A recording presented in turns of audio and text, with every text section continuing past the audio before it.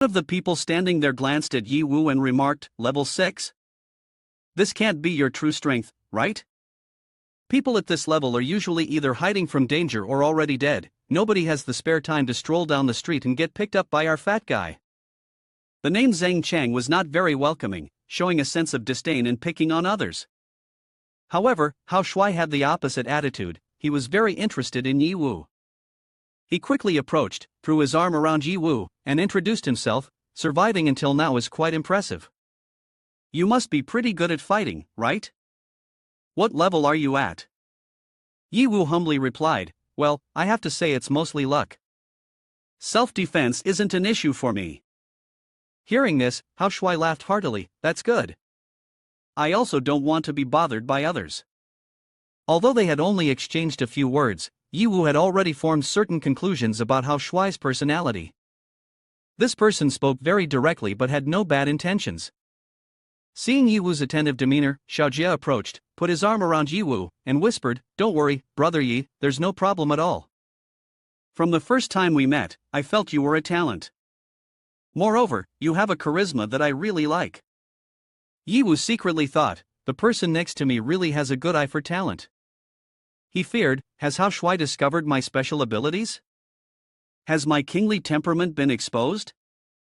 Lan Changyun observed the two people talking and deliberately teased, laughing, "So it's Xiaojie's personality, seeing you close to anyone is always like this. You must have caused quite a bit of trouble for him, right?" Ye Wu waved his hand, smiling, "Not at all. I've received a lot of care. Can you answer me one question? Why did you agree to join a strange squad? Because the consequences of this are typically something only knowledgeable people avoid doing. So, what is your goal? Seeking protection or wanting a military strategy?"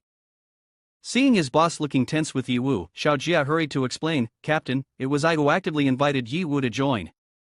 Before he could finish his sentence, Lan Qingyan motioned for him to be quiet. "All right, Xiaojie. I want to hear the answer straight from him."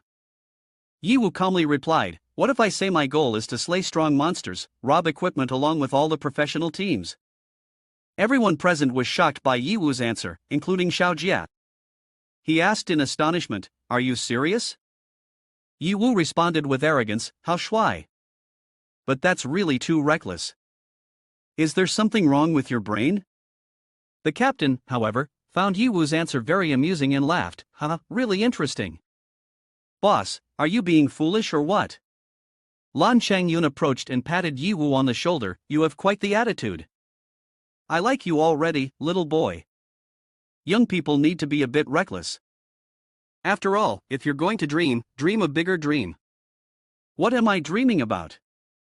"I'm being serious," Ye Wu retorted bluntly. Hao Shuai, standing beside them, glanced at his boss and shook his head in exasperation. The captain is starting again. This guy can't help but get excited whenever he sees a passionate and ambitious youth. Almost 35, yet he behaves like a child.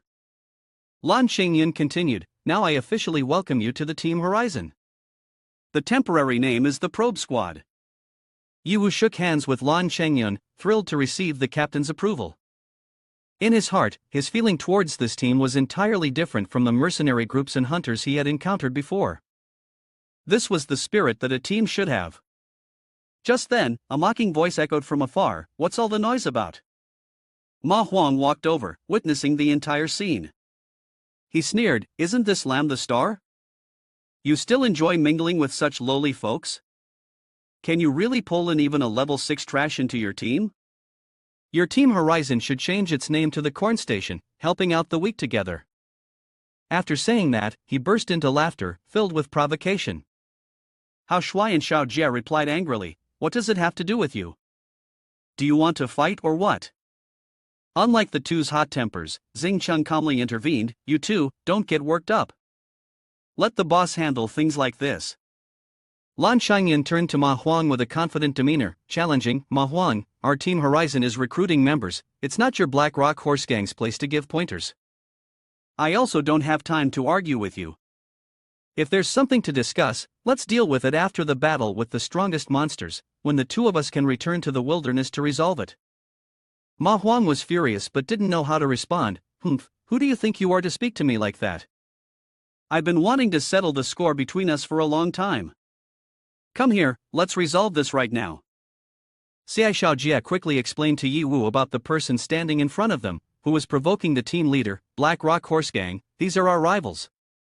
Their group has about 10 people, and they usually compete with us for resources in the ruins. I didn't expect they would come to join in the fun. Hearing this, Yi Wu understood the situation clearly. He began to analyze the situation, but facing an opponent with such advantages in rank and numbers, the morale and strength of the Team Horizon are still not at a disadvantage. What matters is their captain, Lan Chunyun. Ma Huang quickly gathered the forces, encouraging the brothers to regain their spirit. Today, we will crush the Team Horizon. The whole team shouted in unison, kill them all. As both sides were preparing to engage, suddenly a strange figure appeared in the sky. It was the airborne craft of the mechanized army. Realizing something, everyone buzzed, quick, look. That's Sliver Slow, the stunning beauty of the Ink Attack team. She slowly descended to the ground, causing some weaker individuals to be blown away by the powerful pressure. Truly, she deserved the title of Sliver Slow. Yi Wu stood with his arms crossed, excitedly cheering, Miss Sliver Slow, your entrance deserves a 99 out of 100. She approached him, shaking his hand in greeting. Oh, I didn't expect to see you so soon. Yi Wu also looked at her fondly, replying, it's truly destiny, haha. Sliver Slow raised an eyebrow at him, teasing, you're quite bold. You dare to run to the front line to watch the spectacle. Or perhaps, you came specifically to find me? After saying that, she wrapped her arms around his neck, pressing her alluring body against Yi Wu, leaving him at a loss for words. He did not hesitate to drop a few teasing lines, laughing, is that so? You saw through me already? Some individuals were very infatuated with Sliver Slow, looking at Yi Wu with jealous, furious eyes. Who is this guy? What is his relation to Miss Sliver Slow? Damn it! I'm so envious. Don't stop me, I'll kill him. Seeing those fools getting crazy with jealousy over him, Yi Wu tried even harder to provoke them. He wrapped his arms around Sliver Slow's waist and said sweet words, you are quite naughty, Miss Sliver Slow. Just arrived and already gifted me such a big present. How can I thank you? The surroundings began to buzz. What? This little boy dares to hug Miss Sliver Slow? I think he won't survive until the next round. The chatter around grew loud. This guy really has guts. Daring to joke with Sliver Slow. Let's wait for the fun to unfold. Based on past experiences, those who dared to joke with Sliver Slow are now lying in their graves with grass over a meter high. Sliver Slow also leaned against him, smiling, you are really brave. Those who dared to do this to me before didn't end well. Yi Wu asked again, really? She continued to step closer, lightly stroking his body. Besides, you know that's a pit and you still dare to jump in. It truly shows whether to say you're overly confident in your abilities or just a fool. Yi Wu replied, this isn't important. Didn't you want to get closer to me to help me draw out the hatred? I just tried to offend Miss Sliver Slow a bit to see what would happen. Looking at the face of Mo eldest miss, can you forgive me and not kill me? Hearing that, she laughed and replied, I didn't expect you to be so interesting. No wonder eldest miss values you. I'm a bit intrigued by you now. Just then, Song Yanxiao appeared and said, Captain, time is running out. The team has taken their positions and is ready for action. Upon hearing Song Yanxiao, she responded, inform everyone not to act recklessly until they receive my orders. He bowed and replied, yes. Sliver Slow walked away, saying, Yi Wu, I'll remember this. When we meet next time, you think about how to repay the debt. Yi Wu replied, rest assured, I will definitely make Miss Sliver Slow satisfied. After exchanging greetings, Yi Wu ran into Song Yanxiao. The latter glared and asked, are you Yi Wu? He replied, that's right. What's up? His eyes were filled with murderous intent, reminding him, I will have to keep an eye on you. The system immediately announced a warning, measuring the amount of killing intent, overwhelming. Master, this guy wants to kill you 10,000 times in his heart. Yi Wu was speechless, thinking to himself, this big brother has misunderstood. That's why I said, beautiful women bring disasters, and now I've provoked another problem. The system asked, Master, why don't you tell everyone about the team's conspiracy? He replied, the time isn't right. Right now, I still haven't gotten close to them. If I speak out, no one will believe me, and they might even see me as a fool. I must wait for the critical moment to reveal it, that way I can gain the greatest benefits. The system sighed, such deep scheming, no wonder you're the master. Around them, seeing the situation end so unexpectedly, the crowd began to discuss, damn it, did Sliver Slow really just leave like that? This guy showed clear disrespect and still survived, am I seeing things? What on earth is this guy thinking? With just this, he could boast to the whole world. Another person chimed in, if I had known it would end like this, I would have tried it myself. Hao Shuai and Ci Xiaojie approached, putting an arm around Yi Wu and said, brother, I'm dying of admiration. Is Miss Sliver Slow's waist soft? Does her body smell good? You're really something, messing around with Sliver Slow and still being alive, you're the first one. Surrounded like this, Yi Wu's face darkened, and he suddenly let out a grunt. Ci Xiaojie immediately grabbed his hand, pretending to sniff, quick, give me your hand, let's see if there's any lingering fragrance. Yi Wu, furious, shouted, WTF, you perverted fat guy. Let go, get away. Witnessing this situation, Lan Changyun and Zhang Cheng could only sigh in response. Lan Changyun laughed and said, this kid is really interesting. Zhang Cheng thought to himself, this Yi Wu guy is not simple, he must be aware that I'm linked to the Ink Attack team. On the other hand, the Ma Huang group, seeing Yi Wu getting annoyed while Ci Xiaojie kept holding onto him, were left speechless and confused. The whole group sighed, this level 6 kid is definitely not an ordinary person. If we provoke him again, what should we do now? Yi Wu returned to the main topic, what's up? Didn't you just say you wanted to fight? Let's continue.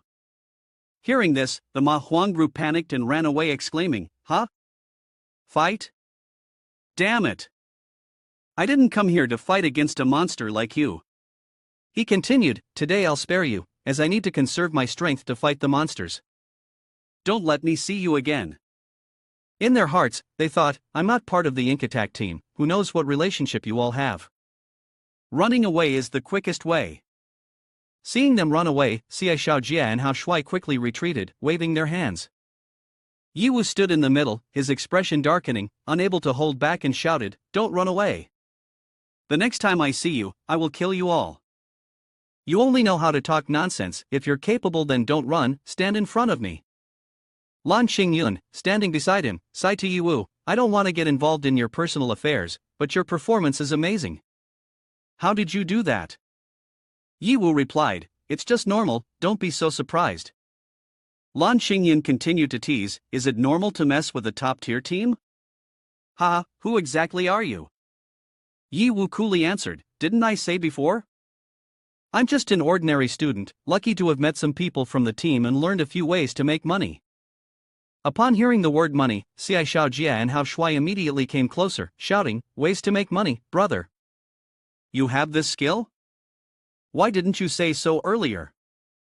Hurry up, tell us, share a bit. Yi Wu was silent, not knowing what to say to these two money-hungry individuals. Lan Changyun smiled wryly and said, you guys calm down, don't make Yi Wu uncomfortable. Then, he turned to Yi Wu, don't be surprised, people like us who hunt for relics are very sensitive to the phrase making money. Can you elaborate more on how you intend to make money? Yi Wu replied, it's fine. Although I have only recently come into contact with everyone, I have a very good impression of you all. I am willing to share the way to make money with you, but under one condition. Xingyun curiously asked, what is the condition? Yi Wu answered, that is, how much money are you all willing to invest in this money-making method? Hearing those words, everyone exclaimed, what? Zhang Cheng said, negotiating money? Let's be honest, this is just a low-level scam. He continued with an analysis, what you did earlier was to make everyone believe that this is not a scam. This is indeed a way to make money that a normal person would not proactively reveal like this. If you made the effort to reveal it to us so that we could join in, it certainly involves risks that you couldn't handle alone. He looked at Yi Wu, emphasizing further, combining with what you just said earlier. Kid, has your profession always been robbing monsters from other teams? Yi Wu gave a thumbs up, indicating his agreement and providing a very accurate analysis. He said, "I really enjoy trading with intelligent people. They say this is fundamentally impossible to achieve. However, I see it as just a superficial appearance. In reality, it's not like that." Ye Wu continued to explain his method of making money. "With this method, everything is possible." Lan Xingyan asked, "So Ye Wu, how much do you need to invest, and what will the return be?" Ye Wu replied, "At least 10 million, with no upper limit. The more you invest, the more you can earn. To clarify further, I will continue analyzing." Upon hearing Ye Wu's words, Hao Shuai and Cai Xiaojia were taken aback. Hao Shuai exclaimed, 10 million. If you want to rob, just say it directly, I will come to compete with you. Ye Wu smiled and responded, "Brother, do you think I'm joking? This number cannot easily be obtained." Even Lan Qingyan fell silent, while Zhang Chun laughed heartily, clearly amused. However, Ye Wu insisted, "I'm serious, I'm not joking. Investment is like that, the higher the risk, the greater the profit." Lan Qingyan replied, "You need to clarify the details about how to make money in that decision, so that we can assess whether it's worth investing or not. If we invest this amount, what would the profit be?" Upon hearing that, the members of Lan Qingyan's team, including Lan Qingyan herself, were all very shocked. "Boss, are you serious?" Ye Wu replied, "I can't reveal specific details for the first question yet. But when we finalize our collaboration, I will share everything at the appropriate time. As for the second question, I can answer it with certainty. After we succeed, what everyone can receive is at least 100 million. Hearing this amount, even Zhang Chang and Lan Qingyan were left speechless. Cai Xiaojia and Hao Shuai were so shocked that they couldn't say a word. 100 million? Are you kidding me? Zheng Cheng said, "Buddy, I don't want to laugh, but do you really not know how much 100 million is?" Hearing this, Ye Wu got mad and turned to the two of them. "What's so funny? Why don't you dare to imagine a little?" Zheng Cheng replied, "So in your imagination, we first overthrow the two major teams, Horizon and MO Attack Team, and then defeat the level 90 monster, before we can get 100 million. No matter how rich my imagination is, I can't envision something like that." Hao Shuai said to Cai Xiaojia, "I'm telling you, how did this chubby guy end up with such a ridiculous name?" Lan Xingyan sat down and said to Ye Wu, "Don't mind them, they aren't intentionally mocking you. It's just that for someone new like you to say such unbelievable things. You don't need to say anything. Not long ago we encountered an unexpected incident that caused most of our valuable assets to be lost. Therefore, even if we trust you, we can't take out such a large sum of money." Ye Wu replied, "It's okay. Business cannot be measured by righteousness. I am very happy to meet everyone. After all, in this day and age, there aren't many people who are as sincere as you all." Ye Wu opened the control panel, intending to leave the team, then said, "So I don't want to delay your time any further. First of all, I will leave the team." However, Lan Qingyan hurriedly said out loud, "Wait, Ye Wu. I haven't finished speaking yet. Although we don't have that much money, I know who does, and we can go borrow from them together." Ye Wu asked in surprise, "Borrow? What do you mean?" At that moment, in the battle between Ma Huang's Black Rock Horse Gang and the monsters, a panicked subordinate said to Ma Huang, "Boss, we are facing two elite-level monsters at the same time, isn't that a bit too much? Our health is dropping fast like it's on an elevator." Ma Huang replied, "I'm afraid that if we really can't hold off the opponent, they will have to head towards Team Horizon, because that team is nearby. Surrounding them are monsters with very low health." The Black Rock Horse Gang tried to rally their teammates' spirits. "Come on, just hit the morale structure a little more, we will win." However, things were not as easy as that. A reptile suddenly approached them. Everyone jumped in surprise when they heard a sound echoing from behind. They turned around and saw Deep Affection's Single Eye and Earth Tunnel Stubborn Bone. The whole group panicked. Damn it, who the hell released such monsters? If it weren't for us, how could they make such a rookie mistake? They saw the mechanical bug crawling towards them and suspected that it was up to something sinister. One member of the group angrily kicked at the bug, saying, "Get lost." Another teammate replied irritably, "Damn it, wait." However, before he could finish his sentence, he kicked the bug hard. Immediately, an explosion erupted. They were all blown away. Ugh, AAA. They were confused, not understanding what was happening. Who set off the bomb? Ma Huang urged, hurry up and heal. If not. However, right in front of them were elite-level monsters. They were taken aback to see 4 elite-level monsters gathering together in one spot.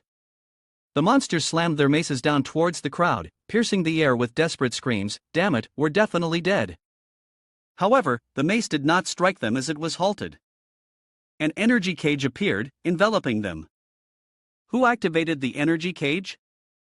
Smart move. Yet, one of the group suddenly realized something strange. Wait, our team didn't even purchase this kind of high-grade energy cage. Don't waste money. Just then, 5 figures emerged from behind them. A voice rang out, long time no see, Black Rock Horse Gang. I've missed you guys. Ma Huang's group stood frozen, staring at the newcomer. It's you guys. The Ye Wu team appeared, and Ye Wu smiled, saying, it seems you are in quite a dangerous situation. Luckily, I managed to act in time to use the protective energy cage to shield you. He continued, as for how long this energy cage can last, it depends on your sincerity. Ma Huang stood within the energy cage, looking up at Ye Wu, questioning, you brat, what do you mean? Ye Wu nonchalantly replied, to put it bluntly, your lives are in my hands. If you want to live, it's easy, just hand over the money. The others in the Black Rock Horse Gang shouted in anger, are you still not ashamed? Taking advantage of our peril to ask for money? What are you even talking about? Only Ma Huang, the leader of the group, remained silent, observing Ye Wu. For a while now, Ye Wu had tucked his hands into his pockets and turned to leave. Ma Huang quickly shouted, 3 million. He raised his hand to stop him, save our little team's life, I'll give you 3 million. Lan Shangyan slung his sword over his shoulder, glanced over, and said, 3 million? Are you begging? Last time, you guys devised a scheme to seize our resource number 69, it was worth more than this. At least 6 million if you want to survive. Ma Huang shouted loudly, what do you mean 6 million? Even if I die here, killed by the demon beast, I won't pay 6 million. He clenched his fists and continued, that incident with number 69 can only be blamed on the traitor in your team. We merely took advantage of him. When the juicy meat comes to your mouth, would you not eat it? If it were you, you would do the same. Xiai Xiaojie heard this and was so angry that he stood up, grinding his teeth as he said, what? Clearly, you guys have colluded with each other for a long time. Ye Wu raised his hand, stopping Xiai Xiaojie, and coldly said, all right, we are not here to argue, nor do we need to bring up past grievances. I just want to remind you that the energy of our protective shield is running low. There isn't much time left. Right now, the wrath of the demon beast is focused on you guys. He continued, the leaf of our defense just cracked, creating a gap, and immediately, an arm of the demon beast reached in and grabbed the nearest member of the Black Rock Horse Gang. The group panicked and screamed, ah! Help! Boss, save me! One of the gang members, trembling with fear, quickly said, we agree. As long as they leave, our team will remain intact, and we can earn the money back sooner or later. Ma Huang looked at his teammates behind him, gritted his teeth, and said, all right. 6 million it is, I'll give it right away. Save us. Ye Wu looked at him, smirked slightly, and said slowly, too late. I've changed my mind. Now it's 12 million. Ma Huang exclaimed in shock, what? This guy, you intentionally raised the price, scheming to fleece us. Ye Wu crossed his arms and watched him, cheerfully admitting, that's right. I am scheming, wanting to fleece your assets. Did you just realize this now? Crack. Our defense is weakening. The hand of the demon beast took the opportunity, pierced through another gap, and reached in to grab someone. Everyone saw the hand of the demon beast reaching towards them, panicking and shouting, ah! Boss! Hurry up! Ma Huang saw the claws of the demonic beast reaching towards him and quickly said, all right. 12 million. But I can only give you 6 million up front. The rest will be given after you save us. Ye Wu stood with his hands on his hips, happily saying, 15 million.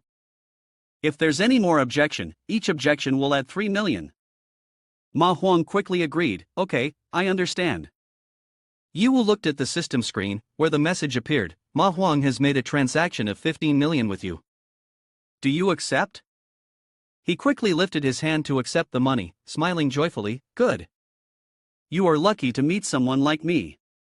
If it were someone else, they might just stand by and watch you get killed and rob you of your money. Ma Huang stood behind, looking at Ye Wu's back with resentment, thinking to himself, this kid is still holding back. No matter what his relationship is with Ing and Huiyan of the Ink Attack team, if he doesn't kill me today, I will kill him later. Ye Wu raised his hand and said loudly, the money is in hand, brothers, let's get started. The group of Lan Qingyan quickly advanced, collectively shouting, all right. Let's go. One by one, they attacked with powerful techniques, Ape Tornado, 100 Shields Rush, Chain of Thorns, Meteor and Arrow Rain. The demonic beast was beaten to a pulp, continuously screaming. The members of the Black Rock Horse Gang, seeing the demonic beast being destroyed, lamented, this elite beast was originally ours. Ma Huang had not finished his sentence when he angrily said, don't worry, just follow my orders. A loud explosion rang out bang. Bang. Bang. Xia Xiaojia was shaking off his hands, happily saying, we have captured them all.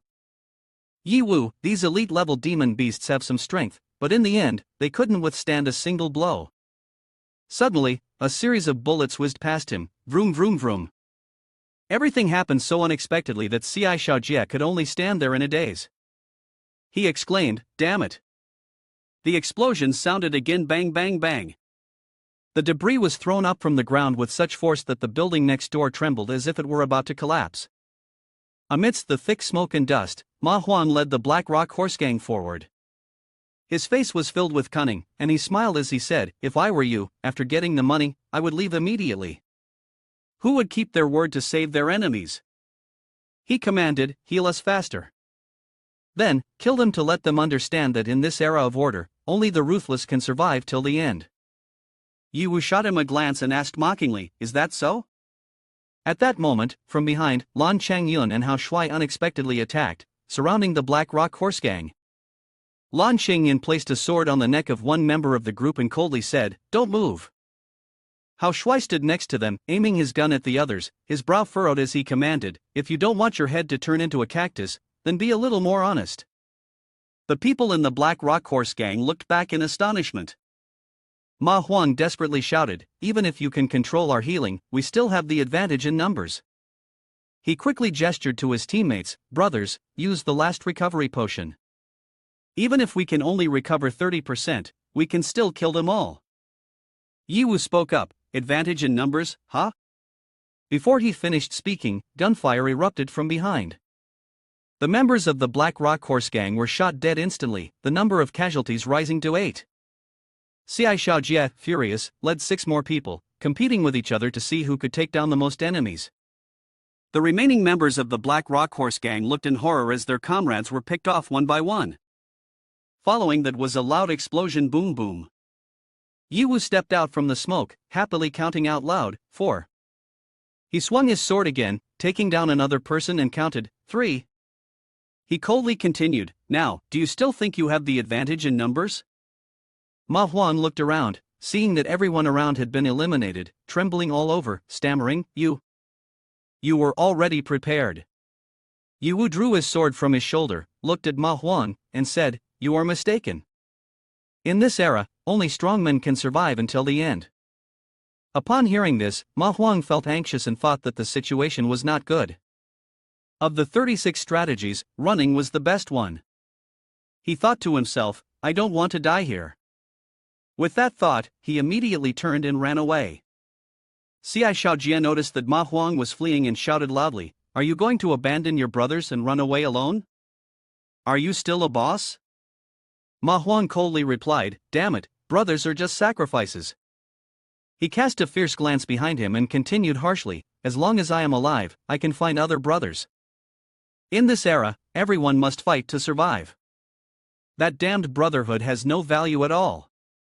As soon as he finished speaking, Ma Huang turned around only to see a blade blocking his escape route, forcing him to stop. Lan Changyun snickered and said, do you think you can escape? Even if I agree, your brothers won't. At that moment, one of the group, who was being threatened by Hao Shui with a gun to his head, looked at Ma Huang in anger and shouted, "How can you abandon us?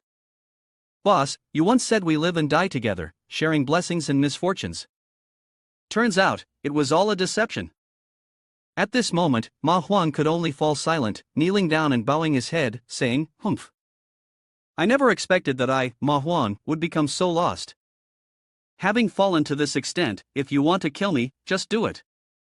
Ye Wu moved closer to him, lowered his head to look, and said, "It would be a pity to kill you. After all, a group of more than 10 members must be worth more than 15 million. And what about the money? Hand it over." Ma Huang panicked, looking up at him, exclaiming in horror, You're truly a devil. I have no money left." Lan Shengyan pointed the tip of his sword at his head, sternly saying, "Still talking tough? You Black Rock Horse Gang rely on your numbers to bully the weak, often robbing and oppressing others, stabbing people in the back. There's no way you can only scrape together 15 million. Meeting Ye Wu today is something you brought upon yourselves. This is what you call an evil person encountering another evil person for judgment."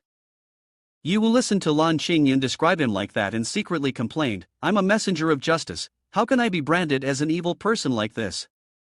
He sat down, staring directly at Ma Huang and said, "As a team leader, carrying too much money on you is very dangerous. If I were you, I would definitely find a safe place to hide it. If you tell me the location honestly, I can spare you." Ma Huang could not have imagined that Ye Wu could guess the entire situation with just one sentence. He stared at Ye Wu in shock, so frightened that he leaned back. "So you know everything? Damn it, you tricked me." Ma Huang panicked and took a step back, suddenly realizing that from the very beginning, he had fallen into a trap. He felt exploited by Ye Wu, considering him a greedy and shameless person. Hearing Ma Huang say that, Ye Wu immediately understood the situation. He turned to Xie Xiaojie with a cheerful smile and said, "I was just guessing, but it turned out to be true. So he really was hiding money." Xie Xiaojie praised Ye Wu without reservation, even giving him a thumbs up, "Well done, brother." Meanwhile, Ma Huang sat on the side, so furious that he spat blood. He suddenly went mad, laughing loudly, "Ha! I have money hidden, and a lot of it too, but don't even think about me telling you. If you want to kill me, go ahead, but you won't get a single cent from me. Ha ha." At that moment, one of Ye Wu's team spoke up, "I know where the money is hidden, let me take everyone there." Ma Huang, upon hearing this, clutched his chest, furious enough to spit blood for the second time. He spun around, glaring at his brother, and screamed, "How could you know that?" The man, despite having a gun pointed at his head, remained very calm. He stood with his arms crossed, not bothering to look at his opponent, and coldly said, "Shut up. Earlier, when I happened to go to the bathroom, I saw you acting mysteriously, so I was curious and followed you. The place where you hid the money is in that dilapidated warehouse." Ma Huang was truly enraged to the point of madness. He swung his sword and quickly charged at the man, shouting, "Damn it! I'm going to kill you." At that moment, Xie Xiaojie quickly rushed forward, using his shield to block Ma Huang's slash.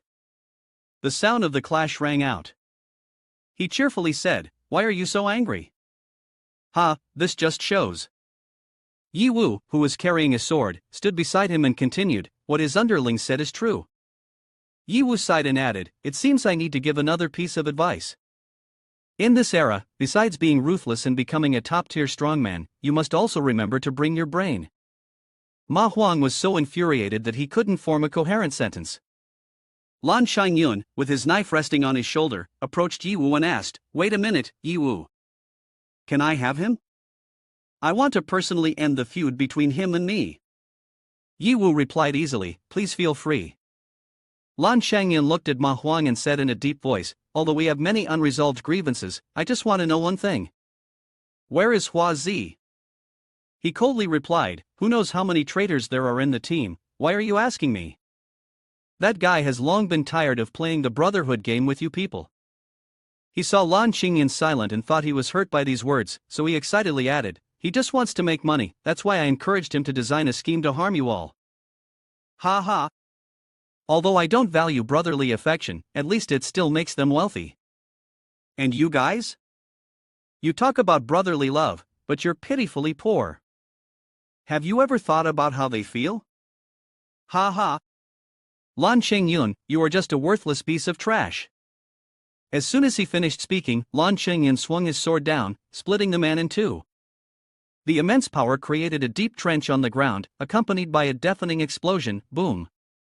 Ye Wu looked at the large stone split in half, with a long mark still visible on the ground, feeling a bit frightened and thinking, the force is really strong.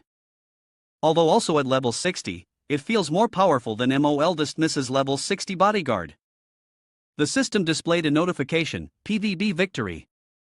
The team has repaired the roof, achieving 100,000 experience points. Each member in the group is evenly distributed, achieving 2 million. Notification system, 50 magic crystals, each with 20 units. The golden cudgel, once the best weapon, has been damaged and can be used as enhancement material. Notably, it can be used to upgrade the treasure of great power, the armor that wandering women, weary and especially desert mercenaries, cherish for its resistance against wind and earth attributes. The refined method of restoring beast energy level 60 can precisely capture medium and large demon beasts with an 80% success rate. Additionally, there are nocturnal pearls, luminous beads in the dark that can be sold for a good price. Lan Qingyun shyly looked at Ye Wu and said, I fear you will mock me. Ye Wu replied, perhaps the Demon King is right. If I cannot lead my brothers to better days, then even if I'm correct, it's just empty words. Ye Wu silently gazed at him while everyone around encouraged Lan Qingyun. Hao Shui loudly declared, Boss, what are you talking about? Don't let the dead affect you. You have your principles, and it's those principles that make us want to follow you. Xie Xiaojie joyfully chimed in, that's right. If you were a wicked person, I would have never respected you. Zheng Cheng stood beside Lan Qingyun and said calmly, don't say such nauseating words anymore. Get your spirits up. I don't want to entrust my little life to a boss who is feeling down. Lan Qingyun stood in the middle, looking at everyone around, touched by the feelings of camaraderie among the team members. Ye Wu observed them rallying each other's spirits and felt that this team was truly ideal, perfectly to his liking. A team where the members trust and are bound to each other like this is just right. At this moment, he interrupted everyone, saying, all right, let's go. We need money, right? Follow me, and you all will make a considerable amount. He turned and walked ahead, with everyone quickly following and happily saying, that's right, brothers. Ye Wu is our lucky star. I really have a keen eye for people. Wait for us. The last surviving member of the Black Rock Horse Gang led the way, followed by Ye Wu and Lan Qingyun's group. Ye Wu asked, do relic hunters like you typically have a habit of hiding items? Lan Qingyun quickly replied, that's right, after all, our profession carries many high risks. Who knows, one day we might run into trouble on the road, so we usually don't carry too much money. Instead, we hide items in caves out in the wilderness. But hiding things within safe zones like manhwa is quite rare. The man leading the way in front heard this and turned his head to say, Captain, actually manhwa has never hidden anything. After all, we are a large group, and usually, the relic squad doesn't pose any threat to us. This time, perhaps because they are afraid of conflicts with the professional team, they temporarily found a place to hide. Lan Qingyun, upon hearing this, responded in surprise, I see. The man led everyone to a bunker. Looking from the outside, the door of the bunker had been broken due to the impact of bombs. We have arrived. Ahead is the place where Ma Huang hid the money. Xie Xiaojie, anxious, said, what are we waiting for? Let's go. Ye Wu suddenly raised his hand to stop him. Wait a moment. Xie Xiaojie was startled, looking at Ye Wu and asking, huh? What's wrong? At this moment, a digging sound echoed from ahead, dig. Dig. Dig. Ye Wu raised a finger to his lips signaling SHHH and whispered, keep your voice down. There's some movement ahead. In front was a level 65 demon beast, secret demon of the Taoist treasure, happily digging into the ground with a shovel. It seemed to have found many good items. On its back, it carried a large bag filled with treasures, joyfully digging and laughing, gather, gather. Digging treasures, digging treasures. Ye Wu continually stirred up the ground, digging and digging, causing everyone around to look on in astonishment. That person was Ye Wu. He turned his head to look at everyone, a puzzled expression on his face. The book mentions secret demon, but what's so special about this secret demon of the Taoist treasure? Ye Hao's eyes lit up. He grabbed Ye Wu's shoulder, excitedly exclaiming, "Damn it, we hit the jackpot, bro. We're going to get rich." Hao Shui and Zhang Cheng quickly stepped forward to cover Ye Hao's mouth, whispering, "You idiot, keep it down. If it runs away, we won't make a dime." Ye Hao was startled and quickly nodded in agreement with the plan to keep quiet. The group, including Lan Qingyun and Ye Wu, moved to hide behind a large rock to observe the secret demon of the Taoist treasure. Lan Qingyun explained, "The secret demon of the Taoist treasure is a very rare type of secret demon. Especially one with such a high rank is even rarer. They usually like to seek out money and treasures.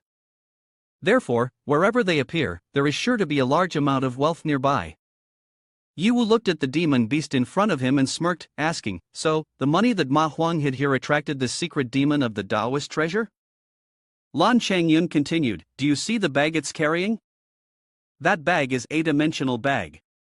All the money and treasures it has gathered are inside. It's a bottomless bag." The whole group watched attentively, each filled with hope. Ye Wu looked at the demon beast that was joyfully bouncing on a chest. On its shoulder was a large bag, filled with treasures, money, and weapons. Ye Wu said, "If we handle it, we can take all the treasures in that bag.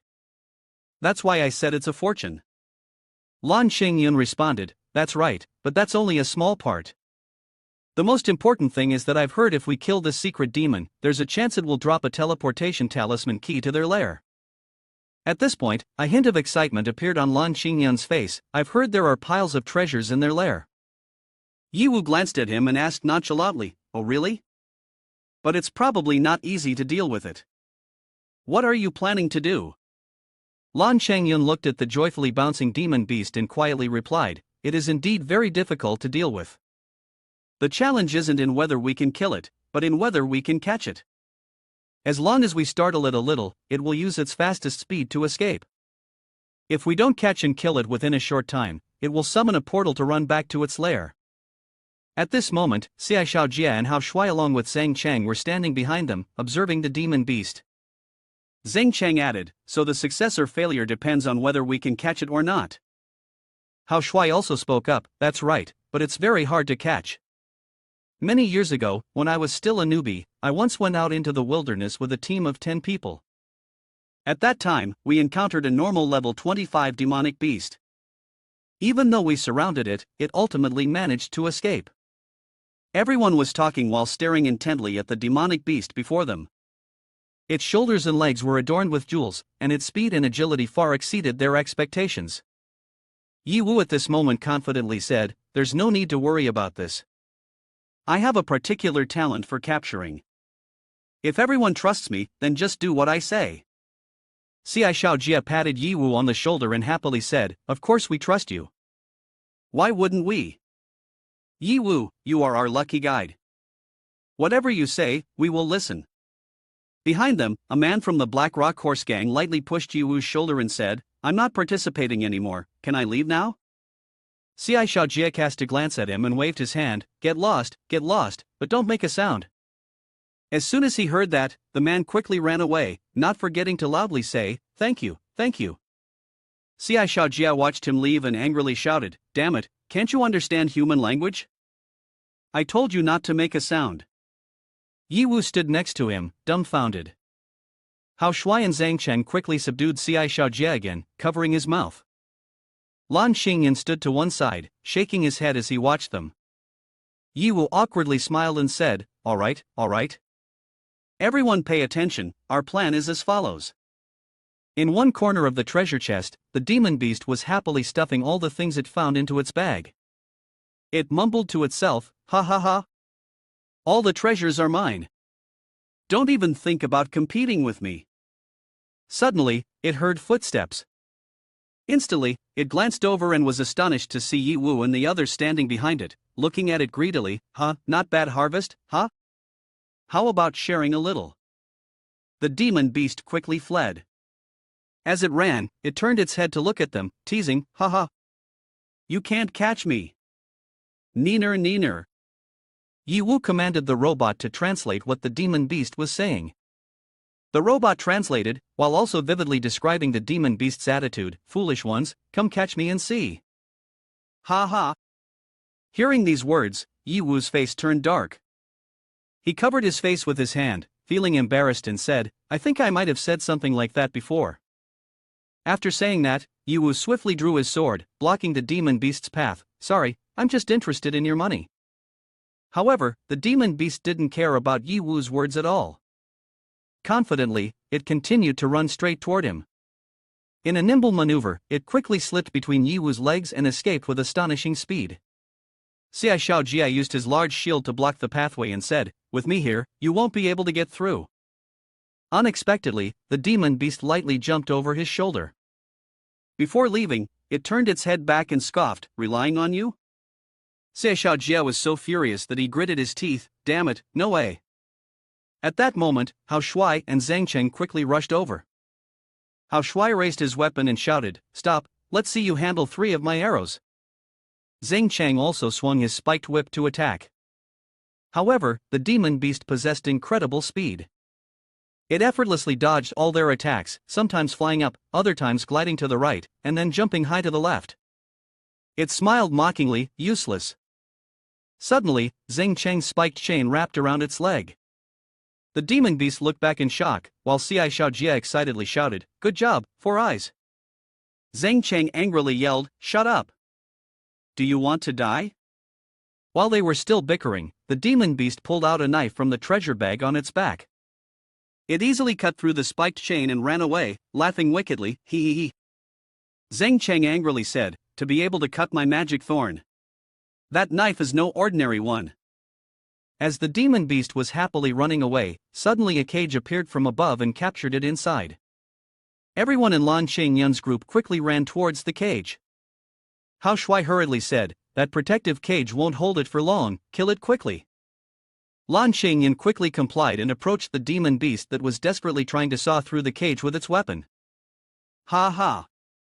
The demon beast sneered, and just as it escaped from the cage, it was surrounded by Lan Qingyun's group. Xiai Xiaojia blocked its way, shouting loudly, raise your hands and surrender. You won't get away.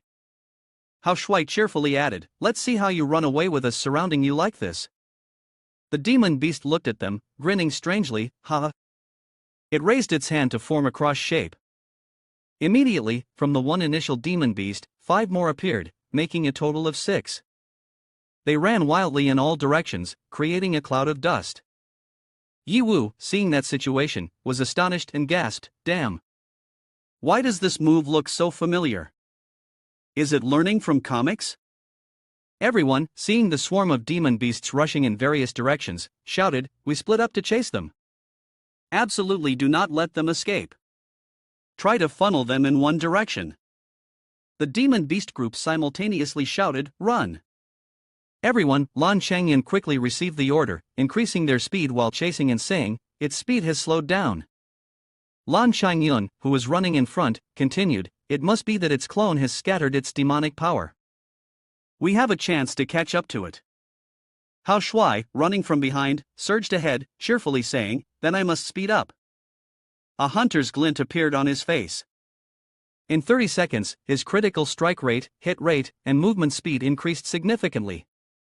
Suddenly, Xiai Xiaojia, riding on his shield, dashed ahead swiftly, causing Hao Shuai to stare in shock, damn it, fatty, how are you so fast?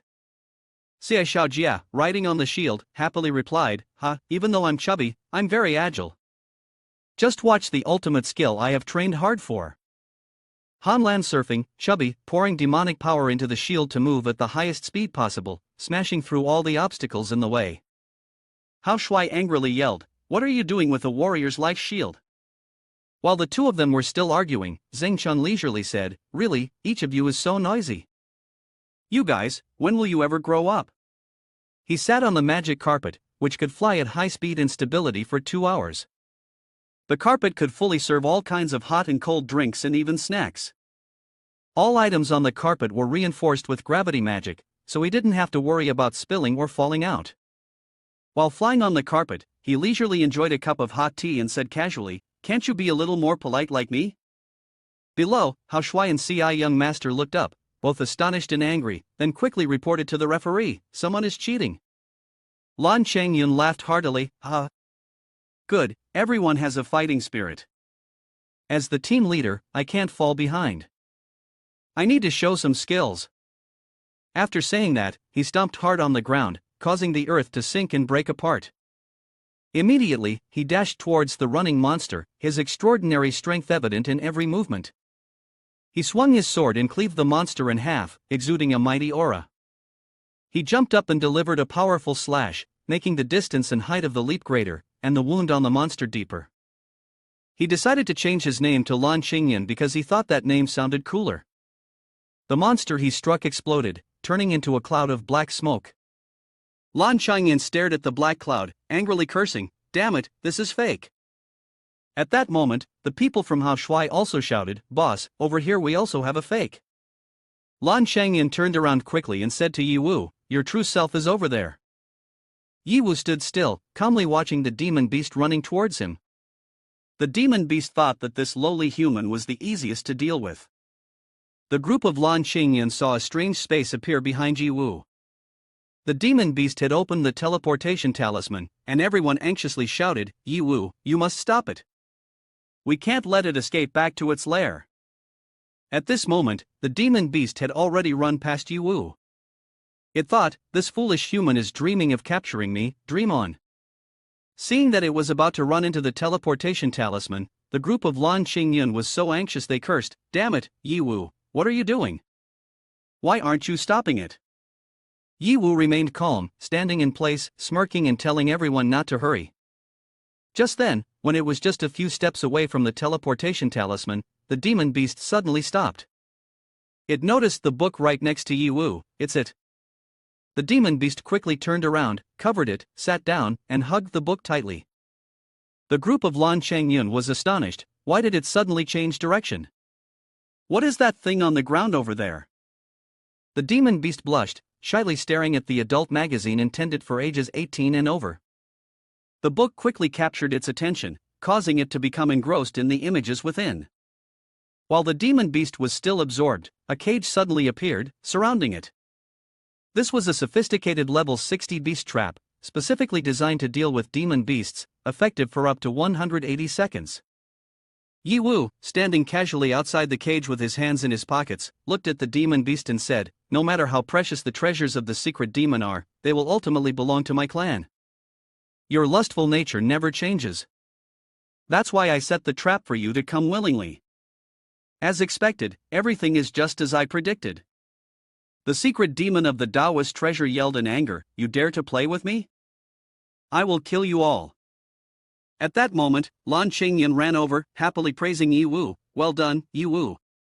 Xiao Xiaojie also grinned broadly. "I told you, you're not the type to just stand there waiting for it to escape. You're really outstanding." Yi Wu crossed his arms, looking seriously at the demon beast and said, "Now is not the time for relaxation. Its dagger is very tricky, and this trap cannot hold for long. We must deal with it quickly." Lan Qingyan swung his sword, gritted his teeth, and said, "Give it to me. This type, it nearly drove me crazy just now." Xing Chang raised his hand to shield the others behind him, saying, "Fall back quickly." Although the defense of the Taoist treasure's secret demon was not high, it was still a level 65 elite monster. The team leader used all his strength to strike it down. If we stood too close, we would be affected. Everyone agreed to retreat in coordination. Lan Qingyan's sword swung in a bright arc, the light shining up to the sky. With all his power, he struck the cage imprisoning the secret demon of the Taoist treasure, completely destroying it with a single blow, AAA.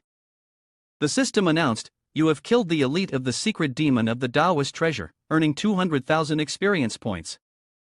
Lan Qingyan, as part of the team, will receive 5,000 additional experience points beyond the regular amount. You have earned 40 million, 60 rare magic crystals 10 rare gems of level 60 sten, 1 mysterious water spirit dagger, water attribute, increases attack speed, evasion rate, and special attack effects by 20%, with several challenge success rates." The special item effect failed, lasting for 10 seconds with a 30-second cooldown. Everyone shouted excitedly, "Damn, 40 million, we're rich." On Yiwu's hand appeared a ring and a key, accompanied by the system's notification, "Lucky ring activated. You have obtained the key to the secret demon lair." The people around were excited, exclaiming, "Is there really a key? I can't believe my eyes. Am I dreaming?" Lan Changyun's group was so joyful that they tossed Yiwu into the air to celebrate. They laughed and joked, indeed, following Boss Yi means making money. This joy spread to Yiwu as well. Yiwu was excited, playfully teasing, "Huh, of course." Suddenly, a loud noise echoed, drawing everyone's attention. With a worried expression, Xiai Shaojia asked him, "What was that noise?" Lan Changyun looked towards the source of the sound and confidently said, "That's the roar of the boss. It seems the door over there has been opened." Yiwu jumped down and said, "Damn it. Why now?" He seriously pondered, wondering which direction to choose this time. Should we go grab the boss first, or look for the secret demon lair first? Yiwu and everyone were at a loss, troubled about what decision to make. What should we do this time? The captain quickly analyzed, "There's no need to worry about this. I've heard that the replica of the secret demon lair is a very special existence, as time inside the lair passes slower than in the real world. Specifically, 1 hour inside the lair is equivalent to about 1 minute outside. As for the exact ratio, no one knows for sure." Yiwu quickly made a decision. If there's such a mechanism, then what's there to hesitate about? He opened the large door of the replica, and immediately, the system provided information about the replica. "This is a replica of the secret demon lair of an unclear level, so to ensure safety, let's be cautious before starting the replica." Yiwu turned to Lan Qingyun and asked, "Do you know anything more about the details of this replica? For example, the level of the demon beasts or any points that need attention?" Lan Qingyun replied, "I only know some information related to this replica. Besides the time mechanism mentioned, another piece of information is that the demon beasts in this replica appear randomly." Yiwu responded, "If that's the case, we'll just have to take it step by step and calculate our moves as we go." He began to focus the attention of everyone and encourage the spirit of the team. "Ahead is an unknown territory, and a powerful enemy is waiting for us. Everyone, keep your spirits up and do not be careless." The words of the man inspired everyone to start their fighting spirit. "We, the relic hunters, are indeed in search of the unknown existence. My body is already tingling. I can't wait any longer. What could be inside? Even I am a bit looking forward to it." Lan Qingyun was very surprised to see that under Yiwu's leadership, his subordinates had such a passionate fighting spirit. He immediately signaled his men to start the expedition. "Yiwu, lead the team, then let's set off." At that moment, a message from the system was received. "Hide the copy, secret demon lair level 35. Xiai Shaojia exclaimed sarcastically, "What? Only level 35? That's a bit disappointing." Lan Qingyun quickly spoke to correct him. "Even if it's only level 35, we still don't know much about it, we must remain cautious." The group continued to move and discovered a cave filled with gold. Yiwu announced, "Don't be disappointed. Look at what's down there." From the lackey, jumping up in excitement, he shouted, "Damn! There's a pile of gold down there. This time we're gonna get rich." Hao Shuai, though a bit excited, managed to keep his composure, focus on the main mission. He thought to himself, "What an idiot, does he only see gold? How could he forget that the main point is those secret demons of the Taoist treasure?" Zheng Cheng also agreed and quickly discovered, below, there were a total of 15 secret demon of the Taoist treasure, all of which were rare elites. Importantly, their levels were not too high, meaning there was still a chance. While everyone was engrossed in analysis, Xiai Shaojia interjected, "So what are we waiting for? Let's quickly deal with them. Let me handle the hatred, you guys just go all out, no need to worry." "Damn it, fat guy. Can you not be so agitated?" Before anyone could stop him, Xiai Shaojia used the protection of the divine, enhancing his magic and physical resistance, extending the time by another 5 minutes. The secret demon of the Taoist treasure were panicking and informing each other that there were intruders. Hot-headed Shaojia quickly challenged all 15 secret demon of the Taoist treasure. "Get through this once for me. Damn it. A number count to blow the chains. Everyone here is just trash." Shaojia used a moveset for crowd control, causing his resentment to increase rapidly. The secret demon of the Taoist treasure declared, "I will skin him and eat his fat." As the opponents charged together, they encountered a massive technique. Rays of light appeared like shooting stars, accompanied by a whirlwind from Lan Qingyun. The moveset that healed and protected Zhang Chang also appeared, enabling a barrage of attacks and helping him regain the initiative. Ye Wu observed while chuckling, "What kind of chaotic techniques are these? Everyone pay attention, don't let the attacks affect the central altar. Go, go. This time I will also use firepower, not giving the secret demon of the Taoist treasure any chance to escape. Hurry up, hurry up." The secret demons called out to each other in panic, but it was too late. What is this? We're trapped. One desperate secret demon exclaimed, "Want to escape? Dream on, kiddos." Ha ha. Ye Wu unleashed his ultimate move, causing the enemies to fall. A fog of smoke enveloped everyone, accompanied by choking coughs. Cough. Cough. Cough. He added, "We need to be careful. Look at how murky it is here. Cough. Cough. Cough. Bro, your firepower is too excessive." Ha ha. I'm sorry, I just wanted to take him down, not letting any secret demon of the Taoist treasure get away. But it's all over now. So let's go experience the joy of collecting rewards, shall we? The whole team moved swiftly to gather their spoils. So much loot dropped. This time it's really a big profit, so awesome. Ha ha. Let's quickly check what we've got. After the battle, they gained 75,000 in experience points and earned 85 million in currency. Notification system: 30 magic crystals x 50 pieces, level 40 rage gem, 15 demon skins, 10 chisels. Received the front guard item that once belonged to someone capable of countering all the frontline commander shields, possessing elite defense capability, reducing the duration of control state, and will not be knocked back. Also receive a Luo Qi magic gun. This spear is crafted from the dry branches of the world tree, possessing shadow characteristics. Do not underestimate the defense and attack power of this spear. It comes with a chance to trigger a curse effect. Notification system continued. Next is the Dragon Soul Greatsword, a massive sculpted greatsword. The damage power of this sword is extremely strong.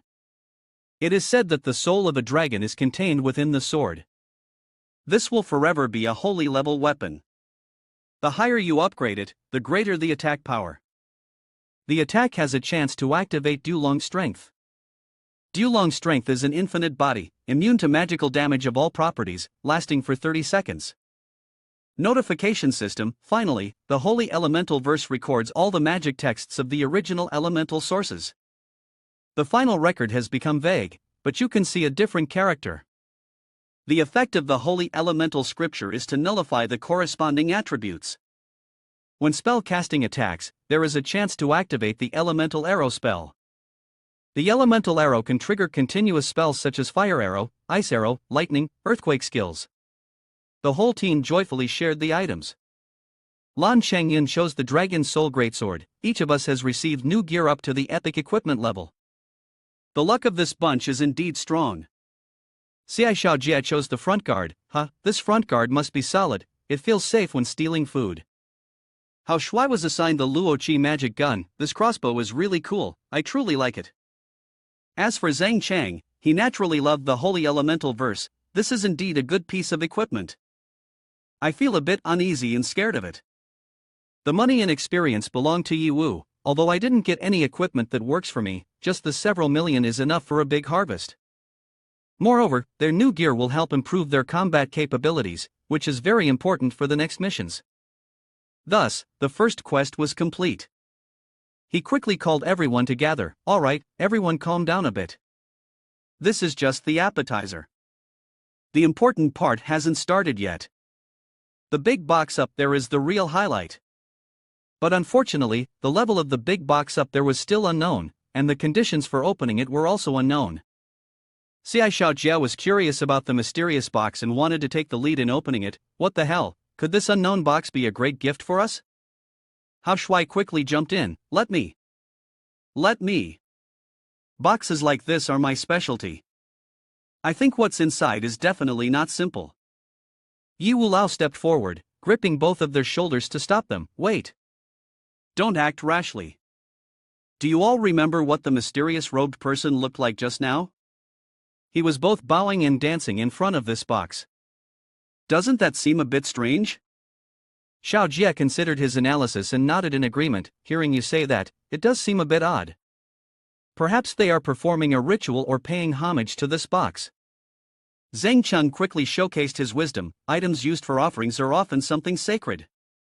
Unless, this box.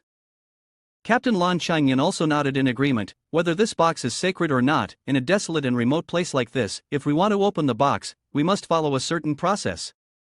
Ye Wu urged eagerly, Captain, please clarify what the specific process is. Lan Changyun explained, first, we absolutely cannot approach the unopened box indiscriminately. We must ensure that it is not a trap before touching and opening it. The whole team was puzzled about what to do with the chest when the captain used a secret demon and violently threw it toward the box. The box shook violently and then opened, revealing a set of sharp teeth that devoured the throne's secret demon. Indeed, inside was a monster named Gluttonous Nightmare, level 90. Everyone exclaimed in astonishment and disgust, damn it. This box looks like the chest from Dark Souls, right? I've heard about these types of boxes before, but this one doesn't seem to be a rare elite.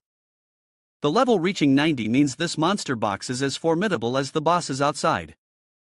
Because they are all level 90. Lan Chengyan felt, we shouldn't take any more risks, and I am satisfied with what we have gotten. He spoke up to discourage everyone, we are too far away now. Moreover, this trip along with Ye Wu has earned us a lot already. Being too greedy might just cost us our lives. Ye Wu was still silently contemplating, and with his hot-headed and battle-thirsty nature, giving up felt unsatisfactory to Xiao Jie. Damn it, it's frustrating not to be able to eat the meat right in front of us, but there's nothing we can do, he said. Seeing Ye Wu silent and not speaking, Lan Chengyan turned to pat his shoulder, wanting to hear his opinion. Ye Wu, what do you think? Ye Wu remained calm, studying the countermeasure, which made Ci Xiao Jie anxious, unable to wait any longer. That's right, Ye Wu, we will listen to you. Ci Xiao Jie added. Ye Wu looked at the people approaching, his eyes full of hope, which made him a little flustered. He scratched his head, smiled awkwardly to brush it off, and said, how about we divide the money from before first, huh? The whole group was surprised to hear that, dispersing and shaking their heads, showing a bit of disappointment. However, the team leader Lan Chengyan found this idea not bad, laughing loudly, alright. That works too. Let's divide the money first and sort things out later. After all, having it in our pockets will make us feel more at ease. This time, under the leadership and outstanding ability of Ye Wu, the entire group earned a total of 140 million. Lan Xingyan suggested, so, I propose that Ye Wu will receive half, which is 70 million. Does anyone have any objections? Everyone happily raised their hands in agreement. Xiao Jie, perhaps the most satisfied with this division proposed by the team leader, cheerfully said, I completely agree. There are no objections whatsoever. Hao Shui happily agreed, without Ye Wu, our trip would probably earn us nothing. Even the taciturn Zhang Chang nodded in agreement. Ye Wu's abilities are the greatest, and naturally, his contributions are also the largest. This 70 million is completely deserved. Seeing the four people in front of him enthusiastically praising, admiring, and willing to share more of the profits with him, Ye Wu became more confident in their honesty. In the face of the temptation of wealth, they did not think of colluding to monopolize but instead chose to share half of the income with me. Indeed, Ye Wu did not misjudge, this is a team worth trusting and cooperating with for the long term. Captain Lan Changyun, after receiving everyone's approval, began to distribute the profits. Alright, let's decide like this. The rest will be split in half. I'll keep a portion for now, after all, everyone just received new weapons and doesn't need to spend much money for the time being. This amount is enough for us to use for a long time. Everyone chimed in together and gave a round of applause to celebrate the victory. Ye Wu received a new notification, reminding him, your account has just been transferred 70 million and reminding you to check again. Lan Changyun gathered everyone again and called out, we can continue on our journey now. Let's go. Alright, Captain. Xiao Jia, while walking, turned back curiously to ask Yi Wu, brother, can you now elaborate on how to make some extra money? I'm not greedy, just want to consider the level of risk involved. Yi Wu suddenly stopped walking, turned around, and looked off into the distance. Xiao Jia couldn't hear clearly, so he turned back to see Yi Wu standing still, gazing regretfully at the chest. Let's go. Don't think about that box anymore. This isn't a level we can reach right now, so stop daydreaming. Hao Shuai and Zhang Chun continued to discuss the box. Yi Wu, this box can really make a lot of money, but we can't handle the risk. I feel like our luck has run out, so we should just give it up. That's right, it should be called reliable. Even after hearing the advice, Yi Wu stubbornly moved towards the chest. I understand this principle, but to miss out on a treasure like this is not my style. Yi Wu, could it be that you have another assassin? The captain called loudly before the system notified that Yi Wu had left the team. Everyone seemed to realize something. Deep down, everyone was questioning. Yi Wu, what are you planning? One person asked. And Yi Wu nodded, confirming what everyone was thinking. Right now, it's best for all of you to leave here, because the situation could become uncontrollable. Xiao Jia, worried that Yi Wu would be in danger, hurried to stop him. Kid, calm down. I can't let you go to your death like this. Lan Chengyan realized that what he thought about Yi Wu was correct. He is not an ordinary person. Lan Chengyan immediately stopped Xiao Jia. Don't say any more, Xiao Jia. If Yi Wu has made such a decision, he must have prepared for it. We cannot compare our standards to his. But we can't just leave him behind. Xiao Jia objected, as long as we keep our distance so we don't cause more trouble for Yi Wu. Lan Chengyan nodded. Moreover, if there is an emergency, we will do our best to rescue Yi Wu. The whole team agreed to step back, observing Yi Wu. With everyone's support, Yi Wu felt more confident. He laughed loudly. Indeed a reliable team. But unexpected emergencies won't happen. The system opened a special account called the Shadow King. First, I have to burn 10 million. Let's try for 10 seconds to see how twisted the Shadow King is, Yi Wu thought, his eyes gleaming with curiosity. The system accepted Yi Wu's request and quickly confirmed, request received. Opening. Please wait a moment. Nearby, Yi Wu's 4 friends were in a panic. Before their eyes, the space seemed to be engulfed in a blood-red hue. The system's notifications rang out incessantly. Account is in the process of merging. Please wait a moment.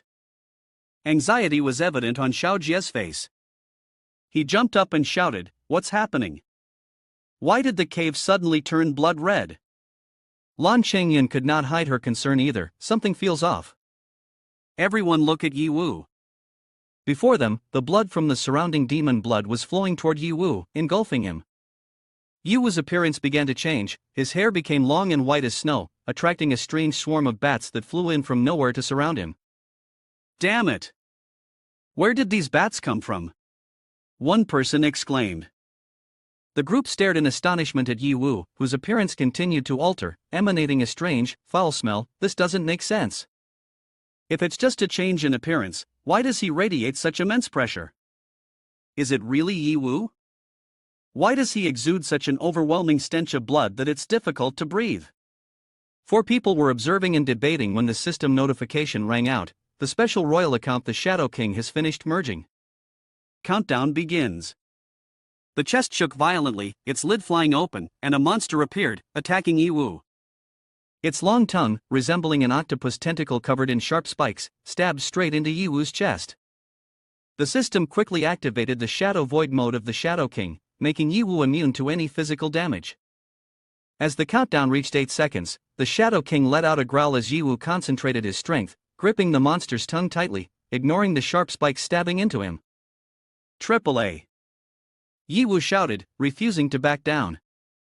Seeing that he could not win, the monster retreated, coiling back and closing the chest's lid.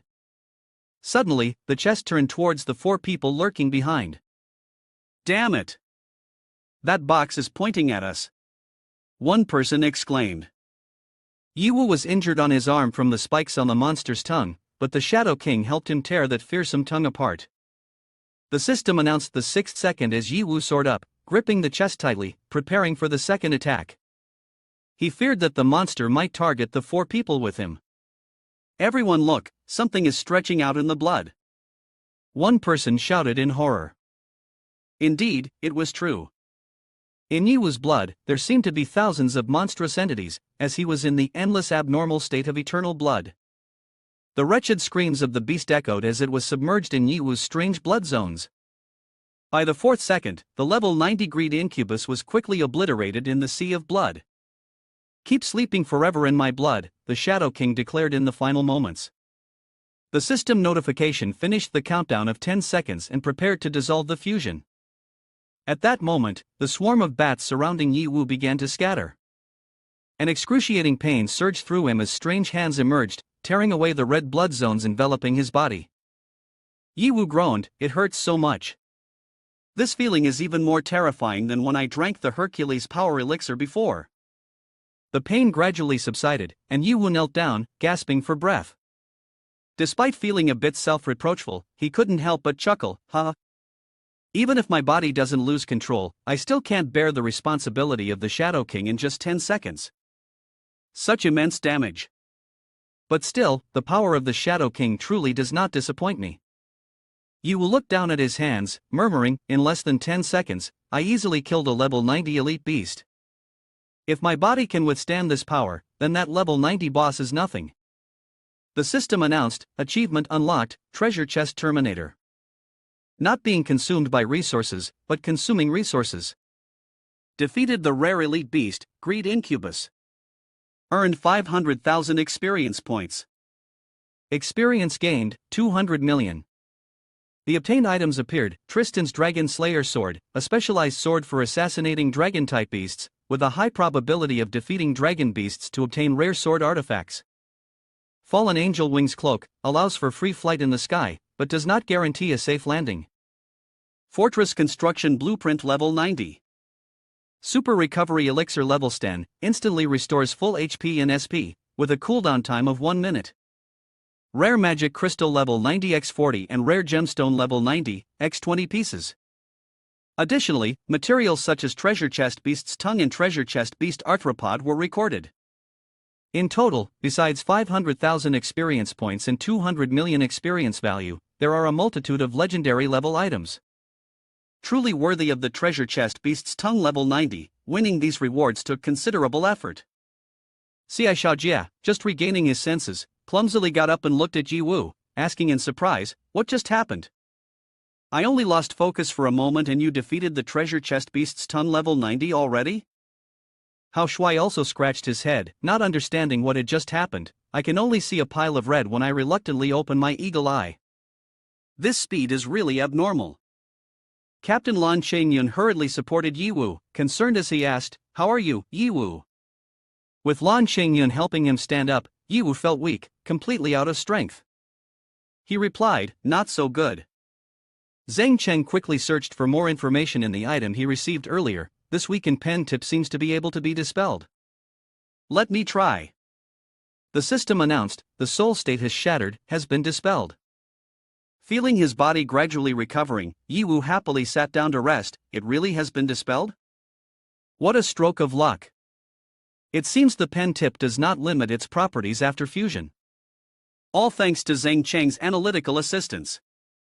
He turned to express his gratitude. "Thank you for saving my life." Zhang Cheng raised his hand to lightly push his glasses up, smiling modestly. It was just a coincidence. Lan Chengyun also leaned in from behind and draped his arm over Ye Wu's shoulder, asking curiously, "Ye Wu, what exactly happened just now?" Ye Wu quickly changed the topic. "Let's not talk about that for now. I have something I want to ask you regarding the level 90 fortress construction blueprint. What do you know about it?" When Ye Wu asked about the blueprint, Lan Chengyun's eyes suddenly lit up. He spoke with excitement. "This blueprint is not just any construction blueprint for an important stronghold, is it? This blueprint is extremely rare. How could you obtain this blueprint? Truly a legendary reputation." Seeing Lan Chengyun intently gazing at the blueprint and praising it, Ye Wu was also very curious. It doesn't seem like an ordinary type. Is it a blueprint for building a house? What makes it so rare? Lan Chengyun was silent for a moment, organizing his words before explaining clearly, the houses of important strongholds are fundamentally different from ordinary houses. For ordinary houses, as long as you have strength and courage, you can build them anywhere in desolate areas. But important strongholds must be constructed on a special map. What is a special map? Ye Wu asked. The system began to illustrate with images according to Lan Qingyan's explanation. Indeed, important strongholds are of a special type, with requirements that are completely different from ordinary maps. If you are lucky, the location may have a beautiful landscape like a fairyland, but if you are unfortunate, it could be a scene of hopeless apocalypse, like a prison for humans. Is it that different? Ye Wu was surprised. Is this really still an era that requires luck? Seeing Ye Wu looking somewhat confused, Captain Lan Qingyan continued to explain. However, regardless of the special map requirements, the role of an important base remains unchanged. You can use it as your personal exclusive territory, a place to explore, build a fortress, gather resources, recruit teammates, and even establish a professional battle team. Xi Shao Jia, who was usually hot-headed, immediately interjected, exclusive personal territory? Damn it! This is not some important base, it's clearly a harem. Let me advise you, the benefits here are not something you can hold on to, let me help you with that. Meanwhile, Hao Shui curiously asked, how much is that blueprint worth? Since it's such a rare, top-tier blueprint, it must be very valuable. How much money can it make? Lan Qingyan turned to the two of them, signaling for silence before answering seriously. It's not like that. Although, indeed, if we consider its rarity, this blueprint is very valuable, the threshold for its use is too high. Only a top master craftsman can utilize it. Therefore, fundamentally, it has no market value. Xi Shao Jia frowned, still looking puzzled. Is it possible that this level of blueprint can only be crumpled in hand and not used? What a pity! Ye Wu suddenly realized that this blueprint looked very familiar. Isn't this the blueprint that I created for Nana? He wondered. It seems this advanced manufacturing blueprint isn't exactly widely circulated. But if I look at it from another angle, could I possibly take advantage of this? Seeing that Ye Wu was still too focused on thinking about the blueprint in vain, Shao Jia patted his shoulder reassuringly. Don't dwell on it too much, my brother. This is just one thing among many. Haven't you already gathered quite a few treasures? This time you've surely not come away empty-handed. Ye Wu forced a smile. It's not that I haven't come away empty-handed, it's that I've earned it through sweat and tears. At that moment, suddenly, the transaction interface of everyone appeared. An announcement rang out. What do you want to do, Ye Wu? Ye Wu quickly regained his focus, raised his hand, and interacted with the system. This is all the items from the monster box that dropped. Aside from the blueprint and the 200 million, everyone can choose whatever they like. I'll gift everything to you. All four of them rejoiced, touched, lifting their generous teammate. Ye Wu, you're really generous. Indeed, I've not misjudged this brother of mine. Hoo, I've never respected anyone except the boss. You are the second person. Alright, hurry up and choose, we still have other things to do, Shao Jia said. Lan Qingyan patted Ye Wu on the shoulder, expressing his deep appreciation. If there's anything we need from you in the future, just let us know. Your business is our business. Although what I said might be a bit insincere, we are very serious about it. Ye Wu smiled and replied, I know. The captain reminded everyone while choosing items, hurry up and choose for me, remember to only pick things that you need. Each person can only choose one item. We are not a bunch of greedy little people. Hao Shui laughed and said, don't worry, boss, there's no way we can play Ye Wu. An hour later, the whole team had moved to a new location. Shao Jia excitedly exclaimed, the outdoor air is really pleasant. Lan Qingyan turned and curiously asked Ye Wu, what's the next step? Do you have any plans? Ye Wu thought for a moment and replied, I have a plan. Xi Shao Jia, who was attentively admiring the scenery, suddenly inquired, Ye Wu, what plan is it? Could it be a way to earn more money? Ye Wu nodded. The small goal I mentioned before was to take everyone to defeat bosses to earn 100 million. However, after the previous harvest exceeded expectations, I'm not sure if everyone is willing to continue taking risks now. Captain Lan Qingyan greatly admired Ye Wu, considering him a brother of the team and sincerely confiding in him. Ye Wu spoke candidly. Right now, the main issue is whether you still need us or not. Because your strength has already surpassed what we have in mind. If you still need us, we will not refuse to follow you. If you see us as a burden, we will leave immediately. The boss was not wrong. The others also chimed in agreement with the captain's words, all waiting for Ye Wu's answer. Even though he was moved by these words, Ye Wu approached, patted Lan Chengyun on the shoulder, and said frankly, "Of course I need you all. You are the most important pieces on my chessboard." Everyone was shocked, at a loss for words, not fully understanding the meaning behind Ye Wu's statement. He continued to explain, although our ultimate goal is to defeat the boss, knowing how to work together within the team is what is truly challenging. Therefore, having many pieces to use will make our strategies even richer. Respecting Ye Wu's boldness and accountability, the captain burst into laughter. "Huh? I like your straightforwardness. To express such a thing so honestly and uprightly is impressive." Xia Xiaojia was not upset by Ye Wu's words, on the contrary, he happily accepted. "I truly did not misjudge the person. As I said, there is a certain special aura about you." Zheng Cheng was also unembarrassed to admit, if it were someone else who said that, I would have already injected demon magic all over their face. But you, I willingly choose to be your pawn. Ye Wu was very excited to hear everyone's heartfelt words. "That's great, but everyone can rest assured. Under my command, you will not become an expendable pawn." A shocking sound echoed, and they immediately realized what was happening nearby. Lan Shangyun pointed towards the source of the loud noise. "The boss battle over there has begun." Ye Wu turned and asked, "What is your plan now? Should we join the fight?" "Not yet, let them fight for a while," Ye Wu ordered the system. The system activated the True Eye skill currently in use. Noticing that both sides had begun to take their positions for battle, Ye Wu was very enthusiastic. The main character has made an appearance, so the real show is about to start. Returning a few minutes ago, the world boss red-tailed devil dragon was summoned. Huang Tianxi said, "No wonder it's a legend, destroying several cities and towns in myth. Seeing it with my own eyes, it truly is a big shot. Its reputation is well-deserved, worthy of a fight." Li Yuanhao warned, "The opponent is a level 90 world boss and a green dragon level. Wei Su, do not let your guard down."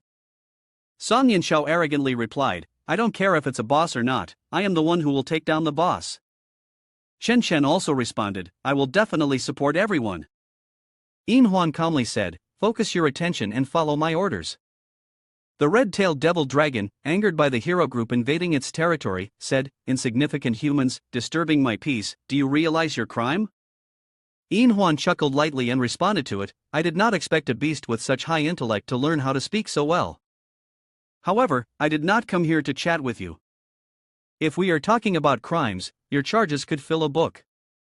The red-tailed devil dragon furiously responded, "You ignorant ants, you are seeking your own demise." The red-tailed devil dragon used its skill Fire Demon, aiming directly at the heroes, Yin Huan and Li Yuanhao. Both quickly dodged the attack. At the same time, Yin Huan ordered her team, "Pay attention to how it attacks, and don't act recklessly." Li Yuanhao agreed, replying, "Got it." Immediately afterwards, he was unexpectedly attacked by the red-tailed devil dragon. Seemingly noticing something, he whispered, "The force of this move." In an instant, he activated the defensive skill Diamond Shield. The key was to hold firm and not move.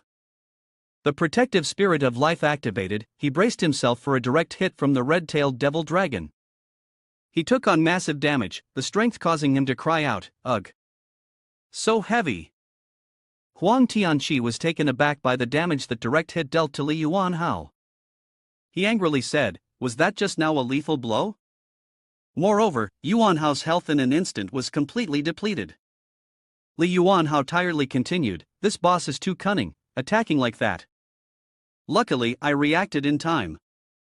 Yin Huan was pleased with his quick reflexes and resilience. She said, "Well done. If you hadn't mitigated the damage, that hit just now would have definitely been fatal." After that, she rallied her teammates, "Focus all your spirit on me. We are going to take down the boss. Its skills and fighting style are still unknown. Don't be careless and risk losing your lives." The entire council understood. Yuan Hao thanked Chen Shen for her timely support. He said, "Your assistance was also very timely, thank you." She happily replied, "No need to thank me, everyone keep pushing forward. I will do my best to help you all get back into the fight." At that moment, everyone screamed in panic as they saw the red-tailed devil dragon use its breath skill once again. Then Song Yin-Shao calmly executed a skill to interrupt the demon's ability. The breath fire was successfully interrupted, confirming a cooldown time of 30 seconds. Everyone joyfully shouted, "Well done."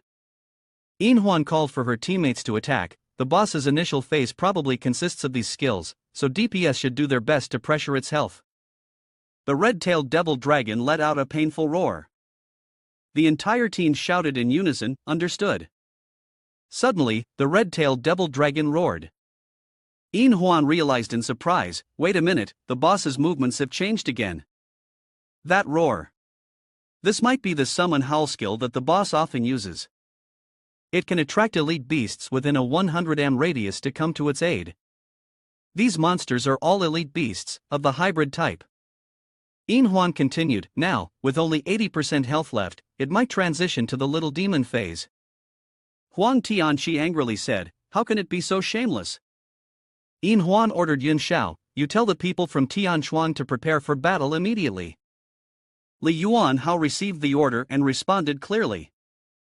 At the same time, outside the battle range with the boss, the teammates reported to Chaoren Jie, the captain, "Just now, the Mo Tsong team sent a message for us to prevent the monsters from coming from outside." He replied anxiously, "Yin Huan is really something else, it's only been a few minutes and she's already changed phases?" The second announcement, Team 3, immediately choose a location to intercept the enemy. He continued, "Remember, it's just to intercept the enemy, not to kill. Try to keep the monster's health above 50%. Now is not the time to execute the plan, the main thing is to buy time. Wait until the boss's health drops to 10%, then we can act." The teams all acknowledged the order. After that, he turned to the mysterious figure and said, "Now you guys don't need to take action. Wait for my signal." The mysterious figure replied, "Haha, no problem, but don't keep us waiting too long." Back to the battle, Yin Huan and her teammates had reduced the boss's health by 50%. She noticed that the boss's defense had been raised. Tianqi angrily reported, "Damn it, we can't reduce its health any further." Yun Shao added, "Even though we've taken down 50%, it's indeed a bit taxing for the 5 of us to challenge the world boss." Chen Shen worriedly replied, "I'm sorry, I've dragged everyone down." Yuan Hao replied, "No, it's not that. Xiao Chen performed very well, but continuing like this will indeed not be okay. The boss's health cannot drop any further, and our magic power and supplies will run out sooner or later." Yun Shao hurriedly called Chaoren Jie, "We're encountering problems over here, you all quickly send a squad to support us right away." But the voice on the other end replied, "No way, there are too many monsters, we don't have enough people over here." He angrily cursed, "You group of useless things can't even handle a bunch of little demons." From behind, Yi Wu appeared lightly, saying, "It's not that they are useless, they simply don't want to help you at all. Moreover, they are hoping that you all die quickly." Yun Shao threw a weapon directly towards Yi Wu, while saying, "Who's pretending to be a ghost over there, hurry up and get out of here." Yi Wu easily caught Yun Xiao's attack with his hand, then said, "Don't be so fierce anymore. Handsome, didn't I remind you to remember me well? Why have you forgotten so quickly? Or are you pretending to be foolish to deal with me?" As he spoke, he crushed a chunk of ice. "I had good intentions to come help you without saying anything, and suddenly being ambushed by you like this is not acceptable." Song Yin-Shao was shocked to see Yi Wu. "It's you? Why are you here? Is this where you should be? Hurry up and get lost, don't come here to make a nuisance of yourself." Yin Huan shouted, "Yun Shao, don't mind him, focus on me." But in her distraction, she took damage from the monster. The whole team was worried. Luckily, Yi Wu appeared behind her, shielding her. He said, "How can you be so careless, Yin Huan young lady? This is the boss fight, we should cooperate." He continued, "Moreover, I took the risk to bring you important intelligence, shouldn't you thank me?" She just smiled and asked back, "Intelligence? You mean the Genesis team is planning to betray us?" "Haha, it seems like you've overestimated them." Yin Huan went on, "Even if they had 10 guts, they wouldn't dare to plot against me at this critical moment. Ye Hao thought to himself, seems like the people from the Genesis team hit the nail on the head. In the end, she still chose to drive Ye Hao away. Alright, I've accepted your goodwill, now leave here quickly, this is not a place for you to stay. Ye Hao replied, I'll leave when I achieve my goal. Yun Xiao sneered, the purpose, huh? I see the only purpose for you staying here is to seek death. Ye Hao retorted, this isn't the time to spout nonsense. Let's do something more practical, and I'll help you guys deal with the boss afterward. I just need 3 parts from the boss drops. Yun Xiao shouted, what? Is he trying to be funny? Tianqi added, Captain, let us handle this arrogant, trash-talking guy, it won't take much time.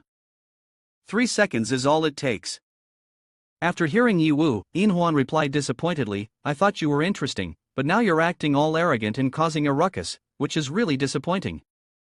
Ye Hao continued, I'll give you 5 seconds to get out of my sight. If not, when the boss fight starts and things go out of control, don't blame me for the consequences.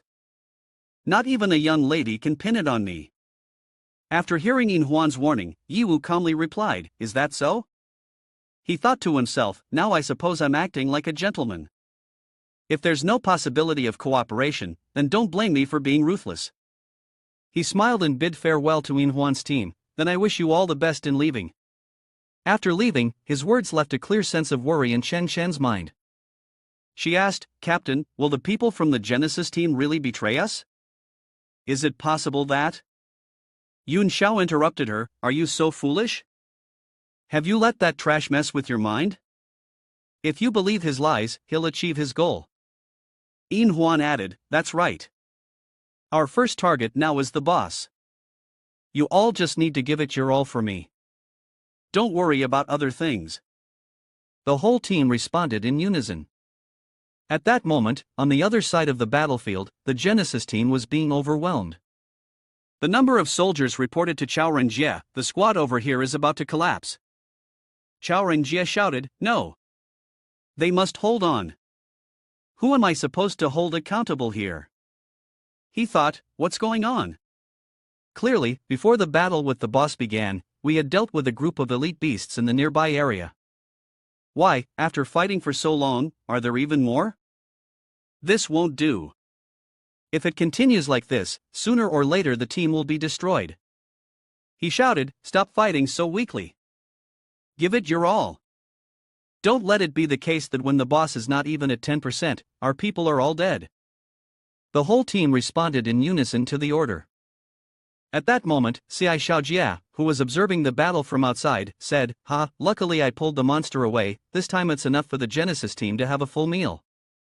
Hao Shui added, Ye Hao's tactic from Ye Hao is indeed just lucky.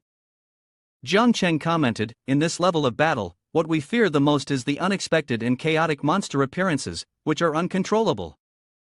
Lan Chengyin nodded in agreement, that's right, because of that Ye Hao's combat method must avoid chaos and also create chaos. We just need to sit back and wait for the harvest. Up front, the situation for the Genesis team was getting increasingly dangerous. A worried member said, this is bad, boss, I can't hold out anymore. Among the 10 people in our 3 squads, only 6 are left now. There are too many elite beasts. If this continues, we might end up dying here. Upon hearing this, Renjie shouted loudly towards the Emperor team, aren't you guys going to hurry over to help? It's no benefit to you if we lose. The mysterious figures revealed their identities. They were subordinates of the Emperor team. Fong, your life or death has nothing to do with me. He continued, our goal from the beginning to the end has been the Special Forces team and the boss. If you want to blame someone, you can only blame yourselves for being useless, unable to even handle this small matter. Chao Renjie was so angry that he stammered, you guys. He thought to himself, fortunately, I had already anticipated that this group of assassination squads from the Emperor was unreliable. I can only proceed with the plan.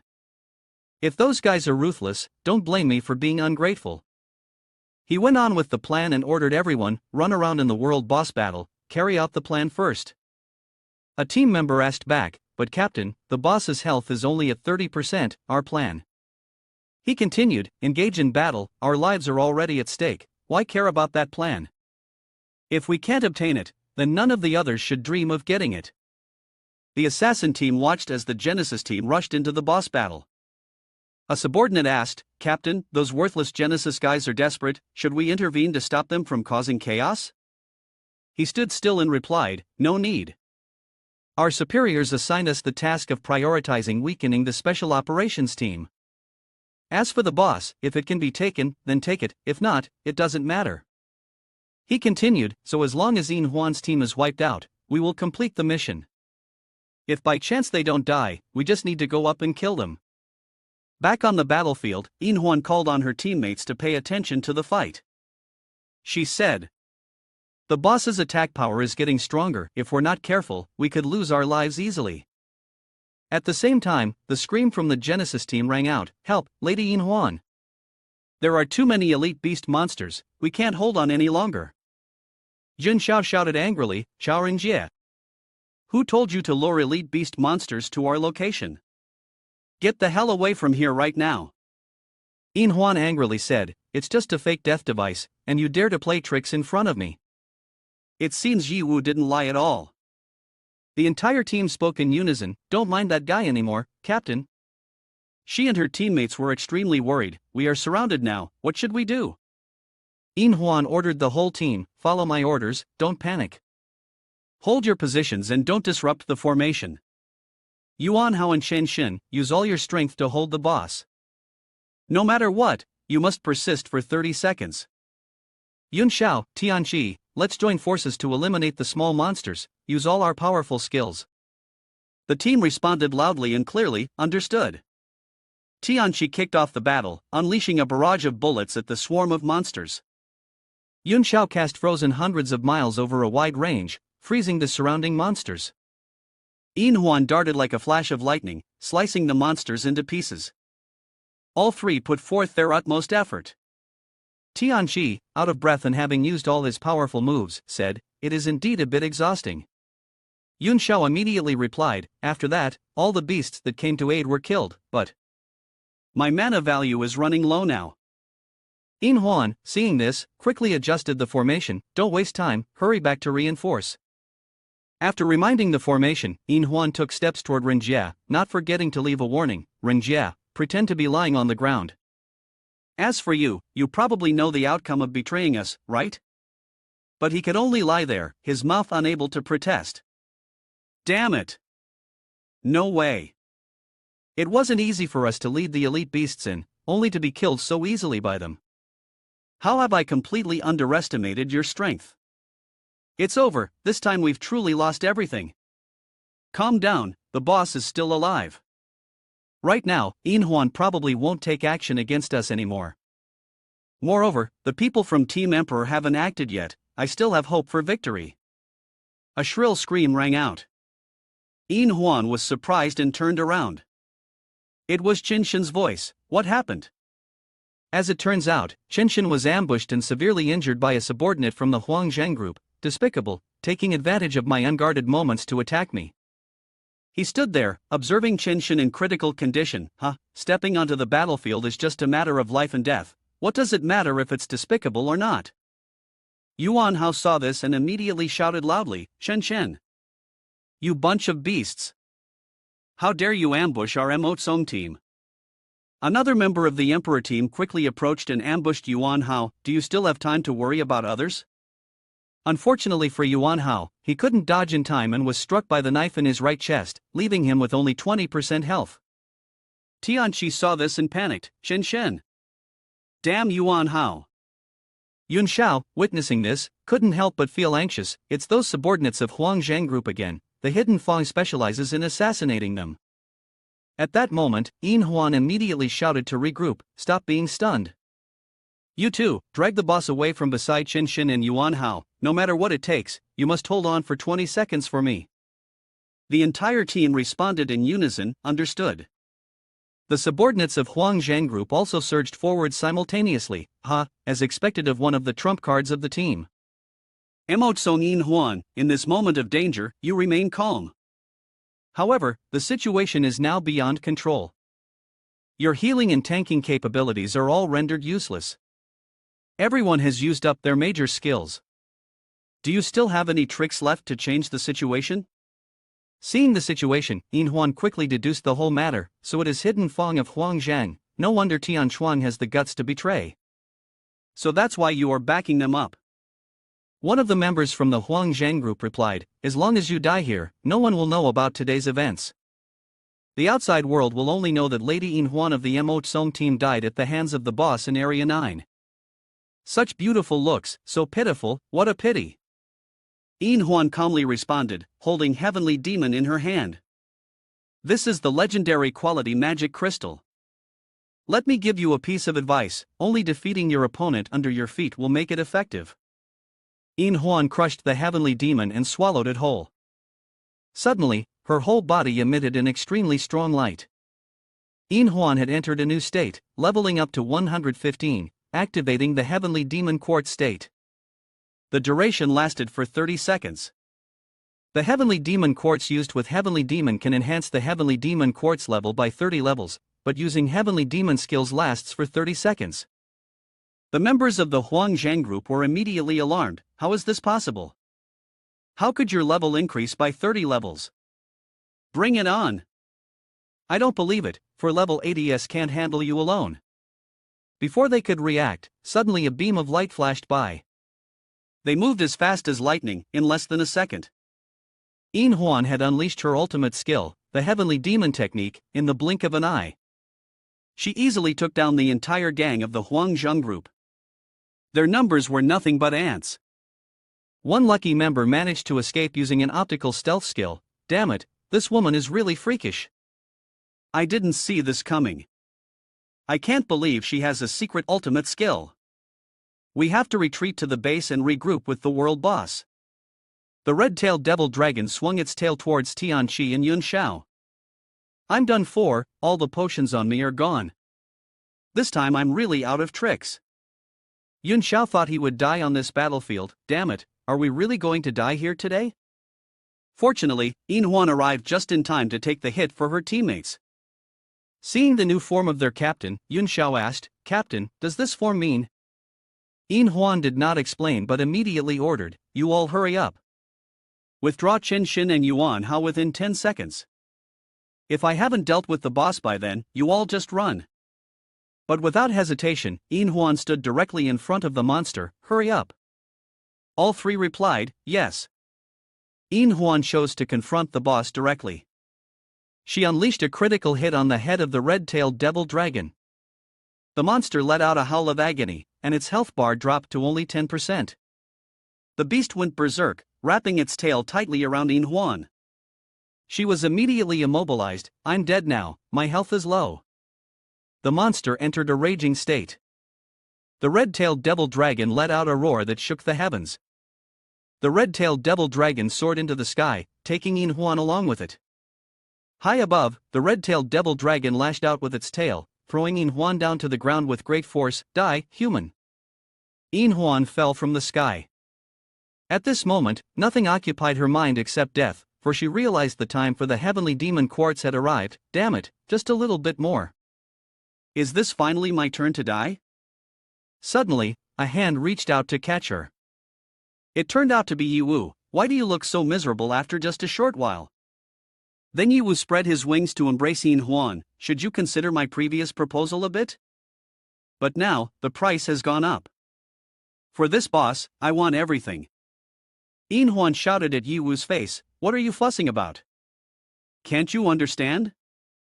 Besides, what time is it now that you're thinking about money? Are you someone who needs money more than your life? Yi Wu replied with a smile, only the weak choose between life and money. I want it all. He embraced Yin Huan and slammed down, causing the ground to shatter. This show of strength caused a crack to form on one side of Yin Huan's mask, revealing her face as beautiful as a fairy. Upon seeing this, Yi Wu teased, oh, the portrait beneath this mask is truly stunning. Everyone around gasped in surprise, what? Yun Xiao, witnessing this, exclaimed, the captain's mask fell off. Tian Qi added, even within the team, we have never seen the captain's true face. Yuan Hao, curious, chimed in, I want to see too. Yin Huan quickly broke free from Yi Wu's hold, shouting, let me go. Yi Wu continued to tease, clearly, you look very beautiful. Why hide it? Such a pity for this enchanting beauty. Yun Xiao, feeling envious, remarked, that detestable Ye Wu, how comes he alone gets to see the captain's true face? So annoying. Yin Huan quickly regained her composure and loudly addressed her teammates, is this really the time to discuss such things? Yin Huan turned to Ye Wu and said, don't think that just because you saved me, you can be smug and forget yourself. Yin Huan looked up at the boss and continued, the boss may only have 3% health left, but right now it is in a berserk state. Plus, our team has exhausted all its strength and can no longer continue fighting. Instead of bickering here, we might as well think of a way to escape while it hasn't launched an attack yet. Ye Wu, seeing this, said, isn't that a good thing? Ye Wu was firm, so, you can't make a move to claim the boss for yourselves, right? Then this boss belongs solely to me. Yin Huan's companions were surprised by Ye Wu's words. Tian Qi immediately said, this kid isn't afraid, is he not an idiot?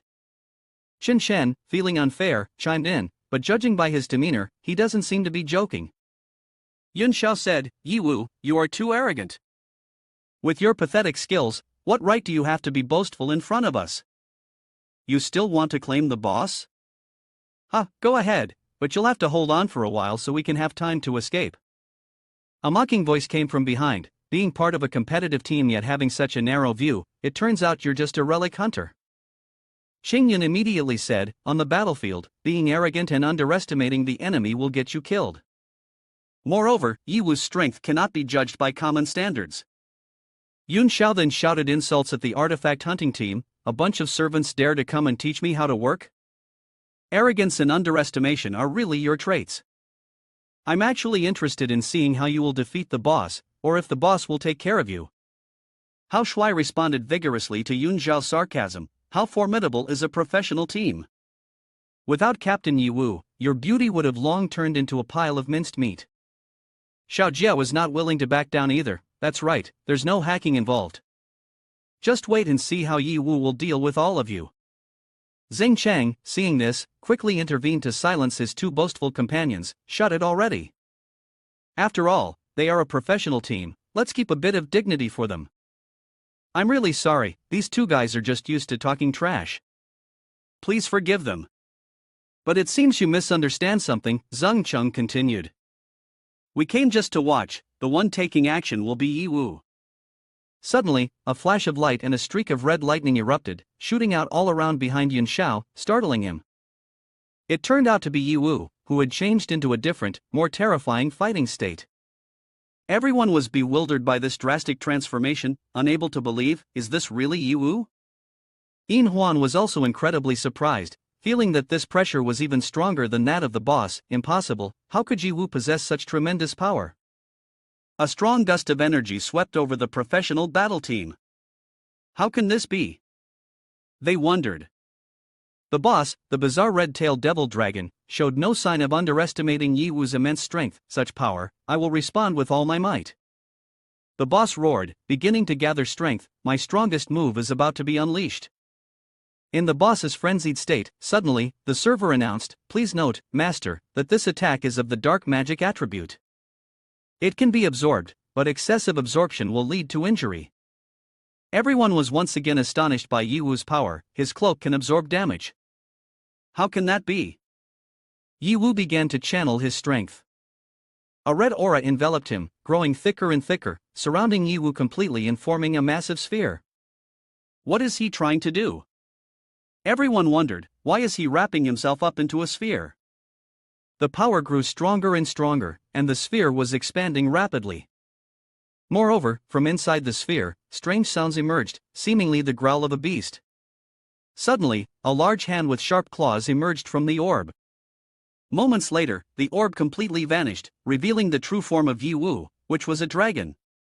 Damn it, he has transformed into a dragon. Everyone around was panicking at this terrifying transformation of Ye Wu. OMG, it's still Ye Wu? One person exclaimed. The pressure and aura of Ye Wu at this moment completely suppressed the boss. The boss in front of him seemed like a junior, nothing more. The red-tailed devil dragon felt flustered, why does this energy feel so familiar? Who exactly are you? In his dragon form, Ye Wu replied, "What does the boss have to do with you? Just a junior yet to awaken, unworthy to know my name." After saying that, the dragon bit down hard, delivering a fatal blow to the shoulder of the red-tailed devil dragon, causing it to cry out in pain. The two dragons were battling in the sky, with lightning tearing apart the very fabric of the air. The massive red dragon had quickly gained the upper hand. This scene left everyone in awe. This magnificent battle scene, with our level, we will probably never encounter it in our lifetime. I knew he was extraordinary before, but I didn't expect him to be extraordinary to this extent. Hao Shuai shouted, "Fatty, you've picked up a treasure." Ye Hao couldn't contain his excitement. He can actually turn into a dragon. Ye Wu is super slay. Go on, bite that damn boss to death. The people from Sung's team were in a frenzy. How is this possible? I must be seeing things.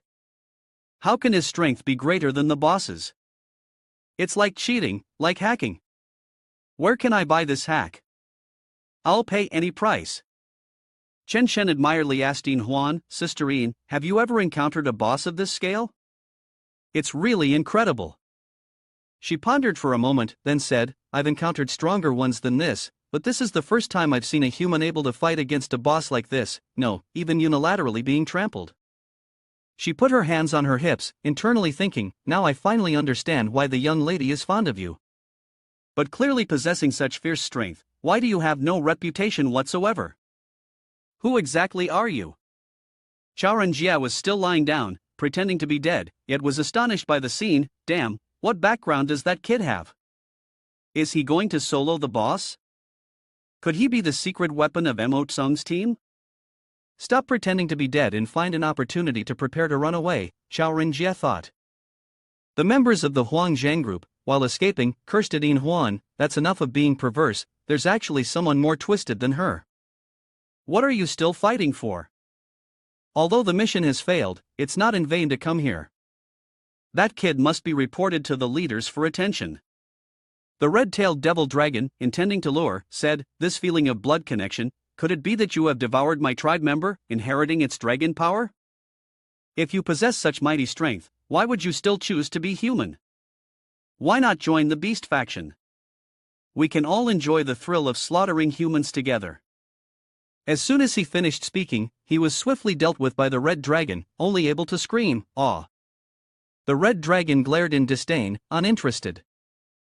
The level 90 red-tailed devil dragon was officially defeated. The crowd below cheered, "Yay!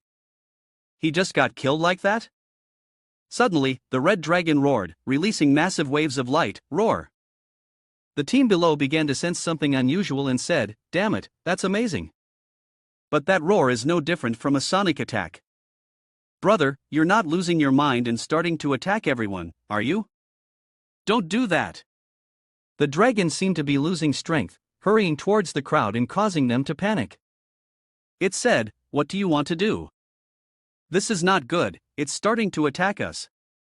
Yin Huan's team quickly got into position, preparing to fight. Song Yanxiao spoke up, "Quick, get out of here. Captain, he's gone crazy. We basically can't fight back now." Li Yuanhao also reminded Lan Chengyan's team, "If you all want to live, you better run." Even though they didn't know if it would help. Unexpectedly, Hao Shuai's group made a bold decision, "We trust Ye Wu, no doubt about it." The swirling blood covered the entire space. Yin Huan's group really couldn't understand the actions of Lan Xingyan's team, only saying, "A bunch of fools just waiting to be drowned by these bloody waves." The red streams of blood gradually separated, and Ye Wu appeared in the center. Behind him was a gate, sucking all the bloody waves into it. He said, "How could I do something so irrational? No need to panic, everything is under my control." Hao Shuai and Ci Shaojia were amazed. "Ye Wu, you're so cool, incredibly manly, too handsome. In this world, how can there be a man more handsome than me, Hao Shuai?" Lan Chengyan scratched his head in annoyance. "You guys, don't bother Ye Wu anymore. After such a big battle, he must be very tired." Xing Cheng quickly flipped through the spellbook and summoned a healing wind. Ye Wu had used up a lot of energy, his body trembled slightly, but he calmly replied, "Don't worry, I'm fine, I can still hold on." The system sent a notification, "System calculating." This battle took 60 seconds, deducting 60 million. As the dragon transformation was used, costing 1 billion, a total of 1.6 billion will be deducted from the master's account. Inside, he was screaming and crying uncontrollably. I can understand compensating for the time wasted, but even using a big move requires a separate fee. This battle wasn't worth it. Normally, I could have gotten through just fine, but this time, if it weren't for my lucky encounter with the treasure chest monster, I wouldn't have dared to expend so much. Wastefulness is not a long-term plan. Ye Hao ran over and threw an arm around him, asking, "Are you okay, brother?" He replied, "I'm fine, just that my heart is bleeding." Even though the result is very good. But Lan Xingyun still cautiously reminded him, truly impressive. Yi Wu, congratulations on successfully defeating the boss. Just that such showy actions should still be approached with more caution. He continued, on this battlefield, who knows how many eyes are on you? Although your nature is transcendent, you still have to be cautious. Yi Wu agreed, saying, "That's right, I will pay attention. I've also reminded myself to be more careful before taking action in the future." Lan Changyan chuckled lightly, "No wonder you are the elder in the martial world. With so much experience, I really need to be more mindful. After all, this was not an enclosed domain dungeon." Lan Changyan glanced towards the footsteps gradually approaching from behind her, then said, "See, just talking about it, trouble has come. Is the Emotsung team trying to take advantage of others' danger? Here to snatch the items that the boss drops? I won't allow you to touch anything, even if I have to risk my life." Yi Wu and Yin Huan both spoke up to clarify, "Whoever kills the boss gets what's theirs. Emotsung team, we are not so despicable as to act like that. I am here to apologize to Yi Wu for underestimating you in front of the young lady. You are the first person I misjudged, and now I am sincerely earnest." She extended her hand towards Yi Wu. "I invite you to join the Emotsung team, do you agree?" Seeing her decision, Tianqi, Yuan Hao, and Shen Shen couldn't help but express their surprise, simultaneously exclaiming, "Captain, are you serious? You have never actively invited anyone to join the team before." Yuan Hao suddenly said, "Until now, only the captain would chase away those who don't meet the standards. Today, they are making an exception for him, he's really lucky." Shen Shen, seeing that he was the one who joined, couldn't help but feel joy, raising his hands and saying, "But with your strength, it's true that you can receive this honor." Unlike the excitement of others, only Yun Xiao felt uncomfortable. Because Yin Huan was the person he liked, and Yi Wu had taken advantage of the situation by seizing the boss's bounty with a 5x7 hit, as well as being invited to the team by her. Jealousy made him speak up, "I object. Just now, the boss we attacked had only 3% health left, he merely took advantage. We haven't even pursued the responsibility for him snagging the boss, let alone welcoming this person into the team." Seeing him raise an objection, Xiao Jia roughly pointed his finger at him and shouted, "What are you talking about, 3% health? What do you mean by taking advantage? Even if the boss had full health, Yi Wu could easily take it down. Don't underestimate others." Being scolded like that, Yun Xiao refused to back down, his anger boiling as he retorted, "Damn fatso, it's not your turn to speak here." Not letting him finish, the captain, Yin Huan, shouted loudly, "Enough." Seeing Yun Xiao not acknowledging Yi Wu's strength, Yin Huan turned back and said, "As a member of the Emotsung team, can't you recognize Yi Wu's true power? Don't embarrass others here. Unless you want to be kicked out of the team by me."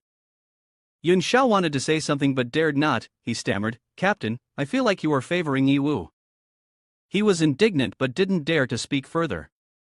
In his heart, he truly felt a deep-seated jealousy towards Yi Wu, furious but could only keep it bottled up, thinking, "Of course, I can see that this kiddo's strength is terrifying, but I can't accept a shameless, arrogant kid who knows only how to act cool. Why should someone like him possess such great power?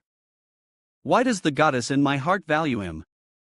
The more he thought, the more uncomfortable he became, gritting his teeth in frustration, because if I were to act against Yi Wu now, the one who would suffer the most would be me. So he could only contain his anger within and continue to silently curse, "Yi Wu, remember this. One day, I will find a way to make you pay." In response to his captain Yin Huan's enthusiasm, Yi Wu awkwardly scratched his head and said, "Thank you for your kindness, but as you already know, I have decided to establish my own team. So, I'm sorry. Although I was quite disappointed with your answer, this is what I expected. I knew you would say that, she said, sighing softly. But it's alright, everyone is a part of the Han Mo group. She extended her hand towards him, her voice calm. I hope we can collaborate joyfully in the future. Ye Wu was surprised by this change, thinking to himself, incredible, this person who didn't like me before has now changed her attitude 180 degrees after seeing my strength. This woman is so genuine that she can't hide it. He shook her hand, his tone polite. I dare not, I dare not. We are just a newly established team. It's an honor for us to be taken care of by the Mo Tsong team. Ye Wu smiled, telling himself, I prefer this strong and genuine demeanor over any pretentious weakness. Suddenly, she rushed to hug him, catching him off guard. Unable to escape, he could only awkwardly say, Miss Yin Huan, it seems you have already developed feelings for Ye Wu. She leaned close to his ear and whispered, you saved me today. I won't forget this favor. How do you want me to repay you? Hearing this, he calmly replied, no rush, no rush. Let's wait until I need young lady Yin Huan's help in the future to discuss it. She still held him, her voice gentle. Do you want me to owe you this favor first? That's fine. Although I usually hate this kind of thing the most, if the person is you, I can accept it. It can be seen that she particularly cares about him, willing to break all principles just for him. She let go, walked toward her teammates, then turned back and smiled. Then we will go ahead. Goodbye. He waved goodbye as well, bye-bye. In his heart, he thought, the women of Han Mo group are truly not simple. After Mo Tsong's team left, Xiao Jia and Hao Shui couldn't contain their excitement, their eyes shining, praising, Ye Wu, you really have a relationship with Yin Huan? How enviable, you are my idol. The saying is very true, beautiful women are only for the strong. This saying describes you perfectly. Seeing the two so enthusiastic, Ye Wu smiled and replied, you two are exaggerating. Lan Shangyun approached, looking at him curiously, I didn't expect you to be from Han Mo group. I thought you were a lone ranger. Seeing the opponent quite surprised, Ye Wu immediately explained, I just joined not long ago, so I'm not very close with their people yet. Lan Shangyun looked at him and reminded, as far as I remember, Han Mo will take away 50% of the benefits of the team. This means that after joining, everything you acquire must be handed over half. Like this time, you fought the boss by yourself, and Han Mo didn't help at all, so isn't that a huge loss? Knowing that Lan Shangyun was not wrong, Ye Wu could only smile awkwardly and replied, it's okay, this is something unavoidable. I joined Han Mo mainly because of my family. After all, in the apocalyptic era, it's very difficult for me to manage everything by myself. Although he said that, he couldn't help but feel a little heartbroken and thought to himself, when I get back, I should ask Emoko and I, the team's secretary, if it can reduce the percentage I have to pay, around 5 to 10%, for example. Hearing him say that, Lan Shangyun immediately understood, that's how it is. You are not like us, those orphans living in the wild, not having to worry about anyone. We just need one person to be full, and the whole family does not worry about hunger. But you still have family, finding a solid support is also a reasonable choice. However, with your strength, I think you won't want to rely on others for too long. He thought, if there's a chance, one should still build their own power. Lan Shangyun suddenly remembered something and said to him, didn't you have a blueprint for a base before? I recall there's a construction master within the Han Mo group. You should try befriending him. When the time comes to develop the base, you can arrange for your family to settle in, and then you can feel at ease. Ye Wu nodded, thinking to himself, this is indeed a good suggestion. He smiled and replied, that's a good proposal. Then he suddenly remembered MOC, the mad scientist he used to know. After thinking for a moment, Ye Wu told himself, I don't necessarily need to beg others, I can do it myself as well. At that moment, the AI robot Vis also appeared, speaking humorously, hee, that's right. Building a base or whatever is nothing for the omnipotent master. Ending the conversation, Ye Wu looked at everyone, let's go, let's see what loot this boss dropped. Upon seeing the dropped items, Xiao Jia exclaimed joyfully, oh, it's time to pick up some treasures. System notification, you have killed the world boss red-tailed devil dragon. You have gained 400,000 experience. You have received 1.2 billion in rewards. Heart of the devil dragon, the dragon heart is still beating vigorously, very powerful. Its effects may not be clear yet, but it seems to be usable for cooking. The system reported, residue of light. Legend has it that the red-tailed devil dragon was once a divine dragon. This is the ash left behind before it fell into the devil dragon.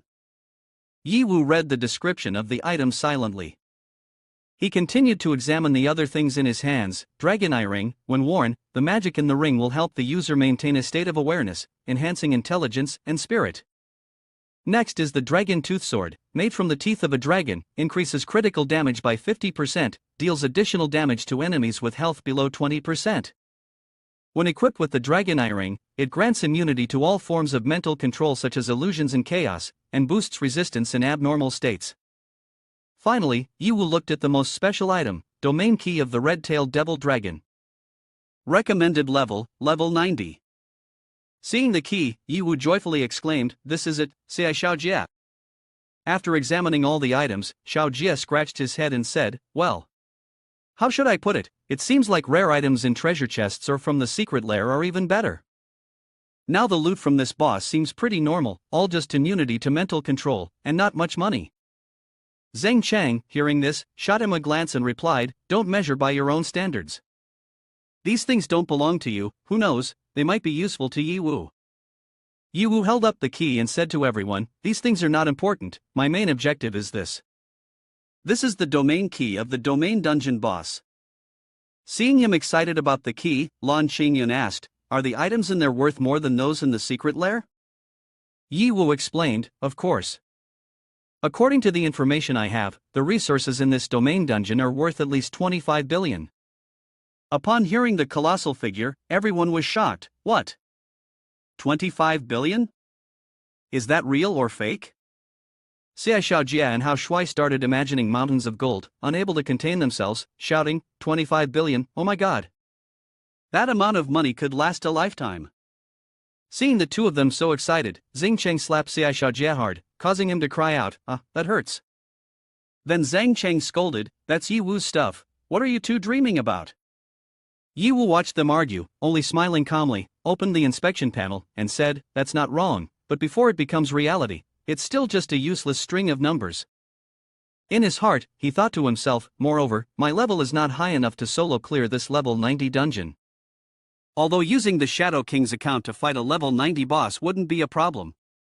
He thought, but in the dungeon domain, there will definitely be a series of high-level monsters and mini-bosses. If no one takes the lead, it will be fundamentally impossible to get through. Thinking of this, Ye Wu immediately sent out a trade request. Lan Qingyun's group suddenly received a trade request for the amount of 1 billion. Lan Qingyun was surprised and asked, "Ye Wu, this money is?" The others were also in an uproar, 1 billion? "Ye Wu, what are you doing? No matter how much money you have, you can't just throw it around like that." Ye Wu just smiled and said, "Didn't I say before that I would pay you all 1 billion? This is the time to fulfill that promise." Zheng Chang awkwardly replied, "But we've already earned 70 million, how can we accept more money from you?" Ye Wu gently shook his head, "This matter is separate. The secret lair and the secret lair were unexpected luck, but this 1 billion is what I promised, so you all can rest assured and accept it." As he spoke, he raised a finger to express his opinion. Xiao Jia and Hao Shui, hearing this, were so happy they almost cried, both rushed to hug him. "Boss Yi is truly majestic and full of charisma." Xiao Jia laughed loudly, "Indeed, it's Boss Yi." In order to earn equipment, he even hired a mercenary group, and as a result, he spent money and effort, while the one fighting the mercenaries is Boss Yi himself, so. They sat down on the ground, tightly hugging Ye Wu's legs and laughing joyfully. "From today onward, I will hold on to this big thigh and not let go. No one can compete with me. The other thigh is mine." Zheng Cheng frowned and whipped each person once. "Can you have a bit of ambition? I see you two are really asking for a beating." Lan Qingyun, seeing the two being hit, was excited, "Well done. Although Ye Wu is a trustworthy person, we can't always rely on him." She turned to Ye Wu and continued, "I won't be polite with you anymore, Ye Wu. The money I received is already enough. Although we started with interests, we definitely won't end just because of interests. If you need help in the future, just call on us. The Horizon Combat Team will do our utmost to assist you. Ye Wu smiled in response, then I won't be polite anymore. Actually, there's something I'd like to ask you all for help with. Seeing Ye Wu had taken the initiative, the group readily agreed, go ahead, let's hear it. As the dusk began to fall, the sun gradually dipped below the horizon. In the distant sky, the shadows of monsters started to appear. Ye Wu looked into the distance and said, I hope you can help me collect 11 pieces of intelligence from outside the safe zone. This is a vast land that I need to grasp. Whether it's about magical beasts, human powers, or domain dungeon materials, any of it will do. This is the weakness that I need to supplement so that I can be better prepared for future wild expeditions. Ye Wu added, moreover, I feel that your team needs to be expanded even further. Ideally, you could build your own scale of power. Upon hearing this, the group seemed somewhat confused and asked him, a scale of power? Can you elaborate on the reason? Ye Wu looked at Lan Qingyun and then explained, up until now, you have been following the path of a small team. There are two benefits to this. First, it is easy to act in harmony, and second, personnel management is simple. However, even so, during the last operation, a traitor still appeared. If the team were larger. Seeing that Lan Qingyun appeared to be hesitant, Ye Wu continued with a strong point, the amount of capital, whether large or small, will determine the differences in how to play. Before, you didn't have much money, so you could choose a smaller, more delicate path. But now that you have money, things are no longer the same as before. You understand better than I do the importance of power in the wild. The Taima Wang team is a typical example. Lan Qingyun slowly nodded, but still seemed to be pondering. Zheng Chang and Lan Qingyun exchanged glances, supplementing each other, you really think far ahead. On ordinary days, we are already consumed with survival, so we never thought about these things. Zheng Chang chuckled lightly and spoke, but I feel that Ye Wu makes a lot of sense. For us, this is also the best turning point.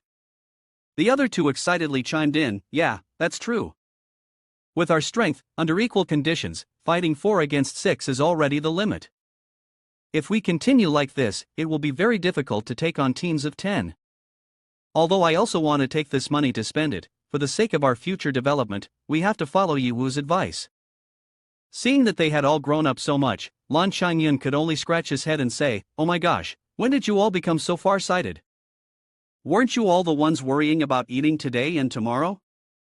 Lan Qingyun extended his hand regarding Ye Wu's suggestion and said, this is all thanks to Ye Wu. He has shown us a landscape, a different level. My vision was too narrow, I couldn't lead you all to a higher level. This team cannot lack you. So this 1 billion can be considered as your investment in shares with us. You are an important member and a shareholder of the Horizon Combat Team, with priority rights to profit sharing and decision-making. Everyone agreed in unison. Seeing this, Ye Wu didn't wait any longer, extended his hand for a handshake, and said, then I am honored to comply. In his heart, Ye Wu quietly praised himself, thinking, although I previously said my vision was limited, now it has started to be called a battle team. Clearly, deep down, he still harbored great dreams, like the white birds soaring freely. He continued speaking, then the matters in the wilderness will be entrusted to you. After that, he flew up and bid farewell to everyone, saying, let's say goodbye here, if anything happens, remember to contact me. They also raised their hands to wave goodbye, take care, brother. I will miss you very much. Safe travels. After saying goodbye to everyone in the city, the Lan Qingyun team immediately called their families. Junfei, where are you guys? The person on the other end replied, finally, we have a signal. You turned off your phone before, and we couldn't contact you for anything.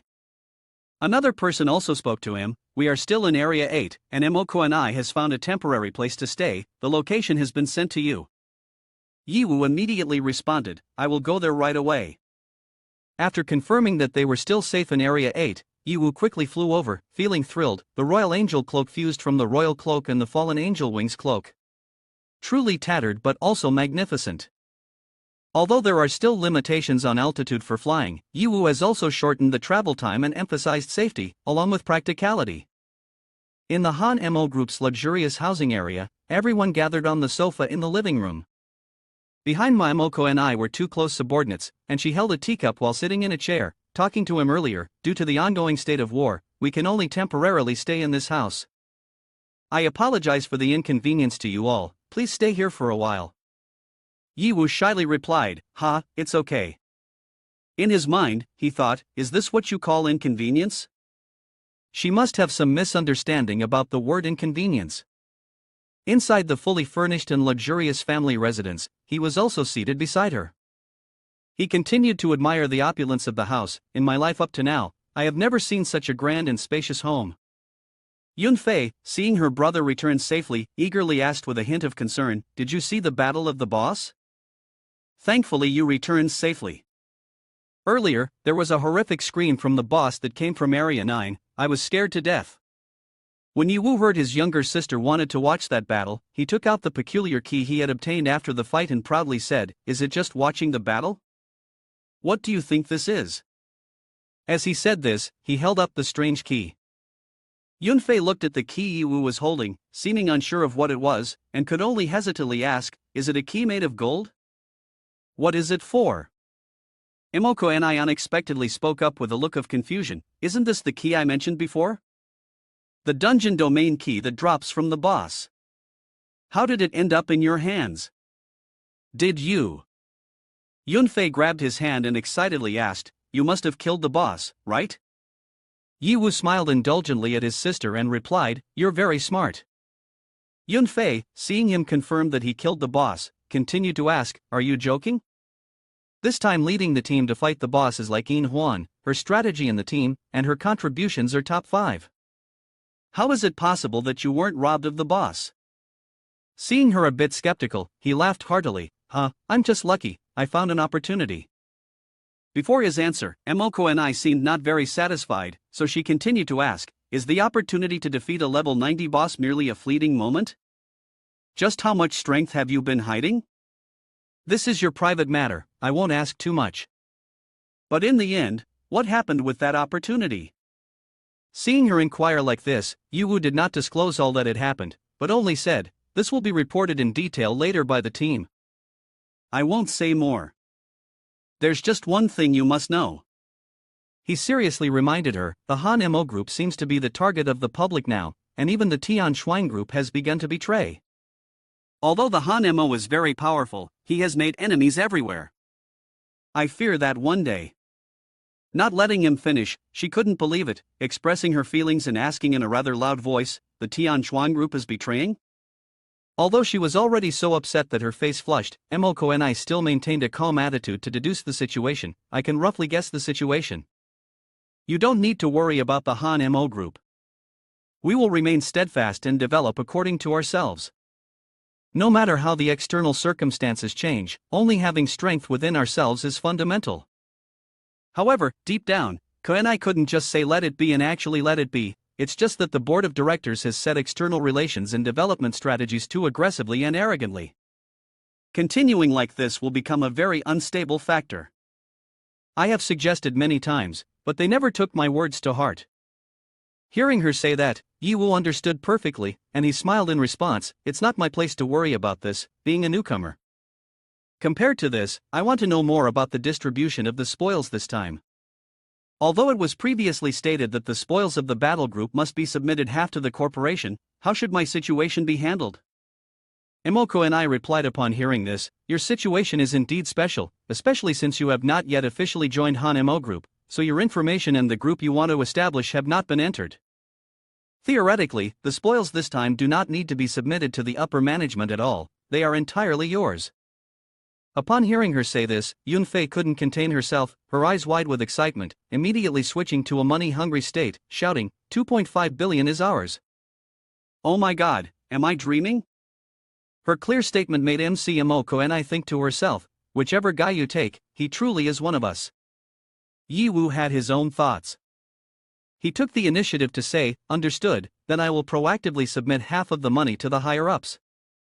Emoko's words startled her, and upon hearing this, she asked back, taking advantage of the loophole in the rules, you don't need to submit it.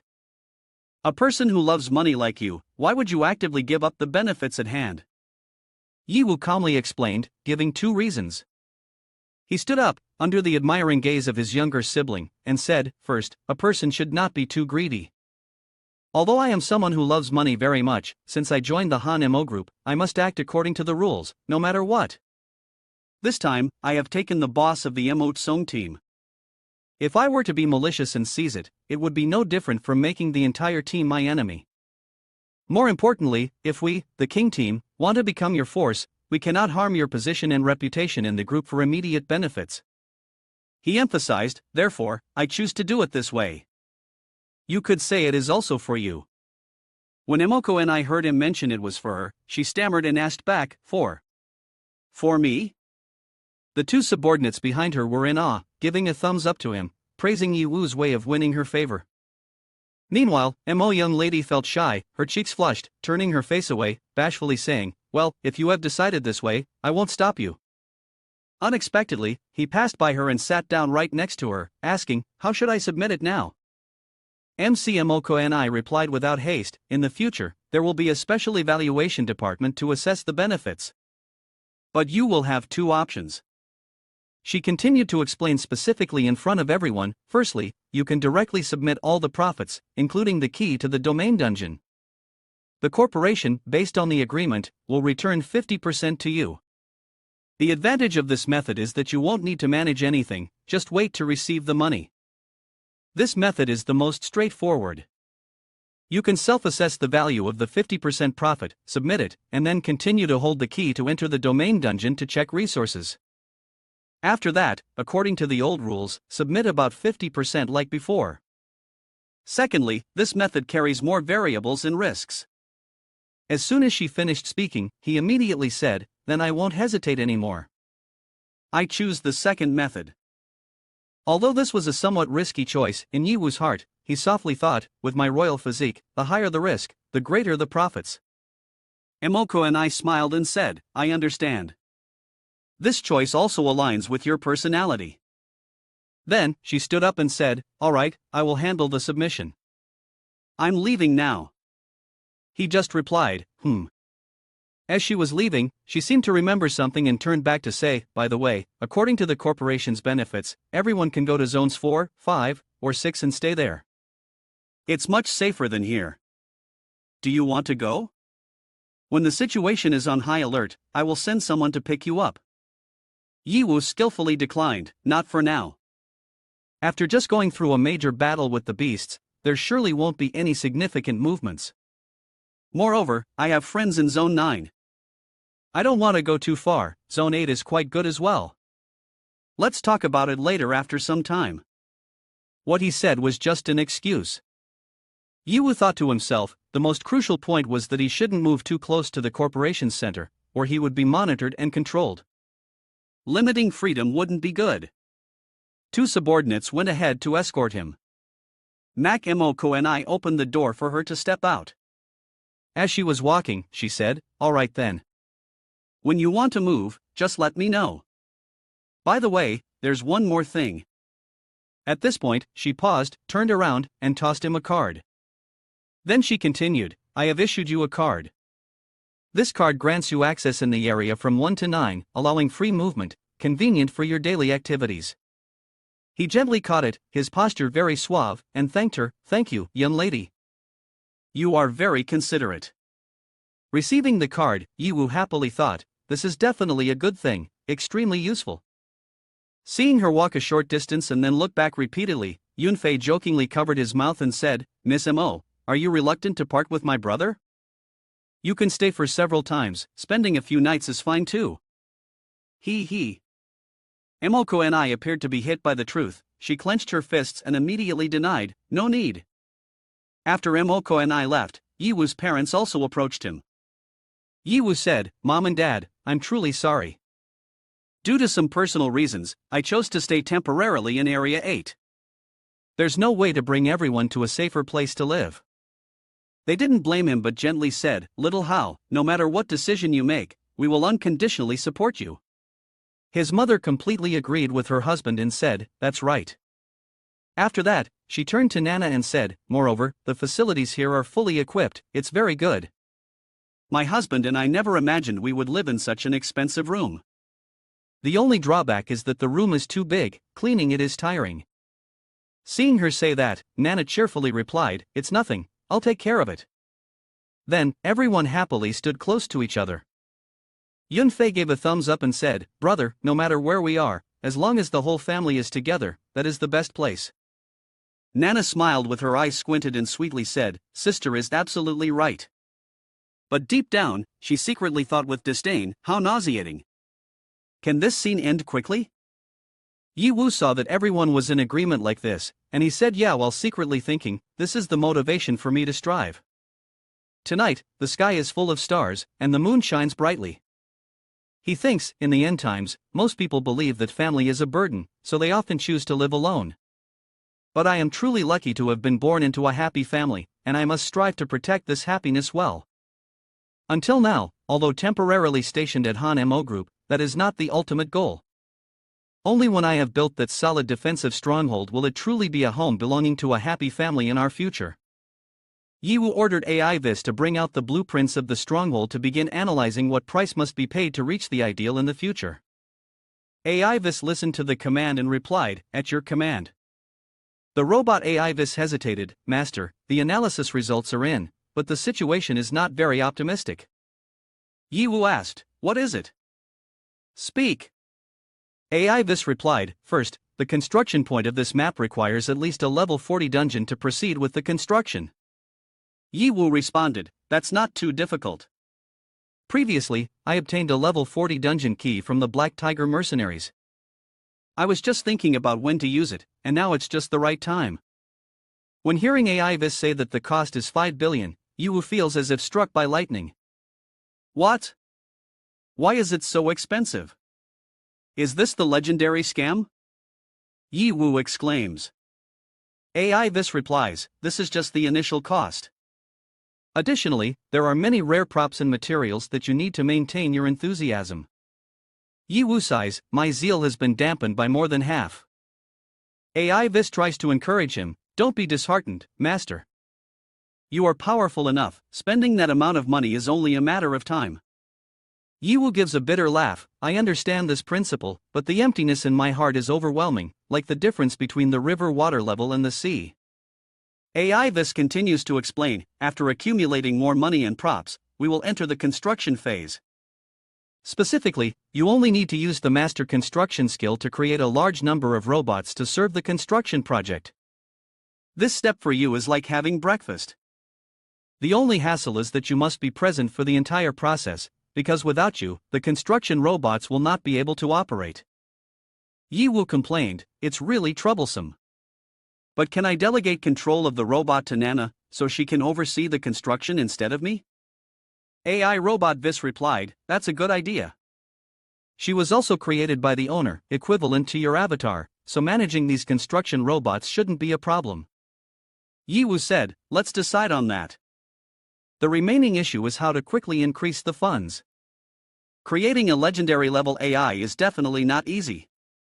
For now, I'm thinking about pushing the fusion rate of the Shadow King a little further. It seems we can only proceed gradually. Currently, we shouldn't encounter any strong enemies for a while, so we need to prioritize leveling up first. Ultimately, it still comes down to money." While they were talking, Yi Wu was unexpectedly splashed with water. Yi Yunfei shouted, "Come play over here. This pool is so much fun." Nearby was Nana, who took advantage of Yi Yunfei's moment of inattention to splash water at her, teasing, "Chance, drink this water."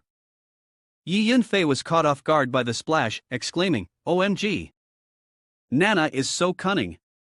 Seeing them having fun, Yi Wu thought to himself, "It's been a long time since I've seen Fei Fei so relaxed. All my efforts so far have not been in vain." He said to the two of them, "You guys keep playing, I won't." Yi Wu had not finished his sentence when a jet of water shot out, water suffocation. Damn. Ha, the master also needs to learn to relax. Being too serious can make it hard to have fun. In Yi Wu's mind, a thought flickered, "Come on. I have to seize this opportunity to drown you." Yi Wu's fighting spirit ignited as he looked at Nana and said, "Right? Ha ha. Nana's skills are really impressive. It reminds me of those years when I was the king of the pool."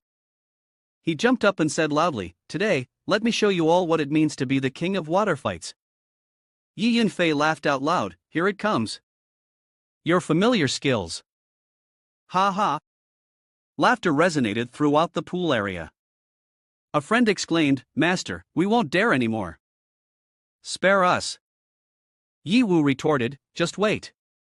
Take this skill of mine. Laughter echoed all around, creating a joyful and relaxed atmosphere. Meanwhile, in the vice president's office of the Han Mo Group headquarters, Yin Huan was kneeling in the middle of the room, bowing his head and saying, Young master, I sincerely apologize.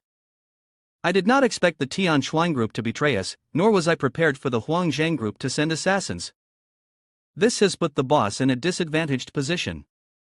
He continued, as the team leader, I will take full responsibility. I hope the young master punishes me. The young master stood up, walked over, and said, Consider it that you understand by yourself. But do you think this excuse can justify your failure? Yin Huan replied, Young master, I.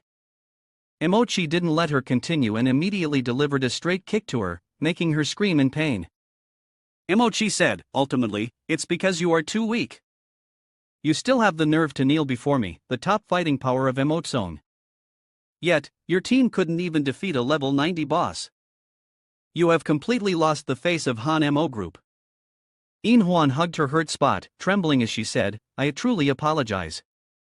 Emochi continued to slap her, his voice cold, I don't have time to listen to your meaningless words. The slap was so forceful that it made her scream out in pain. Emochi approached, grabbed her by the neck, and growled, I brought you from the poor village, spent so much money to nurture you, not for you to come back with this useless appearance and hinder my path. Suddenly, the voice of Jai Vong rang out from somewhere, That's enough, Emochi. Emochi angrily retorted, What, you can't handle this much? Are you lamenting over this adorable team member? Jia Wangchuan replied, I just don't want you to waste your time on boring things and forget about what you should be doing. Emochi, hearing this, waved his hand and said, of course not. Where's the information on the boss stealer? Show it to me. Jia Wangchuan opened the information panel and said, Of course, here it is. This person was invited into the company by the young lady just before the boss battle took place and hasn't officially registered yet.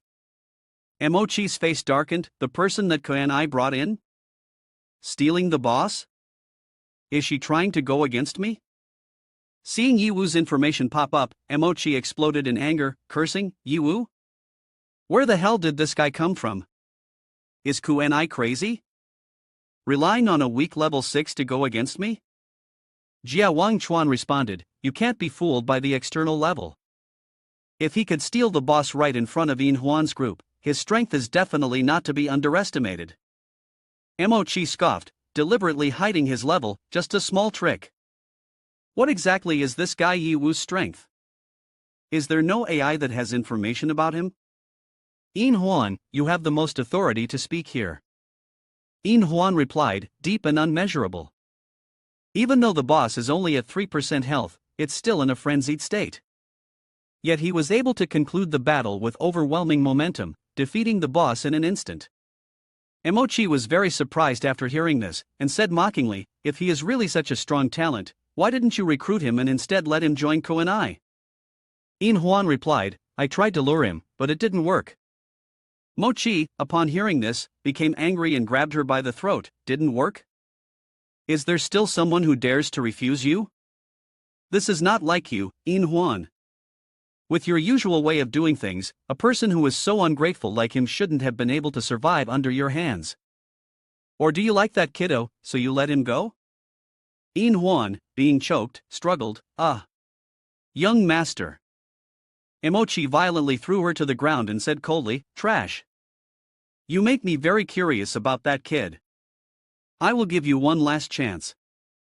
I don't care how you do it, whether by threats or seduction, you must make Ye Wu join me. If that kid still refuses, kill him to avoid future troubles. Yin Huan coughed and accepted the order, cough. Cough. Yes, young master. Cough. Cough. Jia Wangchuan stepped forward and said, This time, don't blame me for not stepping in to help you plead for mercy. After all, this is something you caused. Is that Ye Wu really as formidable as you say? Yin Huan replied, her voice calm but her meaning profound, I never expected my words to be so powerful that I couldn't even distinguish who was stronger between you and the captain. Seeing this, Jie Wangchuan also spoke up, is that so? But until now, I haven't heard you highly praise anyone like that. This kiddo has indeed sparked my interest, a feeling I haven't had in many years. Wang Chuan said to Yin Huan, during this time, you should temporarily leave the unit and think of a way to deal with Yi Wu.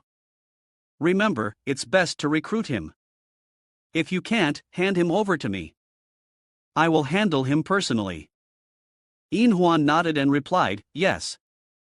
Saying that, he turned and walked away. In her heart, Yin Huan thought to herself, Yi Wu, your recent boss-seizing action has stirred up a great storm. Not only has it affected our Mo Tsong team, but perhaps even the Tian Shuang and Huang Zhang groups have also added you to their list of targets. What surprised Yin Huan the most was the captain, who had always been arrogant, seemed to have taken an interest in Yi Wu this time. She looked up at the night sky, wondering to herself, could my assessment inadvertently harm him? This is not my intention, and I don't wish to be his adversary. No matter what, I still hope that he can join and fight alongside me.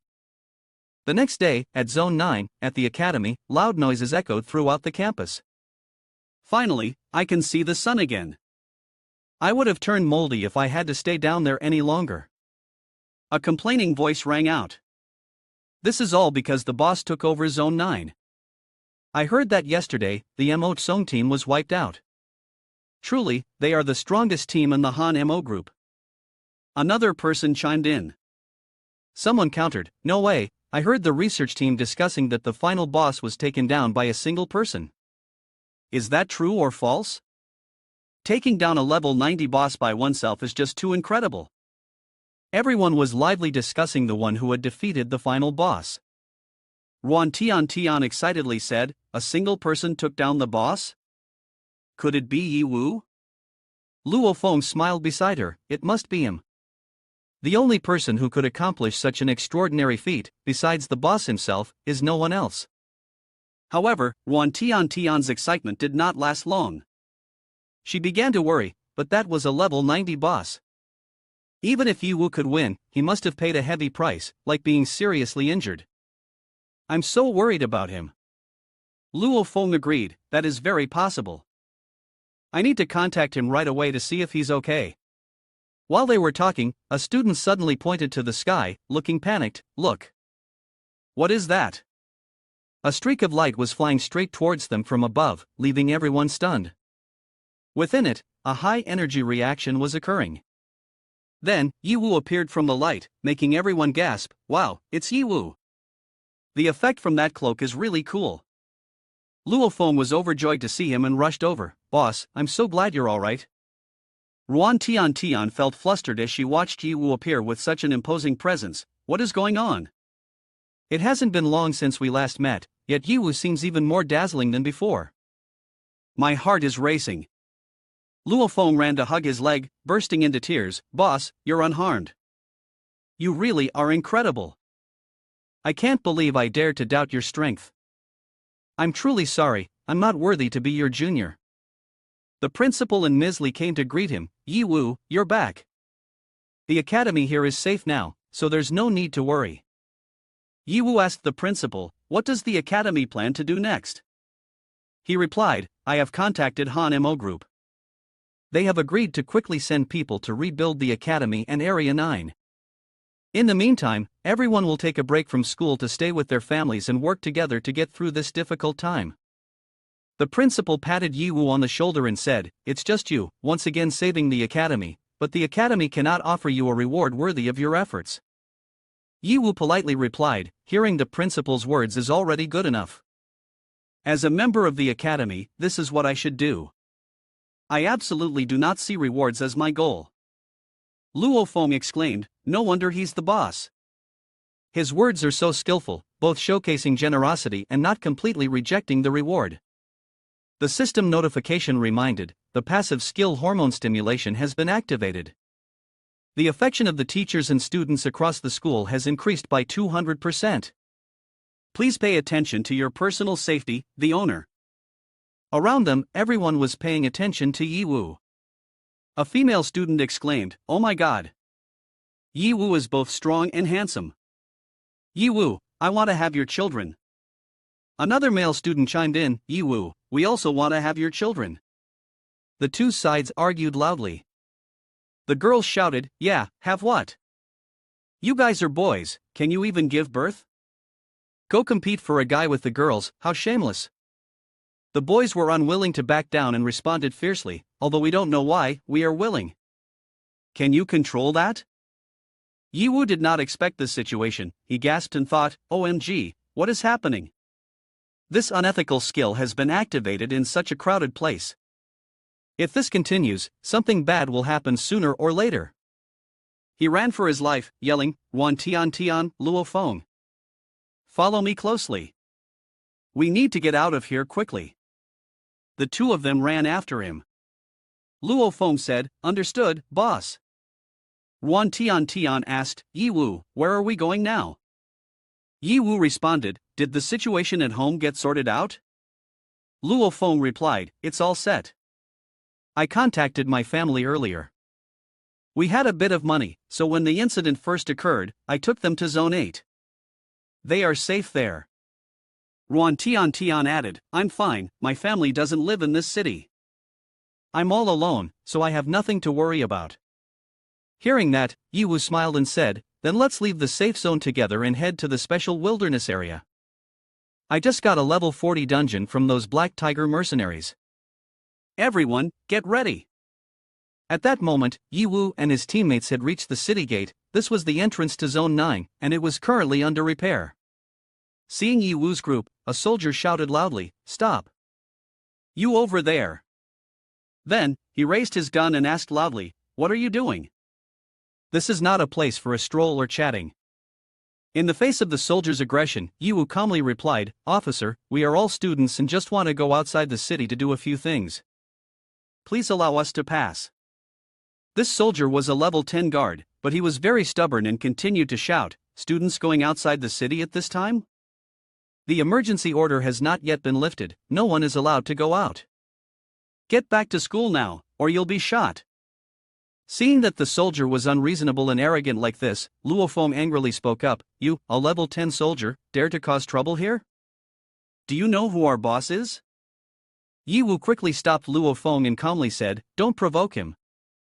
We are all good students and do not want to cause trouble. Then Ye Wu took out his pass and showed it to the soldier, saying, Officer, here is my pass. Please take a look. Ye Wu held the pass in his hand and handed it to the guard. The guard glanced at the document and said, where did this pass come from? I've never seen it before, how can I tell if it's real or fake? Is it your first day on the job? Hearing this, Ye Wu immediately thought that this must be a newcomer, which is why he didn't recognize the pass. Just then, the team leader of the new soldier arrived. He asked irritably, what are you all doing standing here wasting time? Why haven't you kicked them out yet? The guard then handed Ye Wu's pass to the team leader for inspection. Upon seeing the document, the team leader's expression changed drastically. He scolded and struck the soldier, saying, this is the highest level pass from Han Mo Group. Don't you recognize this signature? Quickly review your training and educate yourself. After that, the team leader turned to Ye Wu, clasped his hands, and apologized, saying, a distinguished guest comes and our small station fails to recognize it, this is a serious oversight. I'm not sure where you want to go, but I can dispatch a team of vehicles to take you. It's not very safe outside. Hearing the offer, Ye Wu quickly declined, I already have arrangements, I just need you to open the city gate. As the city gate began to open, Wan Tian Tian expressed her excitement, saying, what should we do? I'm so nervous. This is my first time leaving the city. Luo Feng said, Tian Tian, calm down a bit. This time going out to the wilderness is also an opportunity for training. Remember to cherish this opportunity. Looking at the group of them slowly walking out of the city, the captain thought to himself, Ye Wu, huh? He is the one that the higher-ups have designated for special attention. But I haven't seen anything special about him yet. Thinking this, he reported via the intercom to someone, boss, the kid named Ye Wu just left the city. What should we do next? Hearing this news, the person on the other end felt that this was a good thing. The person on the other end was Mitua, level 85, an elite mercenary of the Huangjun group. She instructed the captain, just quietly follow Ye Wu's group and report every action of the target. Be careful not to be discovered. When she heard the name Ye Wu, Mitua felt a bit intrigued. Just yesterday, a bounty had been placed on him, and now she encountered him again. She was sure that this time she would take down Ye Wu. In the wilderness outside Zone 9, Ye Wu was talking to the two people beside him. Is this really the world outside the safe zone? Luo Feng replied, this is all that remains of the old world, a desolate and decayed image. Ruan Tian said, I have only seen images of the wilderness online or in books. Today, witnessing it with my own eyes, I can feel the oppressive atmosphere of this last place even more. Contrary to Tian's worried demeanor, Luo Feng appeared excited and replied, why overthink it? I think we should take advantage of breathing in this fresh air. Luo Feng curiously asked Ye Wu, how do we get to the dungeon? If the boss can just fly straight there alone, that would be easy, but bringing us along must be a hassle, right? Ye Wu cheerfully said, it won't be a hindrance at all, I've arranged everything. Theoretically, the area closest to the wilderness will be the safest. After all, encountering monsters is just bad luck. If we do encounter any along the way, we can take the opportunity to gain some experience, that wouldn't be bad. Everyone here is an important member of my king team, and no one can be left behind in terms of level. Tian and Luo Feng listened to Ye Wu's words, not understanding, only looking on with curiosity. What is this king team?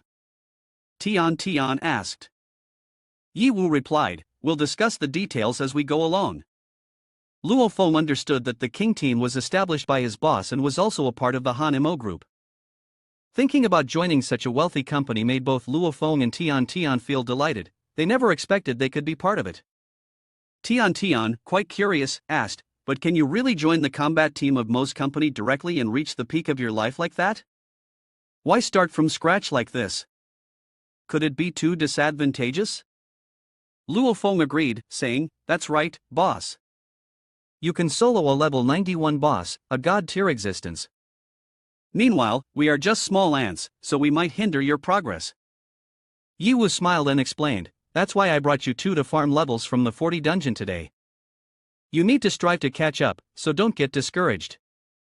Hearing this, Luo Feng and Tian were filled with determination, promising, we will definitely do our best not to let Ye Wu down. Just then, an off-road vehicle drove up and stopped right in front of them. The person inside quickly stepped out, introducing himself, of course, I am your talented and suave man. Brother, I've arrived. I didn't expect we would meet so soon. At this moment, Xiai Xiaojia noticed Tian, looking quite excited to see her. He even scolded Ye Wu, why didn't you give a heads up that there would be a beauty accompanying us today?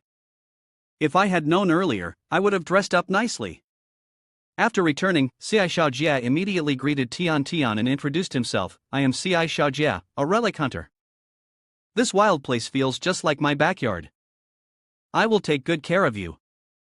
Faced with Xiai Xiaojia's enthusiasm, Tian could only force a smile, greet him back, and say, thank you. I am Ruan Tian, I hope you can take good care of me. Observing Xiai Xiaojia, she thought, this person has a very high level and is a friend of Ye Wu. However, he is too enthusiastic and generous. At this moment, Luo Feng was very excited about Xiai Xiaojia's shield, continually praising, you can tell this person is an expert. Just looking at this shield shows decisiveness. Receiving such compliments, Xiai Xiaojia happily replied, no wonder you are the junior of Brother Yi. Luo Feng, feel free to ask me anything you don't know. Ye Wu urged everyone anxiously, hurry up and get on the road, I have important things to do. The vehicle had already started rolling. As mentioned over the phone, Ye Wu instructed Xiai Xiaojia to lead everyone to Area 87. There, Xiai Xiaojia recalled they had passed through before but found no entrance to the dungeon. Hearing this, Ye Wu took out a key and explained, that place requires this dungeon key to enter. The durability of the key is currently at only 10%, it has decreased significantly. Ye Wu felt lucky that he could finally use the map before it deteriorated. Seeing Ye Wu holding the map, Xiai Xiaojia curiously asked, brother, this map looks exquisite at first glance, but is it genuine? It even contains coordinate information. For us, the relic hunters, it is truly invaluable. Ye Wu replied, of course it's real. This map was personally drawn by Mu Wei. Upon hearing the name Mu Wei, Xiai Shaojie was taken aback. He abruptly slammed on the brakes and anxiously asked again, is the Mu Wei you just mentioned the legendary relic hunter? Ye Wu nodded in confirmation, that's right, it's Mu Wei. Is there something wrong? Xiai Shaojie's intense reaction further piqued Ye Wu's curiosity. He guessed that Xiai Shaojie must know something about Mu Wei. Xiai Shaojie sighed and said, the story of Mu Wei is quite lengthy. As we go along, I'll tell you. In the eyes of most people, treasure hunters like us are those who value money more than life. We don't plunder from people but from ruins. But that's just the surface. In reality, what we are searching for is the truth of this world, and because of that, we must gradually explore all the ruins. Upon hearing about the truth of the world, Ye Wu was very curious and asked back, the truth of the world, really? Chao Renjie replied, has anyone ever questioned how and why the earth came to be like this? Ruan Tian also recalled and said, it seems that there were some conspiracy theories circulating in the past.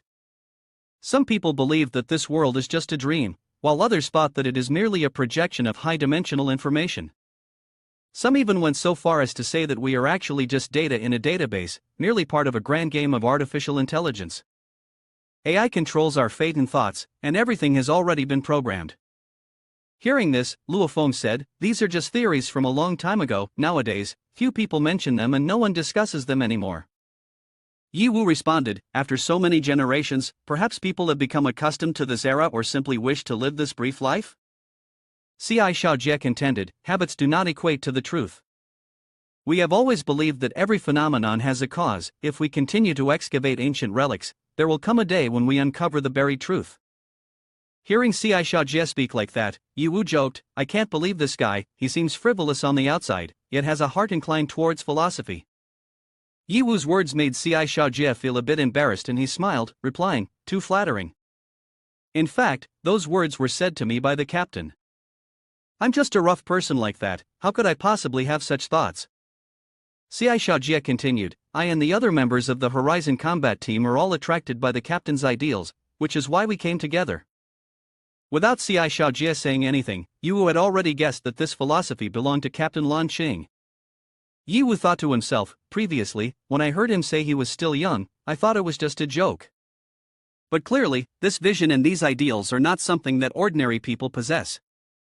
After discussing philosophy, Xiai Shaojie brought up a rumor, the legendary relic hunter Mu Wei, who is said to have grasped 10 parts of the truth of the world. However, he has been missing for a long time, and no one knows his whereabouts.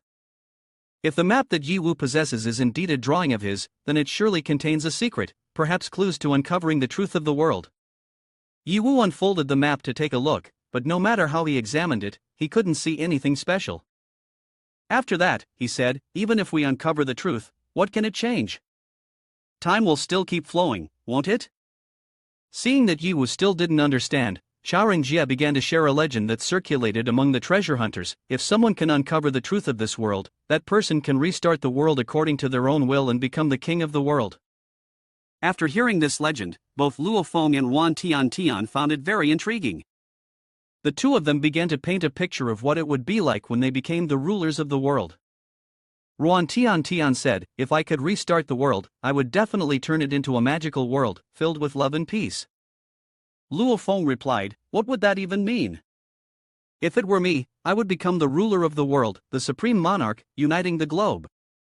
Ye Wu looked at Luo Feng and Tian, then concluded with the remark, you two are about to achieve that. Right now, you just need to dream a dream to make it happen. Luo Feng and Tian could only awkwardly smile. Ye Wu believed that this legend was too fantastical, and that it was better to focus on the reality at hand. Hearing that, Xiai Shaojie agreed and added, humans should have dreams, otherwise, they are no different from fish. When it came to dreams, Ye Wu felt that it was a luxury.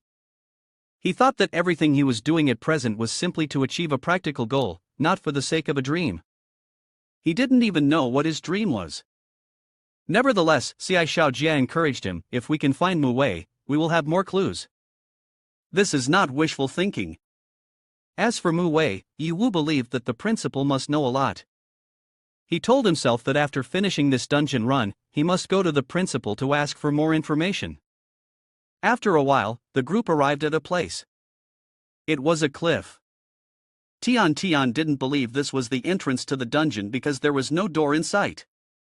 Luo Feng thought the entrance must be cloaked. They just needed to activate it with Yi Wu's key, otherwise, it would have been discovered by someone else long ago. At this point, Yi Wu smiled mysteriously, but first, we have to deal with the followers. Cai Xiaojia next to him also quickly realized that someone was tailing them. He replied, following one road and inhaling all this dust. It really makes it tough for them. Both Tian and Luo Feng, upon hearing their conversation, suddenly realized the situation. At that moment, Cai Xiaojia spoke while throwing out a weapon. As for anti-reconnaissance expertise, I am indeed a specialist. You two still have a lot to learn. As soon as he finished speaking, the weapon immediately lit up and exploded, creating a thick cloud of dust. The tailing guys nearby had to cough violently. In this situation, the group following them realized they had been detected. Luo Feng was still bewildered. Damn it! There really are people following me. He blamed himself for not noticing this, feeling like he had made a foolish mistake. Luo Feng realized that these tailors were precisely the gatekeepers from before. The team leader got out of the vehicle and cautiously explained, I truly had concerns about your safety, but you all didn't allow us to follow, so we had to hide and protect you to get here. Yi Wu immediately drew his sword, pointed it at him, and said, then it truly must have been difficult for you. I hope that with this expression, the paragraph has become clearer and easier to understand. The captain maintained his smile and replied, it's not hard at all, everything is for serving everyone. However, it seems that the way you're pointing your sword right now is not very appropriate. Yi Wu, upon hearing this, only gave a faint smile. The reason you gave is really laughable. Can't you come up with a more reasonable excuse? A cranky, ugly old man like you should just end this awkward conversation. Being called a cranky, ugly old man, the captain of the guards explained, you misunderstand. I might look scruffy with my unkempt beard, but I'm only 28 years old, not the cranky old man you described. Though he spoke cheerfully, in his heart, he cursed Yi Wu, damn it, daring to point a sword at me? If it weren't for the fact that you have a level 55 person by your side, I would have acted already. As he thought this, he signaled to his subordinates behind him. The guards quickly understood the cue. This was a body language tactic designed for the mute and deaf, indicating that they should immediately form a triangle formation, ready to attack. His intention was that if Yi Wu made the first move, they would instantly retaliate in defense. They believed that on Yi Wu's side there was only one level 55 person, and the others were insignificant, thinking that if a real fight broke out, it wouldn't be enough to cope. Yi Wu happily said, well then, I will accept everyone's good intentions. We all managed to find a way to survive in the face of death when the monsters attacked the city. Therefore, we should trust and support each other more, and reduce our suspicions, right? Seeing the other party appeared excited, Yi Wu changed his mind, thinking, instead of killing them without any value, it is better to use them to catch the big fish behind the scenes. Seeing this, the team leader expressed agreement, nodding and saying, that's right, that's right. Surviving such a disaster is indeed a stroke of luck. It wasn't easy at all. After that, he continued to signal to his subordinates and thought, it can't be that easy to trick, can it? With an IQ like this, how could he win the company's prize? This kid must be the son of some associate in the Han Mo group, so he only has level 6 but manages to have the highest level pass. Thinking this, he pretended to be oblivious, scratched his head, and asked, may I ask you, young master, what the purpose is for everyone to gather and form a team to venture into the wild mountains, ignoring such dangers? When the young master asked, Yi Wu replied bluntly, what young master? Moreover, running this far has only one purpose, to explore the new dungeon. So, are you interested in joining? Upon hearing this, Luo Feng and Tian secretly rejoiced. They knew that their boss was best at luring others into a trap. Those guys thought they were clever, but in reality, they were just being deceived. When the captain heard this, he panicked and said, You can't be joking, right? Looking at this dungeon key, it must be at least level 40. Even if there is one person at level 55, if the average level of the group is still not enough, then going in to explore without strategic information is no different from going to die. At this point, Luo Feng continued, "That's why we called you all to join us." "So, are you scared? Didn't you all say you would protect us when you came here?" Tian Tian also chimed in to tease him a bit. "Is this the security team of Zone 9? No wonder we are being invaded by beasts." Hearing this, the captain was so furious he almost spat blood. He found Tian Tian beautiful, but he couldn't understand why she spoke so provocatively. "Just got humiliated by Yi Wu's group, I turned back to meet my team. These guys were brainless, all full of enthusiasm. They said, 'Captain, we can't let those greenhorns look down on us. You have to show them how good we are.'" Hearing those words, I internally screamed and cursed those idiots. I basically have no experience in exploring the dungeon. One wrong move, and I could lose my life just like that. But for the sake of face, I could only remain calm and say, "This dungeon can surely be entered by 5 people. Although I really want to join, I can't bear to leave my dear teammates behind. It's truly a pity." Quickly, Yi Wu eased my worries when he said, "This dungeon can accommodate anywhere from 5 to 10 people. Everyone can go in together." Having said that, I had no more excuses to make and could only swallow my anger while participating. Contrary to my anxious demeanor, the team members were very excited about this dungeon. They were all full of energy and proudly declared, "Then let those students see what professionalism really looks like. Let's go, brothers, let's explore. Captain, show your might." The captain of the team reluctantly followed along and silently calculated, if danger arose, he would use those students as a buffer. The key was to wait until the boss ran past here. At this moment, the door to the dungeon had opened. Yi Wu said to the guards, "Sorry to trouble you to escort us." The captain replied, "Just form a protective circle around us." Yi Wu continued, "This matter cannot be delayed, we must proceed immediately." The group entered the cave. To ensure safety, the captain emitted a signal to let the young lady know their coordinates. This was a signal tracking device for artificial intelligence, standard for guard teams, with a wide transmission range. In front was the Dungeon Life Jungle Level 40. Everyone assessed that the scenery of this dungeon was both beautiful and primitive, with an unusually vast area. It truly didn't resemble a Level 40 dungeon. Hearing this, Tian Tian praised, "The chubby guy really is knowledgeable. I wonder what kinds of magical beasts there will be, it is both exciting and terrifying. The giant tree that shades the sky is so unusually large that it is truly commendable." Xiaorengjie, based on my rich experience, guessed that this big tree could be the dwelling of the boss. Hearing Xiaorengjie's extensive knowledge, Luo Feng couldn't help but admire him, saying, "Boss, in the upcoming battle, I hope you will guide the junior further." Xiaorengjie laughed heartily, Easy to say, easy to say. But the top priority is still to follow me closely, don't run around and then lose your life for nothing." From above, Yi Wu told AI Vis, "Carefully analyze whether this dungeon can be used to build a base." AI Vis quickly completed the analysis and reported, "This dungeon can be used as a base, but the compatibility only reaches 3 stars.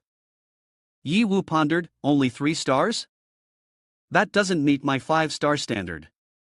It seems this time, we can only grind for experience."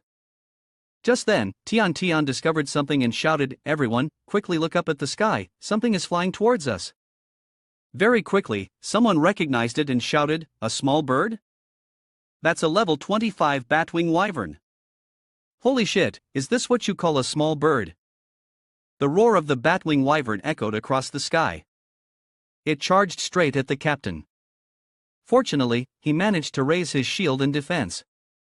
The captain's demeanor inspired the other guards to fight with even greater fervor. They frantically attacked the creature. Yi Wu watched and remarked, "Oh, the team isn't bad, they coordinate very well. They must have undergone quite a bit of training." After an intense battle, the guards finally brought down the batwing wyvern.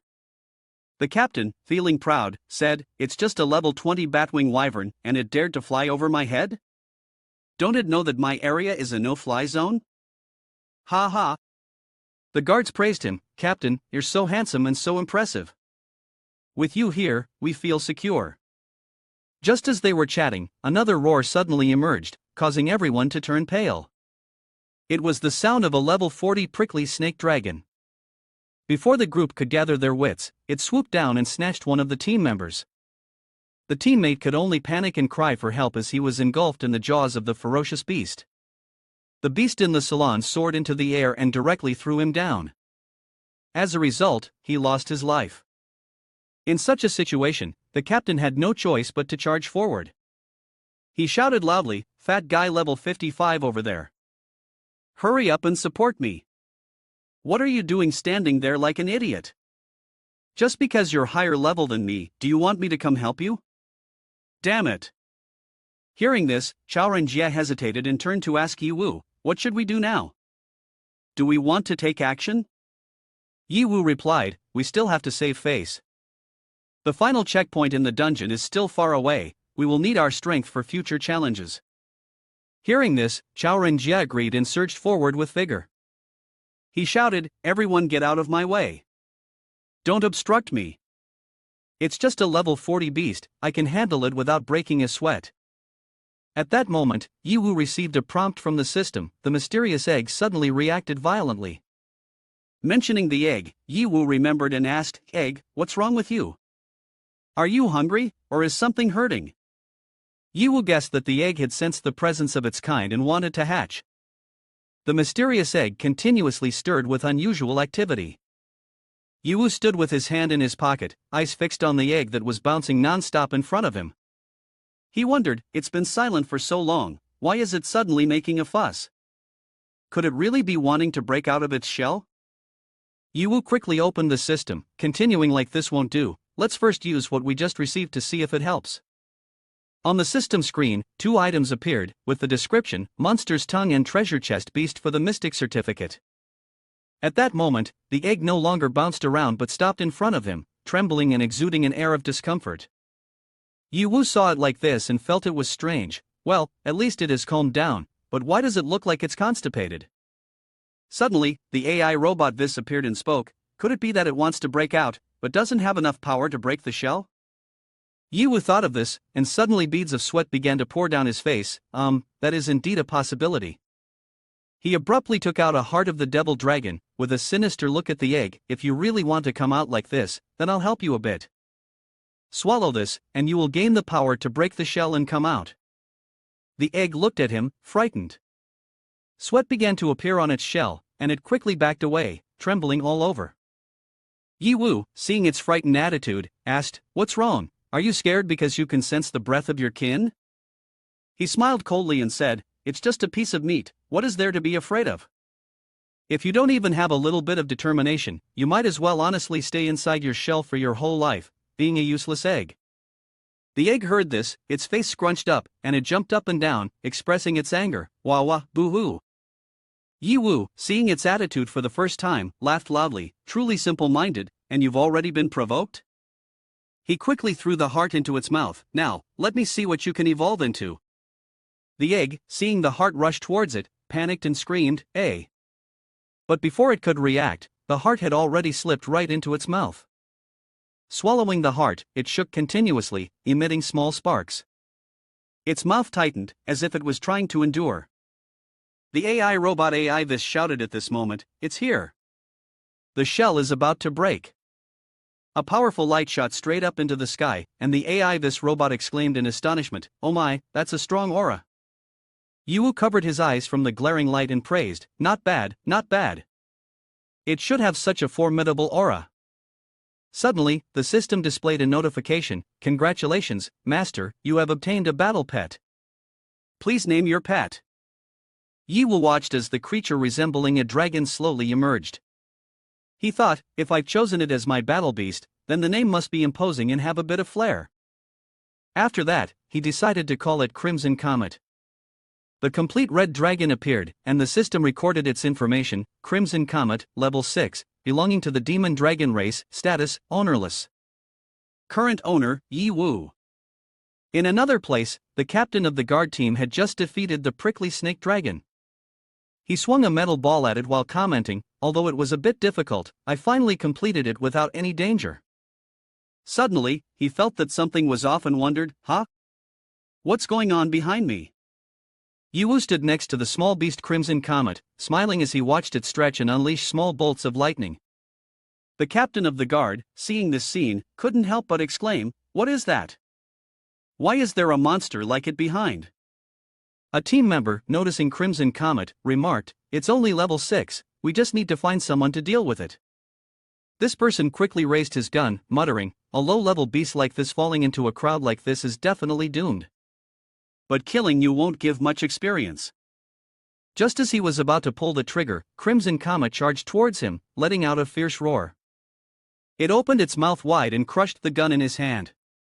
The man stared wide-eyed at the creature, fearfully shouting, "Ah! I only have this one gun." The monster continued to attack, charging towards Ye Hao. However, he quickly used a large shield to block its mouth. Watching the monster gnawing at the shield with all its might, he disdainfully said, "Hey, I haven't done anything to you, so why are you biting my shield?"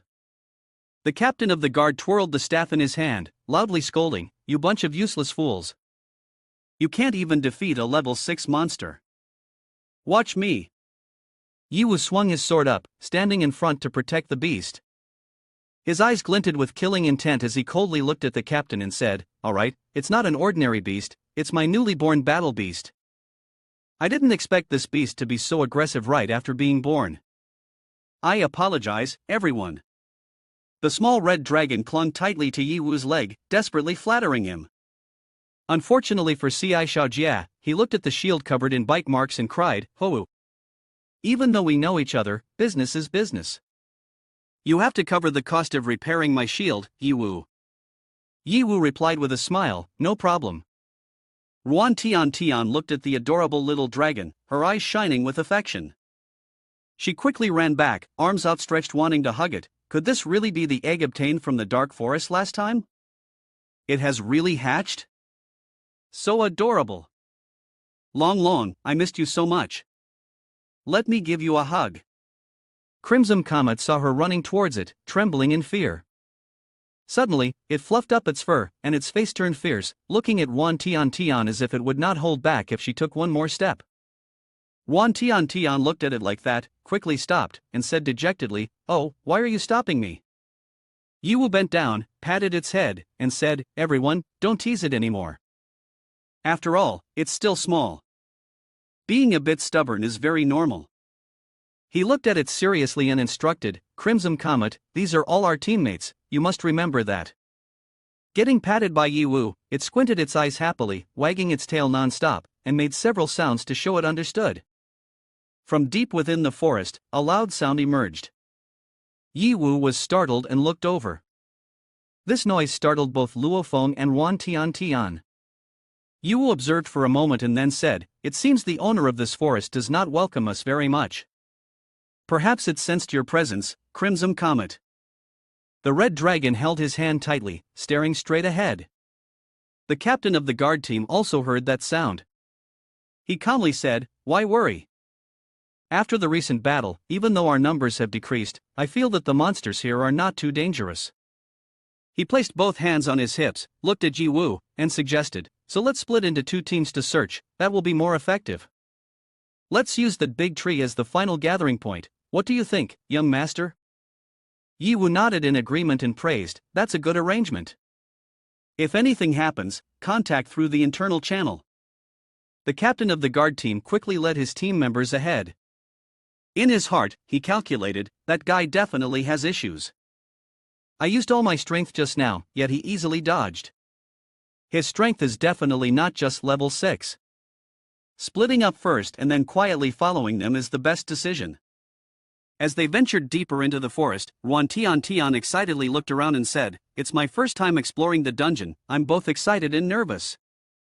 Moreover, this dungeon looks like a fairyland in the dark forest, don't you all think so?" Ye Hao spoke up, "Fat Tai, you have a rich knowledge, use your years of experience as an artifact hunter to analyze this." Ye Hao thought for a moment and then said, "You all asked right on my blind spot. The job of an artifact hunter is to seek out old relics, not the dungeons. Unless there's detailed guidance, we usually do not go into the dungeons. Only the major corporate teams can access the new dungeons." At this point, Ye Hao paused for a moment and then continued his analysis. However, the worlds within these dungeons are divided into many types and themes. There are dungeons where we must run into the map, penetrating into areas not well understood. For instance, the dungeon the forest has many traps and dangerous plants. This is the exploration system, risking and surviving. He paused and then added, on the other hand, the survival system is another type of dungeon, like entering dark caves filled with traps and poisonous mushrooms. There are large-scale battles with a vast number of harmful creatures. For the slaughter mode system, players will face gigantic and fierce monsters, having to fight to survive. Meanwhile, the puzzle system focuses more on testing intelligence. In these dungeons, players will enter dark chambers to solve puzzles or explore ancient mysterious books. Ye Hao excitedly talked about the dungeons, no matter the type. Until now no one has been able to explain the reasons for the dungeon's appearance and their operating principles. If we can figure it out, then we can adapt and harness it to make ourselves stronger. Hearing this, Tian smiled with squinted eyes and said excitedly, I didn't expect there to be so many types of dungeons. Although dangerous, it's also very interesting. If there were a magical girl-themed dungeon, that would be great. Suddenly, a terrifying growl echoed from behind, causing Tian to freeze in place and tremble. It was the roar of a level 40 Spinosaurus. Crimson Comet was unafraid and swiftly charged forward, slamming into the beast's mouth, causing it to howl in pain as its health dropped to 50%. Seeing Crimson Comet save her once, Tian felt grateful and said, I'm sorry, Long, it was my carelessness. Thank you for saving me. Ye Hao praised, well done, Crimson Comet. This kid is in your hands. The little dragon nodded, fixing its gaze on the beast before it, letting out a roar as if it understood the command. The Spinosaurus became ferocious, licking its lips and growling angrily, you filthy beast. I will devour you whole. Ye Hao stared in amazement at the dinosaur in front of him and exclaimed, can dinosaurs speak human language? Xiaojia was also sweating with astonishment, stammering, isn't it just making some strange sounds? Suddenly, the robot beside them appeared and said, Master, because you and the Crimson Comet have linked souls, the basic attributes and abilities of the two of you are shared. That's why you can understand the language of dragons. Ye Hao nodded, so that's it. Wait, shared basic attributes? Could it be? The robot cheerfully continued, it seems the master has figured it out. You and I both use a linked class system. Simply put, if your level is this, mine will be the same. Also, depending on which account you switch to, my attributes and appearance will change accordingly. Hearing this, Ye Hao smiled, this is interesting. Right now I'm using the account the Chien Emperor, so your attribute is fire, right? The Crimson Comet nodded, its eyes warily fixed on the Spinosaurus in front of them. It emitted a growl, as if to warn. The Spinosaurus, furious, charged with its sharp claws, roaring, die, you worthless scum. The Crimson Red Dragon, the Crimson Comet, skillfully dodged the Spinosaurus's claws, then swiftly jumped up and struck hard at the opponent's mouth. This unexpected attack caused the Spinosaurus's health points to drop to 40%. It ground its teeth in anger, scolding, these kids really are something, their attacks are just so boring. Techniques like these are completely ineffective now. Suddenly, the red dragon noticed it was speaking and abruptly stopped, looking at itself. A sense of foreboding enveloped the Crimson Comet. It snorted, not understanding what the Spinosaurus intended to do. Without warning, the Spinosaurus curved its body, whipping its tail at the red dragon, saying, right now, I am angry. At that moment, the Crimson Comet was struck down onto a branch and then fell to the ground, emitting painful growls. Tian, seeing the red dragon knocked down, shouted in panic, long. Xiaojia beside her also looked at it with worry, saying, the size and level of the Crimson Comet are vastly different. If we don't help now, I fear. Before he could finish his sentence, Ye Hao appeared, raising his hand to stop them when he saw they were about to assist the Crimson Comet. He coldly stated, hold on, no one is to intervene. Tian looked at him in shock, asking, why? If we just let it. Ye Hao replied seriously, as my dragon, if it needs help with something as trivial as this, then even if it dies, it wouldn't be worth pity. Xiaojia looked at him, not knowing what to say, and could only let out a sigh. Tian's eyes brimmed with tears as she complained, so heartless. Ye Hao firmly believed, if I've resonated on the same level as you, there's no way I can be defeated by a monster of this caliber. This wolf in sheep's clothing style is very much my own. At that moment, the large tree shook violently.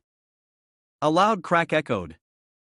Looking down, Ye Hao saw the crimson comet desperately gnawing at the tree's roots, seemingly intent on uprooting the entire tree. The Spinosaurus looked at the red dragon, sneering, "Yeah, the kid really is a kid. And only knows how to vent on a piece of wood, huh?" Unexpectedly, after lifting the large tree, the crimson comet quickly shot upward and struck Spinosaurus hard on the head with it. It was utterly astonished. In just one move, its health points dropped to 35%. Infuriated, the Spinosaurus roared, "Damn it! You dare to sneak attack me? I'll chew you into pieces and leave no bones behind." Just as it roared, suddenly a powerful force descended from above, knocking it to the ground, causing it to spit blood. Its health points decreased to 30%.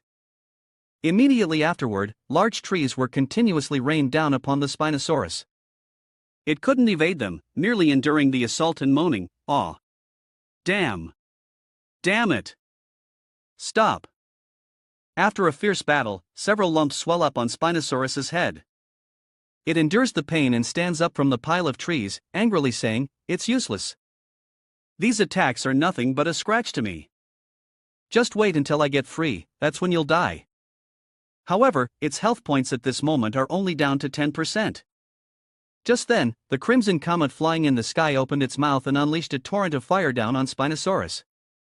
The explosive fire dragon ball engulfed Spinosaurus in flames, causing it to wriggle and scream, "Hot! Hot! What do you want to do?" The red dragon had already pulled out a knife and fork and was licking its lips while looking at Spinosaurus like a sumptuous meal, happily exclaiming, "Roasted meat." Spinosaurus was burned black by the flames, furiously shouting, "You beast! A. Its health points have now dropped to 0. Seeing that it was annihilated, the crimson comet joyfully hummed. Suddenly, everyone here was leveled up. Luo Feng looked at his hands in surprise. I leveled up." The system displayed, Luo Feng level 16. Ruan Tian was equally excited as the system announced she achieved level 13. She happily said, "Great! I have to thank Long Long." Xiai Xiaojia was astonished, pointing at the red dragon and asked, "Am I hearing things? Did that kid just mention grilled meat?" Ye Hao stood with his arms crossed, proudly replied, "No, you heard it right. That is indeed the case. I was also wondering why it used this method of attack, then I realized that both the tree trunk and the flower branches have a special fragrance, clearly a kind of high-quality seasoning." He happily asked everyone, "So, do you all smell the grilled meat?" Everyone indeed smelled the fragrant grilled meat. Xiai Xiaojie's eyes lit up, and his mouth watered to the point that he had to wipe it with his hand. He excitedly said, "With my many years of experience in gourmet appreciation, this must be a high-class delicacy." Luo Feng's face also brightened, exclaiming, "So that's why it smells so good." Ruan Tian couldn't help it either, drool was flowing down as she stared ahead and said, "So it turns out Long Long is also a foodie." Crimson Comet took the best piece of meat and brought it in front of Ye Hao, making a ha-ha sound as if inviting him to eat. Ye Hao smiled, looking at it and said, "Oh, is this meat prepared for me?" He patted its head, praising, "Not bad, very considerate. Good job." Crimson Comet wagged its head, happily squinting and calling out, "Erng." Ye Hao looked at everyone and spoke up, "Everyone is hungry, let's have a meal first before we set off." Hearing this, everyone eagerly responded. The system notification rang out, "Congratulations, Master, you have unlocked the gourmet map, Barbecue Spinosaurus. Crispy on the outside, tender on the inside, emitting an intoxicating aroma of flavor. Don't just eat the meat, the ribs are the essence. After eating, endurance will increase by 40%. Congratulations on achieving the accomplishment, grilled meat paired with wine, bring me the wine." On the other side, the security team leader and the team members were hiding in the bushes in the distance, also smelling the enticing scent of grilled meat. Everyone exchanged glances, murmuring, "This aroma of grilled meat is too tempting, it suddenly makes the toasted bread and ham not smell good anymore. This is the temptation of the devil, don't look, don't smell. So annoying, it really does smell good." The team leader, sitting in front, was munching on bread, and after listening to them chatter for a while, he angrily shouted, "Shut up! Wait until the mission is done, and once we get paid, you can eat whatever you want. They saw the captain so angry, sweat pouring out more, and hurriedly replied, "Yes, sir." In his heart, he was angrily cursing, "What can be done? How long has it been? Why hasn't the boss arrived yet?" His face showed a fierce expression, grinding his teeth in anger. This kid looks more and more extraordinary. I am definitely not his match. He thought to himself, whether I can get the reward from that kid or not depends on her. The boss looked at the black hole in space in front of him, angrily kicking the communication device to pieces. How could we set the dungeon in such a deserted place? Nitua stood with his hands on his hips, saying with interest, "This suits me just fine. It's just right to catch everything in one net like fish in a barrel. So, let's start the hunt." Crimson Comet led the way ahead, his face full of pride at the compliments from Ci Xiaojie. "I didn't expect this road to be so smooth. I didn't even have a chance to take action. Every beast we encountered was killed by Crimson Comet. Just perfect." Ruan Tian Tian and Luo Feng also took turns praising. "Following Long Long not only means there's meat to eat, but it's also so easy to level up by 10 levels. Long long long live. The boss's dragon battle is just too good. I want one too." Ci Xiaojie heard Luo Feng say that and immediately reminded, "I advise you to abandon that idea. The dragon combat pet itself is already incredibly rare, not to mention raising it to a high level, it is not something you can take on. Dragon combat pets are like the Crimson Comet, born able to battle above their level against beasts. Only Yiwu can manage to raise one." Luo Feng also agreed, "Yes, yes. A chosen one like the boss dragon combat pet should be of this caliber." Yiwu, seeing everyone praising him, joked, "Hey, you guys are exaggerating a bit. Seems like everyone is already used to me pulling tricks." Ci Xiaojie was silent for a moment when suddenly an idea flashed in his mind. "I just thought of a place where we can make money." Yi Wu's eyes sparkled upon hearing about money. "Where can we make money? Speak quickly." Ci Xiaojie replied, "On the grassland, there is a ruin called the Beast Arena. After a certain period, a competition called the Strongest Battle Pet Competition is held here. Just as the name suggests, this competition is for pets to contest their strength, determining the strongest. The prize for the champion is incredibly generous." Xiaojie said, "Besides money, there are many rare props here, and you can even obtain legendary equipment.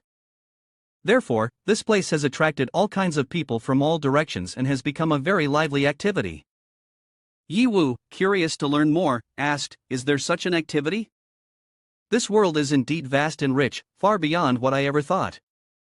Chao Rengjie patted Yiwu on the shoulder and said, "I believe with the strength of Crimson Comet, we can certainly make a big profit. What do you think? Next time, to accumulate more rewards, we should go harvest something big."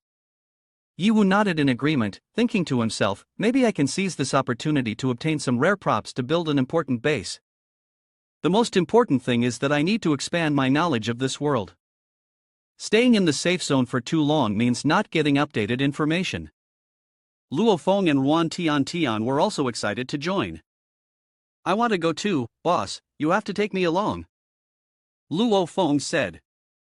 "I want to go too," Ruan Tian Tian chimed in. Yiwu suddenly noticed two particularly rare elite individuals observing the entire team from afar. He thought to himself, "Oh, after following all this way, you finally shown yourselves, huh?" The Crimson Comet quickly spewed fire toward the two, causing Ruan Tian Tian to panic. "Xiaolong, what's happening?" The Crimson Comet's attack snapped the tree trunk where they were hiding. The two exceptionally rare elites exchanged angry glances. "Have we been discovered? How could this be?" They drew their bows and shot towards Yiwu, but to their surprise, he caught the arrows with one hand and laughed loudly. "The method of attack with this weapon is too primitive." Yiwu snapped the arrows in half and continued, "If you want to kill me, this method is not enough." Looking at the two ambushers below, he asked, "Who are you? Why do you have hostile intentions towards us?" Ci Xiaojie also stepped forward, probing, "Could it be that you are locals of this dungeon?" Yiwu wondered, "Locals are also known as NPCs, right?" Ci Xiaojie explained, "Usually, dungeons themed around beasts do not feature humans. Only in extremely rare cases will local inhabitants appear." Ye Wu folded his arms, looking at the two exceptionally rare beasts, and said, "It seems that you've activated your emperor blood lineage again. What makes locals different from others?" The attributes of the natives are often linked to the type of dungeon. Although each is different, they all share one common point: they are forever preserved in their original state. Simply put, they are immortal. Everyone was very surprised by the information that Xiaorengjie had just provided. Immortal? This is truly something special. Ruan Tian expressed great interest. Great, preserving youth forever is the dream of all young girls. Xiaorengjie laughed and clarified, quite the opposite. This aspect is not good at all. Natives are extremely rare in the dungeon, but they themselves cannot leave it. When encountering outsiders with high power, their fate is often very tragic. They may either be taken out of the dungeon or sold for a high price to human traffickers. Otherwise, they might end up sold to research agencies to become test subjects. Looking at the two rare natives in front of him, although their faces were not clearly visible, their stature and quality had earned them the 4 words top-notch, undoubtedly making others eager to fight over them. Hearing this, the two rare natives also felt very worried about their fate. Ye Wu sighed, feeling depressed. People will do anything for profit. He said, "Consider yourselves lucky. Although I like money, at least I have my limits. I will absolutely not do anything that crosses the line, like human trafficking. You should go, if you want to live, find a place to hide well. There are not just a few of us here." The two local people still try to argue, on what basis should I listen to a person from another world like you? The ones who should leave are the foreign people like you. This clean, secure forest absolutely will not allow you to destroy it. The divine beast beside also said, "That's not wrong."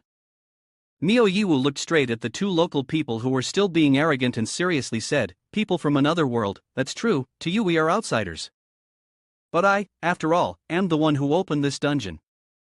Strictly speaking, everything here belongs to me, and you are also mine. Therefore, what I think is what it is, it's not your turn to be in charge." Yiwu drew his sword, stepping closer to the two local people. They fearfully retreated. "I don't care if you are local NPCs or the saints of the jungle. Those who obstruct me have only one ending, death." Seeing Yiwu very serious, his face fierce like a demon, the strikes he unleashed were like flames burning. Yiwu looked at their frightened expressions and chuckled. "Just like that, you all were startled and ran away. Your levels may be hidden, but your mentality is too immature and cowardly. Perhaps it's because you've never interacted with humans? Understandable. So don't blame me for being cruel. Consider it a lesson I'm teaching you for the first time in your lives, because in this world, not everyone is kind-hearted." The two natives ran quite a distance, and only when they felt safe did they stop to discuss.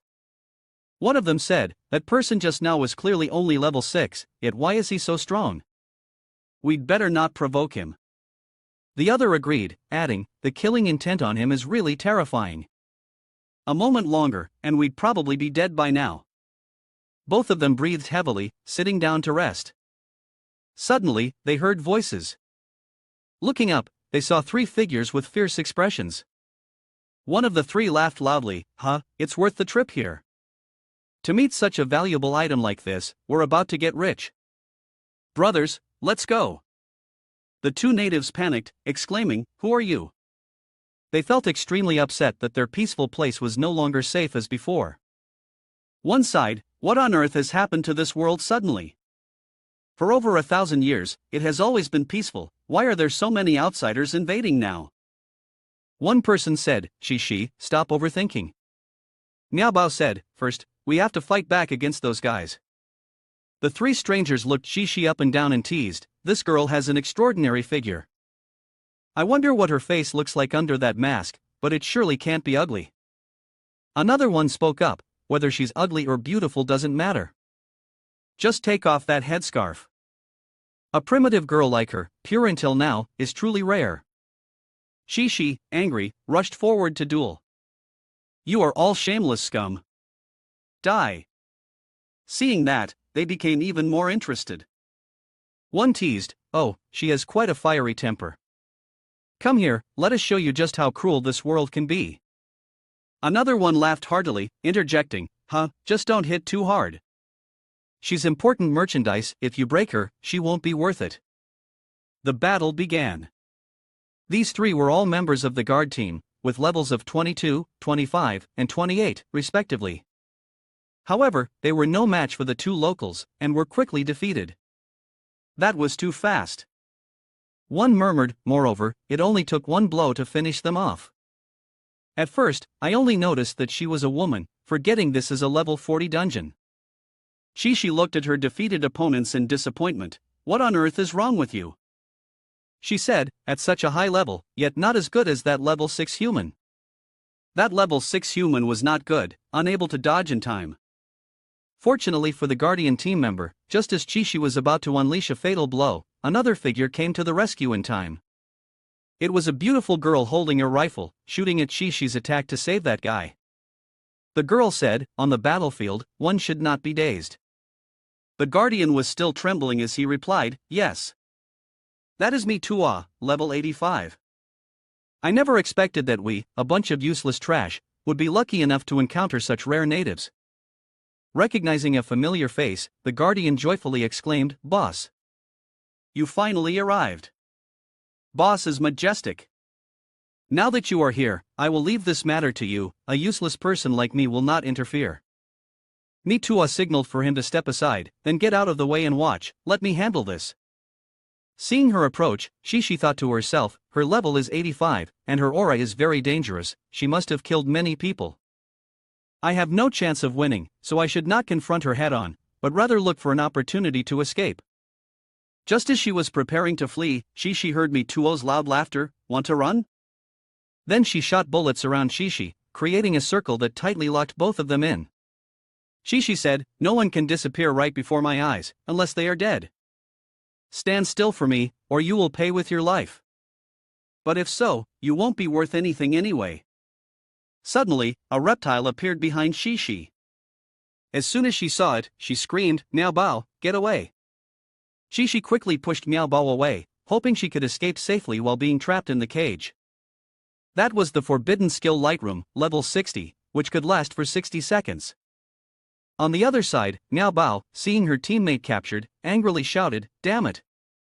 Shishi, I'm coming to save you. Seeing Miao Bao about to rush in to save her, Shishi hurriedly said, don't come here, Miao Bao. Don't worry about me, just run away. She's too strong, we can't win. Run now. Miao Bao cried out of worry for Shishi but quickly ran to find help. Shishi, wait for me. I will go find Avil for assistance.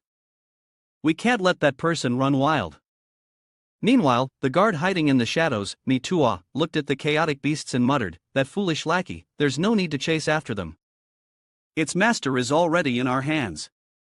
It will return sooner or later. There are many other things for you to do. Mitua said, in a moment, give her the anesthetic and take her to the secret hideout. Remember, I want her intact, not a scratch on her. The henchman scratched his head apologetically and replied, yes, I won't make this kind of low-level mistake again. Boss, rest assured. Hearing Yiwu's name, Mitua recalled what Miao Bao had said about him and suddenly felt a bit intrigued. She asked, what kind of person is this Yiwu?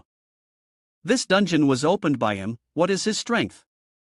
The guard began to explain, at first, I thought he was just a second-generation rich kid. But the more I accompanied him, the more I realized his strength is beyond measure. Although he hasn't made a direct move, his battle dragon can fight on par with a level 50 warrior. Absolutely not an ordinary person. Mitua chuckled lightly, oh, that's somewhat interesting. The guard curiously asked, boss, what exactly is this Yiwu's background? Why do the big bosses want to capture him at all costs? Mitua shrugged, this is a secret place, I'm not quite clear myself. The higher-ups ordered to capture him alive. If that's not possible, killing him is fine too.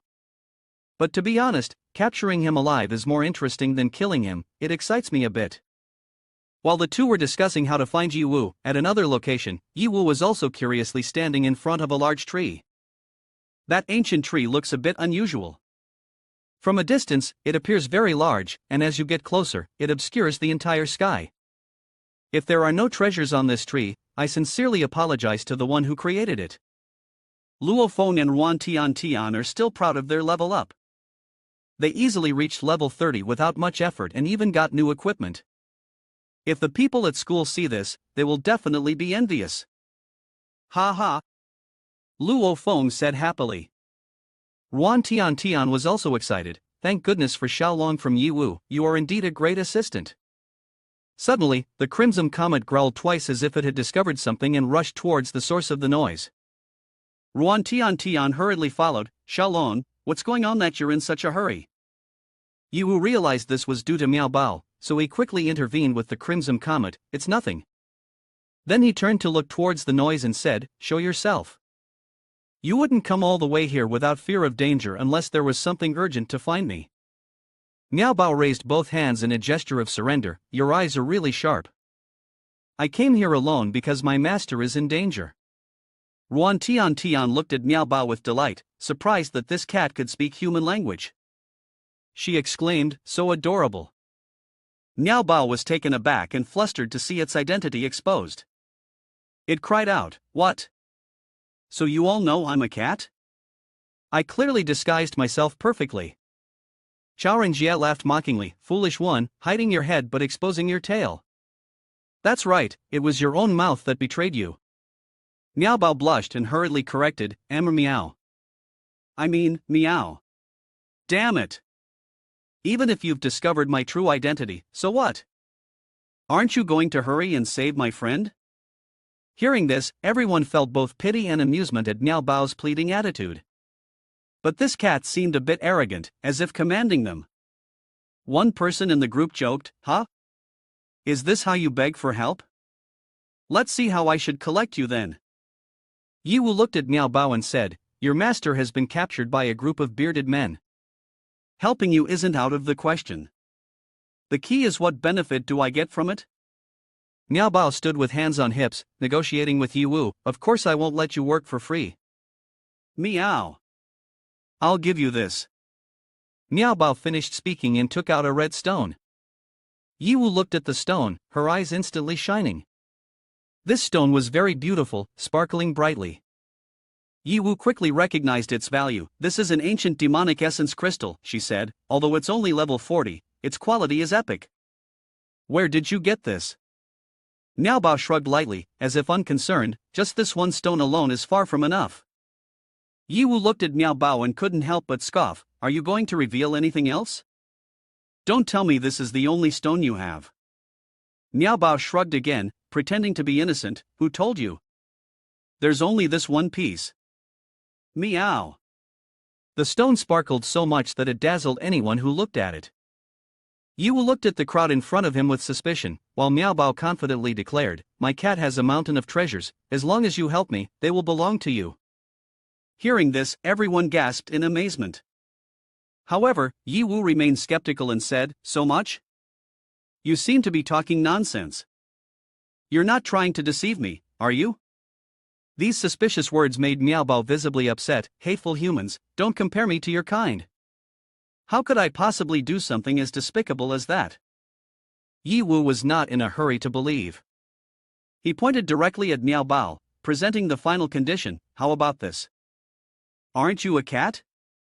Then show me your real face, and I will help you.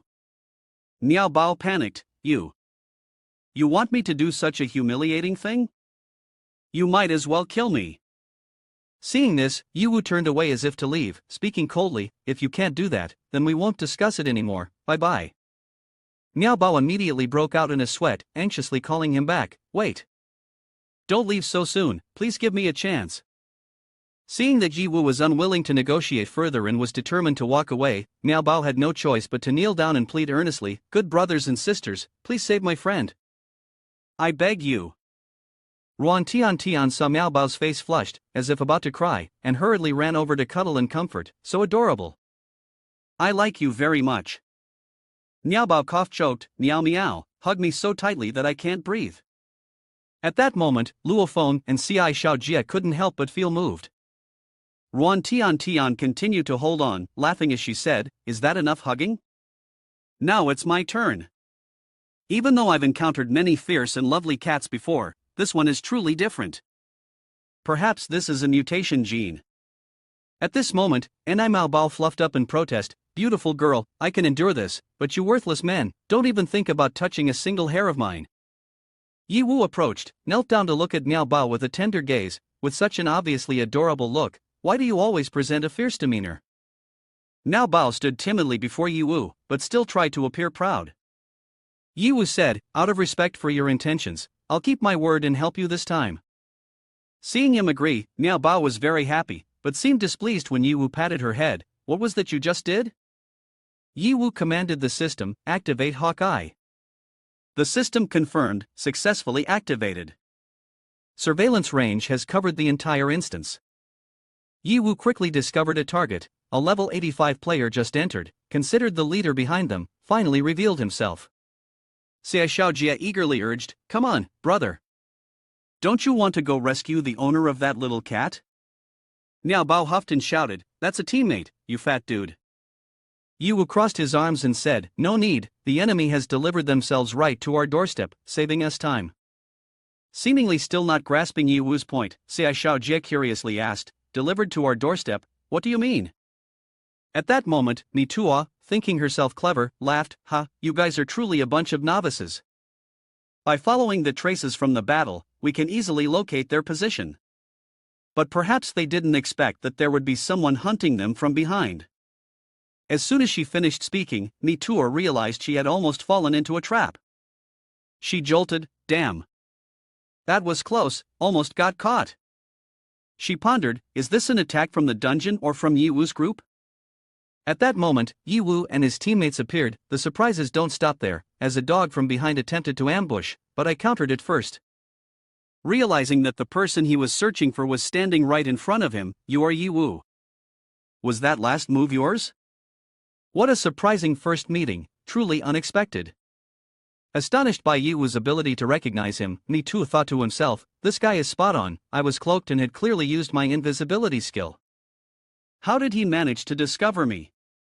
Ye Wu cheerfully responded, thank you for the compliment, but I didn't expect this. I originally intended to use it because the captain was coming to fish, and yet I truly caught a big fish. Moreover, it's the head of a mermaid. This kid not only has great judgment but also a sweet tongue, making Mitua feel quite intrigued. Approaching closer, Mitua teased, a mermaid, huh? Young man, your tongue is really sweet, did you coat it with honey? But the mermaid in your words, if not satisfied, seems like she would eat people, right? Ye Wu was unbothered and replied, satisfaction? How would you like to satisfy my water pond? If I definitely cannot satisfy a big fish like you, then which pond exactly are you from? Is it Huangjin, Tiansang, or another one? Mitua was quite surprised. Oh, I didn't expect you to be so perceptive. And you managed to guess this much. Since you are a smart guy, I will be straightforward. I am Mitua, a mercenary recruiter belonging to the Huangzheng group. Mitua continued, the reason I came here is to recruit you to join the Huangzheng group. What do you think about this? Ye Wu looked surprised. You traveled this far just to recruit me? But you should know that I have already joined the Han Mo group. Ye Wu candidly admitted, causing Mitua to start pondering the words of the captain. Indeed, Lan Qingyan guessed correctly. The battle with different Ikeo revealed Ye Wu's strength, making him the center of attention for major corporations. Even though she received unwelcome information, Mitua did not give up, desperately trying to entice him. The financial power of the Huangzheng group is not inferior to that of Han Mo. If you agree to join, the conditions will be entirely up to you. I guarantee you will not be disappointed. This is our complete sincerity. Ye Wu replied straightforwardly, without hesitation, how coincidental, because what I hate the most is betrayal. Therefore, I refuse. Ye Wu's answer left Mitua somewhat taken aback, but she quickly replied coldly, very decisive.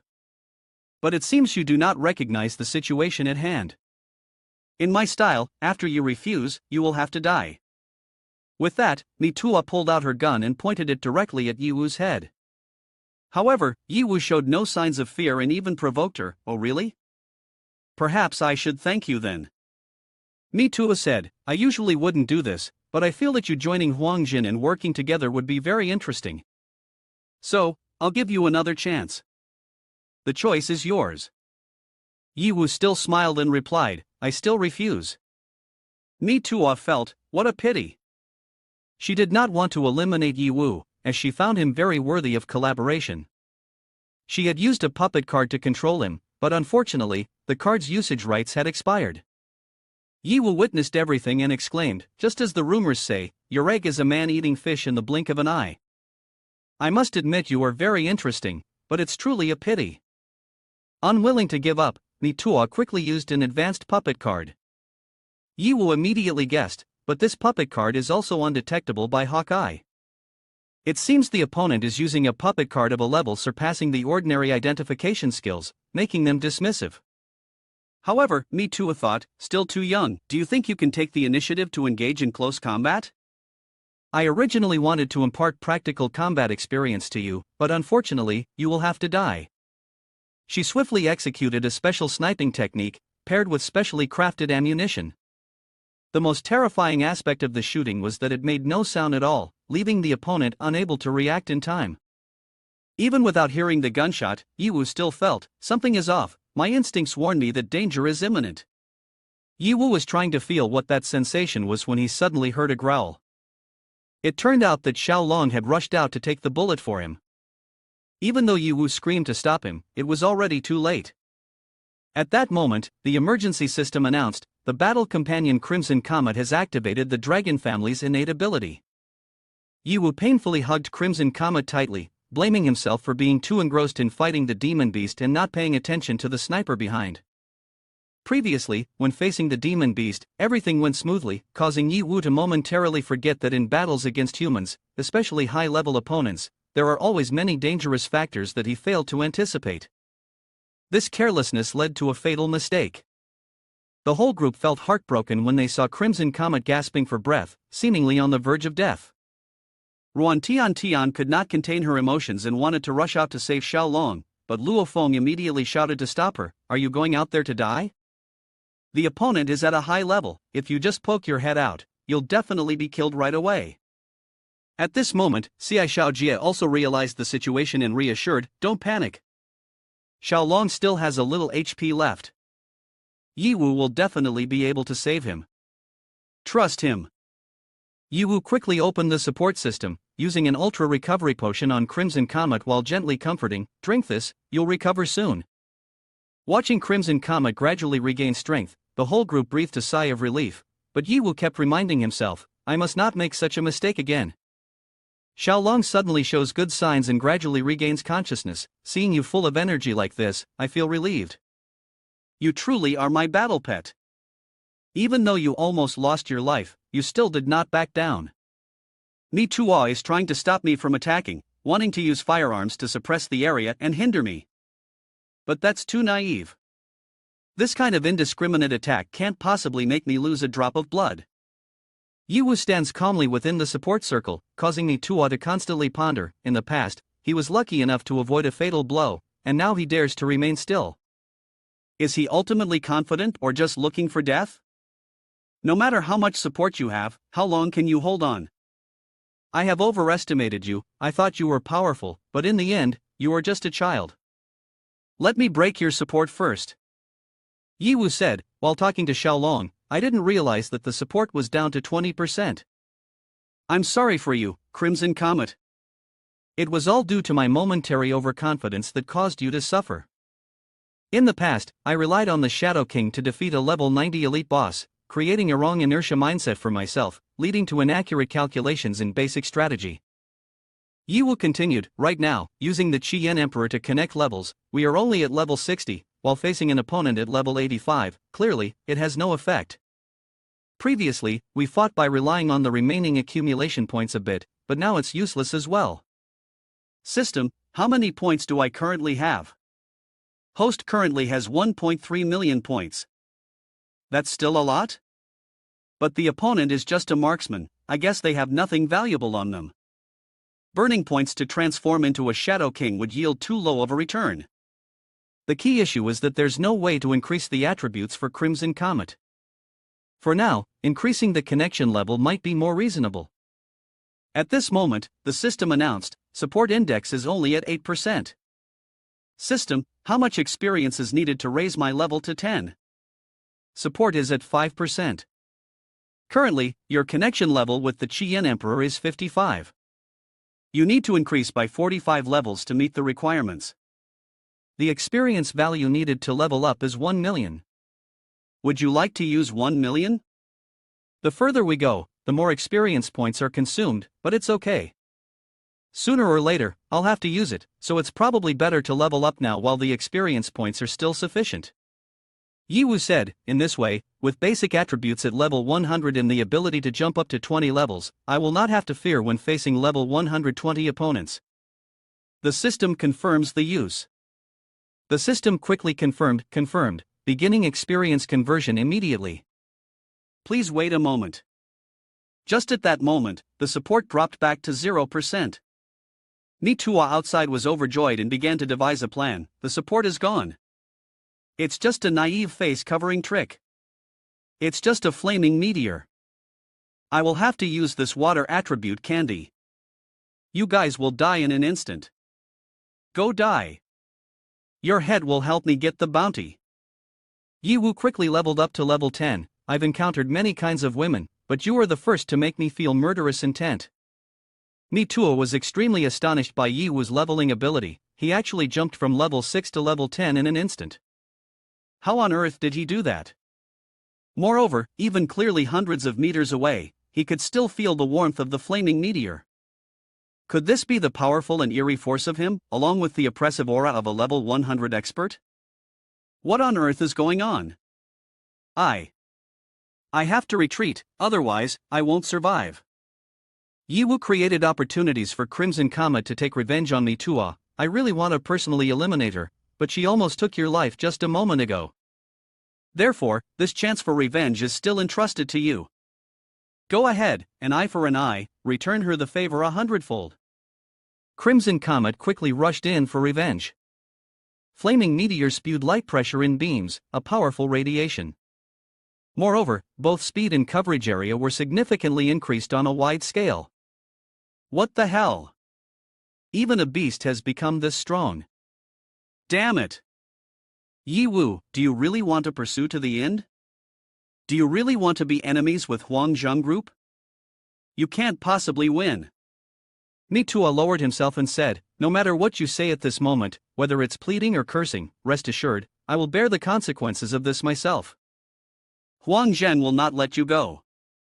After that statement, Nitua was completely eliminated, allowing Crimson Comet to gain 50,000 experience and 100,000 in rewards. For the first time, Xiaolong achieved a top score, unlocked the achievement of taking out a despised enemy in one shot. The items earned included a Golden Desert Eagle explosive handgun. This is a rare version with extraordinary power. When using it, remember to protect your arm because the innate ability increases damage by 100%. The notification system stated, the second item is a rifle, designed based on the 98K model, equipped with an automatic scope and suppressor.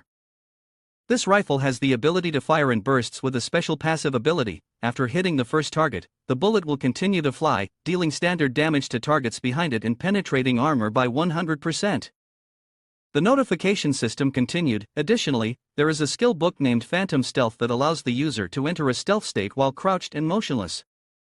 The equipment set includes 100 rounds of ammo with types water, fire, earth, wind, and thunder accompanied by smoke bombs and stun grenades, 10 of each type, plus 9 hunting spider robots and an unmanned cloaking optical system. Battle data has been recorded automatically, and you can exit any dungeon at any time. Besides personal rewards, companions like Ruan Tian, Luo Feng, and Ci Xiaojie all leveled up. It was amazing. I also leveled up by 2 ranks directly. The battle situation seemed to change completely in an instant, achieving absolute victory. Staring for too long became the norm. I could only say, the boss is indeed too powerful. The three of them discussed, laughing joyfully, perhaps because they were already too familiar with the achievements of Ye Wu. Only Miao Bao had his eyes wide open, incredulous about what he had just witnessed. He exclaimed, am I dreaming? This man is incredibly strong. Ruan Tian ran to hug Crimson Comet, joyfully congratulating, Crimson Comet, congratulations on your victory. You are truly strong. Xiaolong was so well behaved, you worried me to death. Ye Wu also approached, bowing his head to apologize to everyone. Earlier, I underestimated the opponent, putting Xiaolong in danger and making everyone anxious. However, this kind of situation will not happen again in the future. I assure you. Unexpectedly, Miao Bao interrupted Yi Wu, looking at him with a sympathetic gaze. May I ask if you still need a pet? Meow. I would like to nominate myself. Although I'm not as powerful as that dinosaur, wouldn't you want to take a pet like me? The group burst into laughter, and Yi Wu happily replied, your swift change of heart makes me dizzy too. But shouldn't we go save your master now? Xiaolong beside Yi Wu also began to get angry as someone wanted to take its place. It cleared its throat and then called out, meow meow. She's just my companion. I only recognize one master. Everyone laughed again, unable to help but praise the little cat for knowing how to flatter. Suddenly, the ground and sky seemed to shake. One of them exclaimed, what was that? An earthquake? Cai Xiaojie gestured, pointing in the direction he was looking. Everyone looked up at the tree over there. That is the Naga monster, level 50. Everyone was puzzled. Why is it the boss of this dungeon? Could the previous battle have disturbed it? Yi Wu stood with his arms crossed, gazing at the final boss of the dungeon, who was also the guardian of this gigantic tree. Miao Bao tightly hugged Yi Wu's leg, trembling as he said, it's not a guardian or anything, meow. Long ago, this forest was very peaceful. Until that three-headed monster suddenly appeared. It not only took the longevity tree as its lair but also polluted the nature and the energy of the entire forest. Miao Bao recalled the image of the three-headed dragon standing atop the great tree, roaring, and continued, most creatures in the forest were affected, becoming violent and transforming into their current forms. It is said that over the long years, this monster has formed some kind of connection with the longevity tree. But exactly what that is, I've forgotten, meow. Yi Wu put his hands in his pockets and calmly walked forward. First, let's not worry about what that connection is. After I defeat this boss, your partner can explain further. Miao Bao looked at him in amazement, thinking to herself, no wonder he is the master, effortlessly saying words that I would not dare to say in my entire life. Luo Feng quickly ran up ahead, anxiously saying, boss, please wait a moment. I have something I want to say. Before he could finish, Yi Wu turned back and asked, what is it? Luo Feng looked at Yi Wu seriously and said, I hope you can allow me to join the upcoming battle with the boss. Because. He paused for a moment, hands clenched with determination. Although it is really enjoyable to win quickly on this journey, the lack of high-level practical combat experience will not be truly effective when I am by your side. Therefore, I also want to participate in the fight. Ruan Tian shared the same thought as Luo Feng and spoke up, Luo Feng is right. I also do not want to just be a decorative vase with a rank but lacking practical combat experience. Yi Wu looked at the two of them, unsure of what to say. At this moment, Cai Xiaojie stepped forward, patting Yi Wu on the shoulder, and laughed, brother, your two younger teammates are quite good. Even if you grind experience points for them, they still don't stop working hard. That's really rare. Upon hearing this, Yi Wu also smiled with pride. Of course, I have a good eye for people, but... He turned around, looked at them with a serious expression and said, now is not the time. My plan is for the two of you to level up first, then we will go to accumulate real combat experience. This will ensure safety, because no matter the situation, survival is always the most important thing. Luo Feng nodded in response, understood, boss. Ruan Tian also obediently said, okay, we will listen to you. Suddenly, Naga appeared, breathing fire towards them. With overwhelming power, it sneered, facing a strong enemy and still daring to chat? Don't you know what it means to be alive? Go die. Yi Wu immediately ordered Crimson Comet to counterattack. The flames of Crimson Comet quickly erupted, retaliating with brilliant sparks, lighting up an entire corner of the sky. Surprisingly, Crimson Comet's fire was able to block the flames emitted by the three-headed dragon. Naga roared angrily, how can this be? My breath was just disrupted. Naga was a dragon with 3 heads. All 3 heads were focused on Crimson Comet, discussing among themselves. The red head said, how can a level 10 little beast have such power? The green head expressed doubt, we shouldn't underestimate them, they must have something unusual. The yellow head shouted angrily, humph. Just a bunch of tiny ants. No need to be afraid. Ye Wu looked at them, smirking as he said, "What? Are you scared now? The scarier things are still behind." He reached through the circle of the formation, using force to strike a palm strike at their heads. A dragon hand appeared, grabbing the red head of the dragon, causing it to cry out in pain, "Gore, gore, gore." The flames quickly engulfed that red head. The dragon thrashed around, screaming, "Let me go, you!" As the red head struggled in the flames, the dragon hand suddenly tightened its grip, crushing the head. The other two heads, witnessing this scene, immediately broke into a cold sweat and trembled. They muttered, "One strike can do this. This guy is indeed strange. Let's flee." The system recorded Naga's health at 60%. Ye Wu looked at the dragon that had lost one head, sneering, "You want to run? Weren't you just being so arrogant?" Miao Bao suddenly spoke up to stop him. "Master, wait. This monster cannot be killed yet." Everyone turned to look at Miao Bao in shock. "Cannot kill? Why?" Miao Bao frowned, his face revealing worry as he said, "Because I just remembered something. My partner once said that this monster has a special connection with the longevity tree. If we kill it right now, we might miss out on something very important." Ye Wu wondered about something very important and asked, "What is it? Is it worth the money?" Xiao Jie furrowed his brows and looked at Miao Bao, suspiciously asking, "With the way you're talking unclearly and letting the boss go, are you on its side? Are you trying to play us?" Miao Bao broke into a sweat and hurriedly replied, "Absolutely not. You all must believe me. I'm doing this for my master.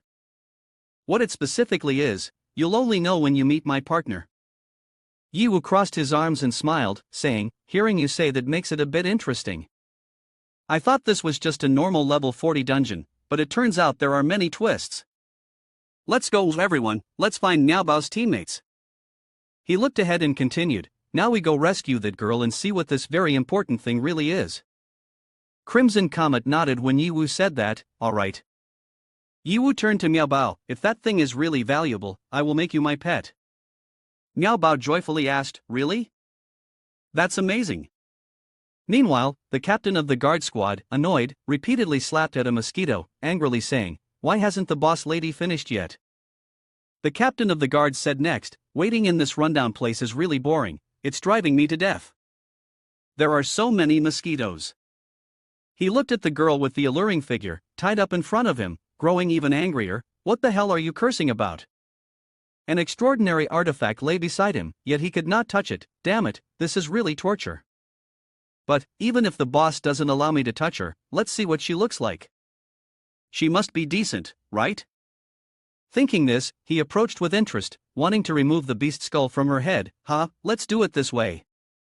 At that moment, suddenly a sound echoed, thud thud. He quickly turned his head to look. Who's there? A demon beast appeared, a level 20 velociraptor.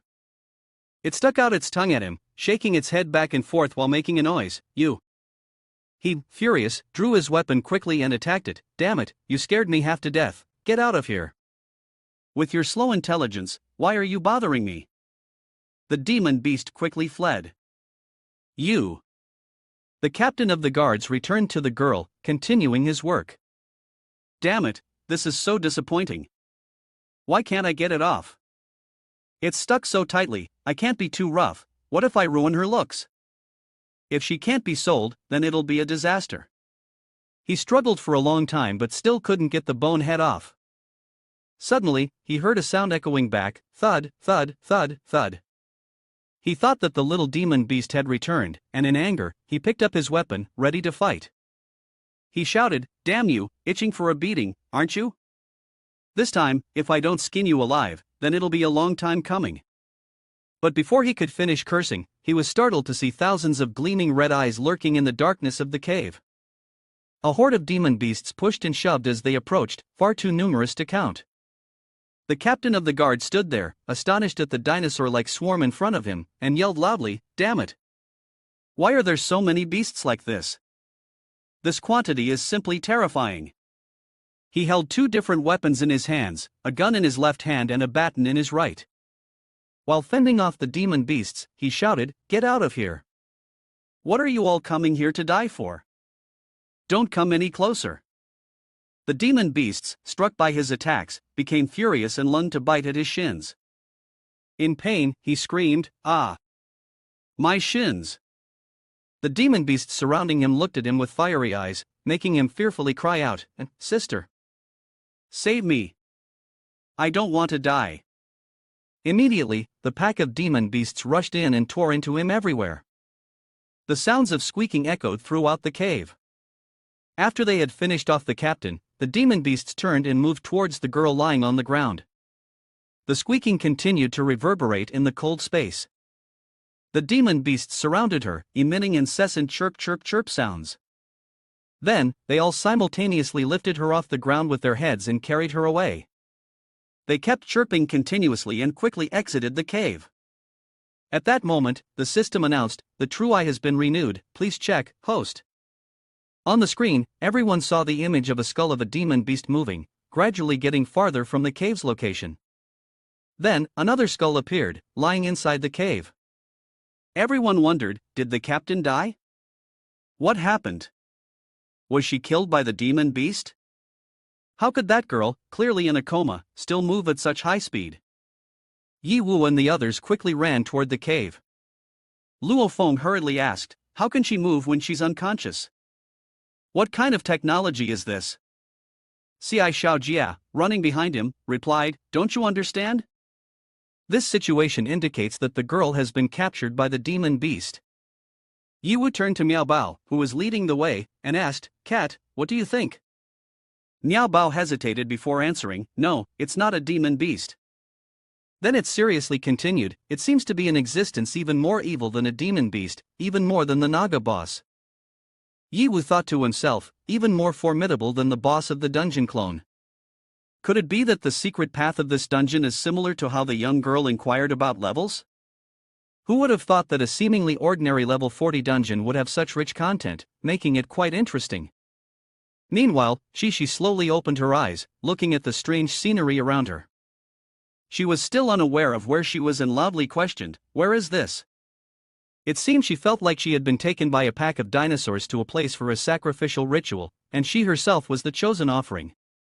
Shishi immediately sat up, warily scanning her surroundings, then shouted, "Damn it! How did I end up here?"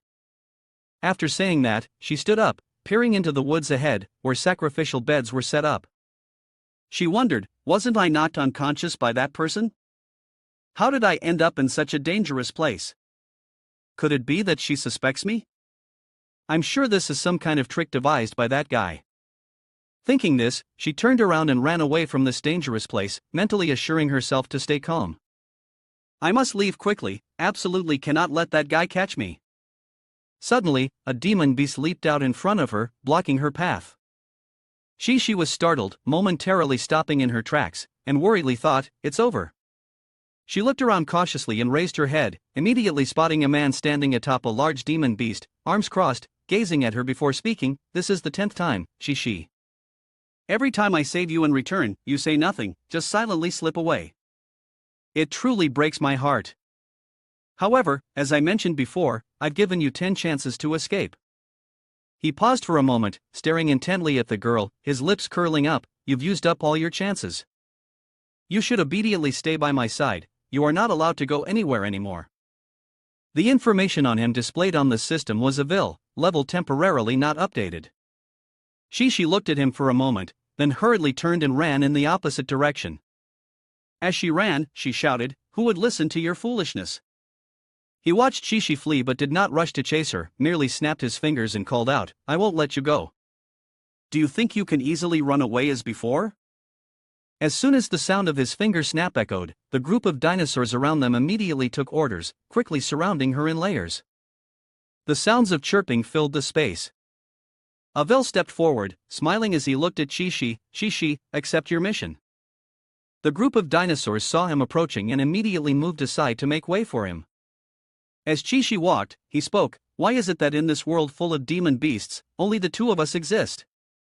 Do you still not understand the reasoning behind this?"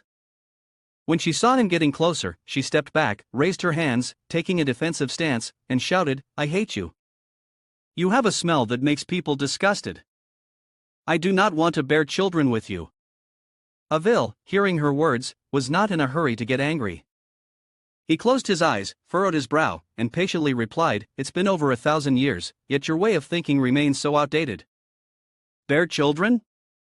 I have absolutely no interest in that. The only purpose I want to unite with you is for one single goal.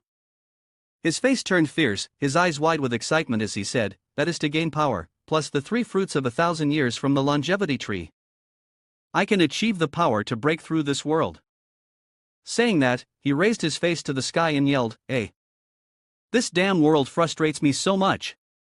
It's too small, too cramped. I increasingly feel suffocated. Clearly, there exists a larger, vaster, more splendid world outside, but I can only stay in this forest, living in a realm no larger than 100 miles, for 1,000 dark years." The whole of his body tensed with rage. I hate so much." Immediately after, he suddenly advanced, pinning Chi-Chi down and continued, "However, now the opportunity has come." Suddenly being pressed to the ground, Chi-Chi panicked and cried out, "Ah!" He looked at her, excitedly saying, "In the past, the otherworldly beings that invaded have completely confirmed my 1,000-year-old hypothesis. I have also tried to pass through their spatial door, but..." He recalled the strange circle that blocked him, preventing him from entering the other side. Grinning savagely, he continued, "It seems there is an invisible law restricting me, keeping me from breaking through." He became frantic, looking at Chi-Chi and laughed, saying, "So, I need your power. Killing those otherworldly beings, maybe I can break through this limitation and reach the outside world, haha." Avil tightened his grip on Chi-Chi, making her unable to move. She could only weakly utter, "Ugh, let me go." Witnessing all of this, Ye Hao stood beside, looking at Avil and Chi-Chi, smiling as he said, "What a splendid explanation. I've harvested something interesting. The character in the dungeon has awakened consciousness and even wants to break through limitations to reach the outside world of the dungeon? How fascinating." He smirked, "If you were a kind person, perhaps I would lead you out to meet the outside world. But now..." Avil was startled to see Ye Hao's men just arriving. Seeing Miao Bao gritting his teeth while looking at him, he immediately stood up, frowned, and said to Ye Hao, "Ha, what can you do to me now?" Ye Hao looked at him, coldly replying, "Is there a need to say more?" Ye Hao drew his sword, his eyes icy, and smiled at Avil. The fate of evildoers usually only has one outcome. Avil furrowed his brow, responding, "I don't quite understand the characters in the game you're referring to, but you all have come to me voluntarily, actually saving me quite a bit of effort." He pulled out a cold blade and continued, "What surprises me even more is that people like you from another world could escape the grasp of the 3-headed Naga dragon." With that, Avil launched an attack. He shouted, "This is as far as it goes. Before absolute power, you are as weak as weeds." The blade in Avil's hand instantly transformed into a gigantic shape, swinging down heavily towards Ye Hao. Ye Hao managed to raise his sword to block the blow, threatening words upon his lips, but secretly calculating to ambush. However, the force from Avil's blow startled Ye Hao, his eyes widening in shock. "No way. This power."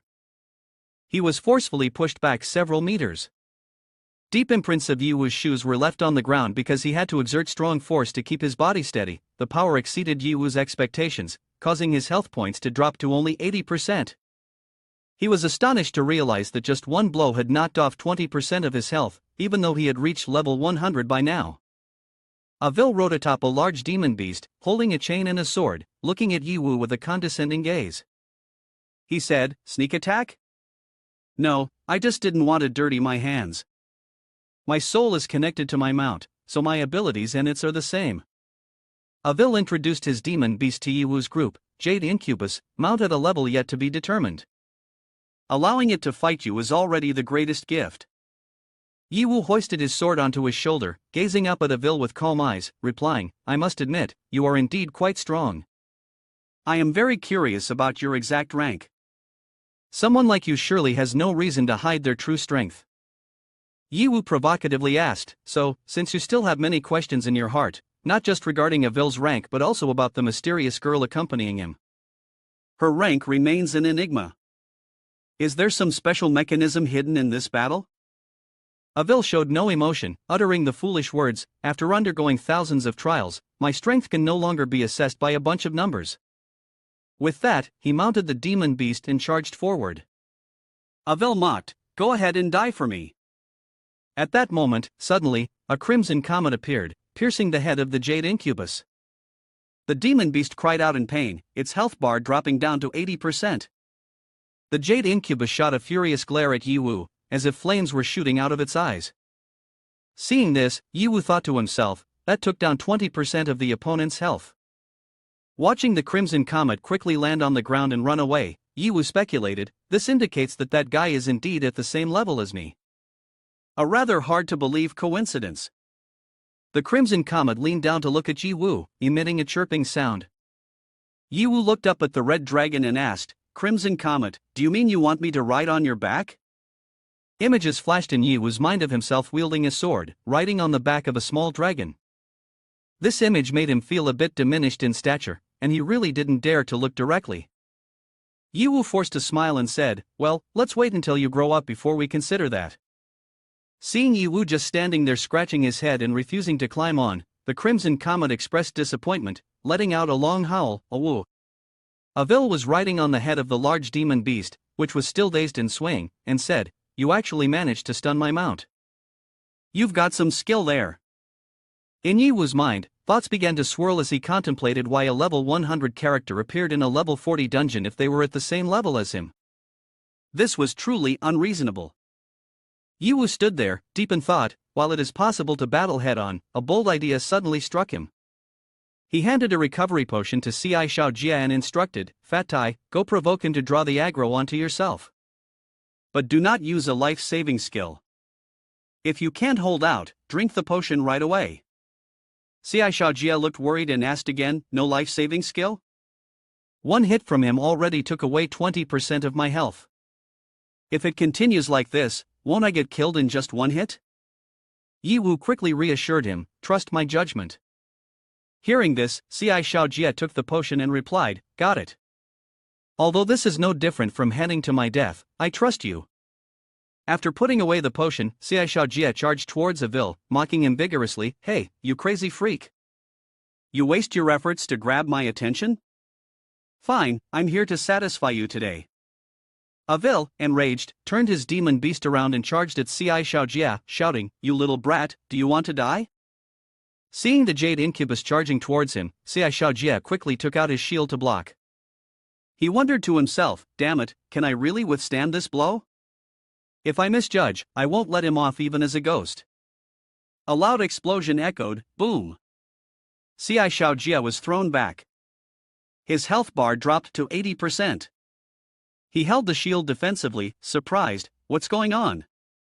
This strike was easier to fend off than I imagined. I didn't even need to activate my life-saving skill, and my health has only dropped by 20%. The level of this guy doesn't seem to match mine." Ye Wu and the others stood nearby watching the situation unfold.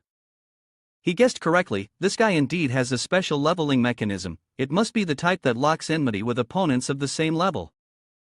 Otherwise, that last attack, though it didn't defeat him, would definitely have left the fat guy with no more than 3% health. Seeing the jade incubus punch the shield without hurting Ci Shaojia, Ye Wu noted, "In fact, this guy seems unaware of his own abilities. If he did, he would lock onto me with enmity and then take down everyone else." Luo Feng asked, "Boss, can I go help? I don't want to stand here and do nothing." Ye Wu handed him his sword and said, "Of course, you should go help. Take this." The system displayed a message, Tristan's dragon-slaying sword, a one-handed sword with special attack and defense abilities against the demon beast dragon family.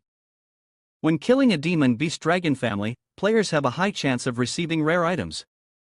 Luo Feng was stunned when he saw this sword, excitedly asking, "Wow! Is this a legendary weapon? Can I use it?" Ye Wu glanced at him and replied, "You can trade for it with the fat guy. Next, you will provoke some hatred. Don't you want to accumulate experience in real combat? This is a great opportunity." Luo Feng happily responded, "Got it. After being gloomy for so long, I can finally unleash my full potential." Ci Shaojia, who was supporting himself while applying self-healing medicine, shouted loudly, "Ye Wu, are you joking? This guy's level is probably on par with mine. While I can hold my own against him, Luo Feng is only level 36, isn't that just pushing him into a dead end? Luo Feng, donning armor and wielding the sword, charged forward to replace Ci Shaojia. He confidently said, "Don't worry about me, fat guy. The boss won't hurt me at all. I just need to follow his orders." Avil's eyes seemed to go wild as he laughed maniacally. They actually sent a low-level trash to seek death. Let's see how I can beat him to the point of being dazed. He quickly struck towards Luo Feng, yelling loudly, "I will help you." Luo Feng's health points dropped to 70%. However, he was still excited, thinking to himself, only 30% of health lost, I'm still very strong. Without hesitation, Luo Feng used his sharp sword to chop off the tail of the jade incubus. No wonder it's a good weapon. Not only is it sharp, but it also has a special effect against the dragon family. Ha ha! The jade incubus screamed in pain, howling miserably, "Gur gur gur gur." Avil, standing from a distance, angrily shouted, "How can this be? A level 36 trash not only blocked my attack but could also chop off a dragon's tail with one strike." The eyes of the jade incubus turned red, drooling. It kept howling, its eyes filled with fear. Could it be? He is hiding his true strength? Is he the strongest one here? Shishi next to him could not help but be surprised, exclaiming, "Incredible! This is the first time I've seen Avil so disheveled." Miao Bao, standing nearby, hands on her hips, laughed happily, this is the great point of my master and his companion." Shishi immediately turned to look at Miao Bao, her eyes sharp. "Well done, cat. Since when did you take the enemy as your master?" Miao Bao panicked, flailing her arms and legs, trying to explain, "Meow. It's not. You have to listen to my explanation first." Miao Bao hurriedly explained, "Before that, we all misunderstood. Actually, their masters are good people. Look at them now, aren't they risking danger to come here to save you?" Shishi looked confused upon hearing the cat say that. "Really? Really? Clearly we ambushed them before." Miao Bao quickly nodded and replied, "That's right. This is the magnanimity of their masters." Ye Wu walked closer, patting Miao Bao on the shoulder. "All right, enough flattery for now. I'm not as great as this little cat says." Miao Bao immediately blushed, mumbling, "Meow." Shishi looked at Ye Wu, sincerely saying, "But no matter what, I still have to thank you for coming to save me. Otherwise, I really don't know what would have happened." Ye Wu raised his hand, interrupting, "No need to be polite. But if you truly want to express your gratitude, why not tell me?" He stood up, looking at Shishi and asked, "What is the longevity tree and that three-headed dragon Naga? What is the extremely important thing that cannot be ignored?" Luo Feng stood at the forefront, with Ruan Tian Tian supporting from behind. He laughed excitedly, "The boss weapon I got is really so powerful. Holding it in my hand, it feels like a torrent of force surging out, it's so exhilarating." Ruan Tian Tian reminded from behind, "Be careful. It seems like a tuvu, but I can only help you with healing, so our attack power is not as strong as the opponent's." Luo Feng charged towards Avil, reassuring her, "Don't worry. If we find ourselves in a difficult situation in this tuvu, then we can turn the situation into a tuvone." He slashed across the head of Avil's demon beast, infuriating him. Avil shouted, swinging his weapon towards Luo Feng, "You killed my mount, you bastard. I will kill you." Luo Feng parried the attack, laughing loudly, "Ha! So you finally are willing to take action yourself? Let's have some fun, just the two of us." Nearby, Shishi was caught off guard by Ye Wu's question and exclaimed, "What? You encountered a Naga? Moreover, you managed to escape alive? How is this even possible? No creature can live and run away from its presence." Miao Bao smugly snorted, "Of course. Not only did we come away unscathed, but we also took down a red dragon in the process." Upon hearing this, Shishi was astonished. Why would you want to do that?" Ye Wu replied, "Isn't it obvious?" Ye Wu explained the confusion, "If we don't kill it, it will kill us. So, what's wrong with killing it?" Shishi responded, "I don't mean that. Naga is a very rare and precious species. Even if it is possible to kill it, it cannot be done so simply. She continued to explain, the three differently colored dragon heads of Naga represent different attributes. The red head represents strength, the blue head represents life, and the yellow head represents intelligence. It has lived for 1,000 years on the longevity tree, its bloodline and the sacred vein of the ancient tree have merged into one. Currently, the longevity tree has entered a stage of maturity. If the blood from the three dragon heads is dripped onto the base of the tree, the ancient tree will bear three types of fruits possessing tremendous power. Shishi anxiously stated, although you have killed the red dragon, there is still a chance to make amends. While the dragon's blood hasn't dried yet, hurry up and collect it. This opportunity only comes once in 1,000 years. Upon hearing this, Yi Wu and Xiao Jie and Miao Bao exchanged glances, their expressions darkening. Seeing their discomfort, Shishi asked, "What's wrong?" Yi Wu scratched his head, hesitantly replied, "Sorry, but there isn't a single drop of dragon blood left. Because that dragon head was turned to ash by me, the soul scattered completely." Shishi was shocked to hear that. She angrily punched him repeatedly on the shoulder, furiously saying, "How could you do that? Do you know how precious and important that force is? You idiot, you fool, you complete moron." Yi Wu felt confused. The important thing is that I didn't know before. No, there was some untrustworthy creature that should have remembered these important things, but it forgot. What do you think, should I punish it to relieve my grudge? While speaking, he looked at Miao Bao, causing it to flinch, trembling, and saying, "Sorry, I truly made a mistake. Please forgive me, master." Xi Shao Jia patted Yi Wu's shoulder, "Forget it, my brother.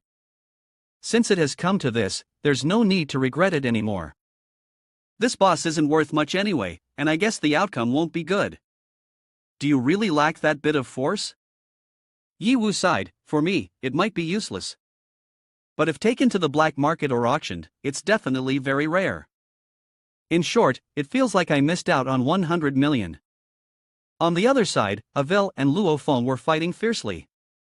Avil's health was down to 35%, while Luo Feng still had 80% health left. Luo Feng brandished his sword towards his opponent, saying, "What's wrong? Not so tough now, are you? Where did that high and mighty attitude go? Now that you're on the ground, you don't know how to fight anymore?" Avil parried the blow, irritably responding, "Despicable. What kind of skill is it to fight when you have the advantage? If you're so brave, then don't let that ugly woman heal you." Hearing the term ugly, Wan Tian got furious. "How dare you call me ugly? You annoying brat. Don't think just because you look good you can speak without restraint. Take care of him for me, Luo Feng." Avil was equally infuriated, unleashing a wild roar and shouting loudly, "I'm not in the mood to play with you two. Focus, my minions." Avil's wild roar was a skill to summon all demon beasts within a 1-kilometer radius. Immediately, a horde of fierce demon beasts appeared, roaring everywhere, creating a noisy scene. Luo Feng and Wan Tian cursed, "Can't handle it so you call for backup, how shameless. He can actually control so many demon beasts. This isn't good." Seeing the two in a difficult position, Avil gloatingly said, "I admit, you people from the other world have some skill. But this place is my world. If I can't defeat you one-on-one, then I will overwhelm you with numbers. Ha ha. You cannot take on the entire world." Avil shouted. Before he finished speaking, a loud explosion erupted. A sea of fire spread among the demon beasts, causing them to roar and growl everywhere. Seeing the situation like this, Avil was shocked. "WTF, my demon beast army." He jumped onto the back of a demon beast and fled, uttering the words of a defeated man, "Don't get too cocky. Just wait until I get the blood of the red dragon, and obtain the fruit of the ancient tree's power, then I will come back and kill all of you. Ha ha. Just wait for me." Yi Wu intended to stop him, but Xi Shao Jia patted his shoulder, "Let him be. I wonder if he will cry out loud after he discovers the truth later, huh?" Yi Wu sighed again, "We should hurry and follow him. I don't want the other two to encounter any mistakes either." However, the four of them were currently surrounded by a sea of demon beasts. Luo Feng anxiously said, "But the number of demon beasts is increasing more and more. At this rate, it will truly be difficult to escape. Boss, why don't you chase after him first, and we will hold back these demon beasts?" Ye Wu replied, "No need, these demon beasts are not to be feared. It's just, if we completely ruin the beauty of this place, wouldn't it be a pity?" As soon as he spoke, a blazing golden fire erupted around Ye Wu. Shi immediately responded, "You won't feel regret. This place is the one I hate the most. I hope you can destroy it completely." Ye Wu smiled, "Is that so? Then I won't hold back. Let's go." Blazing Crimson Flame Prison Transform. The system announced, Blazing Crimson Flame Prison Transform is a new skill unlocked when your account the Chien Emperor reaches level 10, allowing you to switch to a wide area attack mode with upgraded firewalls. The demon beasts were incinerated in the sea of flames, howling in agony and roaring fiercely. The system notified, received 200,000 experience points, 500,000 cash, 150 level 40 magic crystals. Luo Feng's level increased by 5. Ruan Tian's level increased by 5. Ci Shao Jie's level increased by 2. Additionally, they received the skill book How to Train Your Dragon, used for dragon-type battle pets. When used, it can transform the battle pet into a mount with customizable size, able to carry up to 5 people. Ye Wu exclaimed with delight, "Oh, this skill book is quite interesting. Could it be the mount that Avil dropped?" "You've achieved a great feat, Luo Feng." Luo Feng laughed and replied, This is also a boss giving me this opportunity." Ye Wu activated the skill book and said, "Crimson Comet, didn't you want me to ride on your back before? Now I will fulfill your wish." Crimson Comet was excited, laughing loudly, "Ha ha." Ye Wu ordered, using the expert dragon taming skill book. Immediately, a red lightning bolt twisted through the sky, striking down and causing Crimson Comet to become huge and extremely mighty. The whole group exclaimed, "Wow, Xiaolong has become truly majestic." Ci Shao Jie, who had mounted countless times but had never received a precious item, also exclaimed, "I don't want to be grumpy anymore. When can you share some of your luck with me, my brother?" Ye Wu said to everyone, "Alright, we must be time efficient, let's quickly chase after it. We can't afford any more unnecessary losses." Everyone responded in unison. Then, they climbed onto the mount, and Ye Wu commanded, "Charge ahead, Crimson Comet. Target the longevity tree." At the longevity tree, inside, Naga was curled up, trembling with fear. The two heads of the dragon trembled as they spoke to each other, so terrifying. Is there really such a detestable kind of human in this world? The red dragon was burned to ashes, not even a little bit of ash is left. Blue Dragon nervously said, "That man is too terrifying. We are completely not on the same level as him. This lair of ours probably won't be discovered by him, right?" Golden Dragon stammered in response, "Sure. It probably won't. After all, we've been hiding so well." From outside the cave, a voice rang out, "I know you are hiding here, Naga." The two dragons jolted, realizing it was Avil's voice. Along with a group of demon beasts, he appeared, coldly saying, 1,000 years have passed, and you are still as useless as ever. Even those otherworld humans could not deal with you." The two dragons looked at him, anxious. "Avil, you brought so many subordinates. What do you want to do?" Avil replied, "Thousands of years, I have kindly spared your lives. Now is the time for you to repay your debt. Red Dragon, show your head." How embarrassing to hide your head symbolizing your strength like that.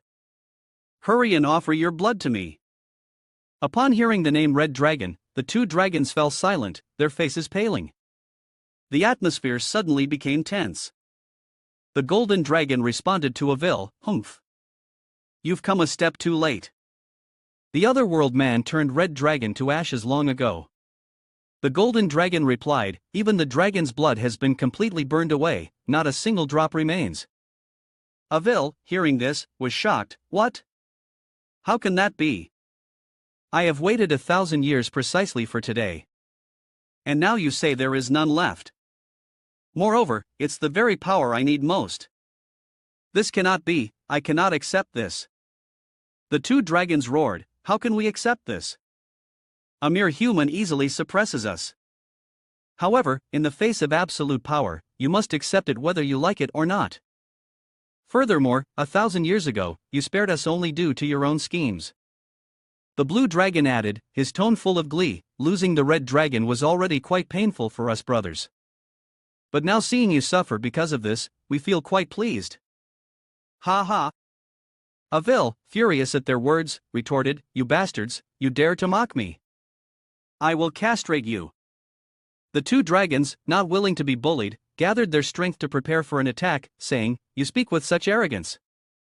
1,000 years ago we may not have been a match for you, but now we have grown much stronger. While we can't defeat that otherworldly man, handling you is still well within our ability. They prepared to unleash 2 fireballs, but suddenly swallowed them back, as if they had seen something that terrified them. Both dragons were drenched in sweat, trembling, for before their eyes.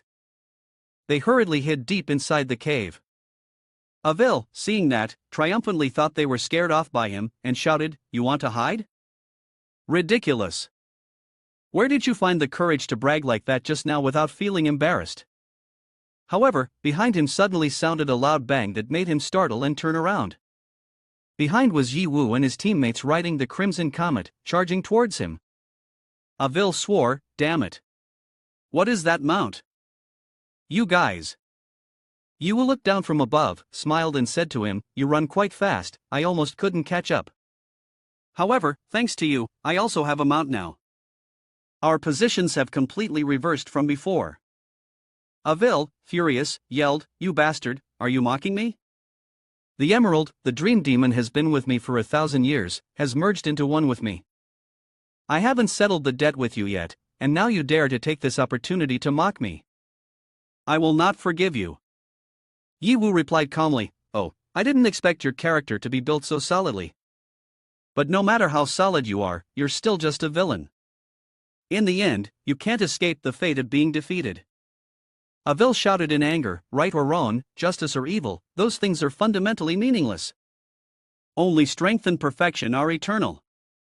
Avil continued, I possess a perfect life and intellect. The true perfection is merely lacking in strength. Avil snapped, in the end, you had to interfere, ruining the plan I've nurtured for 1,000 years. How infuriating. Ye Wu felt somewhat speechless regarding that declaration, secretly thinking, while I somewhat agree with your bluntness, let's set aside whether life is perfect or not, that so-called perfect intellect of yours is definitely open to debate. Avil drove the dagger into the ground, emitting brilliant golden rays, saying, I cannot deny that you all are very strong. Right now, I truly cannot match your strength. But even so, I have a way to make you pay a heavy price. Light surged intermittently around Avil's body. Ye Wu assessed the situation and ordered the others, don't move. Luo Feng, let's go stop him. Luo Feng immediately responded, understood. Ye Wu thought to himself, at this rate, he intends to attack Naga. I've already missed one opportunity of power, I absolutely cannot let the remaining 2 slip away. Luo Feng reported the situation, no. We can't rush in. I'm completely blocked by the lightning and shockwaves of the air currents. How frustrating. Ye Wu thought, this is not good. Another situation like this, I can't afford to accept any more hatred. If not, Avil will immediately reach level 100, and his area attack will wipe out everyone else. Avil maliciously said, I guess your goal is the last 2 spheres. But even if I die, I won't let you succeed. What I can't have, you shouldn't hope to get either. Ha ha. She saw this and anxiously said, not good. He is absorbing the spirit energy of the longevity tree, preparing to grow gigantic. Ye Wu was surprised, wondering, grow gigantic? Why suddenly turn gigantic? Could it be that his goal is not Naga but the longevity tree itself? The ground began to crack and collapse. Ye Wu warned, this cave is about to collapse. Crimson Comet, hurry and take them out of here, don't worry about us. Large rocks fell with a rumble. Crimson Comet hesitated for a moment and then decided to take the others out of the cave despite their protests. What are you doing, Xiaolong? Someone shouted, Ye Wu and Luo Feng are still inside. We can't leave them behind. Ci Xiaojia reassured, there's no need to worry. This little difficulty won't hinder Ye Wu. They will definitely find a way to escape. Once outside, it was also the moment when the entrance to the cave was completely buried by fallen earth and stones. They panicked, it's over. The cave entrance is sealed shut. How are they going to get out now? No sooner had the words left their mouths than a crack appeared in the pile of earth and stones at the cave entrance, and a shadow rushed out. It was Naga. Everyone was taken aback. Indeed, in their mouths, Naga represented Ye Wu and Luo Feng. Luo Feng sighed, no wonder it's a boss, it could think of a way to escape like this. After the excitement, I just feel a bit dizzy from the smell in this mouth. Ye Wu laughed and replied, haha, one head represents life, and the other head represents wisdom. I bet this is their enlightenment. He and Luo Feng jumped down and said to the two dragons, fortunately, you both took the initiative to make the best choice. Since you have shown your sincerity, I agree not to kill you. I will help you protect the longevity tree.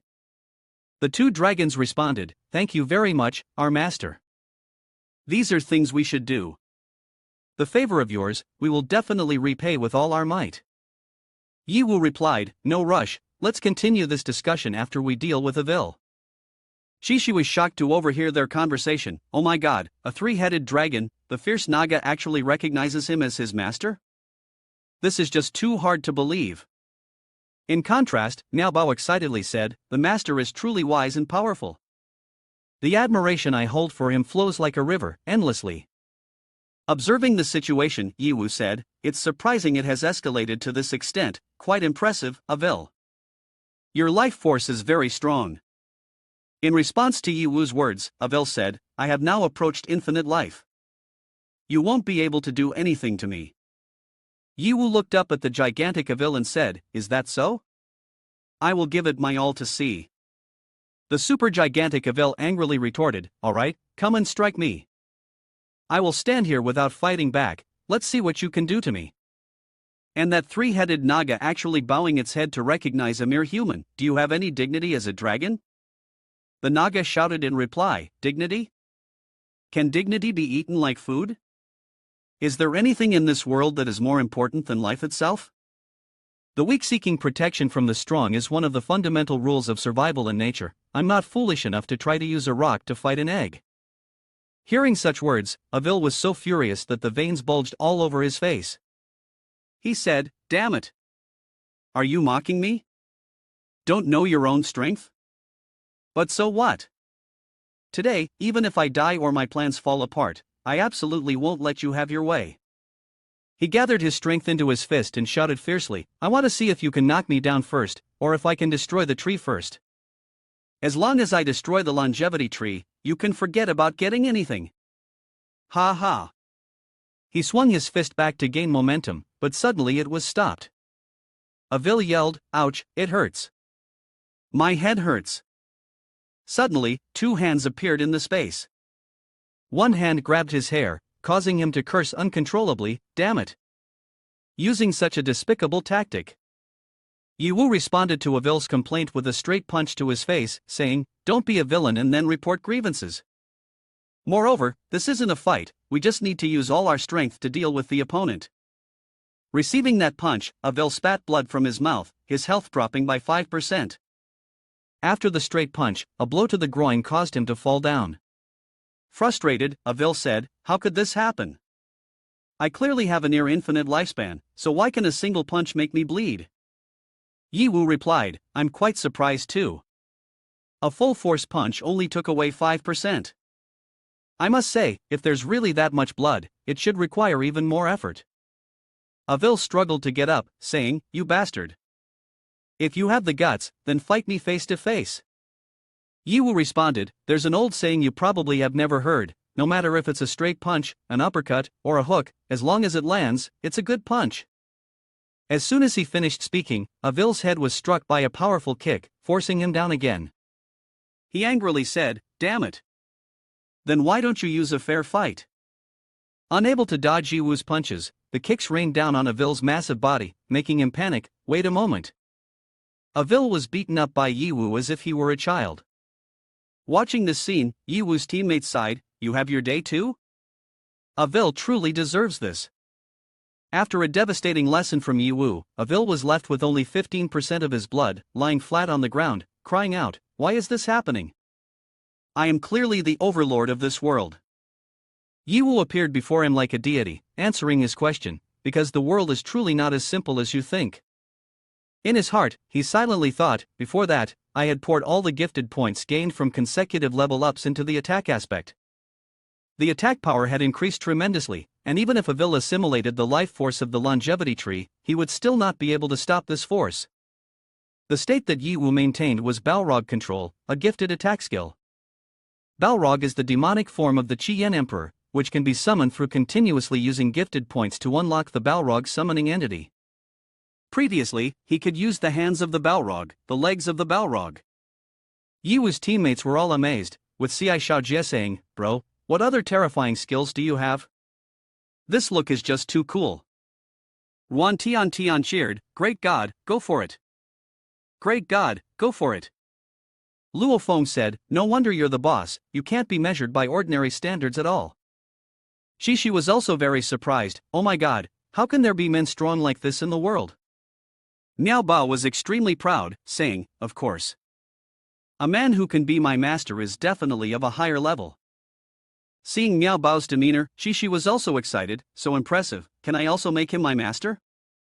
In stark contrast to the joyous atmosphere, Avil was filled with hatred at that moment, roaring, "Damn it! I'm unwilling. Clearly, I was just a little away from breaking free from the shackles of this world. Why does destiny taunt me like this? Why must this man invade my world?" Ye Wu, while completing the fusion, responded to him, "Destiny has never been fair. You think destiny has played tricks on you, but in reality, everything has long been arranged clearly. Although you have a sense of self-esteem and a special ability of awakening, the irony is that you were born in a low-level instance, like level 40, so the fusion is completed." A huge armored punch came crashing down. Ye Wu said, "Accept defeat." Facing the immensely powerful punch, capable of shaking the heavens and the earth, heading towards him, Avil remained very defiant, "No, absolutely not, my fate is not determined by." However, before he could finish, he was dead. An explosion with powerful flashes and sound waves, a remnant of the earlier punch, was the final image of the battle. System notification, "Congratulations, host, for defeating the hidden boss of the instance." System notification, "Unlock the account, a man should not encounter this in his lifetime." After defeating Avil, Ye Wu pondered, his fate was already predetermined. And what about us? Could this entire planet be transformed into a different dimension? This game is not random, it is the result of manipulation by some high-level existence, isn't it? If that is true, it is truly unsettling. The equipment dropped, turning into streaks of light in the sky, and everyone was amazed. Cai Xiaojie said, "The light column is really extravagant. This is the first time I've seen special equipment drop in such a magnificent way. What kind of outrageous equipment will Ye Wu's noble essence drop?" Luo Feng said, "I thought I had missed out on the items dropped by the three-headed dragon, but unexpectedly this hidden boss like Avil is compensated for that regret." Ye Wu landed on the ground and said, "Let the dropped items be, after all, humanity in this dungeon is now only us. We can pick them up later. The most important thing right now is to get those 2 eggs, to avoid a long night of uncertainty." With that, he turned to ask, "Naga, you guys surely know what to do, right?" The 2 dragon heads answered in unison, we know." The golden dragon said, "Please follow me, master and esteemed guests." Naga led everyone to the altar of life, saying, "It is right here, master." Before the magnificent scene, everyone couldn't help but exclaim, "Wow, this place is truly splendid." Ye Wu wondered, "Is this place built by you all?" She replied, "No. This place has existed long before we were born. Even after 1,000 years, there hasn't been any change. I don't even know who built it." Miao Bao said, "Perhaps Avil knows, but we can't ask him right now." However, Ye Wu set the matter aside, saying, "Well, this is not important." Naga continued to move, respectfully answering, "As you command, master." The 2-headed dragon, one blue and one yellow, bit into its own neck. Blood flowed out, and they went to the position of the pillars, causing the blood to rise. Witnessing the process, Cai Xiaojie said, "Huh, is it that simple? I thought it would be much more complicated." Naga replied, "Well, actually it is not as simple as it seems. If it were not for the master, no creature would be able to harm us at all, let alone draw our blood. It is the strength of the master that makes everything appear so simple. The small drops of blood fell to the ground, causing the earth to sprout branches that grew very quickly, enveloping the column and the altar. Eventually, on the extending branches were two incredibly sparkling fruits. Everyone was captivated. Quick, look, it really is the fruits. Just look at the grade, definitely legendary level. Ye Wu saw this and his eyes sparkled with a brilliant golden hue as he thought, damn it, this is good, it's worth the effort. Even I can sense the extraordinary quality of these two fruits. The only thing I'm curious about now is, what exactly can these two fruits do, and how much can they be sold for? Ye Wu turned to Qixi as he reached out to pick the sparkling fruit, saying, let me see, what kind of miracle you really have. Ye Wu extended his hand to try and pick one of the fruits, but no matter what, it wouldn't break free. What the hell? What's going on? I can't get it down even using all my strength. Ye Wu wiped his sweat and said, this is really strange. Could it be that the level of this fruit is higher than mine? It shouldn't be. Luo Feng held his sword and said, how about I try with this legendary weapon? Ye Wu patted Luo Feng's shoulder to stop him, don't be reckless. If I can't pick it down, it means there is a special mechanism inside. Qixi approached behind the two and said, these three fruits were originally prepared for me and Evil. Only we can pick them. Qixi continued, even if outsiders come and destroy these stone pillars, they cannot be taken down. Moreover, if the stone pillars are damaged, the egg will completely disappear. Hearing this, Ye Wu turned to Qixi and said, so that's how it is. Then please help me take it down. Although I don't know your appearance, we can consider ourselves quite familiar now. You won't refuse this, will you? Qixi shyly asked, well, if I help you take it down, can you promise me one thing? Ye Wu asked, what is it? Qixi hesitated, About that, you promise me first, and then I'll tell you. Ye Wu thought to himself, with her pure and simple personality, she probably won't make any unreasonable demands. Thinking this, Ye Wu replied, all right, as long as it's something I can do, I will agree to it. Qixi lowered her head, turning towards the longevity tree, a life predetermined, you can't deceive me. Ye Wu raised an eyebrow and said, rest assured, I usually don't make promises easily, but once I do, I will definitely keep it, never going back on my word. Qixi floated up in a radiant golden glow, heading towards the longevity tree. Everyone exclaimed, indeed only someone here can activate it. Ye Wu looked after Qixi's silhouette and said to Miao Bao, it's not that simple. I can sense her scattered energy. Not only does it activate those plants, even within my body, an unknown active energy is surging forth. Miao Bao smiled cheerfully, that's only natural. Qixi is also an ancient being, living 1,000 years. She, like Evil, possesses her own unique traits. Ye Wu pondered thoughtfully, unique traits, huh? She probably doesn't even fully understand them herself. Considering the current situation, the preliminary judgment is that the energy is increasing, but it definitely isn't just increasing like this, we need to ask her in detail about it. The longevity tree surrounded them, and within the radiant halo of Qixi, there was a change, the roots are blooming. Does this mean she intends to continue some kind of ceremony? Is she finally going to take off her mask? I find myself momentarily at a loss for words to describe this marvelous feeling. Looking at her perfect face, surrounded by warm energy, Qixi removed the animal skull mask, her brown hair billowing. Her already beautiful face became even more captivating, enveloped by the surrounding energy halo. Everyone couldn't help but exclaim, so beautiful, wow, too beautiful. I'm a girl, and I'm about to be enchanted by her. He said, the most important thing is to give people the feeling that they can fall in love at first sight.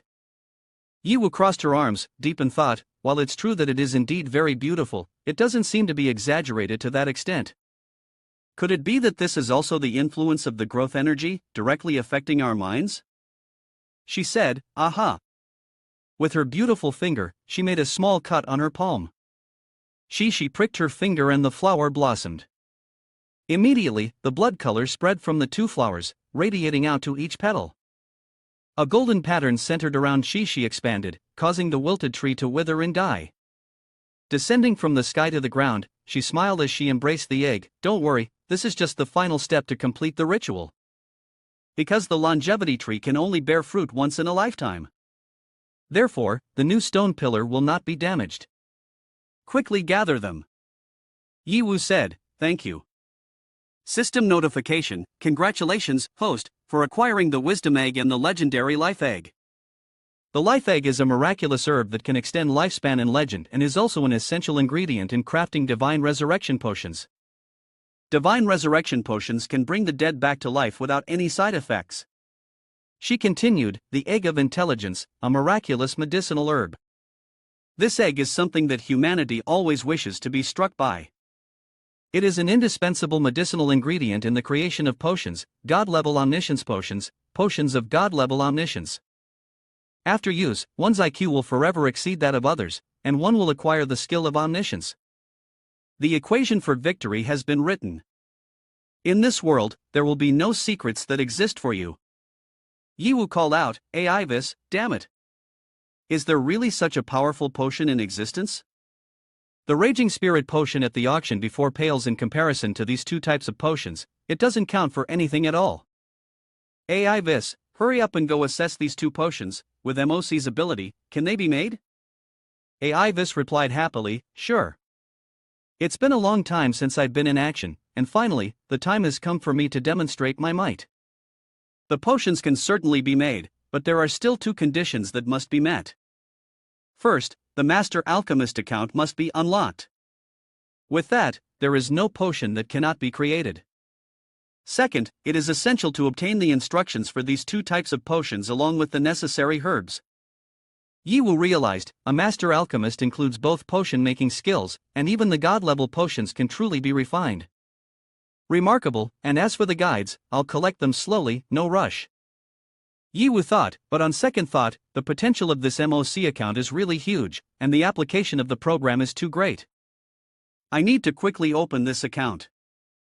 She tugged at Ye Wu's shirt, I have fulfilled your request, now it's your turn to grant my wish. Ye Wu said, what wish are you talking about? If I have agreed, I won't go back on my word. She blushed, well, I'll say it, I want to have a child with you. Thunder struck in their ears, and the group froze. Ye Wu panicked, are you kidding? A normal person shouldn't make such an unusual request. She held Ye Wu's hand, I'm not joking, I'm serious. You are strong and very kind, our child would definitely be stronger and kinder. Ye Wu awkwardly sought an excuse, no. First of all, putting aside this unreliable reason, just talking about age, we are not compatible. You are over 1,000 years old, I'm only 18, I am still just a kid. This gap is really. She's eyes brimmed with tears, I don't want to hear these excuses. Were all the things you said before just lies? How could I trust you like this? Ye Wu panicked, hick, it's not me, I didn't. She sat on the ground, crying uncontrollably, Hovu, you deceiver, Hovu. Ye Wu was sweating, don't cry, The group of friends was very happy at their companion's pain. One of them said, this is what we call a flower's fate, right? Brother, hang in there. Hurting a girl's heart means you have to take responsibility, you know. Great God, boss doesn't need to say anything else, one more for the harem. Ye Wu had a headache looking at his friends, these guys, HMPF. Ye Wu placed a hand on Shi's shoulder, advising, Shi, listen to me. Although the act of being born among humans is a primal urge, it cannot be taken lightly, it must be based on love. Shi asked, love, what is that? Ye Wu said, this question is too abstract, as a straight guy, it's hard for me to explain clearly to you. However, I can take you out of here, and after you see the real world in its myriad colors, when you understand what love is, you can once again express your wish to be fulfilled with me. After hearing this, Shi felt sweetly coaxed, joyfully hugging Ye Wu tightly, alright, but before that, I want to follow you, I won't go anywhere. Ye Wu's face turned pale, replying, alright, no problem, just as long as you don't mention this baby thing again. Ye Wu pulled Shi to her feet, it's time, we should go now, let's end this dungeon exploration to see what exactly is good about Avil. The entire group was in a cave full of red crystals, and the sky was adorned with shimmering 5-petaled glowing flowers. Everyone was stunned, and as they got closer, they felt it was truly extravagant. I've never seen any falling effect so extravagant like this. Ye Hao exclaimed, "What level is Avil exactly?" Ye Hao just smugly responded, "Good thing I prepared in advance. One time, someone was blinded by the light of equipment falling too close, so this time I can't go out without sunglasses." Ye Hao's sweat dropped. "How much weird and trivial knowledge do you have in your head?" Information about the appeared items read, hidden item drop, ether of life, quality level god, is an important medicinal material for crafting the magical potion revival and super god tier essence potion dimensional symbiosis. Ye Hao's eyes lit up. "In just a moment, I've collected 2 types of medicinal materials for crafting the revival. I must get that recipe. Moreover, what is this so-called super god dimensional symbiosis? Just hearing about it sounds really cool." Ye Hao stared in amazement at the cube containing the equipment that had just dropped from Avil. God-level materials? "I'm experienced, yet I've never heard of such a thing," Ye Hao said. "Isn't it clearly stated that it's a special drop item? It's just a level 40 dungeon, how could there be such a rare material? It's really strange. Whatever, let's see if there's anything else good that drops," she added. A notification from the system appeared. "Congratulations, the owner has completed the dungeon. Completion rate, 90%. You have received 100,000 experience points, 1 million currency, and 30 rare level 40 magic crystals. Additionally, you have received special items, Hegemony of Concealment sword weapon with the power of Aviola, which can connect with the owner over the years and conceal enormous energy, feature cannot use cross-race friendship. Furthermore, a skill book for dragon language, after use, you can hear the voice of dragons, and the favorability of dragons will increase to friendship. A portable dungeon key, unlimited usage, can open the dungeon and enter at any time, but should not be used in combat situations." Everyone saw their level up notifications. Ruan Tian reached level 39, Luo Feng reached level 40. "Oh, how exciting! I've leveled up again. To think I could level up 20-some times in this trip. This feels amazing," Luo Feng cheered. Ruan Tian laughed loudly, "But the most exhilarating part was the battle with Avil just now, right?" Luo Feng said, "Senior, if Avil is a special hidden character, he must be very powerful, right? How could I possibly match him? It's ridiculous." Ye Hao explained, "That's because the characteristic of this character is to assimilate the level of resentment of the target in front of him. This means that when he fights you, he will have the same level as you." Ye Hao understood, "So that's why the health points when he fights me and when he fights you are quite similar. You can analyze these things in a short time, it's impressive." Ye Hao expressed his thoughts. "Avil is a type of mutation. Not to mention that the characteristics of the dropped weapon cannot be used, but this skill book, if you kill him, will increase the favorability with the dragon." "Aren't they part of the same group?" She explained, "That's not the case. The dragons in the forest, due to Avil's brutality and control abilities, had no choice but to submit to him. Therefore, you rescued them and brought them freedom." Ye Hao understood. That's why I said he is a variant, designed unusually. Moreover, from 1 out of 10 of us, we can know that there are 9 other unique hidden characters like him, which are likely distributed randomly and not according to level. This can explain why he appeared in the level 40 dungeon. Such bizarre and valuable knowledge. Ye Hao asked his brother, "What do you plan to do with this god-level document? After all, it can't be turned into medicine. It would be better to sell it quickly. I really want to know how much it is worth."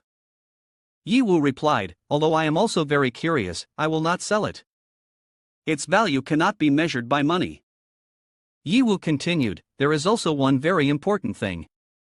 Miao Bao, can we exchange the magic crystals from the Cave of Magic Gems as we discussed before?" Miao Bao smiled and answered, Of course. I will take the owners out now." Ye Hao instructed the dragon Nagaro, "Stay here to protect the longevity tree, maintaining the ecological balance in this place." Dragon Nagaro bowed his head to obey its master's orders, while the group followed Miao Bao into the Cave of Magic Gems filled with magic crystals. Indeed, there were a lot of magic crystals inside, an incredibly magnificent scene. Miao Bao cheerfully said, "Of course, I will never deceive my master." She asked in surprise, "Hey, Miao Bao, isn't this our nest?" Why are we here? The members of the group were extremely excited. This is an experience area. All of these belong to us. We are so rich, brothers. With so many magic crystals, it could be worth hundreds of millions. Niao Bao explained, this cave penetrates deep into the earth. Along the way, there are many types of stones that you call ancient magic crystals. In fact, they are crystallizations from the corpses of ancient beasts. Perhaps this is where the ancient beasts rest, which is why so many crystallizations can form here. 100 years ago, Shi and I accidentally discovered this place and felt the energy they emitted, so we decided to settle here. Ye Wu held a magic crystal and joyfully said, that means this is an ore mine for magic crystals. Although they are only ancient magic crystals of level 40, the quantity is large. Whether used for leveling up or selling for money, it's all good. This is what people call a house with ore, right? The eyes of the team members lit up at the thought of money. One person spoke up, then what are we waiting for, let's start digging. With so many magic crystals, who knows how long it'll take to dig. But even if we tire ourselves to death, I'm in, huh? Ye Wu suddenly raised a point, wait a minute. If we rely solely on ourselves to dig, the efficiency will be very low. I have a more reasonable arrangement. Right now, with this key in hand, I can call a bunch of mining robots to handle it. We just need to sit here and wait for the harvest. Ye Wu continued, I'll keep 5 parts. Fat Tai will represent the Horizon Battle Squad to take 3 parts. Luo Feng and Wan Tian each get 1 part. Does anyone have any objections? Everyone eagerly agreed. Boss Deep was generous and decisive, and everything he did made everyone feel satisfied. We were very happy to share a part of it. Ye Wu assigned Niao Bao a task. Niao Bao, I need you to stay in the dungeon. Niao Bao asked, Meow? Why is that? I also want to go out to explore the outside world, Meow. Ye Wu sat down and explained, first, I need you to help scout and find out the distribution of various magic crystals around here. I believe that, under the influence of the longevity tree, other places may also have magic crystals. Second, this is also a punishment for the fact that you forgot an important piece of intelligence before, causing me to lose a fruit seed. Niao Bao looked dejected, Meow. It's right for you to do that, it's all my fault. Ye Wu patted Niao Bao's head, however, I am a person who is clear about rewards and punishments. After you complete this important task, I will grant you 1 wish as a reward. Upon hearing about the reward, Niao Bao felt invigorated and cheered up, really, master? You can rest assured to assign this task to me, I won't let a single magic crystal slip away. But I have a small request, it doesn't count as a wish. The little one she is very careless, carefree, and innocent. Please take good care of it, Meow. Niao Bao and Shi hugged each other goodbye. Shi said to Niao Bao, during the time I'm not by your side, you must listen to the master. And also, don't pick up random things on the street to eat. Niao Bao replied, okay, you should quickly complete the task that the master assigned to you. Ye Wu added, don't worry, I will definitely take good care of her. Besides, we are not parting forever. Ye Wu asked AI this, now that we have passed the dungeon, can you check if there are any changes in the compatibility of the constructed base? AI this responded, report, master, the current compatibility is 3.5 stars, an increase of half a star compared to before. Ye Wu thought, that's still not enough, I need to find a perfect 5-star dungeon. Standing in front of the teleportation gate, everyone exclaimed, finally out. This dungeon journey was truly remarkable. 2 people, Tian and Luo Feng, excitedly chatted, that's right, the senior is really thoughtful. Before we left, he even used the ancient magic crystal to level up again. That's right, now we have all reached level 45. Ci Xiaojie said, because level 45 is a relatively safe level. Whether going into the dungeon or charging into the wilderness, it won't be a problem at all. Ye Wu said cautiously, wait. Something is coming towards us. In the distance, a convoy was speeding towards them at high speed, heading straight for everyone. When the vehicle got closer to Ye Wu, it suddenly slammed to a halt, turning its rear to block the way in front of them. Ye Wu was taken aback, saying, what the hell is this? It looks really dangerous. On top of the vehicle, a figure wielding a gun looked down, their voice filled with provocation. Better late than never. You almost got away. I can't understand why a bunch of useless trash like you has a bounty from the Huangjing Corporation. He was Hormutu, the captain of the Shining Mercenaries, level 85. He pointed his gun at Ci Shaojia and asked, "Is it you, you damn fatso? Your level is the highest, plus you like to cause trouble. The person the Huangjing Corporation has a bounty on is you, right?" Ci Shaojia panicked, exclaiming, "Oh. How can this be possible?" Seeing this, Ye Wu added jokingly, "Boss, why did you have to provoke someone from the Huangjing Corporation like that?" Ci Shaojia and Ye Wu exchanged glances. Ye Wu signaled silently with his eyes, instructing Ci Shaojia not to rush to speak, but to keep playing along a bit longer to gather more information. Instantly, Ci Shaojia understood the hint, thinking to himself that the woman earlier and the captain were both from the Huangjing group. Just after leaving the dungeon, he encountered another group of people. He thought to himself that he was somewhat famous, to the point that the Huangjing group had to send someone to deal with him. Ci Shaojia boldly stepped forward and said loudly, "Boss, I am the one you were looking for. But is this all the people you have? Are you underestimating me? At least you should have 1 or 2 teams, right? Or are the others on their way here?" His momentum impressed Ye Wu, who secretly marveled, "This fat guy is pretty good, acting like it's real." Seeing this, Hormuta frowned and said, "Fat guy, not only are you good at acting, but you're also quite clever. No wonder Huangjing has put a high price on capturing you. You're right, there are still a few teams of 5 on their way here. But this time, the Shining Mercenaries happen to be the closest to you." Hormuta grinned wickedly, "Don't worry, before they arrive, I will take care of all of you. This reward will definitely belong to me, and I won't let anyone take it away." "Ha ha."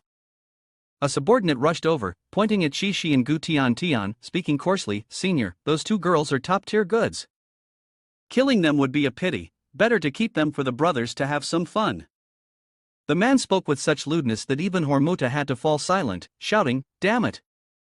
Are you teaching me how to do my job? My eyes aren't blind, I don't need your reminders. If you want to have fun, then it should be me who has the first go." Saying that, he added a kick to the subordinate. Like master, like servant, there was truly nothing left to save. The subordinate cried out in pain, hurriedly saying, "Yes, yes, senior. I was wrong." Hormuta shouted again, "Damn it, don't waste time, kill them." The Shining Mercenaries, all of them at levels 40 to 44, surged forward, "Charge. Beautiful ladies, I'm coming." One man laughed loudly, "Oh, so you guys are short on women and have to come fight, huh?" Ye Wu quickly organized, "Fatty, block the squad leader, Luofeng, handle the others. Try to hold on for a few more minutes, can we do it?" Luofeng confidently replied, "Don't worry, senior, leave it to me. I just leveled up to 45, perfect timing to use them for practice." Hearing the response, Ye Wu immediately spread his wings, moved forward to assess the situation, and then turned back. After finishing his words, he immediately flew away, leaving the enemies dumbfounded, choking on dust behind. One of them looked on and murmured, "That kid wants to run? His rank isn't high, but he has some reverse flying gadgets. Could he be a 2nd-generation rich?" Another one chimed in, "Why are you still dawdling? Let me chase after him. He must have quite a few good items on him." Seeing his soldiers distracted, Hormuta shouted in anger, "Damn it, stop worrying about those low-level things. Focus on killing that fat guy for me. While the others haven't arrived yet, we must take him down." The soldiers immediately regained their focus, replying in unison, "Yes, senior." Meanwhile, Xiao Xiaojia's group was also ready. "Come on, let you guys see how I, the fat guy, operate." At that moment, Ye Wu had successfully left the scene. He thought to himself that the reward Huangjing had promised him must have just been made public recently. Otherwise, that Nitua wouldn't have initially suggested recruiting him. Suddenly, he noticed a convoy in the distance. There really is reinforcements, and they are so close? I wasn't wrong. Looking at this formation, could it be that they raised the bounty because I killed Nitua? Huangjing is really exaggerating, isn't it just about a female mercenary? He thought, not true. What I did in the dungeon Huang Zhang, how could he know? I wonder, there must have been a flaw somewhere in the dungeon. Never mind, this is not the time to think about that. He reminded himself, even though I'm equivalent to level 100, the 5 of us facing dozens of enemies is still a bit difficult. I need to think of a way to quickly end this battle and return to the battlefield where my 4 brothers of Ye Wu are fighting. Hormutu was almost going crazy. He shouted, "Damn it! I'm clearly over 20 levels higher than you, yet I can't kill you. It's really impressive that you know a bit of foreign language, your speech sounds so much better." At the same time, the sound of weapons clashing rang out, mixed with the smug laughter of Ci Shaojia. This is where my fat self shines. Thick skin and tough flesh, not so easy to kill. Ye Wu landed gracefully, casually knocking one soldier away and inquiring about his teammates. "How's it going? Can you still hold on?" Ruan Tian clenched her fist and excitedly replied, "We can hold on. I don't know why, but I feel my magic power is stronger than before. I'm not afraid to face more enemies." Ye Wu silently assessed, "The overwhelming numbers are still able to maintain their blood volume like this, it truly aligns with my predictions. The key lies in Shi. She also possesses a special ability similar to a Vil. This ability is a unique form of enhancement, but whether it is active or passive still remains unknown." Suddenly, the sound of brakes screeched and a voice rang out, "Oh, you run pretty fast there, Hormutu. Got here earlier than the rest of us. Did you step on some dog poop luck today, or what, that you happen to be nearby?" Hormuta gave a faint smile and replied, "The newcomer is Iju Tian, the leader of the mercenary group the Rattlesnake." On the other side, Ye Hao, the leader of another mercenary group, shouted loudly while lamenting, not happy at all. "So many trashy folks gathering together, it really stinks here."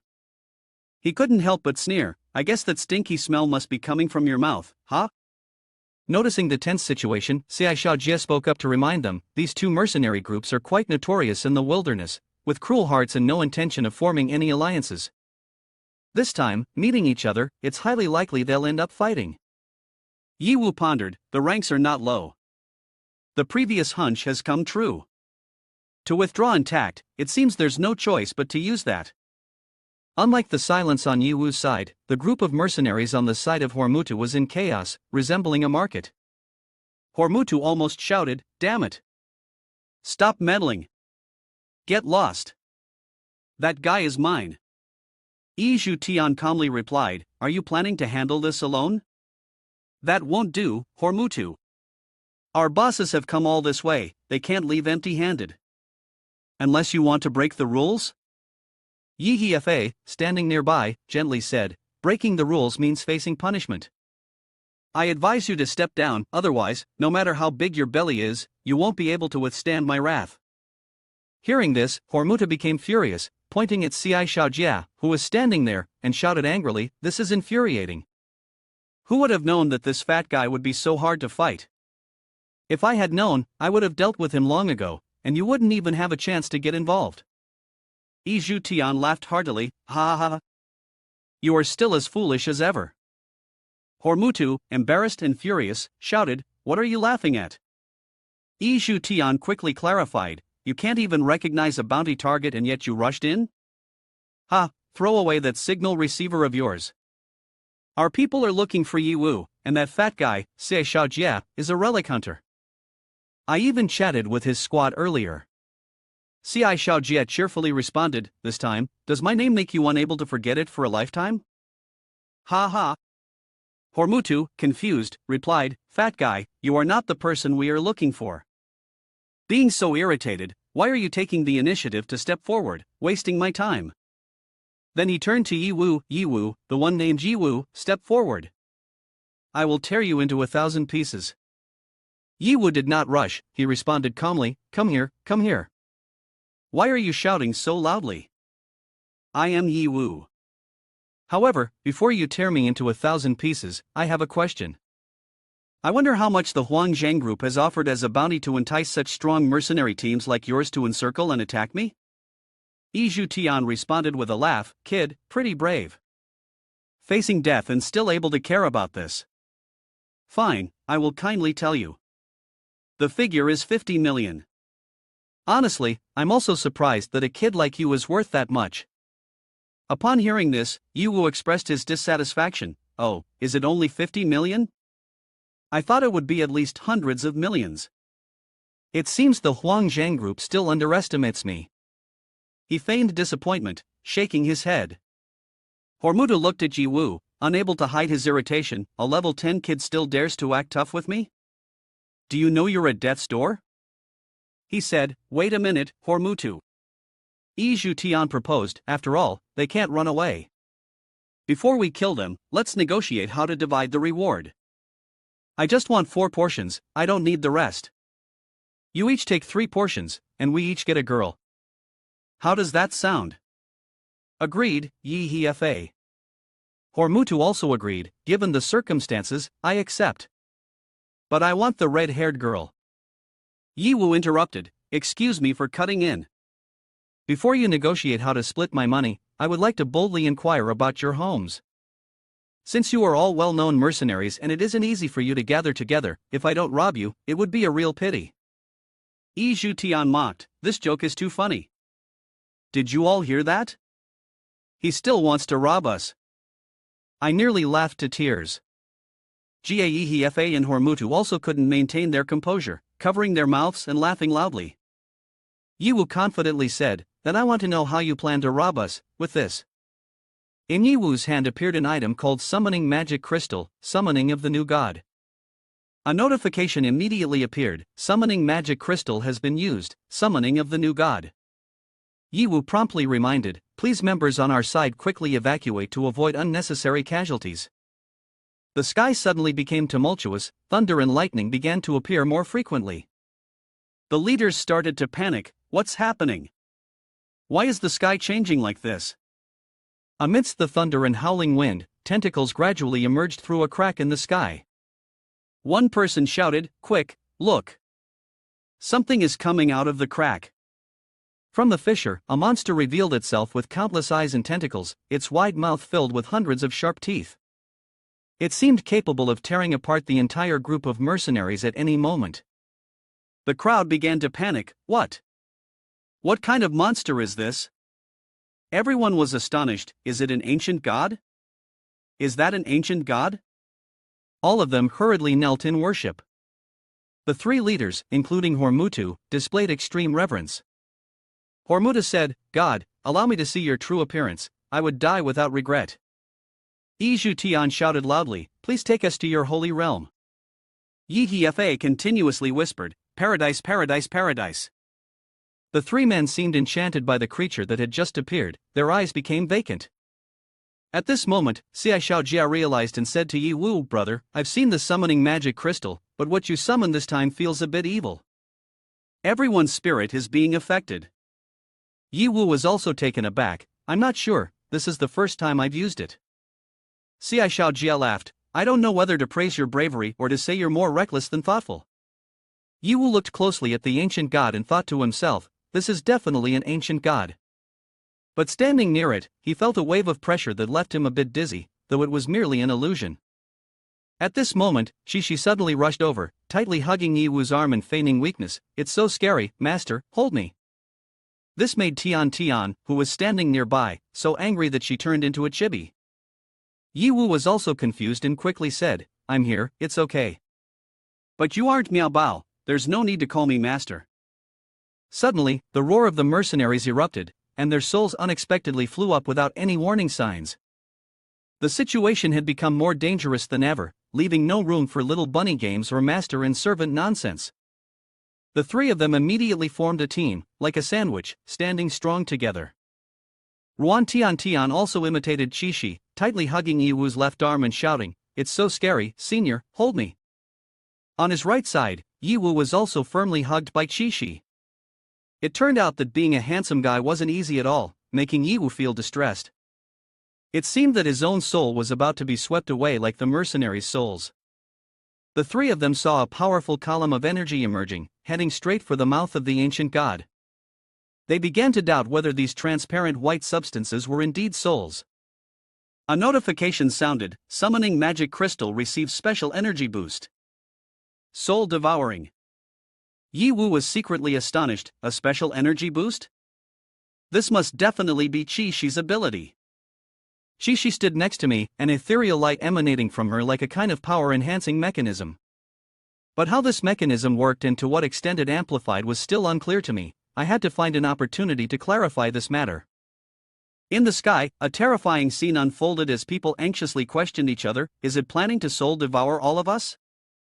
It seemed that the scene signaled the monster's meal was about to end, as it slowly retracted its tentacles into the crack. Ye Hao, standing beside me, appeared afraid that if he didn't speak, his mouth would be devoured as well. He kept exclaiming, "Is it finally coming to an end?" After watching for a moment longer, I felt as if my soul was about to leave my body. In a fleeting moment, the smoke dissipated, and the whirlwind and thunder disappeared, returning the sky to its original state. My entire body was now stiff, feeling as though I had lost all sensation. Someone help me. Yi Wu honestly replied, I'm sorry. I didn't expect that the summoned magic crystal would have such a strong effect on the spirit. He handed me a pill. Here, take this calming elixir, it will help you recover. He looked at those who had just been mocking him, now lying on the ground with blank eyes. The customer, still somewhat aware, thought to himself, but it can only be said that their luck was not good. This was originally just a mental attack, but the result was the loss of their souls. It seems that this summoning magic crystal cannot be used when Chi-Shi is present, due to its wide attack range, combined with a special enhancement, which even affects those in the team. It's too terrifying. The system then announced, congratulations, you have gained experience, 500,000. Money, 30 million, mysterious resources, 1,000 high-quality machine repair components, 30 permanent VIP black cards from the Garden of Eden Club, X3 venting dolls, a top-grade treasure mirror level 60, stable network access device to access the specialized rewards of Huangzheng Corporation, hellish electronic, characteristic weapons and musical instruments. In Yi Wu's mind, melodies echoed, and his fingers naturally danced to the tune, You are the most beautiful among all. He looked at the pile of rewards, and the only word in his mind was disdain. On the contrary, Luo Feng, Ye Hao, and Wan Tian were very excited. Luo Feng exclaimed, level up 3 times. Amazing! Ye Hao exclaimed, damn, do you know how hard it is for us to level up in this wilderness? I've already leveled up several times this time. Yi Wu, I don't want to keep trying. Only Chi-Shi stood still, her expression disappointed. Yi Wu noticed the unusualness and walked over to ask, what's wrong, Chi-Shi? Chi-Shi replied softly, I'm fine. It's just that my level has always been a question mark from the beginning. For over 1,000 years, no matter how many dangerous beasts I've killed, my level has never changed, always a question mark. Seeing this, Yi Wu gently comforted her, in my world, a question mark level represents a mysterious and incredibly powerful existence. So there's no need to be disappointed. Cheer up. Our Chi-Shi is really too cute. Hearing Yi Wu's words, Chi-Shi smiled brightly and hugged his arm tightly, saying, yes, master. She didn't forget to hold his hand, leaving him speechless, thinking to himself, still so innocent and pure. After the fun, Ye Hao seriously talked to Yi Wu, hey buddy, where did you get that magic crystal evil summon from? That's not a good thing at all. If it were someone else, even the summoner themselves would probably be caught up in it. Yi Wu answered honestly to the customer, not hiding anything, that he had obtained this information from the cult known as Cold World King's Landing Club when he had previously conquered the city. Ye Hao was surprised, Cold World King's Landing Club? I've heard about that cult. In the wilderness, there are countless large and small cults. But to develop, only this Cold World King's Landing Club has succeeded. I don't understand why their followers are extremely numerous. Not only in the wilderness but also spreading into the inner sanctum of the safe zone. Therefore, it's not surprising that you encountered them. Yi Wu replied lightly, well, let's hope they don't proactively provoke me. If they do, I will use this summoning magic crystal to show them what the god they worship looks like. He then continued, this side is fine now. We should hurry back. I promised others that we would have dinner together tonight. If we hesitate any longer, it will be too late. Noticing Yi Wu's nonchalant and arrogant attitude, Ye Hao couldn't help but praise, as expected of you. Just a moment ago you killed dozens of mercenaries, and now you want to go home for dinner. Truly a solid mindset. Ye Wu replied, I have never been a compassionate or soft-hearted person, especially towards those who wish to harm me. After all, in this era, being merciful to enemies is just seeking one's own death. Xiai Xiaojie continued, that's right, but I might have to disappoint you. The vehicle broke down during the fight, and it can't be started right now. Sorry, he. After saying that, he successfully left all four others speechless for 5 seconds. Then he continued, however, we can still use the vehicle from those mercenaries. As long as everyone doesn't mind the smell. Ye Wu can't blame me for that, right? After a moment of astonishment, he reassured everyone, it's not that complicated. Let me handle it. Everyone, step back a little. He called out, AI Vis, start now. Immediately, AI Vis replied, leave this small matter to AI Vis, the #1 assistant of the master. Saying that, AI Vis began to perform a series of complex operations, showcasing the skills of a master in construction and creative integration. Xiai Xiaojie exclaimed in panic, what is this? My vehicle. And the others' vehicles too. What are you planning to do? AI Vis confidently responded, don't worry, I will bring you a surprise. A powerful beam of light flashed and quickly extinguished, revealing a magnificent mechanical vehicle. Everyone was very surprised when the machinery was perfectly combined with strength and beauty. This is a surprise to me. What's wrong, Xiai Xiaojie? AI Vis asked. Nothing, how is it, do you like it? AI Vis replied, next is the presentation about your project named Wasteland Crusher. AI Vis continued, the Wasteland Crusher is a heavy off-road vehicle with a wild appearance, equipped with heavy firepower and a super engine, capable of carrying a maximum of 15 people. The interior is fully furnished, and it is powered by batteries. Mating can no longer control himself. Xiai Xiaojie rushed over, showering the vehicle with affection, so exciting. This is also used for the Horizon Combat Team. A capacity of 15 people should be enough for now. He excitedly said, everyone, get in the vehicle, fasten your seatbelts, close the doors tightly. The fat man, I'm about to start the engine. Everyone had to quickly get themselves organized. Fat man, don't get too excited. This road is fraught with dangers, safety is paramount. Reckless driving is not allowed, Ye Wu reminded. However, Xiai Xiaojie hastily stepped on the gas and sped off, leaving Ye Wu behind before he could finish his sentence. Ye Wu shouted, Xiai Xiaojie is driving away at an unbelievable speed. Don't worry about the details.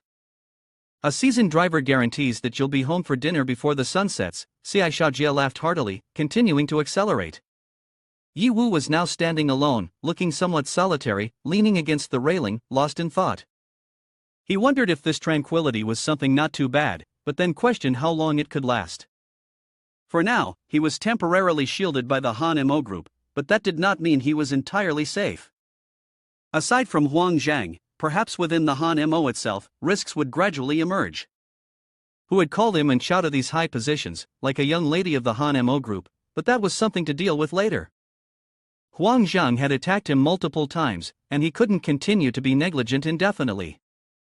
Thinking this way, Ye Wu immediately ordered AI Vis, using your construction master's skills, can you hack into Huang Zhang's specialized website? Vis replied without hesitation, of course, master, that's no problem at all. Hacking is just a trivial matter. Ye Wu nodded in satisfaction, very good. Immediately help me infiltrate the reward page of the Huangzhang Corporation. The system began to load, various parameters appearing on the screen. Ye Wu thought, he was someone who could not bear to rely on others, and the continuous times of being in a passive position made him feel that this time it was time to take the initiative. He also wanted to see what the reward page of the Huangzhang Corporation was really like. A signal disrupted the system and confirmed the identity of the mercenary Hormutu.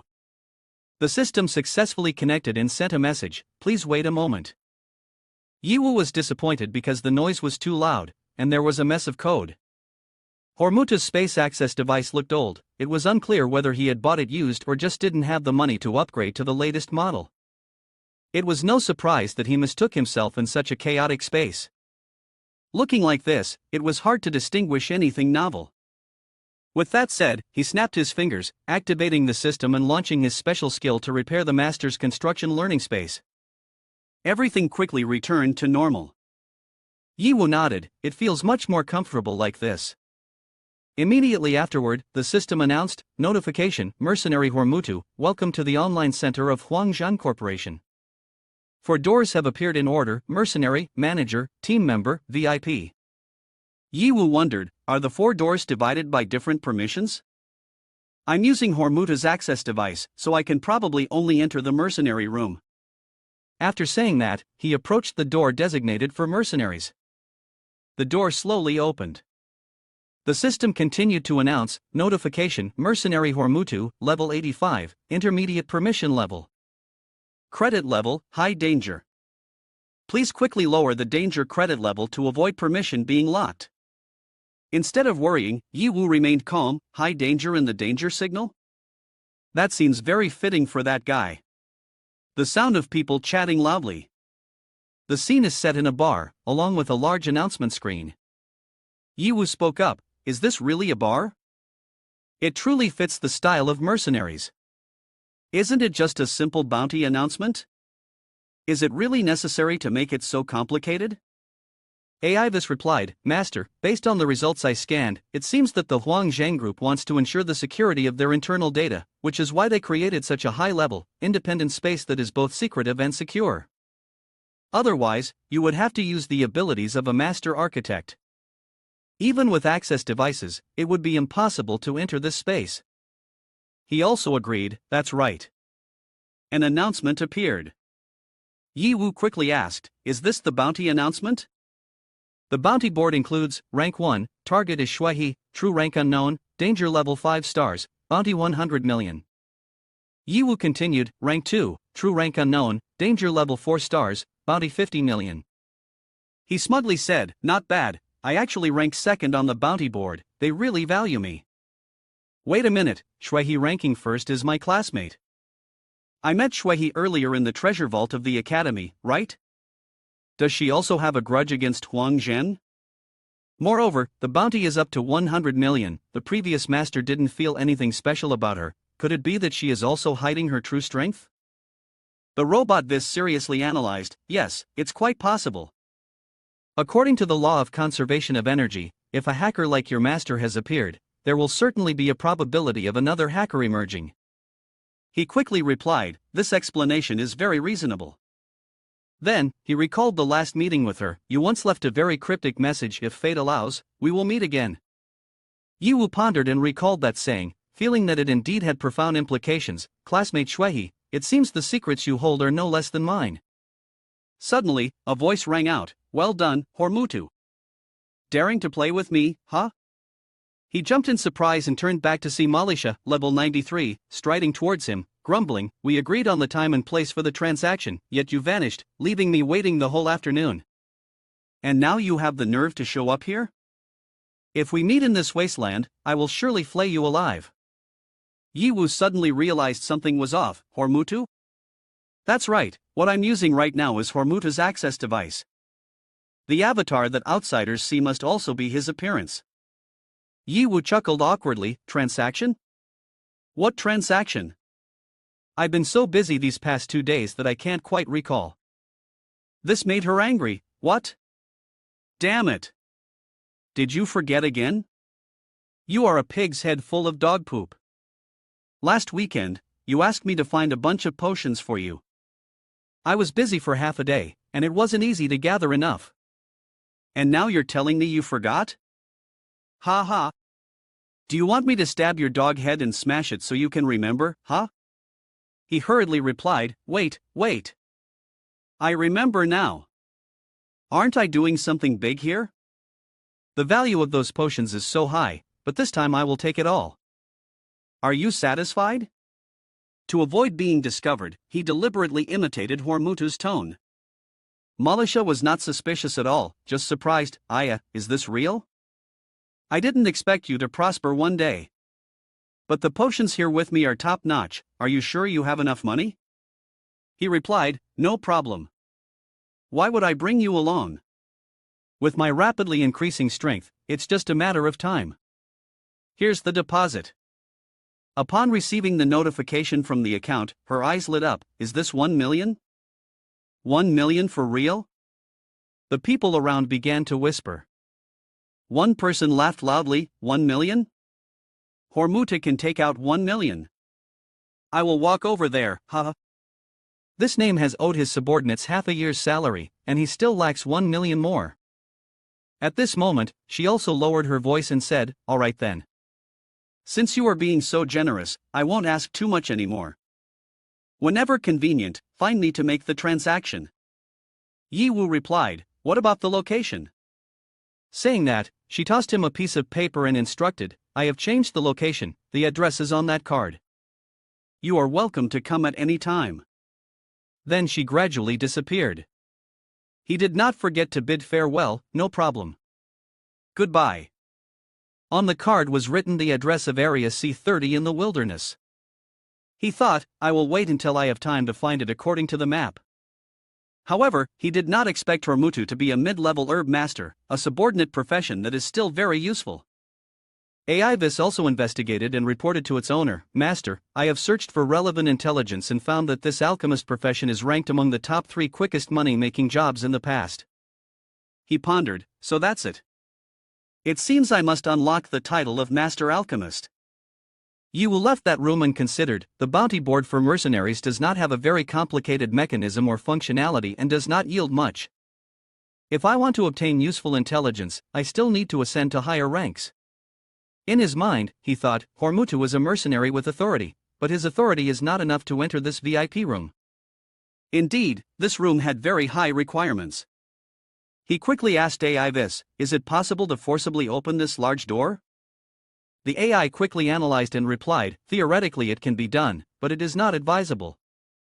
There is a very high chance that forcibly opening it will destroy the user agreement. Once destroyed, the device user will not be able to enter here again. The best way is to find an item with higher authority in Huang Zheng's system and then perform a fusion enhancement to safely open the door.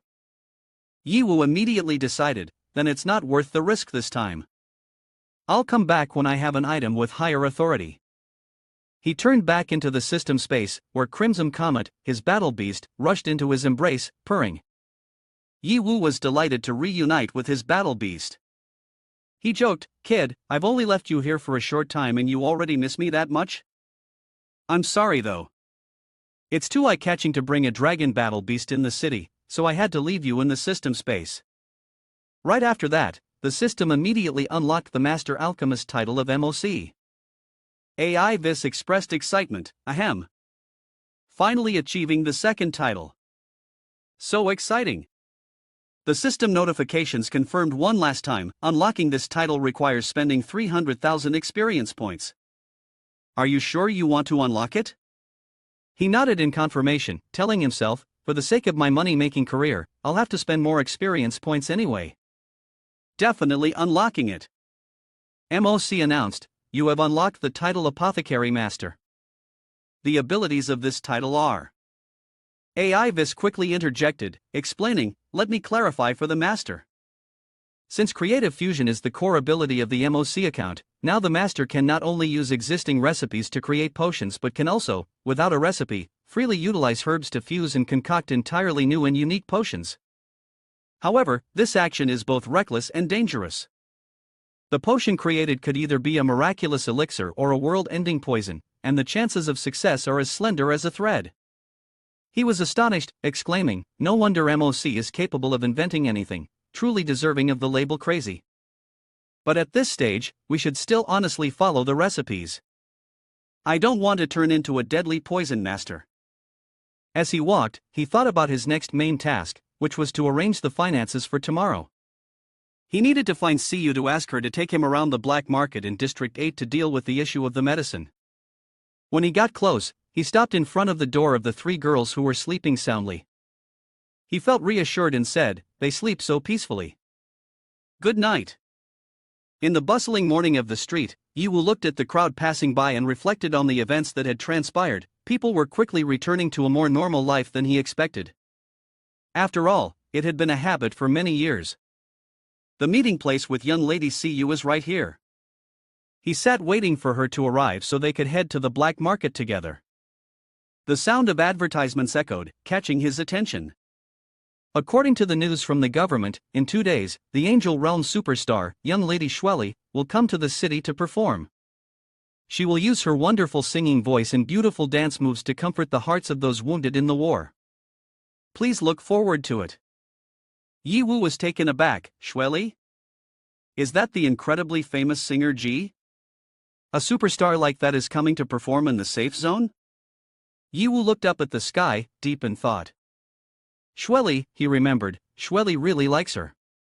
Yi Wu reminisced about the image of his younger sister. The girl not only plastered posters of this singer on her wall, but she also loves to sing and dance on her bed, even if she is always offbeat. Suddenly, a voice came from afar. What's up? Are you enchanted by the allure of the idol? It turned out to be Siyu. Yi Wu was surprised that he also liked following idols. He quickly explained, my sister is a fan, so I know a bit of information about her. Anyway, let's go. See you, young lady, sorry for bothering you today. Yi Wu and Siyu chatted as they walked. Siyu said, this Angel Realm is only famous in the entertainment and sports circles. They're making a lot of money off of it. But this time, they invited Xueli, a rising star, to perform for charity to raise money for relief efforts. It's quite unusual. I wonder if there's some ulterior motive behind it. Yi Wu replied, there's a saying that the things that don't cost money are the most valuable. Ordinary people can't see through the business tactics of these big corporations. So, there's no need to worry or concern ourselves with them. Siyu nodded in agreement, that's true. As they were walking, they came across a door. Yi Wu said, who would have thought that the entrance to the night market in Area 8 is a CAF? But why don't we enter through the main door? Siyu responded, isn't it a gift from someone? The fact that you defeated the world boss is no longer a secret. To avoid unnecessary hassle, let's go through the back entrance to the room Han Mo rented. As they chatted, the two arrived at a small corridor. Yi Wu laughed, thank you, Siyu young lady, you've really arranged everything perfectly. Siyu replied, to be able to defeat the boss that In Huan struggled so hard against, you're really impressing me more and more. Siyu then hugged Yi Wu tightly, with your skills, will you still need your sister in the future? Yi Wu showed a shy reaction to Siyu's playful words and answered, well.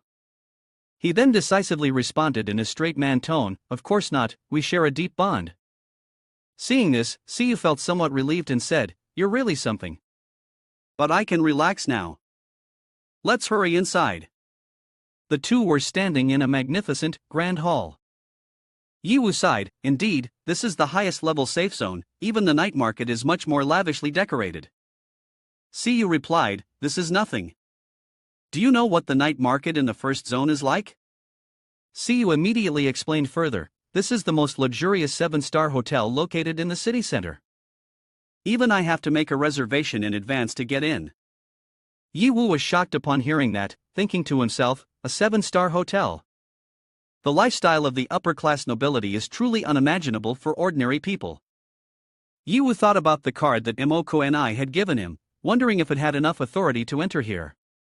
When he earns some money from his business, he definitely wants to take his whole family here to experience the luxury. When Siyu and Yi Wu arrived at the hotel, the staff members standing on both sides of the entrance greeted them warmly. Siyu young lady, Yi Wu, the rented room has been prepared, please come in. Both stepped into the room, looked around once and could not help but admire the splendor of the 7-star hotel. Siyu sat down on the sofa and said, previously when you contacted me, you mentioned wanting to bring the props and drawings related to the techniques and pharmaceuticals in the black market. I stayed up all night to collect and sort out the relevant information. Yi Wu replied, thank you so much, you have helped me a great deal. Siyu yawned broadly and then lay back on the sofa, I'm so tired, I need to sleep for a while. You can take your time to look over things. Yi Wu smiled, no problem. You go ahead and sleep, I will call you in the evening. Yi Wu turned on the system screen. The finished pharmaceuticals from the master's degree project were extremely scarce and incredibly expensive. Compared to the blueprints, although the price was not cheap, it was still much more reasonable. This was because the master's level profession was one of the highest, talents were rare, and there was still the possibility of failure during the crafting process, leading to increased costs. Ye Wu leaned back in his chair, pondering, I am MOC, an extraordinary inventor who has driven this world crazy. Failure in crafting? That is simply impossible for me. I can definitely leverage the price difference between the blueprint and the finished product to reap significant profits. Ye Wu laughed, ha. He looked at the three-dimensional screen of the system. With the capital of tens of millions I will aim to earn 100 million first. The system immediately announced, blueprint purchased successfully. Materials purchased successfully. Ye Wu focused on contemplating the system panel. There was a great demand for finished pharmaceuticals, and the supply of materials was abundant. He decided to attack the pharmaceutical market first. After a while of crafting, the system announced, pharmaceutical crafting successful. After 4 hours of deep sleep, Siyu finally woke up. I didn't expect to sleep for so long. She turned to ask, Ye Wu, how are things going for you? Ye Wu happily reported, not too bad, I've made over 2 billion already. Siyu suddenly woke up completely. She immediately looked at the system screen, her voice panicked, you can't be kidding. In just a few hours, you've made over 2 billion? The trade number 9527 is all yours? Oh my gosh, and there are plenty of trading records for drugs as well. All high-end drugs, and there are even some super rare potions. No wonder you've made so much profit. Ye Wu sighed upon hearing this. It's a pity that this area no longer has any raw materials, otherwise, I could have made even more money. Siyu replied, of course, all the drug raw materials in the black market have been cleaned out by you. She leaned against Ye Wu, her alluring figure pressing closely to him. Siyu chuckled softly, so you want me to help gather 10 raw materials to make money, right? Then shouldn't you reward this money-loving person a little? By the way, shouldn't you explain to me what a master-level potion is? Do you have more secrets hidden from me? Ye Wu smiled awkwardly and replied, I'm truly sorry, Siyu young lady. I will definitely repay this kindness, but this secret I can't share right now. However, I assure you it won't harm you. In the future, I will explain it clearly when the time is right. Miss Siyu replied, I like you, my romantic debt. Although specific transactions in the black market are kept secret, if one truly wants to investigate, they will definitely find out. You are the only one selling such a variety of rare drugs, which will surely attract the attention of many, especially the upper classes in the elite society. A person who can concoct drugs in today's society is indeed a rare existence. Ye Wu responded, it's fine, if I dared to do this, then of course I will not fear the troubles that follow. Suddenly an announcement rang out, esteemed guests, the scheduled auction for the day is about to begin. Guests who wish to participate are invited to step into the auction hall. Upon hearing this, Ye Wu asked, an auction? Siyu explained, this is a highlight of the black market in Zone 8. Every day there is an auction for 5 items that are not available in the exhibition system. Hearing this, Ye Wu excitedly said, so there's a chance to encounter rare items? That's interesting, let's go take a look, Miss Siyu. Siyu replied, sure. As they reached the auction hall, the system announced, esteemed guests, please wait a moment, the auction will begin shortly. Siyu looked around and said, it seems there aren't many people participating. Moreover, the level here isn't as good as the secret auction of Victoria that happened earlier. Ye Wu also looked around and said, there's no need to hide our identities. Siyu replied, that's right, after all, this is just a regular auction in a safe zone. Such a large discrepancy is understandable, but sometimes you can still encounter surprises. Suddenly, Ye Wu looked down at the crowd in the hall. Spotting a familiar figure, he felt a sense of surprise, so it's elderly. I didn't expect to see you here. You seemed ordinary before, but now you've reached level 60? When I was a rookie, you took care of me a lot, and I am truly grateful. I wonder if I will have the chance to repay you today. The auction program began. The MC opened with an excited voice, after 4 rounds of fierce bidding for the items, we will move on to auction the final item. The MC then pulled the cloth covering the item aside and said, dear esteemed guests, please take a good look at this miraculous item. This is the premium potion gift from Love God.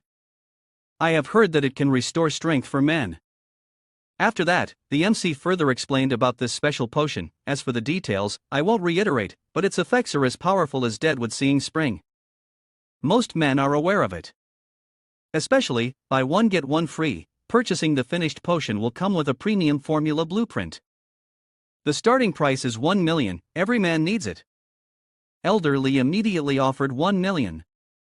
Suddenly, other young people began to discuss, Elderly, why wouldn't he be able to get it?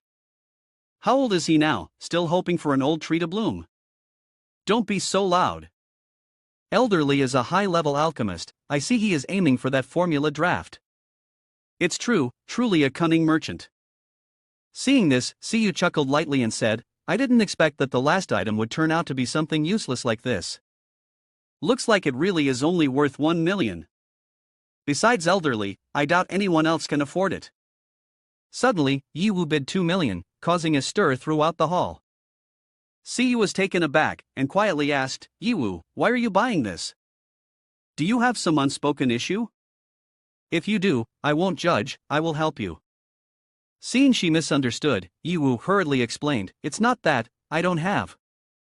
Oh, young lady Siyu, you might have misunderstood. I'm buying this simply to counter Elderly.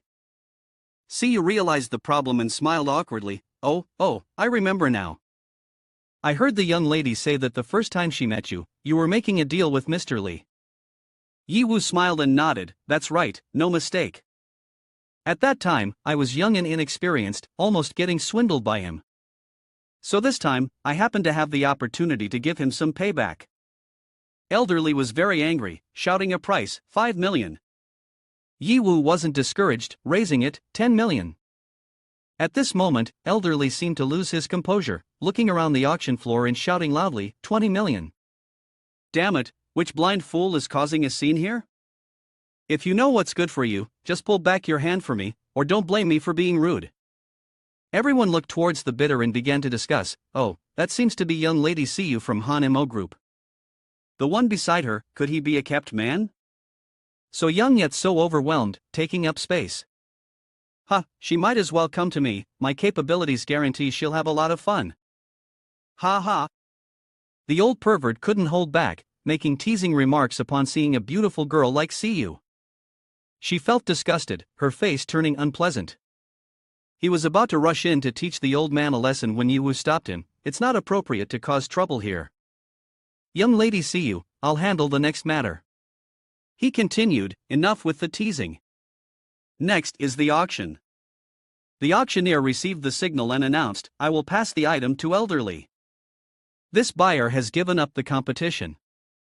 20 million, going once.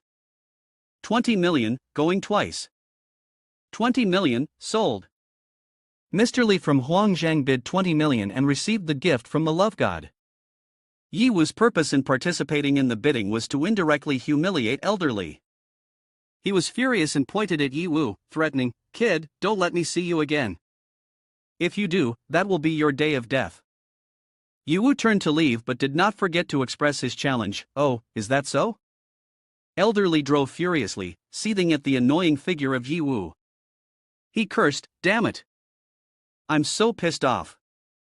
Something that should have only cost 1 million ended up costing me 19 million because of that damn kid messing things up.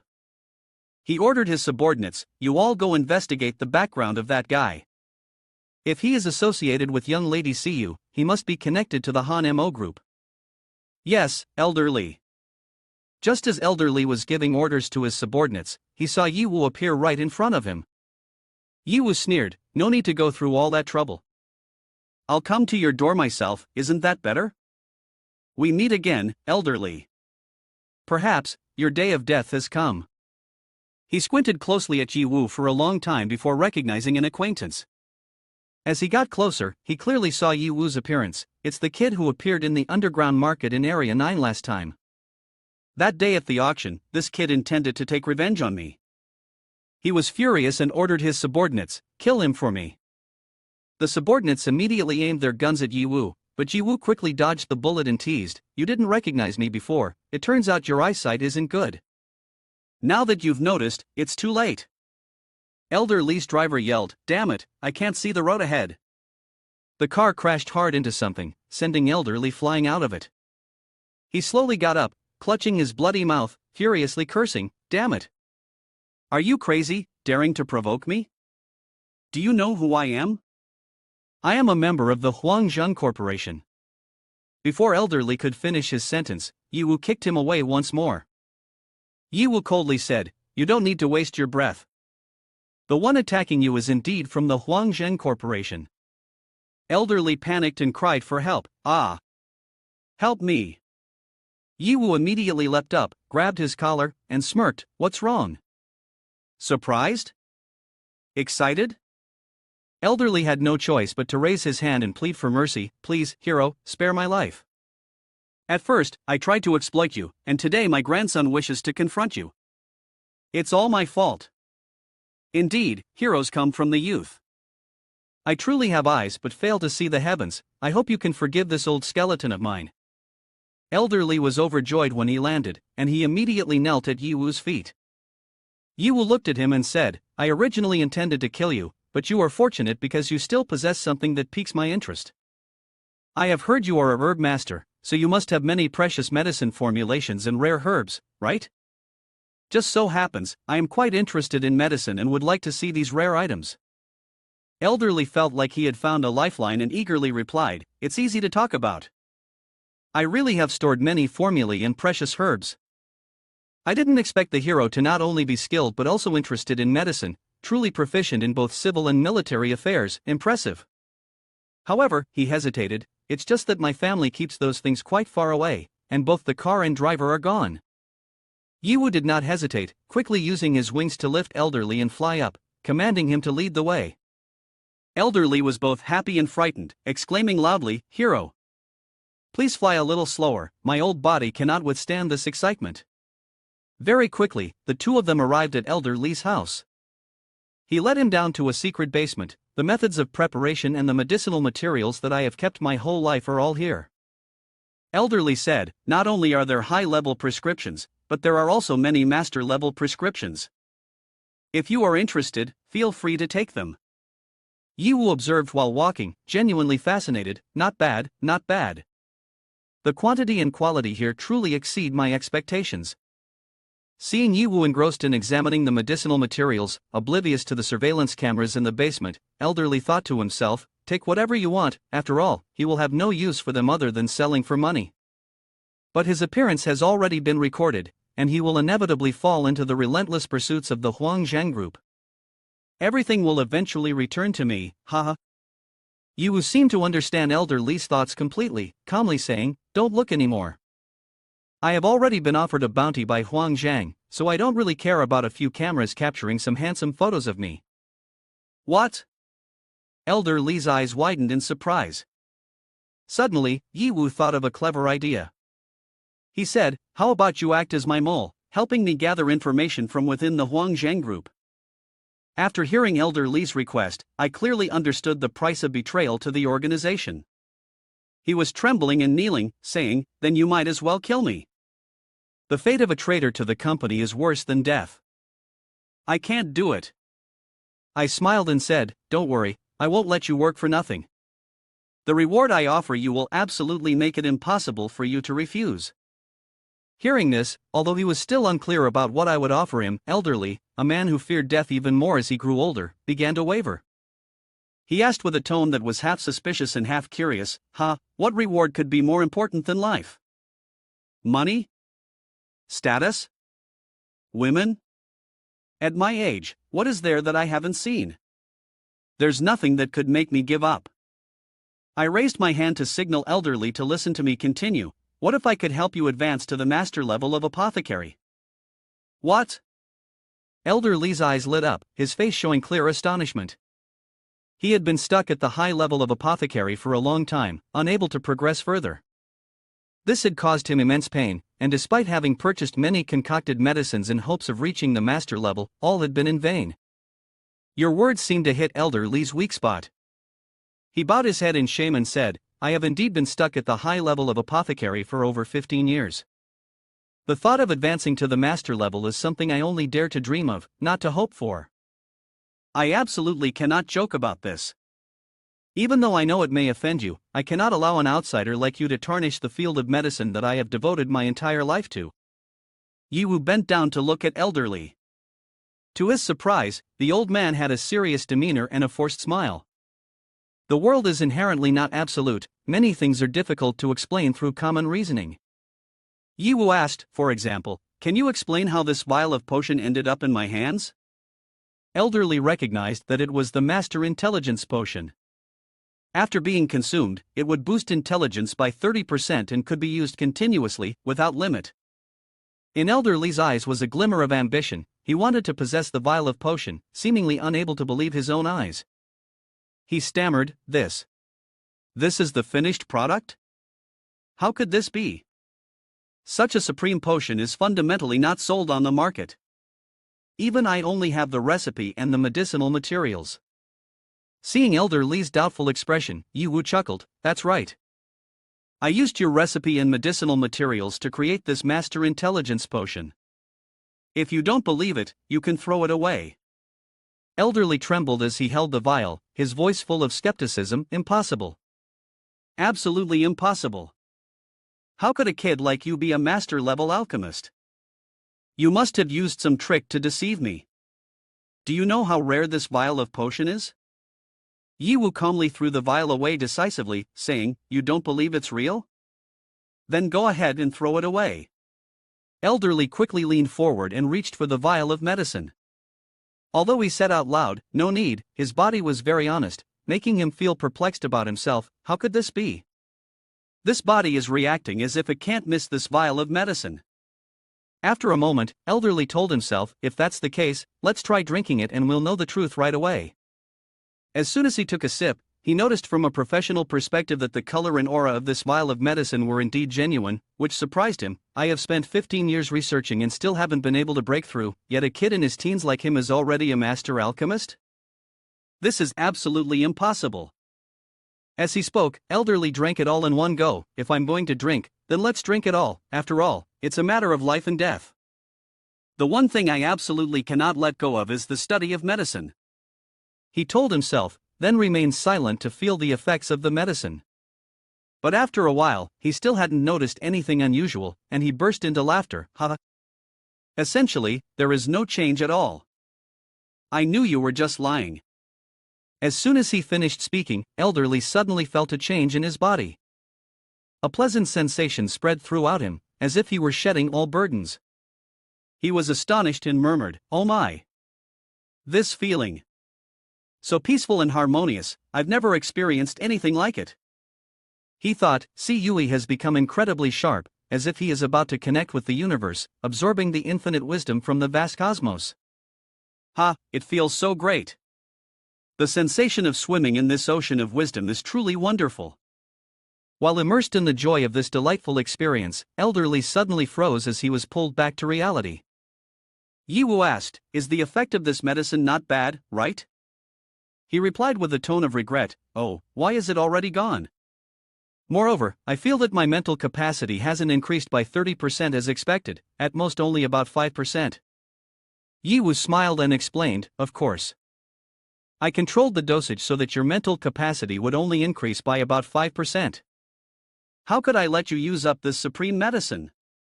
This is just a trial dose. Once you agree to help me as an inside man, when I help you advance to master, you will be able to use the remaining medicinal materials to concoct the medicine yourself. Hearing this, Elderly seemed to be completely captivated by Ye Wu's abilities. He knelt before him and said, Master. I'm sorry, Master. This old man was truly foolish, daring to judge your capabilities by common standards. Your brilliance is proof of the absurdity of this world. I, Li Jianshang, am willing to devote myself to you. No matter if it's money, women, status, or rare medicinal materials and concoctions, as long as I can obtain them, I will continuously provide them to you, my master.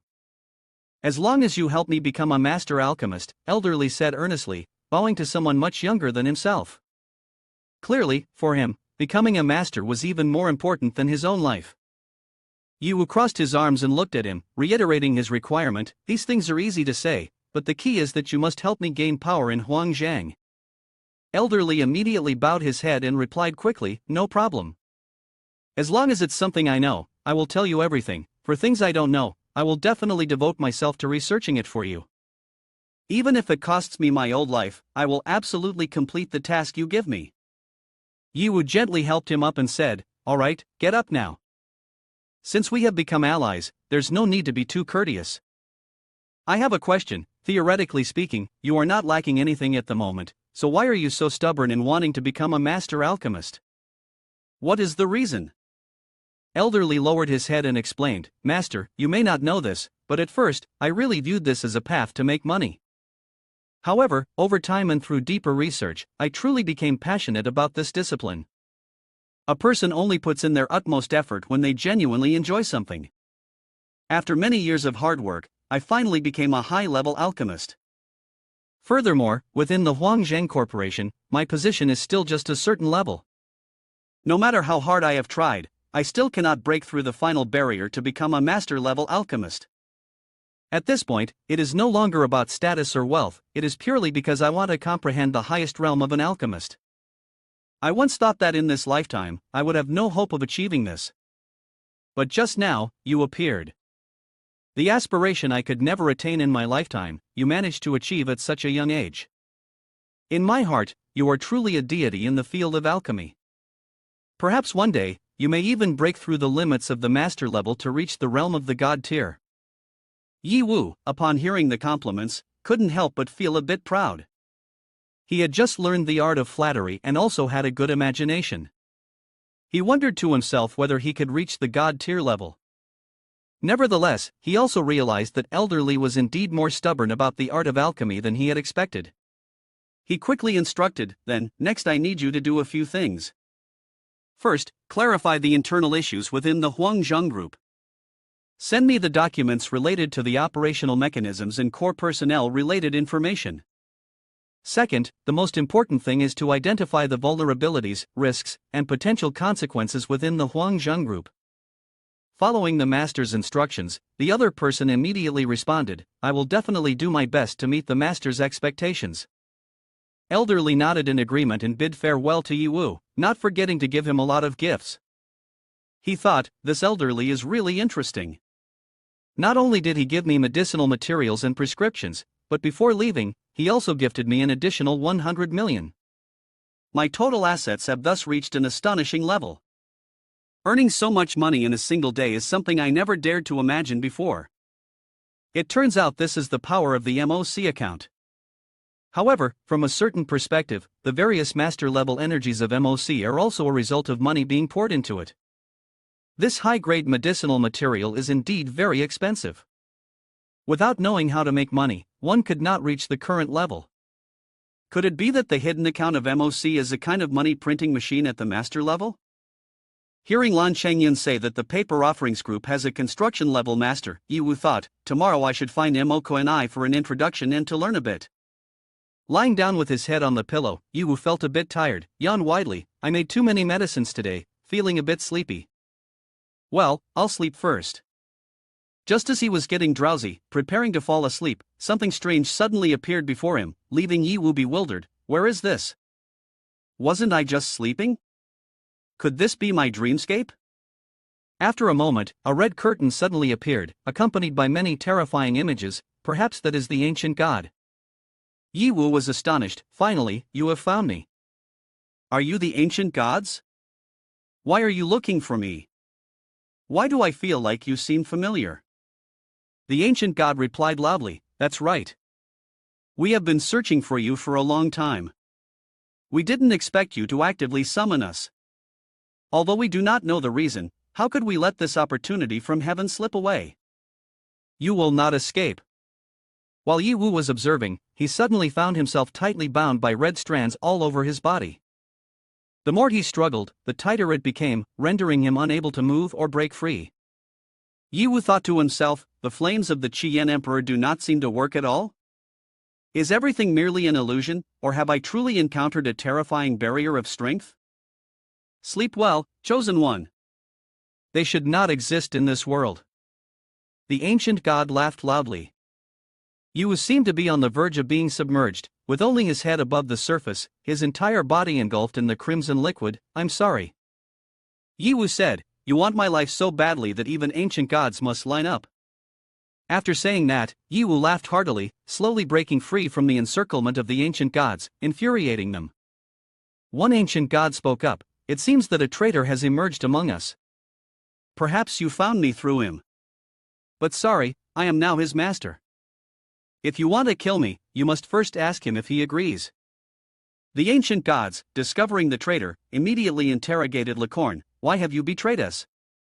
Blood from the bodies of the ancient gods surged, filling the sky, mingling with the frenzied screams. "Even if you can control Licorne, do you think a mere mortal like you can possess the power of a god?"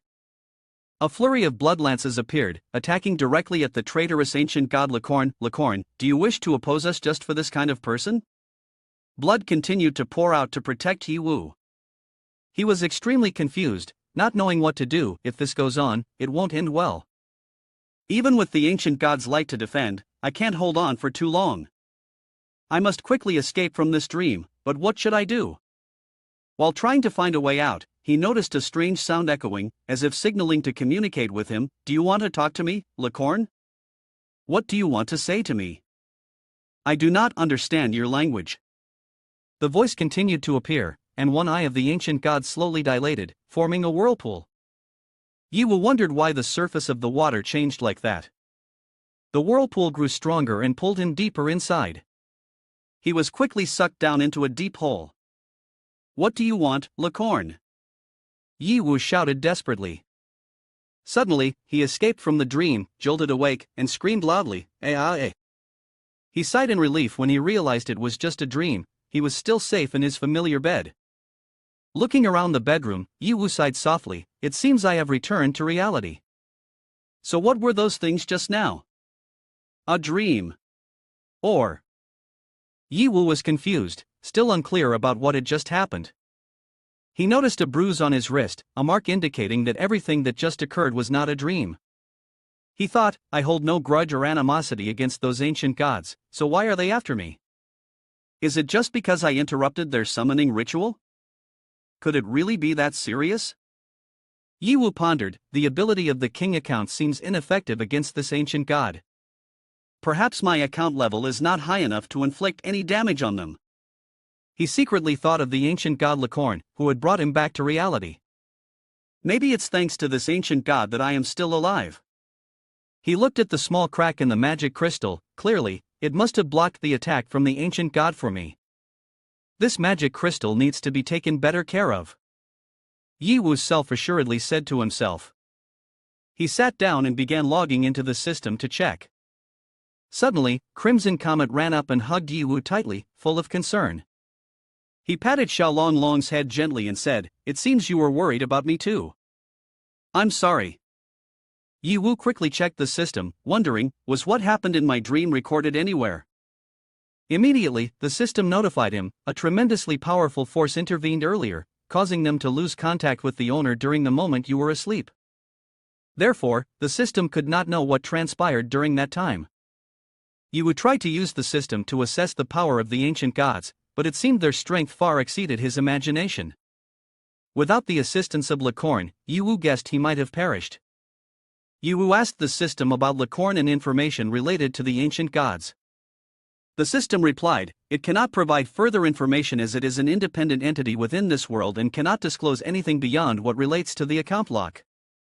If Ye Wu wants to obtain answers, the system offers two suggestions. First, unlock the Wise Scholar account, which stores a vast amount of advanced and rich knowledge. Second, quickly craft the all-powerful god-level potion, which can help solve every puzzle in this world. Ye Wu felt that both options were impractical. What the system suggested sounds like it wouldn't be of any help. The all-powerful god-level potion is not easy to acquire, and unlocking the Wise Scholar account requires a significant cost. After leaving the system, Ye Wu felt a bit anxious. Though everything seemed quiet, he still sensed hidden dangers behind him. These ancient gods are completely different, not like the information Ye Wu collected from beast lords or other organizations. The internal information of the Han Mo group is also insufficient to understand the ancient gods. Ye Wu thought, perhaps only the Cold World King's Landing Club can provide truly useful intelligence about the ancient gods, as they study this issue more thoroughly than anyone else. He wondered if Area 8 might be their stronghold. He thought, even though last time, their plot to summon the ancient god was thwarted by me, they will surely come back. If the strength of the ancient god continues to grow stronger with each summoning, then for me, that's a major hassle. This cult cannot be left unchecked, even though it doesn't directly involve me. Thinking until dawn, Ye Hao had breakfast feeling quite tired from staying awake all night thinking of countermeasures. His father and mother saw their son dazed at the dining table and immediately asked with concern, "Little Ye, why do you look so tired? Did you not sleep well last night? Is there something on your mind?" Ye Hao forced a smile, rubbed his head and replied, "Father, mother, don't worry, I'm fine. Your son is very strong now, and I can handle anything easily." Suddenly, he heard the sound of his younger sister and Shishi laughing and playfully approaching. Both greeted, "Brother, father, mother, come look at the outfit I picked for Shishi." Shishi blushed, shyly said, "Good morning everyone." Following her was Nana, yawning repeatedly. Ye Hao turned to look and saw Shishi in her new outfit, looking truly beautiful and charming, which made his heart feel joyful. Ye Hao said, "Seeing Shishi, all the weariness in my heart suddenly disappeared. It's completely healed. Is this her enhancement ability? That's really amazing." While he was engrossed in admiring the beauty, his sister's voice startled him. "Brother, I need to discuss something with you." Ye Hao asked, "What is it?" Yunfei said, "Brother, let's go together to see the Shueli performance with Shishi. I've secured tickets." Ye Hao had anticipated that Fei Fei would make such a request, so he happily replied, "Although I'm not really interested in this kind of thing, who told you that you're my precious little sister?" Seeing her brother quickly agree, Fei Fei couldn't hide her joy and hugged Ye Hao tightly. "Yeah, thank you, brother." Ye Hao glanced over at Shishi but hesitated, but Shishi just arrived, I should ask if she wants to come. Though he really wanted her to join, he awkwardly turned away, pretending to change the subject. "Is Nana going?" Fei Fei quickly responded, "I've already asked Nana. She's not going." "What a pity." Nana waved her hand, shaking her head. "It's okay, sister. There are still many things to do at home. I don't mind not going." Nana continued, "Master and the ladies can go and relax. It's not just a place for singing, dancing, or dull and chaotic rap, is it? What is there to see? The entertainment of a low-level civilization is truly pointless." The three of them arrived at the central square of Area 8. Ye Hao appeared with two beautiful women by his side, attracting everyone's attention. "Look over there, gorgeous women. And there are two of them." Shishi shyly leaned against Ye Hao, "There are so many people." He turned to ask his sister, "Isn't the regular performance usually held in the evening? Why is it starting in the afternoon?" Fei Fei lightly tapped his hand, playfully scolding, "You are so boring. Look over there, what is that?" A few lecherous guys whispered among themselves, "Who is this guy that makes me so envious?" Ye Hao followed the direction Fei Fei pointed and suddenly realized, that's the entrance to the dungeon. Fei Fei kept praising, "That's right, but this is artificial, a product of Angel's Realm Group. They are disrupting the entertainment market. This exclusive dungeon can serve thousands of people. They have moved the performance inside the dungeon, such a smart move. Who has created this virtual experience, escaping reality, providing an ultimate sensation in vision, hearing, and touch for everyone?" Ye Hao said, "This advertisement is a bit too much. Isn't it similar to the secret auction of the Victoria's Secret Auction? The only difference is that this place can hold tens of thousands of people, and the technique is comparable. But it's too crowded here. We came early, otherwise if we came a bit later, we would have to line up until it gets dark." While Ye Hao was thinking, he suddenly saw a familiar figure approaching. It was Miss Siyu. Siyu smiled and greeted, "Ye Hao, didn't you say you weren't interested in these things? How come you're here to join the fun?" Ye Hao nodded in response, awkwardly looking at his sister and said, "Well, isn't it because my sister dragged me here?" Fei Fei quickly bowed and said, "Hello, Miss Siyu." Siyu replied, "Hello, Yunfei. But Ye Hao, you are being too honest. Why are you standing in line here? You are the captain of the team under Han Mo Group, you can definitely go through the VIP entrance." Hearing this, Ye Hao smiled with delight, thinking to himself, There's such a good thing? Miss Siyu quickly said, "Follow me, I'll take you through the VIP entrance." I also happen to want to talk a bit with the people from Angel's Realm. Ye Wu happily agreed, following Siyu along with Fei Fei and Shi Shi. Fei Fei said, finally, they don't have to stand in line anymore. Fei Fei continued, VIP is the best. Shi Shi looked at Yun Fei and excitedly said something that Shi Shi did not understand. What is VIP? Ye Wu, following the two while attentively observing the surroundings, said, I'm here because I'm worried about unexpected incidents. After all, this is a large-scale gathering event. However, Angel's Realm is a big company, so they must have experience dealing with conflicts.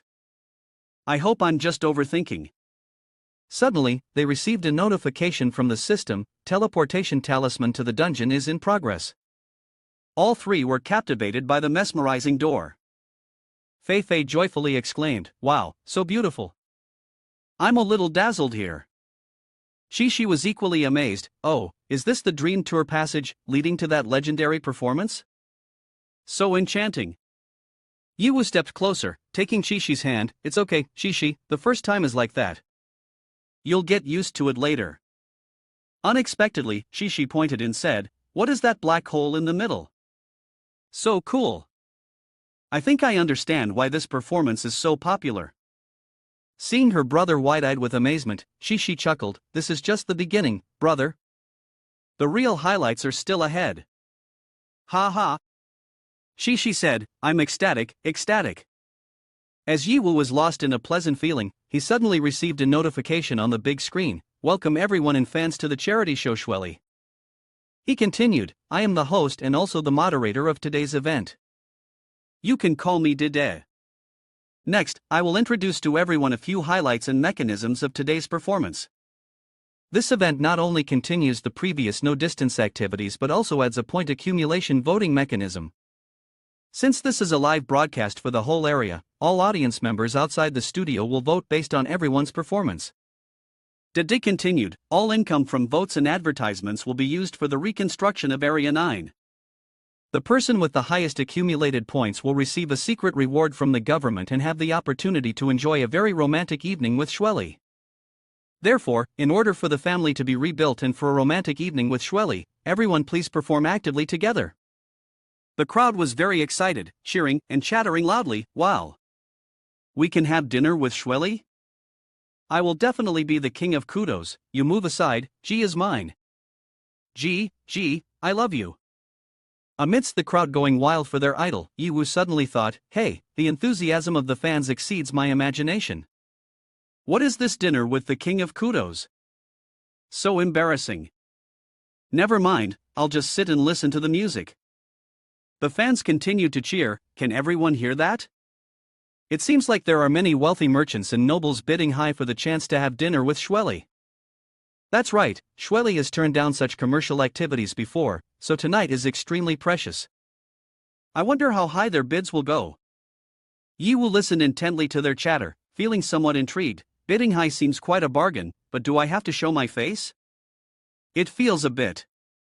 The crowd was excited, which made Dede even more exhilarated.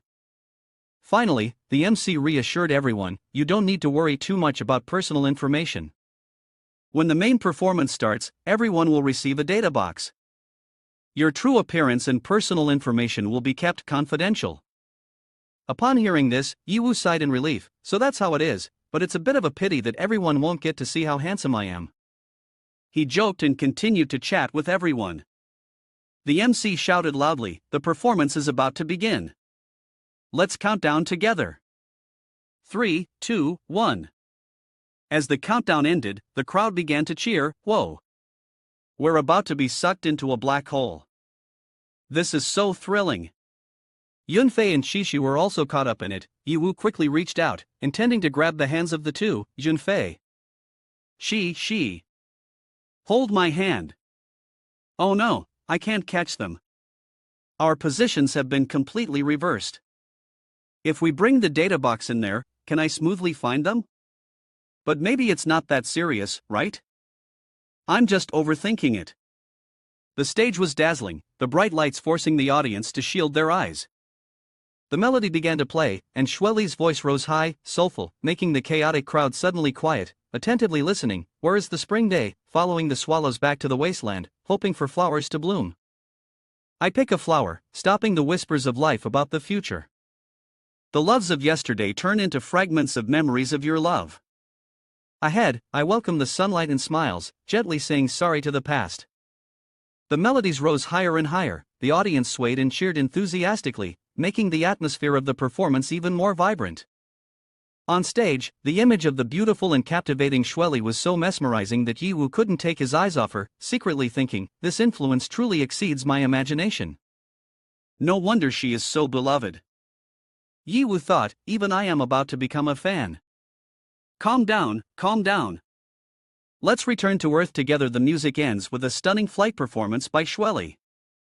The screen starts to display the number of votes, the rankings are out, but my position is truly eye-watering.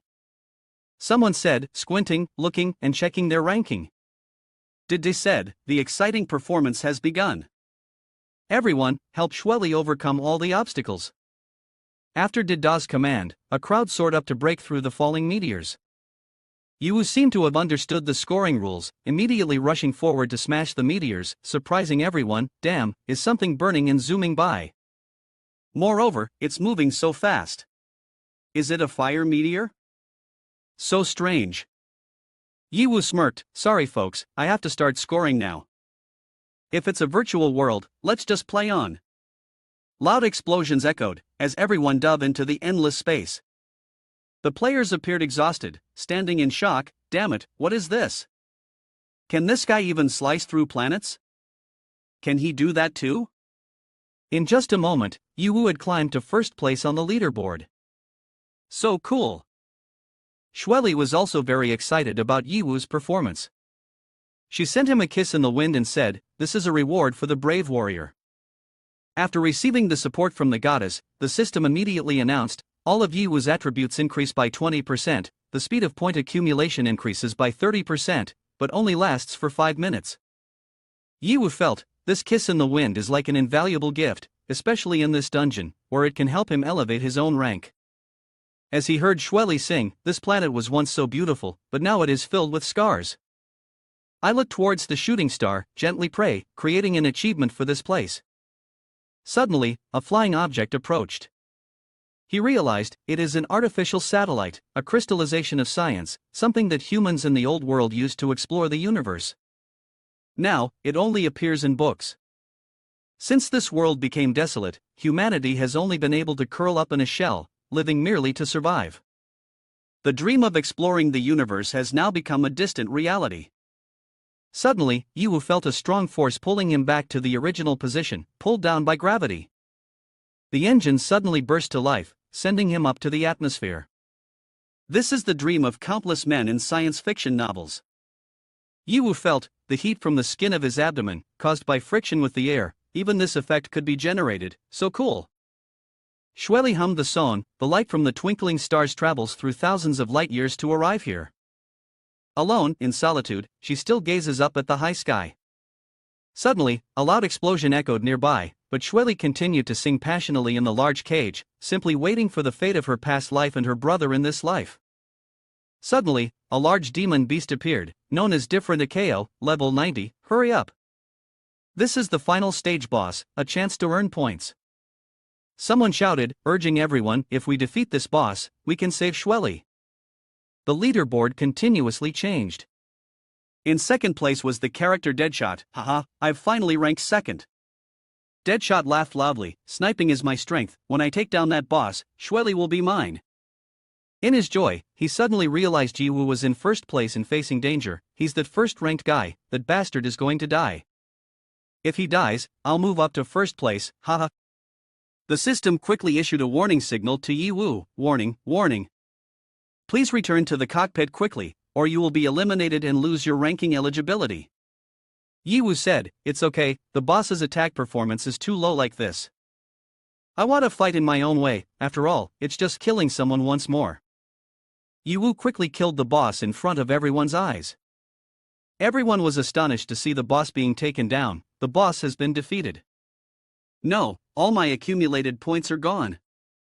Ye Wu stood nearby, gently supporting Xueli and whispering in her ear, thank you for your amazing singing.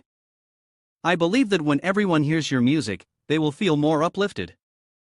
She looked at him in confusion and asked, "Who are you?" The system announced, "First place Ye Wu, accumulated points are 8,547,863.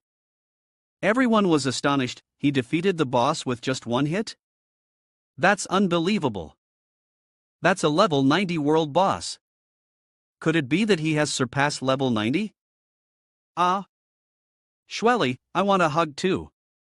Ye Wu smiled and replied, "I'm just a passerby, but after today, chances are I'll be swept up by your fans. But I have a question.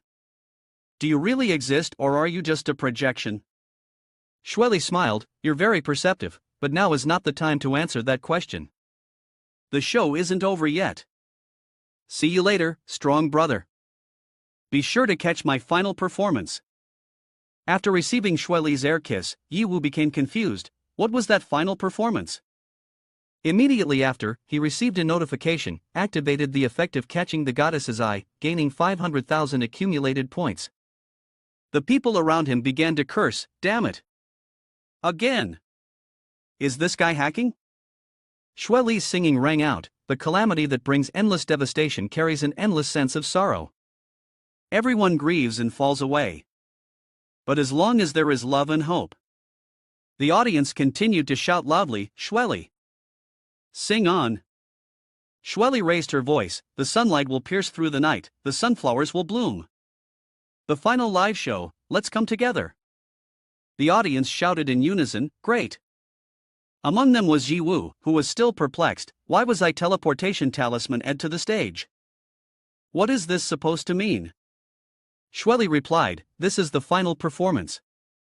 A voice from the system echoed, "Welcome to the final solo challenge segment. The player with the highest accumulated points will perform here alongside Shweli. The player's performance will directly affect the reconstruction of Zone 9 in the dungeon.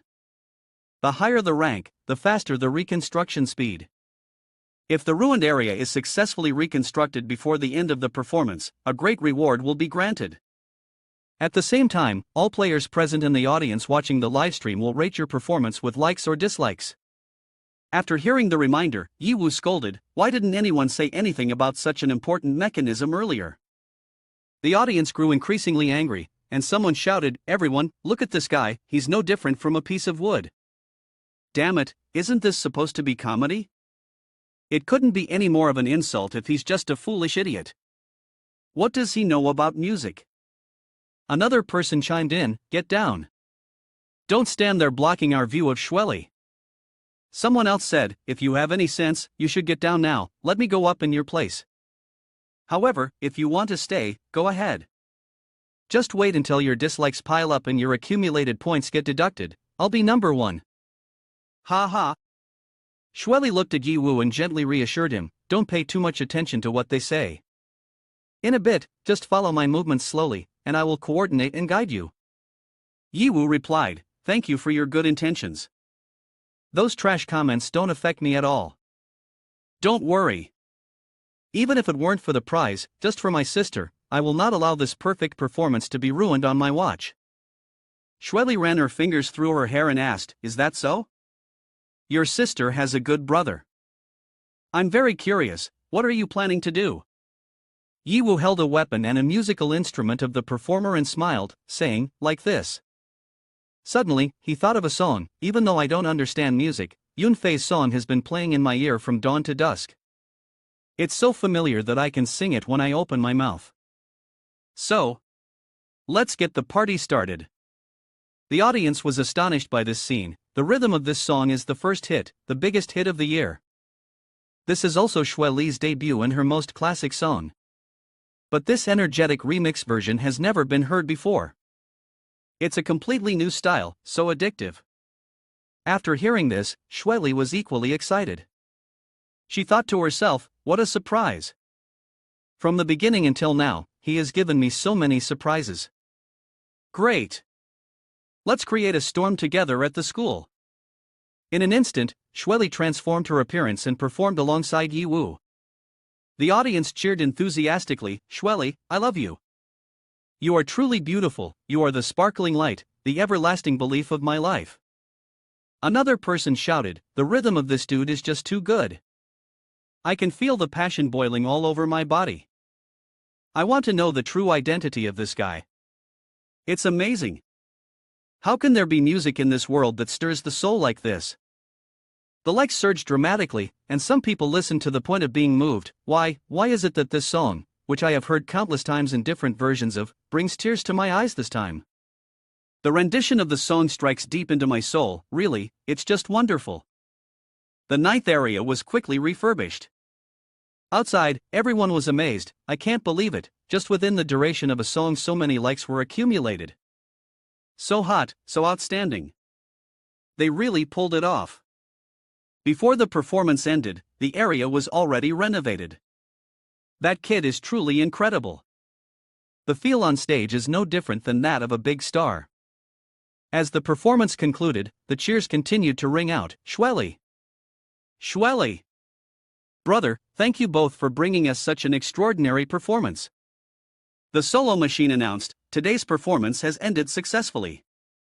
The profits from this event will be used to rebuild safety area number 9. Thank you for everyone's participation and support. Now we will begin the countdown for a 1-minute teleportation talisman. Until next time, we won't meet again." Shweli smiled and praised, "Yiwu, this really was an outstanding performance, superstar." Yiwu humbly replied, "What superstar?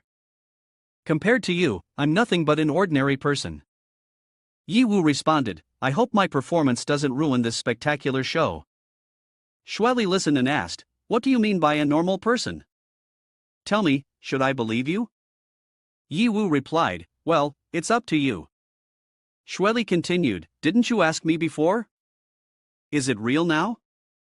"I can answer now. I am not truly outside the dungeon but have digitized my consciousness through special means, transforming into who I am now within the dungeon." Yiwu was stunned. "So that's how it is? No wonder it's Angel's realm. Being able to achieve this is really impressive." Suddenly, everyone outside shouted, "Why has the time gone negative? Is there an error?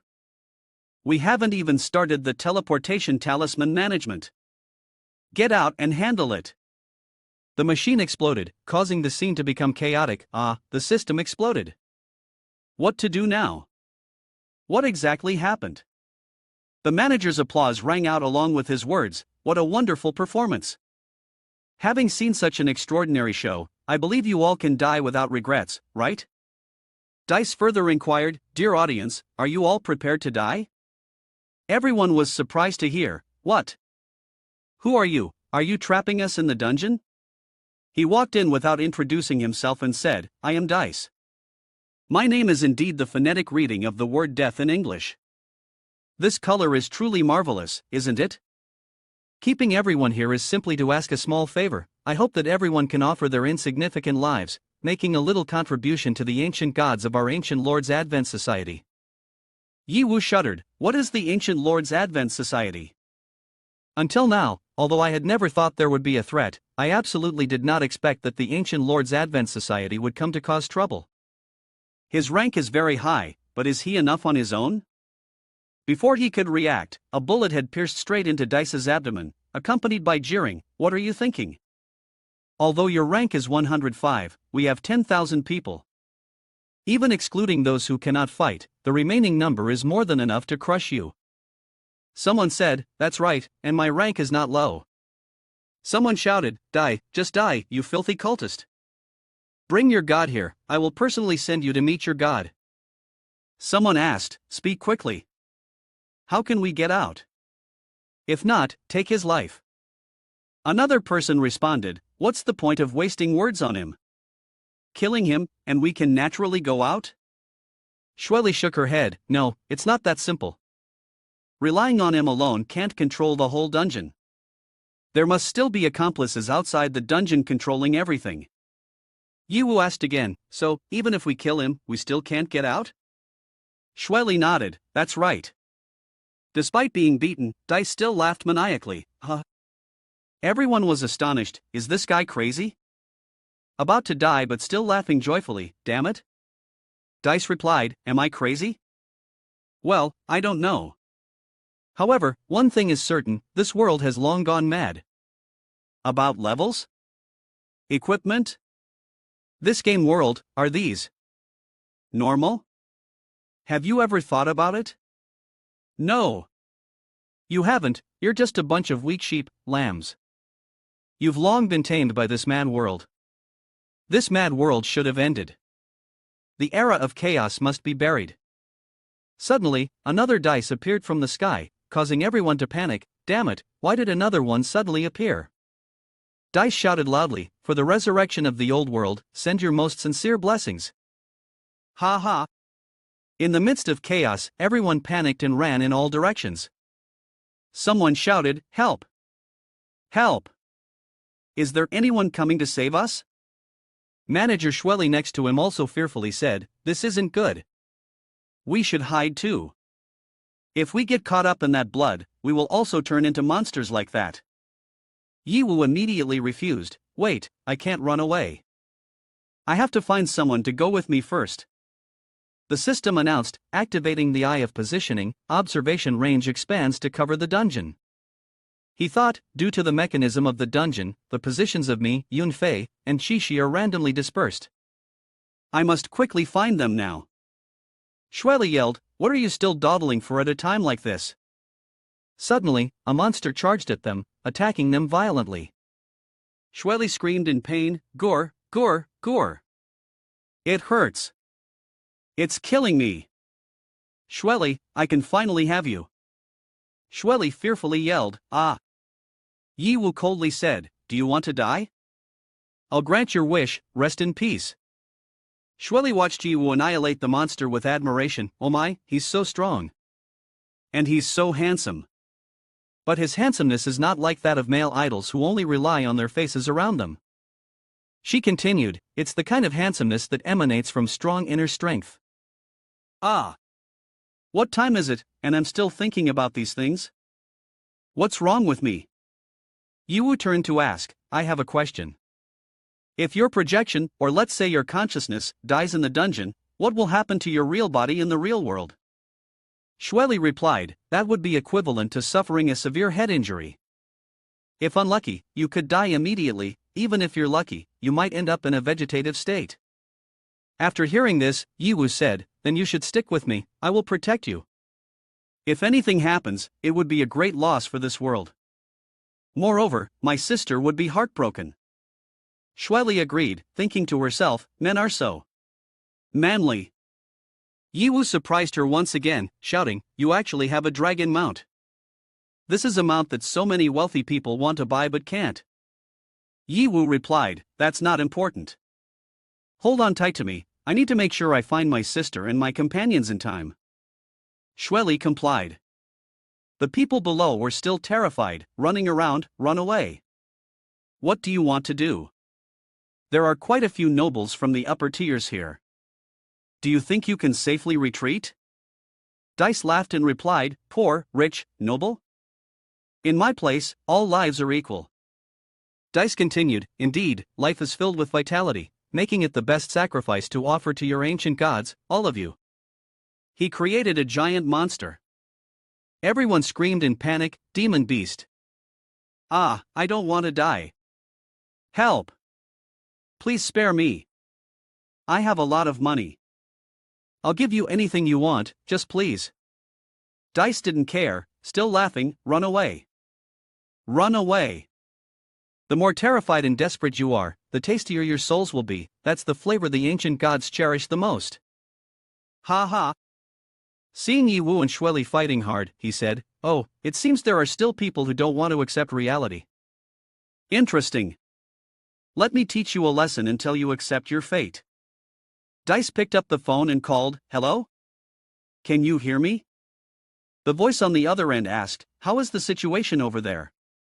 Dice replied, everything is going smoothly on my end. How about you outside? In fact, it was a dungeon performance, controlling all of them. The crowd shouted, don't move around. Otherwise, you'll end up like the person on the ground. Li Fengzi controlled one side, laughing, encountered a bit of minor resistance, but I've handled it all. No need to worry. On the other end of the line, Dice asked, how's the preparation for the alchemy formation going? Li Fengzi replied, true to the angel's realm, the development of dungeon technology surpasses my expectations.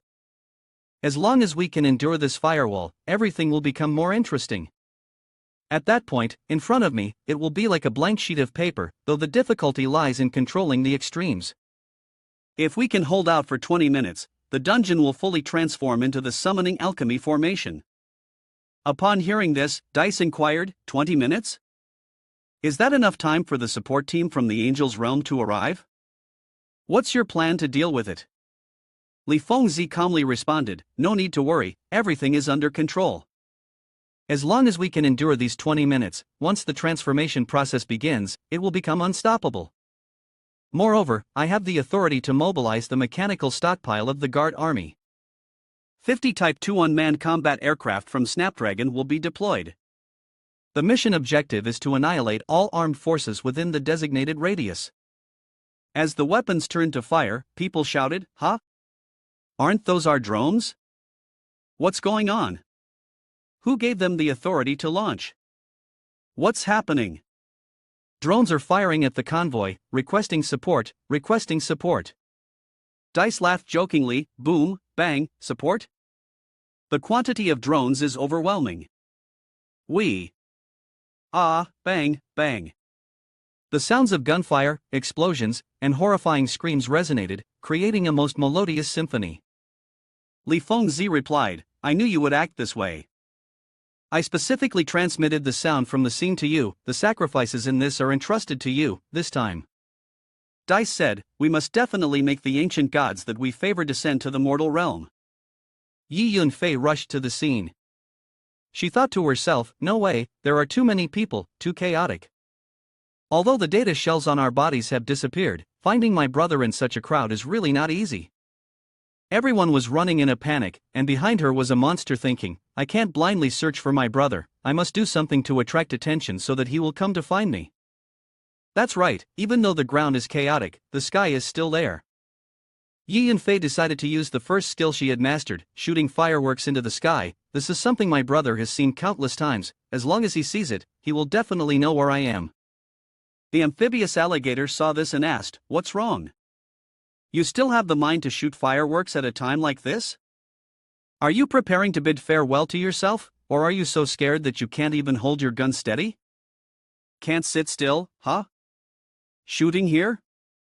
I'll give you 3 chances, if you can pierce a bit of skin, I'll consider myself defeated and spare you from death. Yi Yunfei trembled, the level is too low, I can't hurt Dice at all. Blind attacks are useless. Now, there's no other way, I have to risk it all. This is my final resistance. I trust you, big brother, you will definitely pay attention to my signal. The amphibious alligator charged toward Yi Yunfei, shouting, you had your chances, but you didn't take them. Just obediently crawl into my belly. Suddenly, a familiar voice echoed from somewhere, dare to touch my sister? No, you should be the one crawling into my belly. The amphibious alligator cursed and went to meet its ancestors. Yi Wu asked, are you okay, Yunfei? Sorry I'm late. Yi Yunfei was overjoyed, brother, it's so great that you finally came to save me. My efforts were not in vain.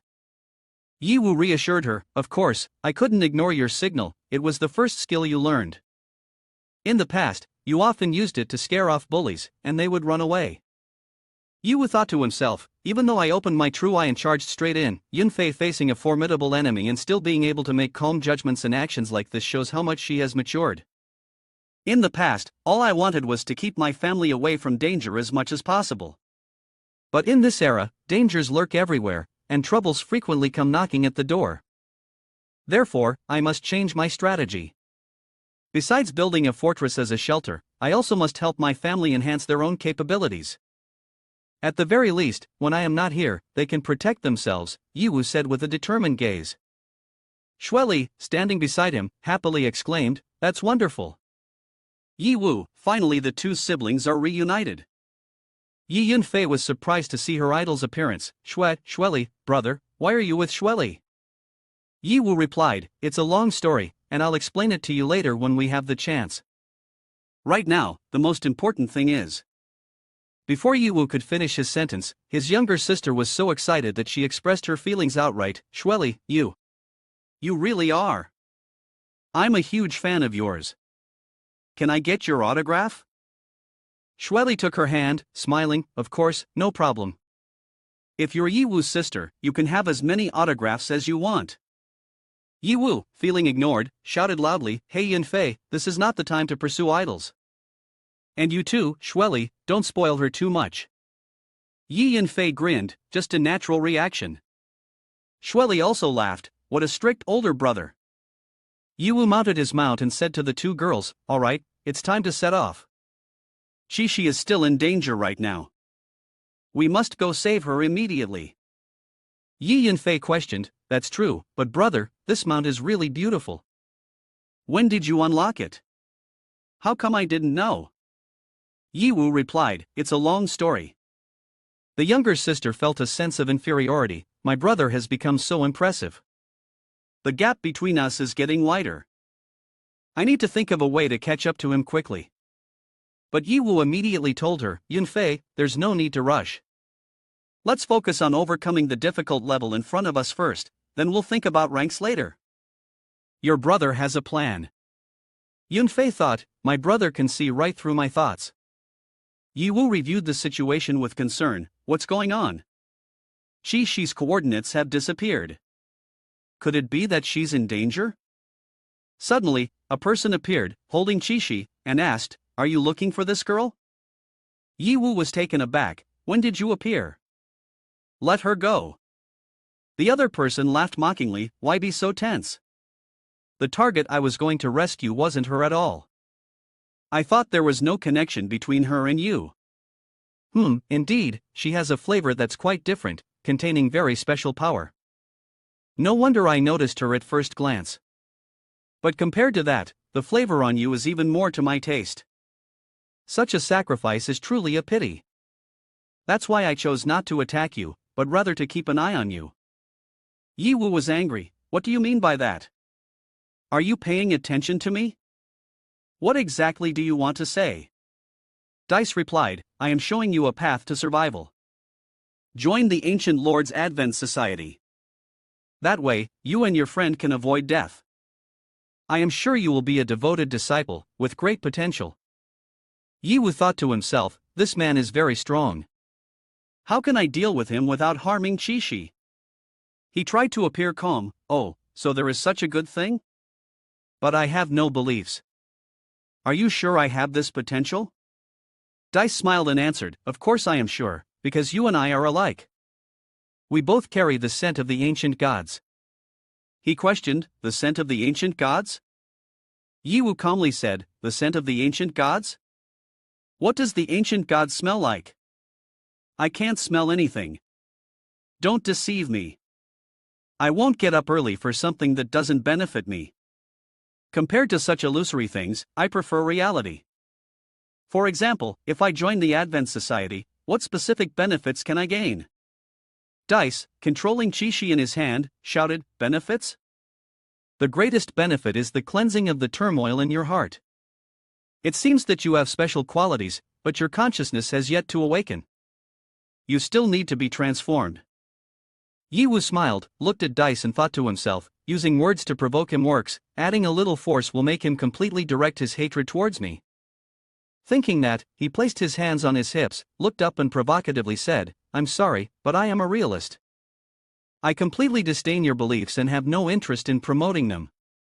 That seems unrealistic. Dice shouted angrily, You bastard!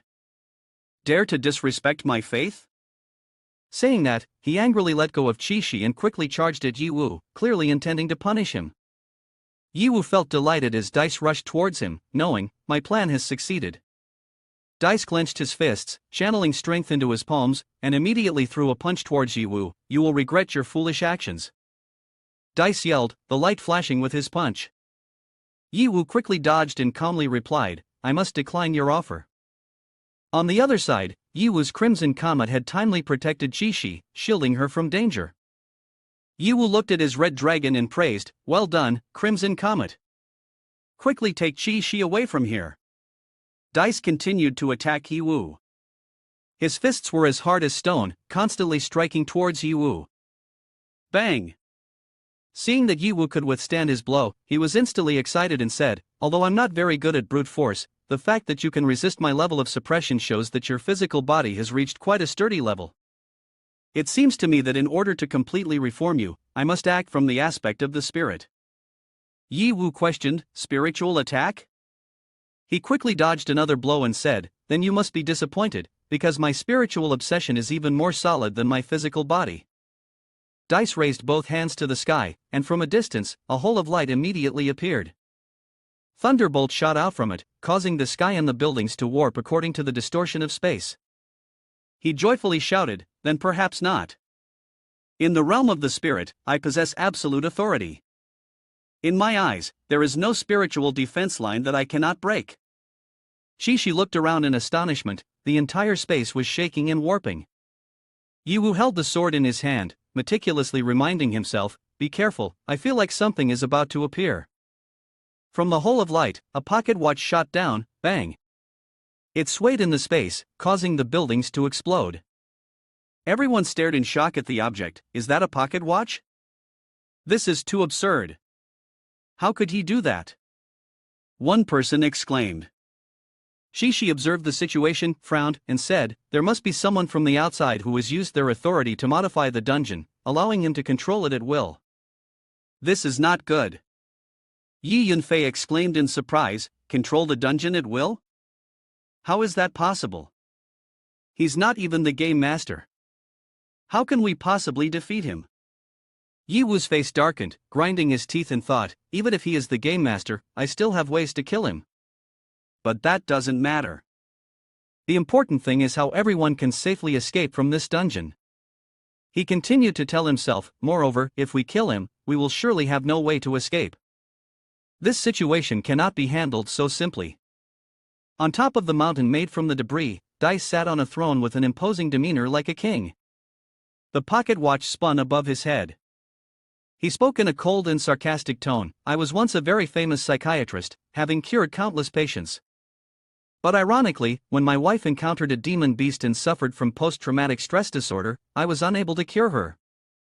The painful memory of his wife resurfaced in Dice's mind. He had once seen her jump from a high floor, but couldn't save her. "After she committed suicide in front of me, I fell into despair and blamed myself.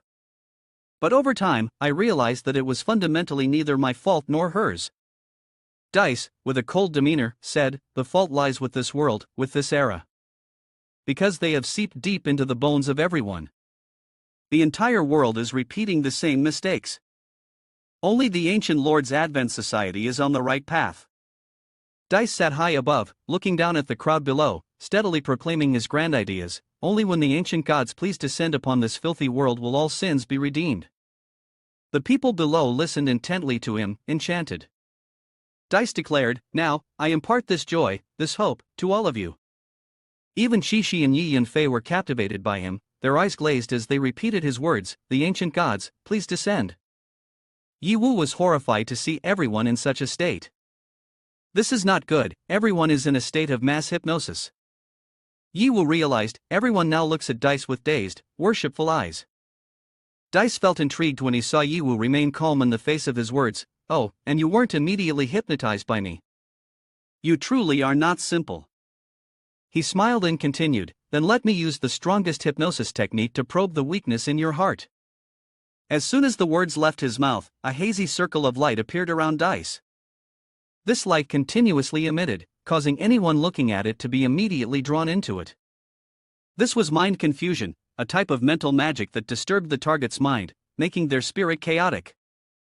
Depending on the level of the spellcaster, the intensity of control and the duration of maintenance would change. Ye Wu's spirit began to weaken. "It's over." In the trance, he saw images of his parents, sister, Shi, and Ye Yunfei all lying motionless on the ground. Dice approached Ye Wu, joyfully saying, "Finally yielding to me? To force me to this extent, you truly have potential."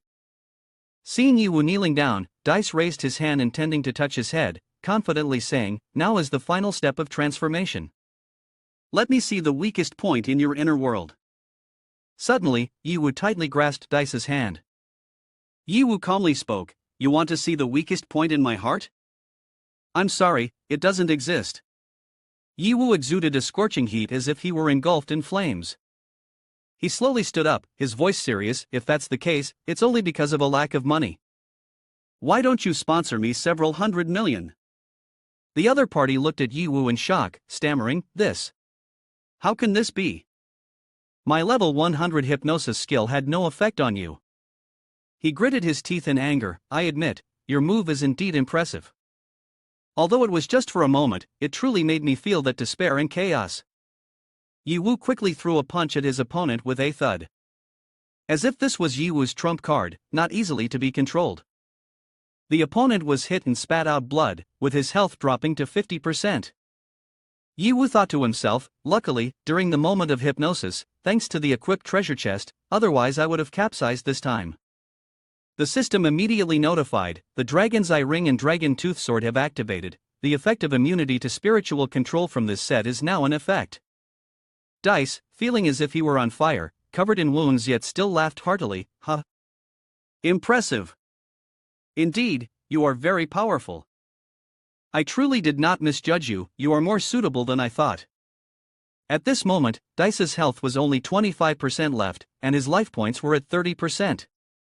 He knelt down on the ground, his body covered in blood, but still appeared excited. Perhaps you are the one chosen by the ancient gods. Ye Wu looked at Dice with a cold gaze, interrupting the sycophant. Enough. Immediately lift the hypnosis and control over everyone, unlock the dungeon. If not, I will make you die a painful and disgraceful death. Hearing this, Dice lifted his head, laughing uproariously, huh? Compared to the regret and remorse of not witnessing the descent of the ancient gods, Lord Larkone, what is a little pain in death worth? Ha ha. The pocket watch had stopped, the hands almost pointing to 12. Dice looked up to the sky, spread his arms, and reverently exclaimed, the moment of descent is just 1 minute away. All of you will become sacrifices for Lord Larkone. Dice's health was only 5%, but everyone around still knelt down with him, welcoming the deity. They clasped their hands, bowed, and prayed, long live the ancient gods. Please grant us relief from our suffering. The entire city was being destroyed, Dice's blood and life force were down to just 1%. The mask on his face had vanished. Dice looked in shock at Ye Wu, who was still standing there, and said, huh? What's wrong? Are you preparing to give up the fight as well? Or have you finally come to enlightenment? Ye Wu crossed his arms and calmly replied, so you're a follower of the big-eyed one. Why didn't you say so earlier? If that's the case, you should definitely obey my orders. Dice knelt down, gasping for breath, looking at Ye Wu and said, Big Eye? What nonsense are you talking about? I completely don't understand. Ye Wu smiled cheerfully, then continued, because I am the master of the ancient gods, Lord Larkone, whom you worship. To put it simply, my subordinates are the ancient gods themselves. Dice was taken aback, struck by this news to the point he felt like he might explode. He trembled, pointed at Ye Wu, and spoke gibberish, how dare you spout nonsense and insult the divine? Today, I will tear you apart. Ye Wu watched Dice, noticing he had truly gone mad, striking wildly and hacking away, causing rocks and dust to fall. Ye Wu continued to provoke him saying, you dare to lay hands on the master of the deity you worship, while still claiming to be pious?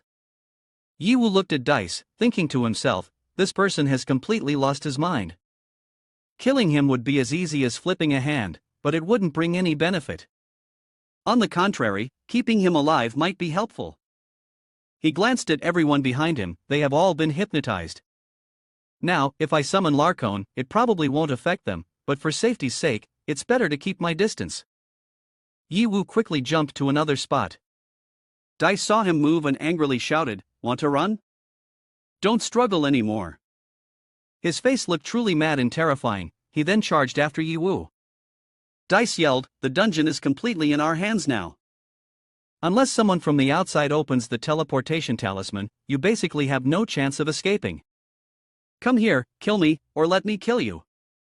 Ye Wu landed on the ground, glanced back, and smirked, run? The word doesn't temporarily exist in my dictionary.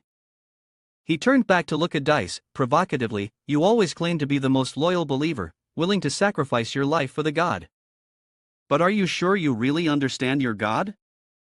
He continued, I bet you, don't even mention sacrificing 10,000 people here.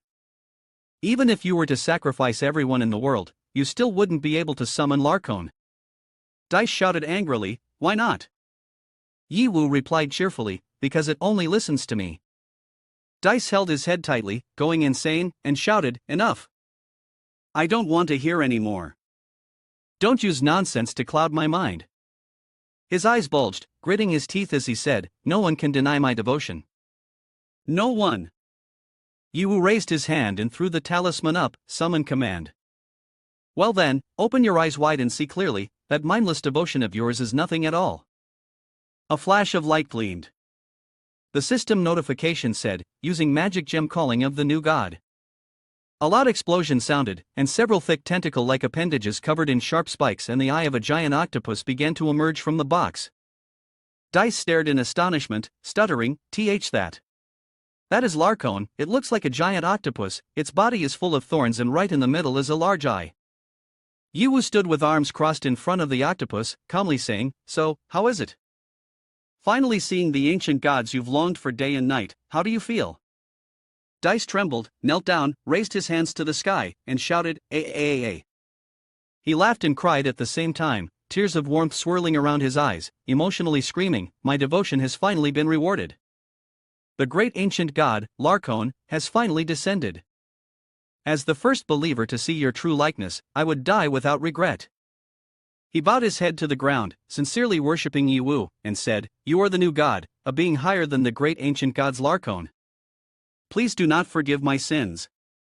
Grant me death so that I may descend into hell to endure endless torment, a punishment for my offense and disrespect toward you. Ye Wu looked at him, at that moment speechless, thinking to himself, I can only say that his understanding is truly profound. Ye Wu declared loudly, you are indeed worthy of 1,000 deaths.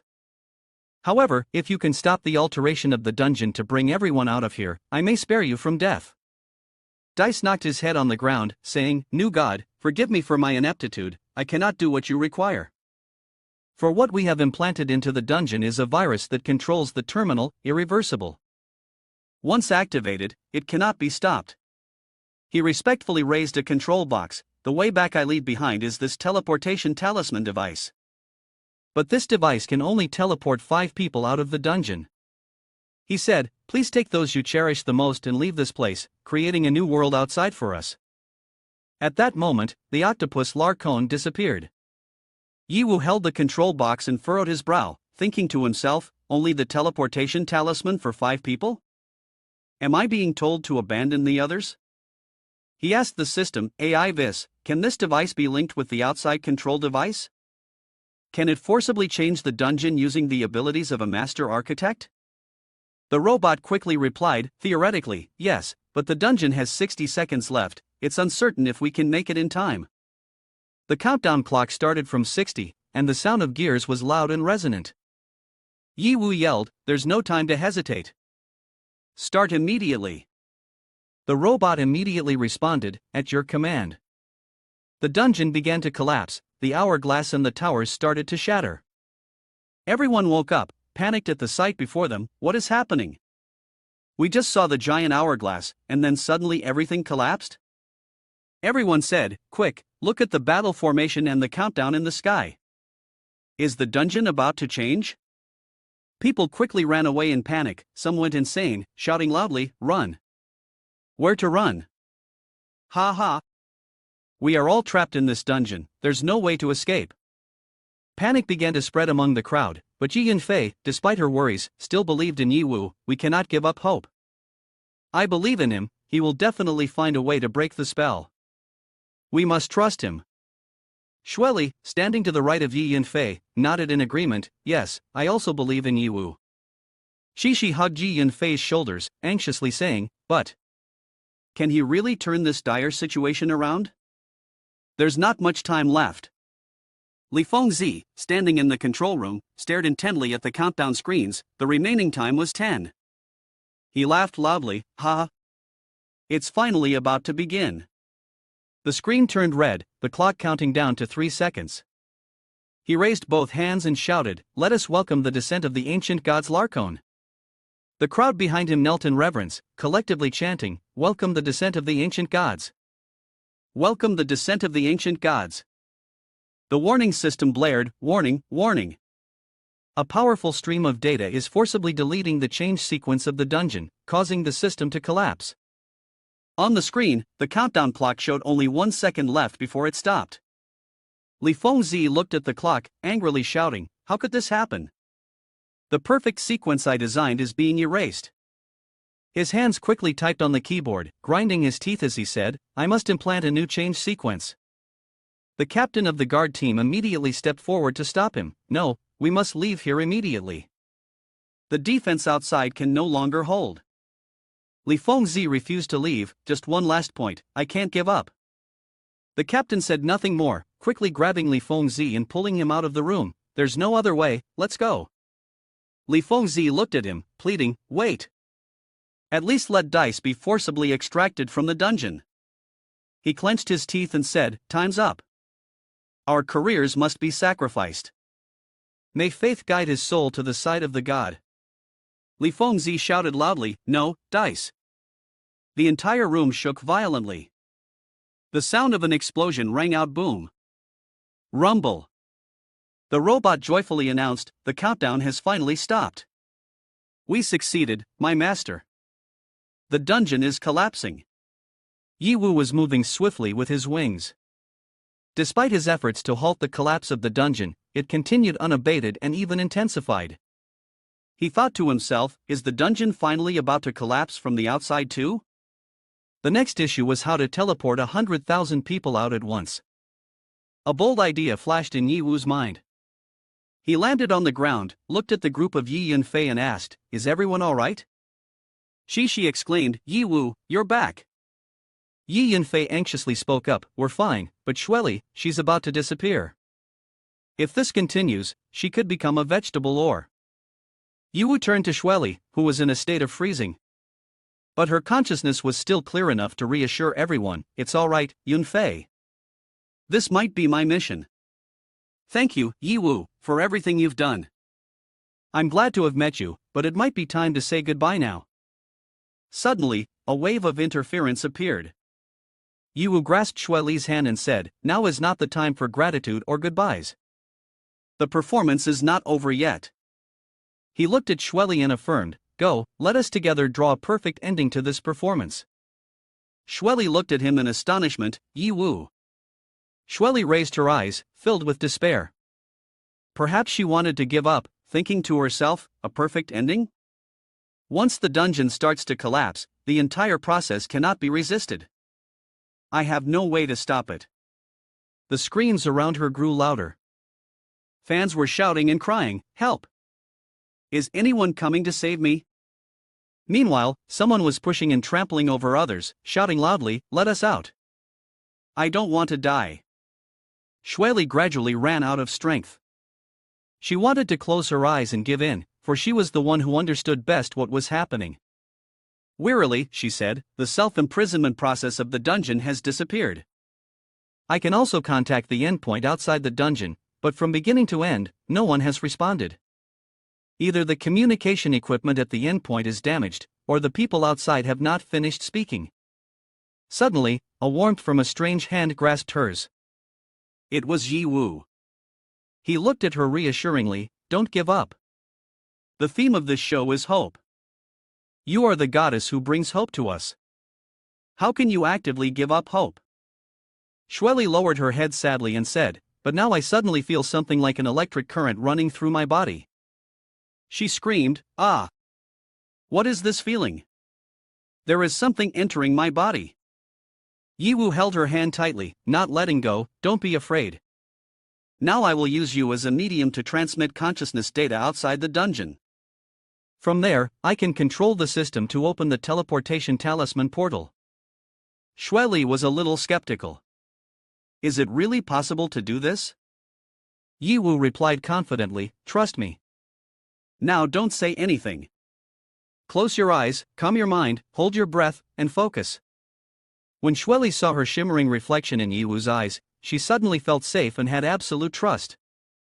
Shueli nodded in agreement. Then she slowly closed her eyes and followed Ye Wu's instructions. The crowd cheered, looking at each other happily. Everyone, look! That is the teleportation talisman portal. Great, we are saved. But the joy was short-lived as they realized that the teleportation talisman portal was far above the ground. The crowd murmured, but what should we do to get up there? Everyone was discussing, now, she can't do as she pleases like before in the dungeon, nor does she have any flying tools. What should we do? Xueli tightly embraced the man who had helped her. Ye Wu, we did it.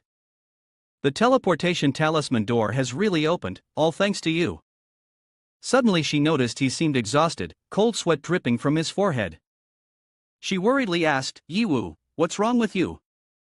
He panted, wiping the beads of sweat off his forehead, like this. It's still far from enough.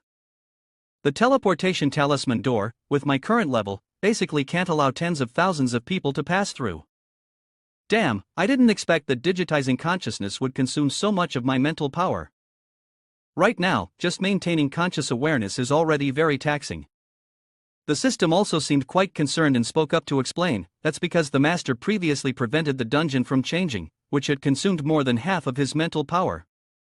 Now, the consumption is even more severe, and he must rest immediately. Before it could finish, Ye Wu interrupted, no way. Having come this far, I absolutely cannot give up. Xueli held both of Ye Wu's hands up in front of him, her eyes full of worry.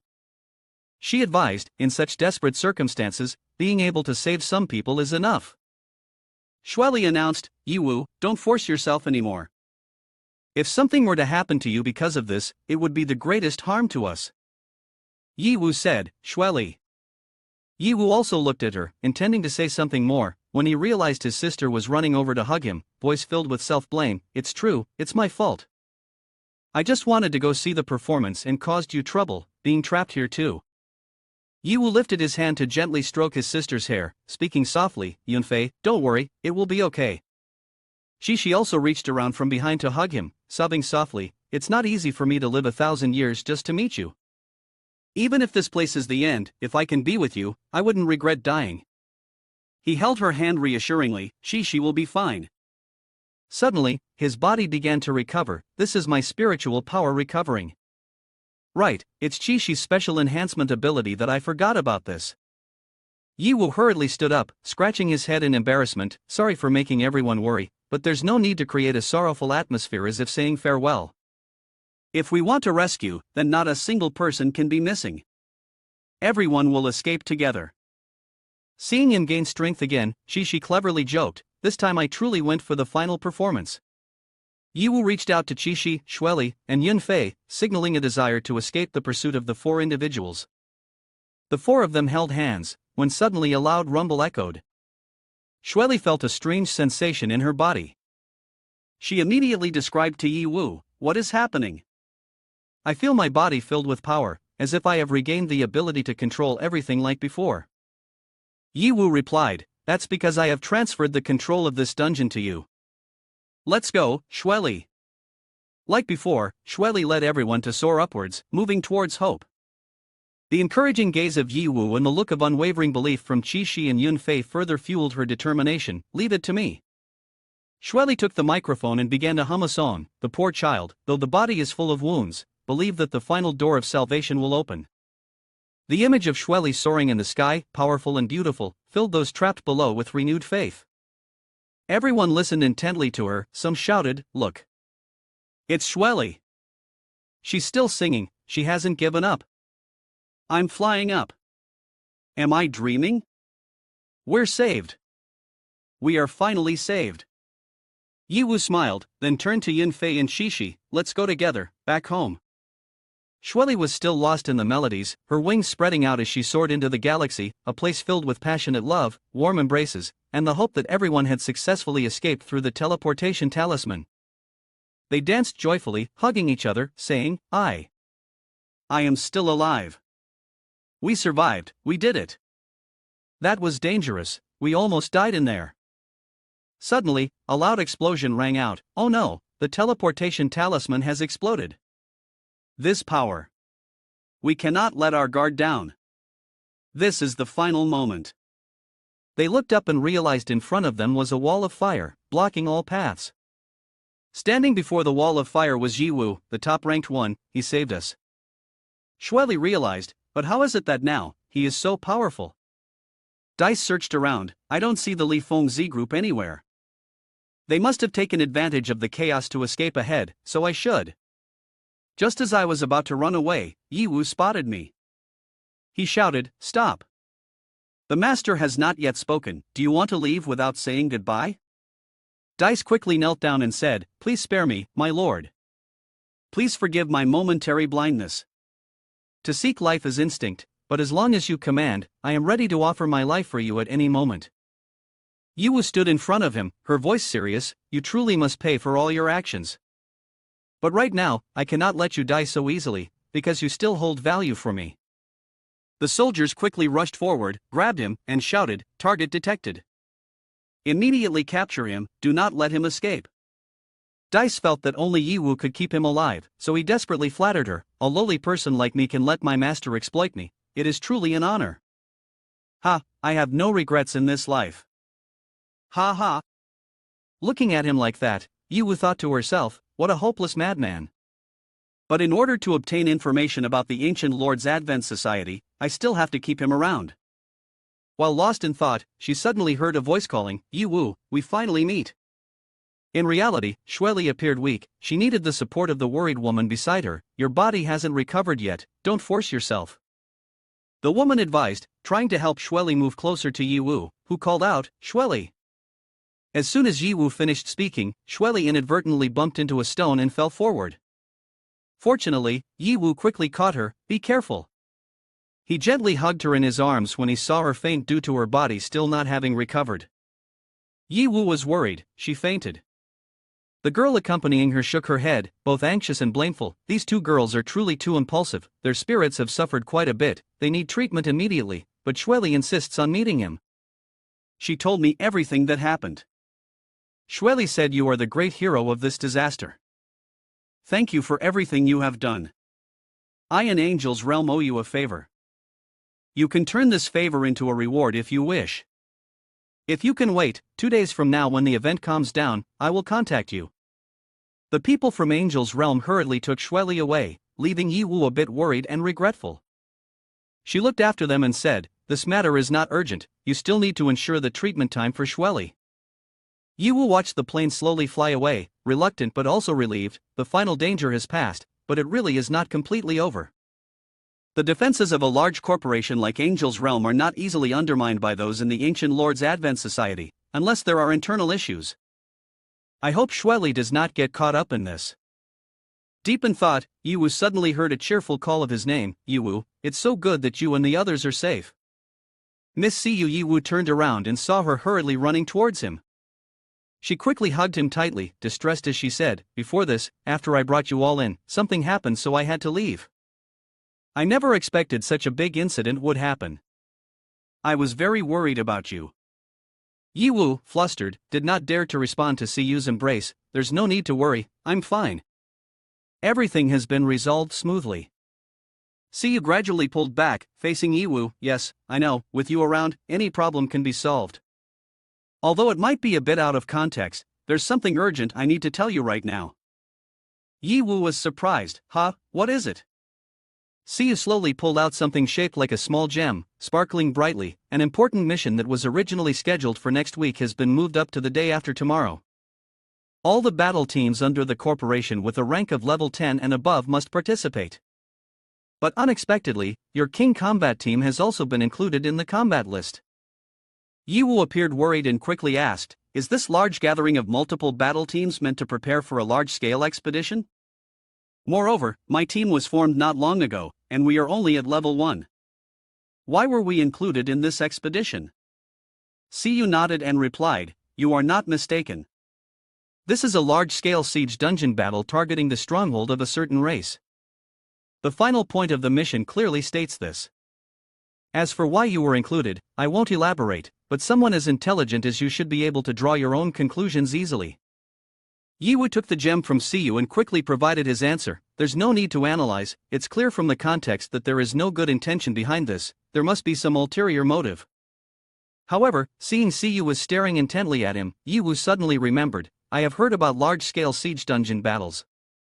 This is a special type of dungeon that is significantly larger than a regular dungeon. Not only are the monsters stronger, but the area of the dungeon is also broader, containing many bosses that need to be defeated and secured. Ye Wu continued explaining, this kind of dungeon often requires 20 to 40 people, and there are even super large dungeons that need up to 100 people. If it requires Han Mo's group to be fully mobilized, then the scale and difficulty of this dungeon must be considerable. Of course, the rewards obtained will also be very valuable. Ye Wu felt, I really have to thank some kind person for adding me to this operation, so I don't miss out on this precious opportunity. When Ye Wu was thinking about the plan, Siyu couldn't wait any longer, turned her back, and said to him, alright, I have something urgent to take care of, I'm leaving now. Ye Wu smiled and bowed, thank you, Miss Siyu. Will you participate in this dungeon expedition? Siyu replied, I will participate, but not go into the dungeon.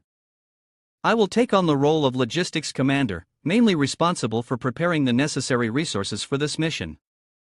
I will be in the rear, cheering for you. See you later. The two said goodbye to each other. At the same time, Yunfei and Shishi excitedly approached Ye Wu and happily said, Brother, I heard. I want to go too. Me too. I can help you. Ye Wu shook his head, you two are not members of the combat team, how can you go? Moreover, the difficulty of this mission is very high and dangerous. Yunfei, full of hope, stepped forward and gently shook Ye Wu's arm, pleading, you are the captain of the combat team, adding us to the team, wouldn't that work? The greater the danger, the more I need to experience combat to improve my strength. I don't want to spend my whole life hiding behind you and holding you back. Ye Wu remained silent, looking into Yunfei's eyes, as if he was thinking about something. On NGH, Yunfei is not wrong, this world is always full of dangers, and there is no escaping it. One must strengthen oneself and change previous ways of thinking. He looked at his younger sister, who had grown much more mature and was now able to face difficulties on her own. This made Ye Wu feel emotional as he affectionately ruffled her hair and said, if that's the case, as long as you agree to one condition, I will let you join the team and go into the dungeon together. Yunfei looked at her brother, her eyes sparkling with curiosity, what condition? Ye Wu smiled and replied, in these 2 days, I will provide you with a certain amount of ancient magic gems. As long as you manage to level up to 40, I will agree to let you join. Yunfei felt that this requirement was almost impossible, she questioned, leveling up over 20 levels in 2 days? How can that be done? Moreover, where will you get so many ancient magic gems? Ye Wu smiled confidently, this small matter is up to your brother. Your brother is a man with ore. Yunfei innocently looked at him and asked, what does ore mean? Shishi smiled and hugged Yunfei's waist, saying, I know, I will tell Fei Fei. After that, the two women chatted and laughed as they headed home together. Ye Wu was still engrossed in studying the differences between ancient magic gems and regular magic crystals. Ancient magic gems contain a large amount of transmutable magical energy, which can provide a significant amount of experience points instantly upon absorption. The efficiency of this experience conversion depends on the physical condition and potential of the user. Those with innate talent can easily achieve a conversion rate of over 70%, while some, no matter how hard they try, only reach 40% or even less. Moreover, this process consumes a lot of mental energy and physical strength, to the point that an ordinary person can only convert a maximum of 10 mNHPH of Yunfei. I am very much looking forward to the conversion results of the girl, I hope it will be remarkable one day. However, I completely trust in her potential and I am looking forward to surprising outcomes.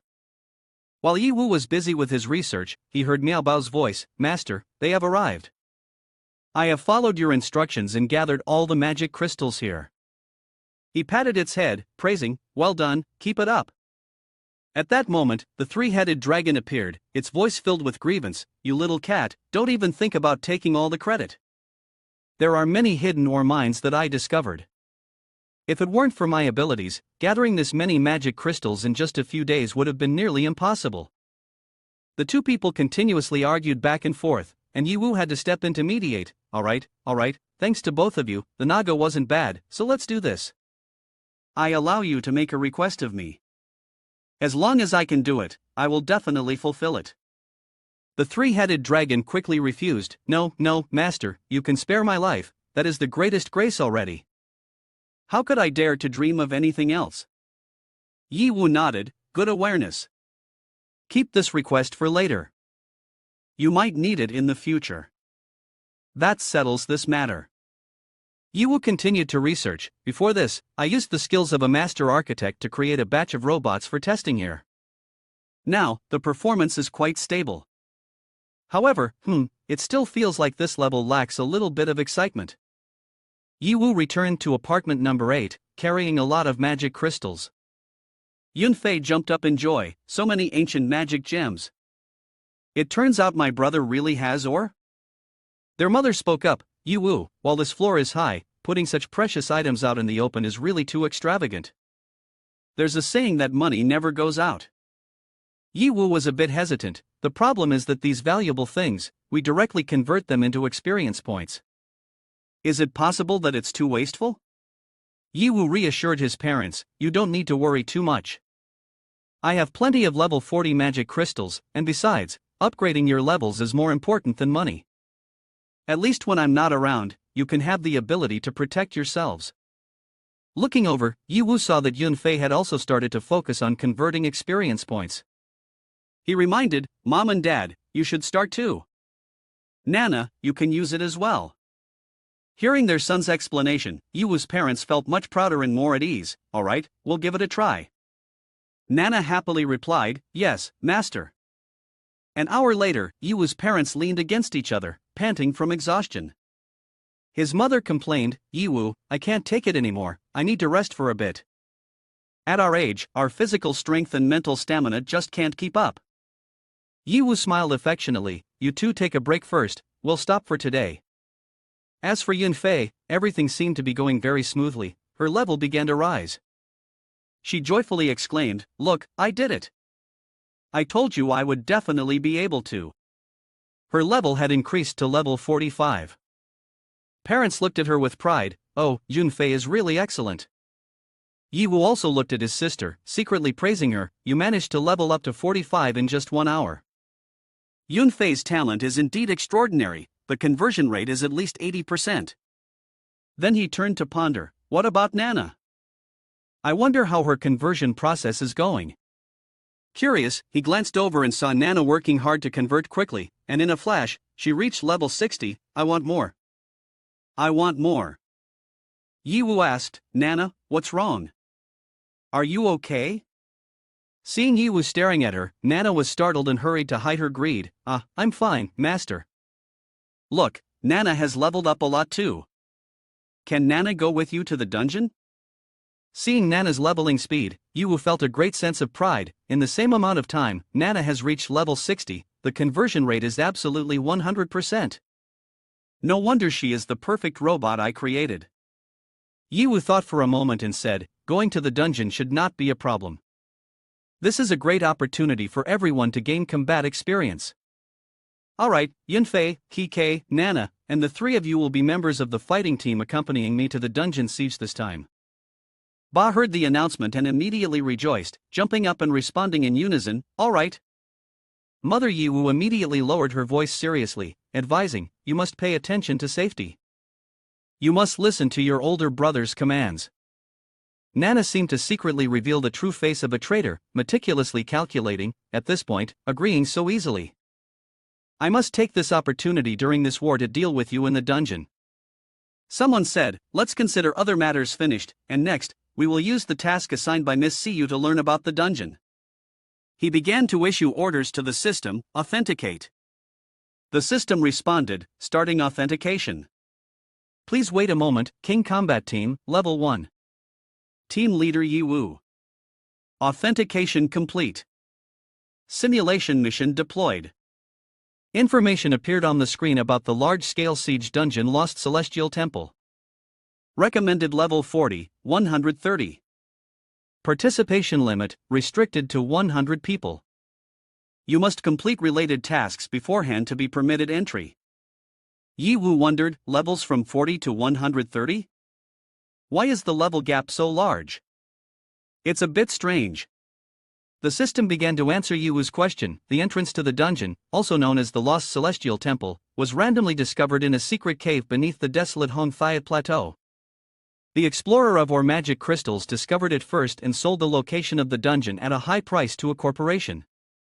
The corporation's pioneer team then followed a tunnel for about 2 kilometers and discovered the large door of the dungeon. The system announced, after several weeks of fierce battles with the elite demon beast guarding the door, they completely wiped it out and finally completed the mission to open the dungeon. Due to the high danger level of the dungeon, the corporation decided to first send cloaked drones in to scout and gather basic intelligence. The system reported, according to the information received, the area of the dungeon is approximately 50 square kilometers, the demon beasts in the area range from level 40 to 130, and the quantity of magic crystals is abundant. The dungeon has a total of 35 bosses. When the drone approached the temple, it was shot down by the guards outside. The only information recorded before the drone was shot down was about the first boss, Shasta, the guardian of the temple, at level 115. Due to the uniqueness of this dungeon, it is necessary to prepare a mindset for a long battle. The first mission of this dungeon is to build a main resource base, located far from the race's place and rich in minerals, to prevent disruptions in supply during prolonged combat. After completing this mission, information about the second mission will be updated. Ye Wu, while pressing on the system screen, pondered, "This dungeon is more dangerous than I imagined. Was it a wise decision to let them come along? If someone deliberately targets us, the situation will become even more complicated." Looking at the registration list, Ye Wu realized that his team was the one with the lowest rank. He frowned. Are they trying to make us a target? What should we do if we end up under attack and become the subject of ridicule? Ye Wu wanted to check with the system to better understand his suspicions. He asked, "Excuse me, what is the specific duty of the King team in this battle?" The system quickly responded, "The specific mission of the team has not yet been announced. You must wait until entering the dungeon to automatically receive the related tasks." Ye Wu felt dissatisfied with the system's response, but he reminded himself to adapt to the situation. No matter who was behind this and what intentions they had toward him, Ye Wu decided not to waste this wonderful opportunity. He had a hunch that his skills in architecture would play a crucial role in this dungeon conquest. Tomorrow, he would look for some architectural blueprints. Time to sleep, he told himself, trying to lull himself into slumber. Suddenly, just as he was dozing off, his phone rang with a new message. Ting. You have a contact request from a stranger. Hearing the notification sound, Ye Wu startled awake. Who is this strange contact? It's midnight, and are they advertising something? These scammers are truly professional, he muttered. After some hesitation, he finally decided to pick up the phone. On the other end, a familiar voice rang out, that of a woman. Is this Ye Wu? It's me, she said. He was taken aback and asked, Who are you? The girl arranged to meet Ye Wu at Safe Zone 8, in the Central Park. Feeling excited, he arrived on time. Sitting alone on a park bench, he looked around and realized he was the only lonely one amidst couples on dates. Feeling shy, Ye Wu pulled up his collar to cover his face. But he hadn't expected her to invite him out, especially to a place like this. Suddenly, a girl named Miao Ro, level 8, approached Ye Wu with a smile that made him feel flustered. A multitude of fantasies flashed through his mind. Is she taking the initiative to befriend me? Oh no, being too handsome is a burden. The girl lowered her head and moved closer to Ye Wu. So what is this? Did you want to kiss me right away after just meeting? Ye Wu thought to himself and chuckled, then inadvertently blushed in embarrassment. The girl, unaware of his thoughts, gently asked, My pet dog got lost nearby. Have you seen it? Ye Wu was taken aback and replied, A pet dog? I'm sorry, I haven't seen it since I just got here. What does your dog look like? I'll help you keep an eye out. He felt a bit shy, thinking it was just a casual exchange, but to his surprise, the girl was very enthusiastic. Really? Thank you so much. It's a small dog, brown fur, yellow eyes, named Ye Hao. Upon hearing this, Ye Wu was delighted and exclaimed, Are you In Huan? This disguise is so good that even I didn't recognize you. In Huan quickly sat down, moved closer to Ye Wu, and signaled him to speak quietly. Don't speak so loudly. Even though it's nighttime, we should be more careful with disguises. After all, my identity is a bit sensitive. Ye Wu quickly stood up, giving up his seat to the girl. She turned to face him, speaking in a whisper to avoid drawing attention from those around. I truly have to compliment you, your disguise is absolutely brilliant. Even your personal information has changed, completely fooling me. The two stood waiting until late at night, and only after there was no one left passing by did they sit next to In Huan and begin talking seriously. Meeting me out here in the middle of the night, is there something important you want to discuss? I was just getting ready to sleep. Ye Wu opened the conversation. In Huan looked around cautiously and then whispered, it's about the dungeon mission in 2 days, you know about it, right? Do you notice anything unusual? Your king team is a newly formed first-class squad, yet it has been assigned to a dungeon mission where the lowest teams are at level 10. Ye Wu, curious, asked rapidly, really, spiritual resonance? I was doubtful, and then you came to clarify this for me. So what is the reason? In Huan calmly replied, that's because a high-ranking leader is paying attention to you. They want to use this operation to probe into your true background. Hearing In Huan say this, Ye Wu had already made a sure guess in his heart, if the target is me, then the one paying attention to me is probably the young master of the Mo family. In Huan nodded in confirmation, to think you could guess this far. You really are very smart. She said, Mo Chi young master is the chairman of Han Mo Group, the first heir of the chairman. The second heir is his sister, Mo Ko-Ni. The competition for control of the group between them has long ceased to be a secret. Despite the disparity in their capabilities, Mo Ko-Ni has still garnered significant support due to her reputation and friendly image, which she has built among the lower classes. Moreover, there are quite a few people in the board of directors who wish to use Mo Ko-Ni to balance the power of Mo Chi. Therefore, Mo Chi young master always sees Mo Ko-Ni as his biggest rival. Previously, during the different Aka event, he sabotaged Mo Ko-Ni's plans, coupled with the fact that he was introduced into the group by Mo Ko-Ni. This has made Mo Chi see him as a thorn in his side and want to take this opportunity to eliminate him. Ye Wu understood everything In Huan said, but he still wondered why she was sharing this with him. He asked, so, won't you have to face attacks from higher-level teams? That's really more risk than reward, isn't it? In Huan was silent for a moment, bowed her head, and continued, you understand the seriousness of the situation yet can still smile. Truly, you are impressive. But not everything is beyond redemption. She said, with my understanding of the young master, he won't take action directly from the start. So I have some advice for you. In Huan said seriously, you should obediently pretend to be a useless person, making the young master feel that you are of no value and pose no threat. Be humble in every situation, avoid standing out so that he has no reason to act against you. Ye Wu listened, feeling a bit touched by In Huan's concern, but he understood that things wouldn't be as simple as she said. He replied, thank you for your advice.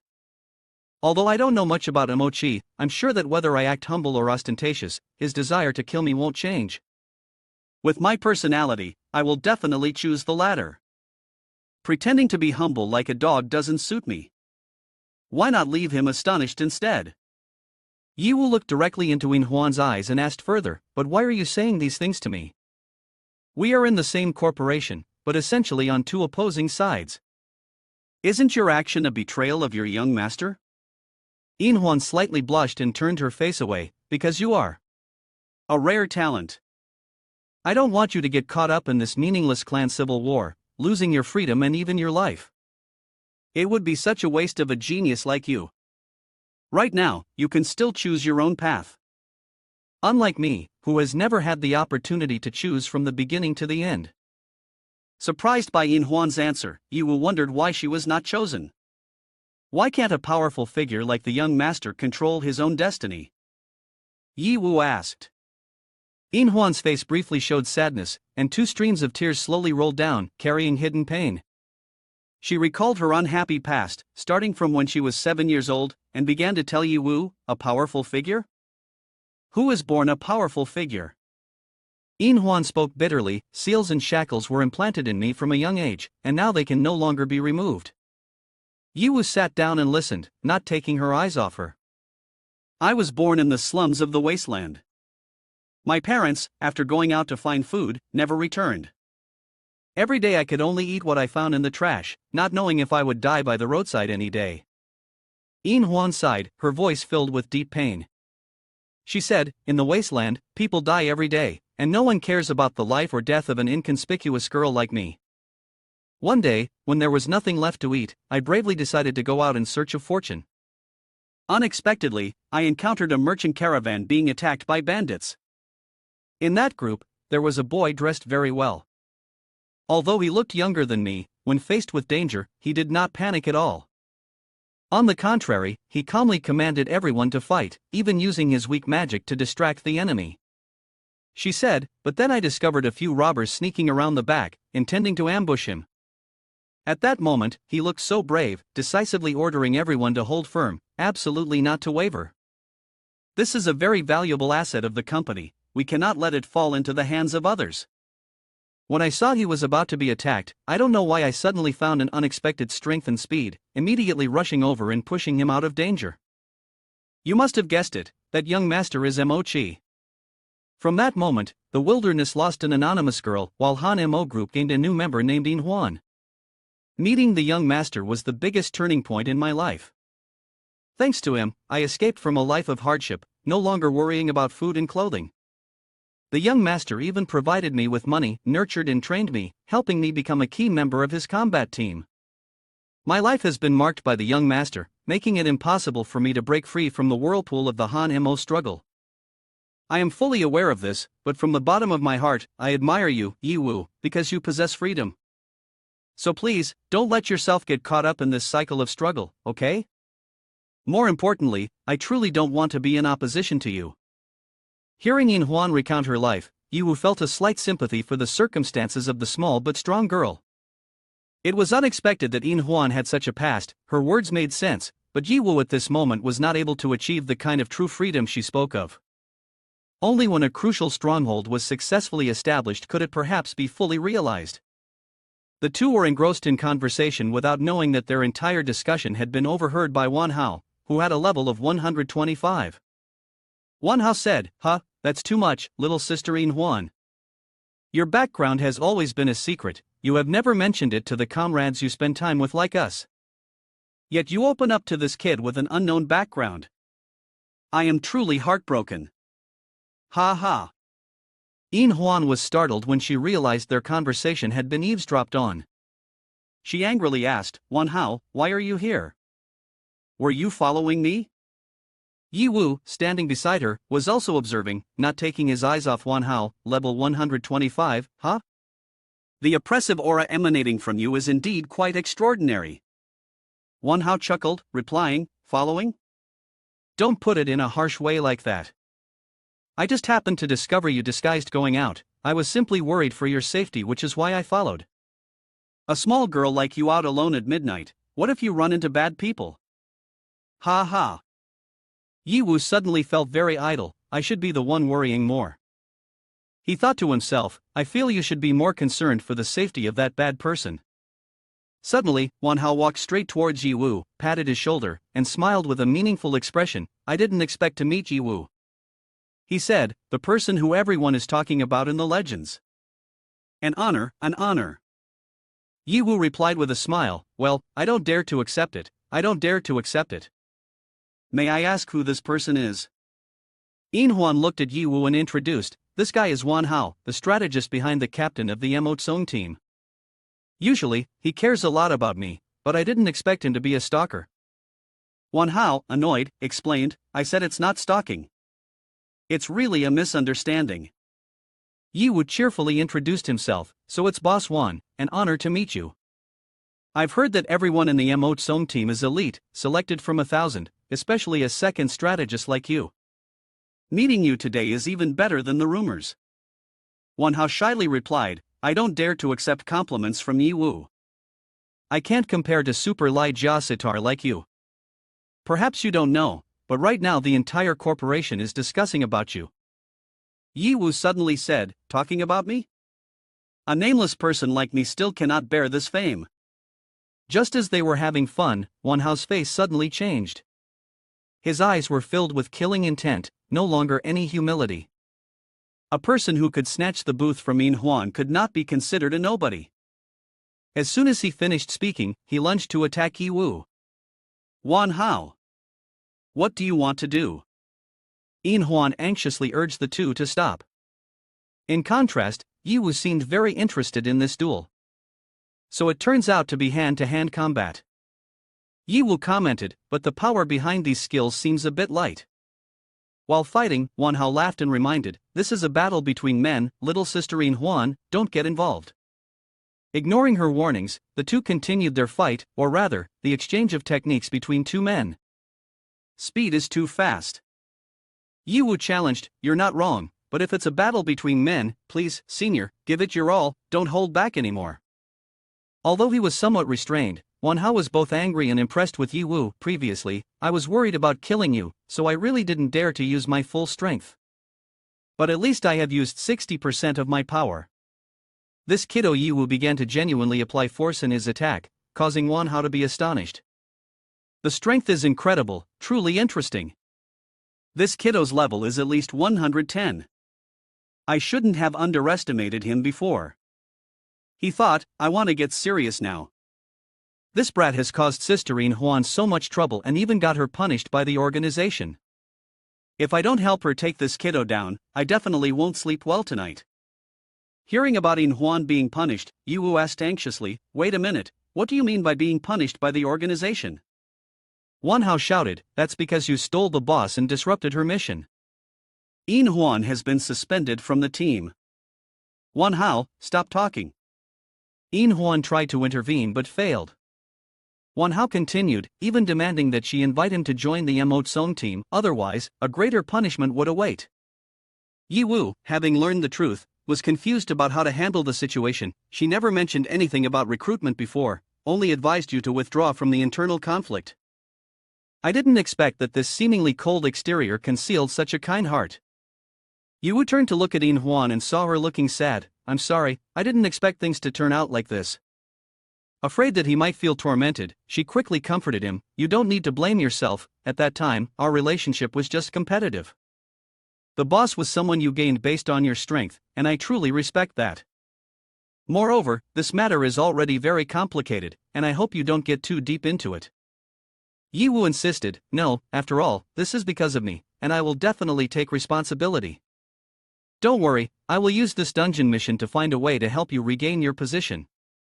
Hearing this, Wan Hao also showed satisfaction with Ye Wu's sense of responsibility. Not bad, not bad. Knowing that you are so responsible, I can rest easy now. Let's go. Wan Hao said goodbye and turned to leave, see you in the dungeon mission 2 days later. Ye Wu happily replied, got it, Boss Wan.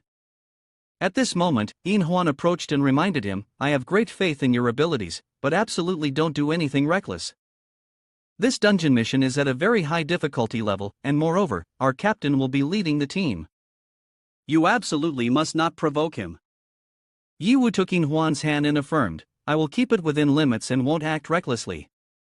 Just wait for the good news from me. Yin Huan smiled happily and nodded in agreement.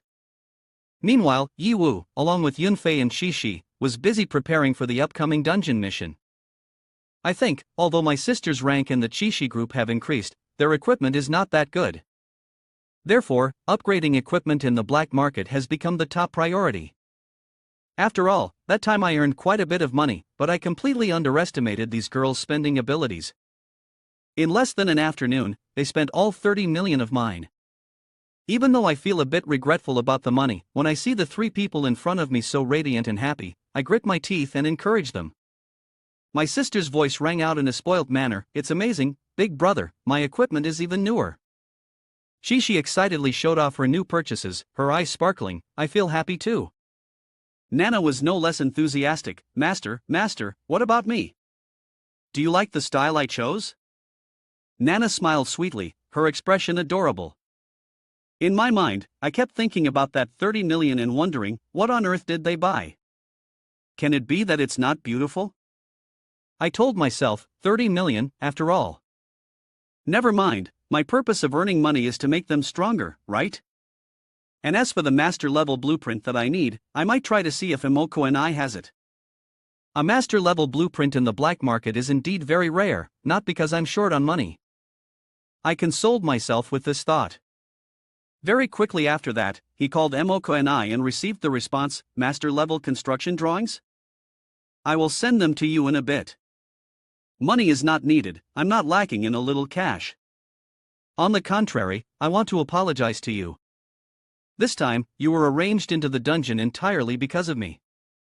Someone as smart as you must have guessed this is Emochi's scheme. I originally wanted to stop it but I couldn't succeed." Ye Wu appeared relaxed. "No problem, don't worry about it. To be honest, it's just a good opportunity for our team to solidify our footing."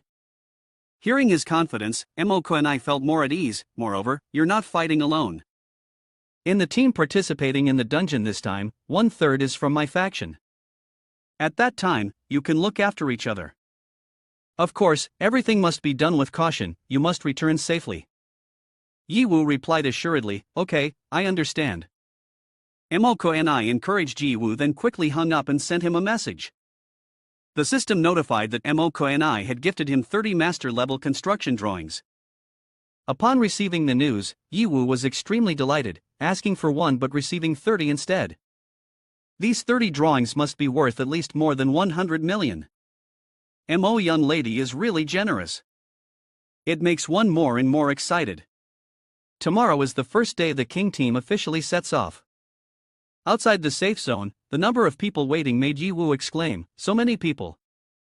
Yunfei also chimed in, "Moreover, everyone's levels are really high. Thankfully, I leveled up before coming here, otherwise, it would be too embarrassing." Ye Wu confidently patted her shoulder, "Just relax, Yunfei. You'll get used to this scene after seeing it a lot." Around them, people were whispering about their team. Some murmured, "Hey, look at that team over there, that's the legendary King team with the name Ye Wu. So many girls following them." Another person scoffed, "Yeah, just a first-tier team, what's there to show off about?" Luofeng, unfazed by the gossip, stroked his chin and thought to himself, "If I can meet the Emotsong team later, maybe I can get their autograph. No, I'm a member of the King team now, I can't lose my spirit like that." Ruan Tian was equally excited, eagerly saying, "Is the stunning beauty In Huan from the rumors here too? I really want to see her true appearance." Seeing everyone so excited, Ye Wu broke out in a sweat, worriedly thinking, "Should I tell them about my connection to the Emotsong team or not?" In that atmosphere, suddenly a loud voice cut in, How did a chicken team mix in here? Do you really think this is a winning territory for a sightseeing tour?" Yunfei and Shishi noticed that it was the Grey Howl combat team at level 60 led by Ran Xiong. Ran Xiong looked openly disdainful. "Who allowed a level 1 team like this to come in here? With such poor quality, you don't even have the right to be a bullet shield, just a waste." Several of his subordinates chimed in, "And yet they dare to call themselves a King team, how boring." But the girls are the opposite, their quality is quite high. "Interested in coming to hang out with me?" Luofeng, hearing this, became furious and shouted, "A bunch of dogs looking down on others." Ye Wu held him back, "Don't get worked up. We just arrived, there's no need to fight over this argument."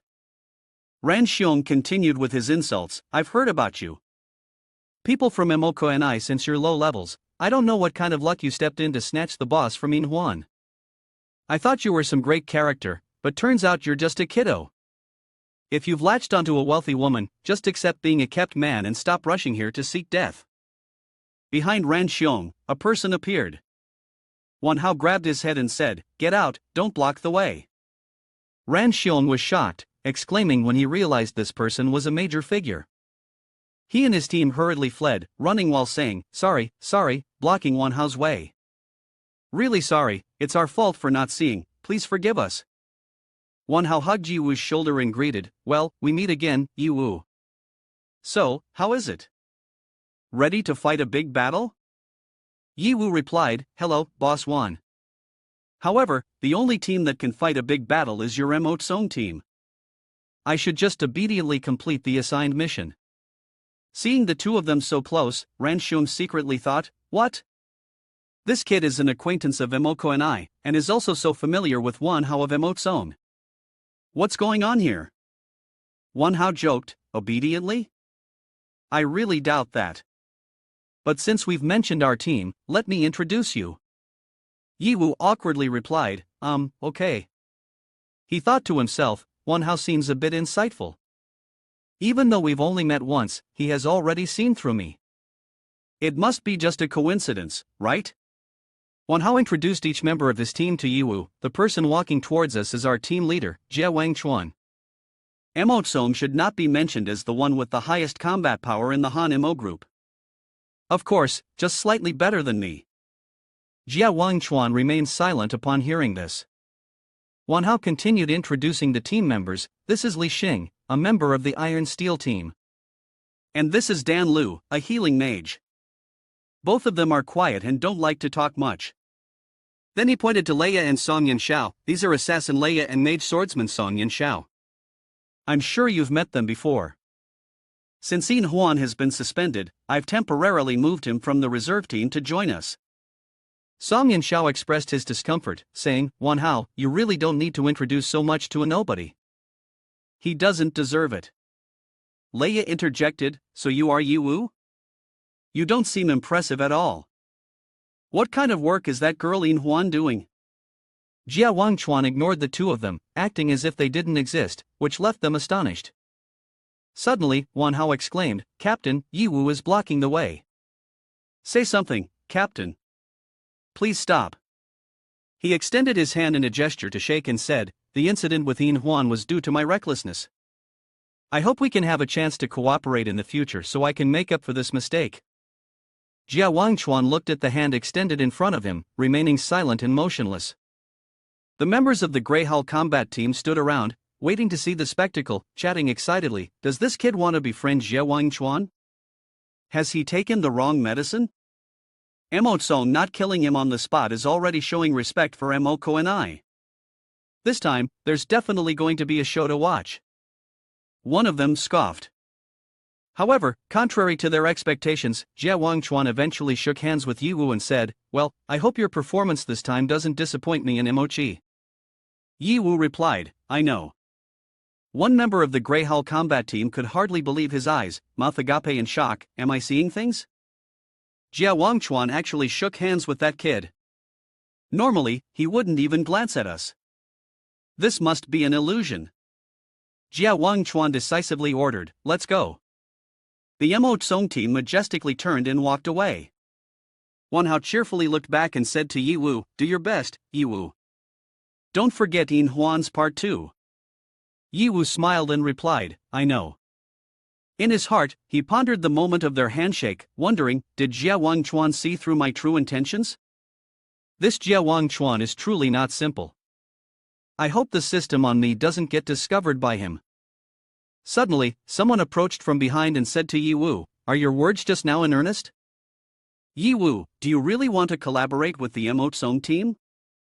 Yiwu asked back, huh? Who are you? The person who had just arrived introduced himself, I am Lu Changfeng, the captain of the Storm Battle Team. Miss Mo has instructed me to take care of you, but your recent behavior has raised doubts about whether you are really one of us. He continued, his voice stern, if you betray Miss Mo, it may be hard for you to survive the dungeon. Hearing that threat, Yiwu fell silent and did not retort further. He thought, no way? Could it be that my recent behavior displeased the Mo Ko and I team? I merely intended to give Mo Tsong a way out for Yin Huan. Forget it, let them think what they want, I will still follow my own way of thinking. The conversation ended just as the dungeon was about to open. Lai Jiasi, the top construction master of Han Mo Group, was in charge of this. The subordinate next to him reported, Sir, the power charging for the teleportation gate is complete, and the dungeon can be activated at any time. Lai Jiasi leaned on his staff and loudly commanded, Activate. The subordinate replied, Yes. The teleportation door has been opened. A loud boom echoed, and a gap appeared on the door accompanied by sparks of lightning. Everyone gasped in awe, wow, it truly lives up to the reputation of the master craftsman of Han Mo Group. The teleportation door of the dungeon usually takes a week to charge, yet he completed it in just one day. The efficiency is truly astounding. One person from the crowd stepped forward, excitedly saying, Master, can you help me forge a piece of equipment? I am willing to use all my savings. Ignoring the surrounding commotion, the master said seriously, Start. Seeing his imposing demeanor, Ye Wu secretly admired him. This old man is indeed impressive. Ye Wu thought, unlike me, he achieved the master level through real ability and true skill. However, this person's personality seems to be quite unapproachable. Upon reaching the main base of Han Mo, the chaotic scene struck them. Rubble was piled high, and dried blood was smeared everywhere, as if a fierce battle had just occurred. Everyone was stunned. What is going on here? One person spoke up. Wasn't it said that a new base would be built? This was supposed to be an existing base, but why has it been destroyed like this? And what about the dried blood? What happened here? Shishi tightly held onto Ye Wu's arm, anxiously saying, the smell of blood is too strong. Surely a very tragic battle occurred here before. Ye Wu firmly replied, don't worry, I'm here. He thought to himself, analyzing the current situation, it seems that there was once a vanguard team stationed here, but they were brutally slaughtered. The higher-ups seem to be hiding a secret that cannot be revealed to others. It appears that this mission is not as simple as described. The system's voice rang out, clearly explaining the mission of the Level 1 King team and the Level 40 Grey Hull combat team. The mission of both teams is to protect the mining machine number 38 of the D7 mining area. The amount of magic crystal that the machine extracts will be converted into accumulated points for the combat team, and it is mandatory to ensure the machine's safety, preventing magical beasts from causing destruction. Looking at the mission, Ye Wu thought, protecting the magic crystal mining area makes sense. To rebuild the base, a large amount of magic crystal is needed as energy. But this mining machine is too old and worn out. Just a glance reveals that it has gone through a great war without any repairs, and its level is still so low. In front of them was an old T800 type magic crystal mining machine, level 40, rumbling loudly as it operated, showcasing its aged lifespan. Yunfei spoke up, oh, it's so noisy, it feels like it could collapse at any moment. Ran Xiong, frustrated, kicked the machine's wheel and cursed, damn it, why do I have to be grouped with you guys? What a stroke of bad luck. He continued, the most important thing is to handle this pile of low-grade scrap metal. The team's accumulated points have dropped again. Yunfei naively asked, what are team accumulated points? What is their purpose? Ran Xiong became even more frustrated upon hearing this, you guys really know nothing and dare to enter the dungeon. To prevent your chicken team from dragging me down, I have to explain this clearly to you. You can think of team accumulated points as the experience points of the team.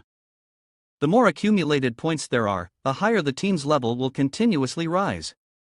They can also be used at the resource hall of the corporation to exchange for the supplies you want, such as weaponry, medicine, medicinal materials, professional blueprints.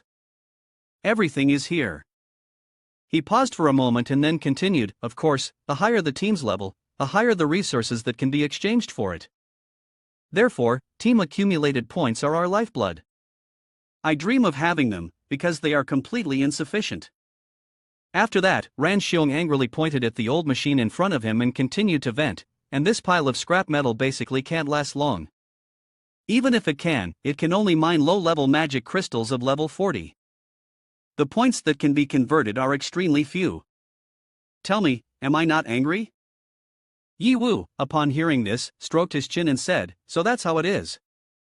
The key to this mission is mining. This is something I'm very good at, so there won't be any major issues. Ran Xiong was about to stop him and said, what are you doing?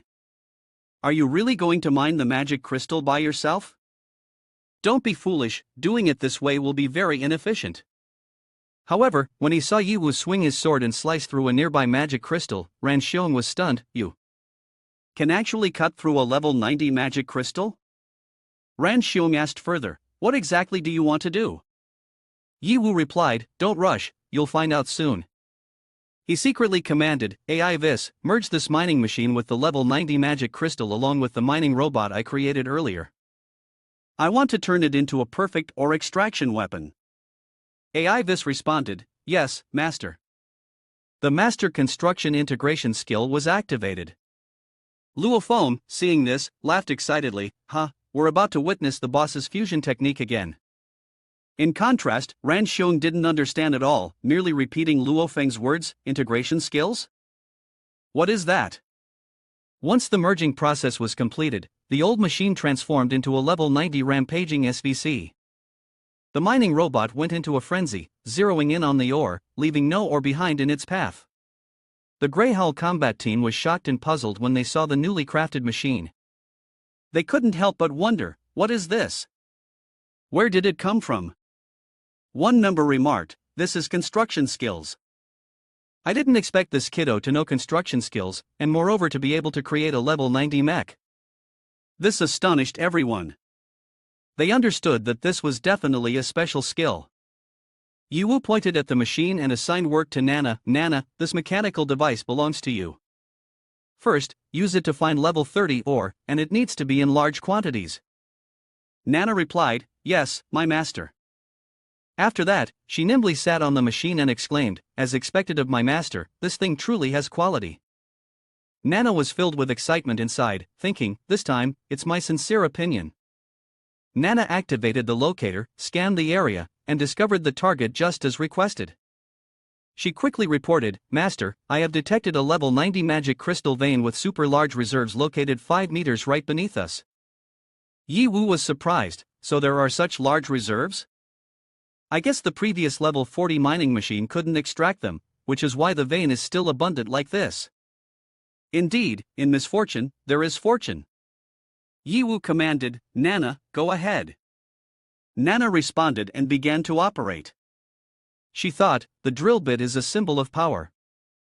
The gigantic drill bit spun wildly, piercing into the ground, making everyone exclaim in awe. She was horrified and fell to the ground. Yunfei approached, helped her up, and asked with concern, Sister Chi, are you okay? Is everything all right? Chi replied, I'm fine, just startled by this crazy machine. Moreover, I feel na-na. Before Chi could finish her sentence, Wan Tian drew everyone's attention elsewhere. Everyone, look below.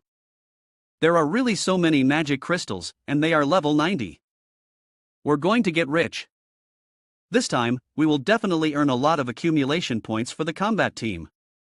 The crazy machine was mining level 90 magic crystal veins. Nana's expression gradually became twisted, revealing a frenzied desire with each drill's rhythm. She mumbled, not enough, not enough. I still want more. The accumulation points of the combat team were increasing at an astonishing rate, showing no signs of stopping, causing the Grey Hao combat team to shout in amazement, Senior. Look, our accumulation points are skyrocketing. It's truly unbelievable. Is this hacking? Another member reacted, level 90 veins require level 90 detection equipment, and this equipment can only be produced by a master in engineering. How could this kiddo do it? Ran Xiong was silent for a moment, then turned and slapped the one who just spoke, scolding, at this point, what are you still fussing about? Anyone with eyes can see that this kiddo is definitely not simple. He said, no, he is a master, a discreet master. The other guy took a slap to the face, tears welling up, saying, sorry, boss. Ran Xiong, who previously looked down on Ye Wu with arrogance, now groveled, bent down and flattered, brother Yi. We had eyes but couldn't see the mountains and rivers. If there was anything offensive just now, I hope you won't hold it against us. Ye Wu didn't take it to heart and replied, it's fine, I've seen a lot. We are all a team, as long as no one targets me, the accumulated points are part of yours too. Ran Xiong smiled, thank you. At Invisible Optical, the main base, the operations monitoring room where the overall situation in the dungeon is observed is currently in chaos. What is this King team? They were at the bottom of the rankings before, how did they suddenly climb to first place? First, they stole the boss from In Huan, and now they've gained so many level 90 magic crystals in an instant. This isn't something ordinary people can do. This kid definitely has secrets, but through the drone camera sweep, no cheating behavior has been detected on him. Lai Jussi, the master, observed the situation and thought to himself, so he was actually able to transform a worn-out level 40 mining machine into a level 90 intelligent mining mech. This kid not only understands but is also very skilled in the field of engineering. Although his apparent level is only 10, his true level must be at least 90. Otherwise, he wouldn't be able to create a level 90 mech. But what is his true engineering level? High level or? Ye Wu astutely glanced towards the camera, causing everyone in the observation room to be astonished. He actually detected our drone that was cloaked with optical camouflage. How is this possible? The drone didn't malfunction at all. Li Jiaxi ordered, immediately recall the surveillance drone from the D7 mine. Staff questioned, why, master? Li Jiaxi interrupted, don't ask, just do as I say.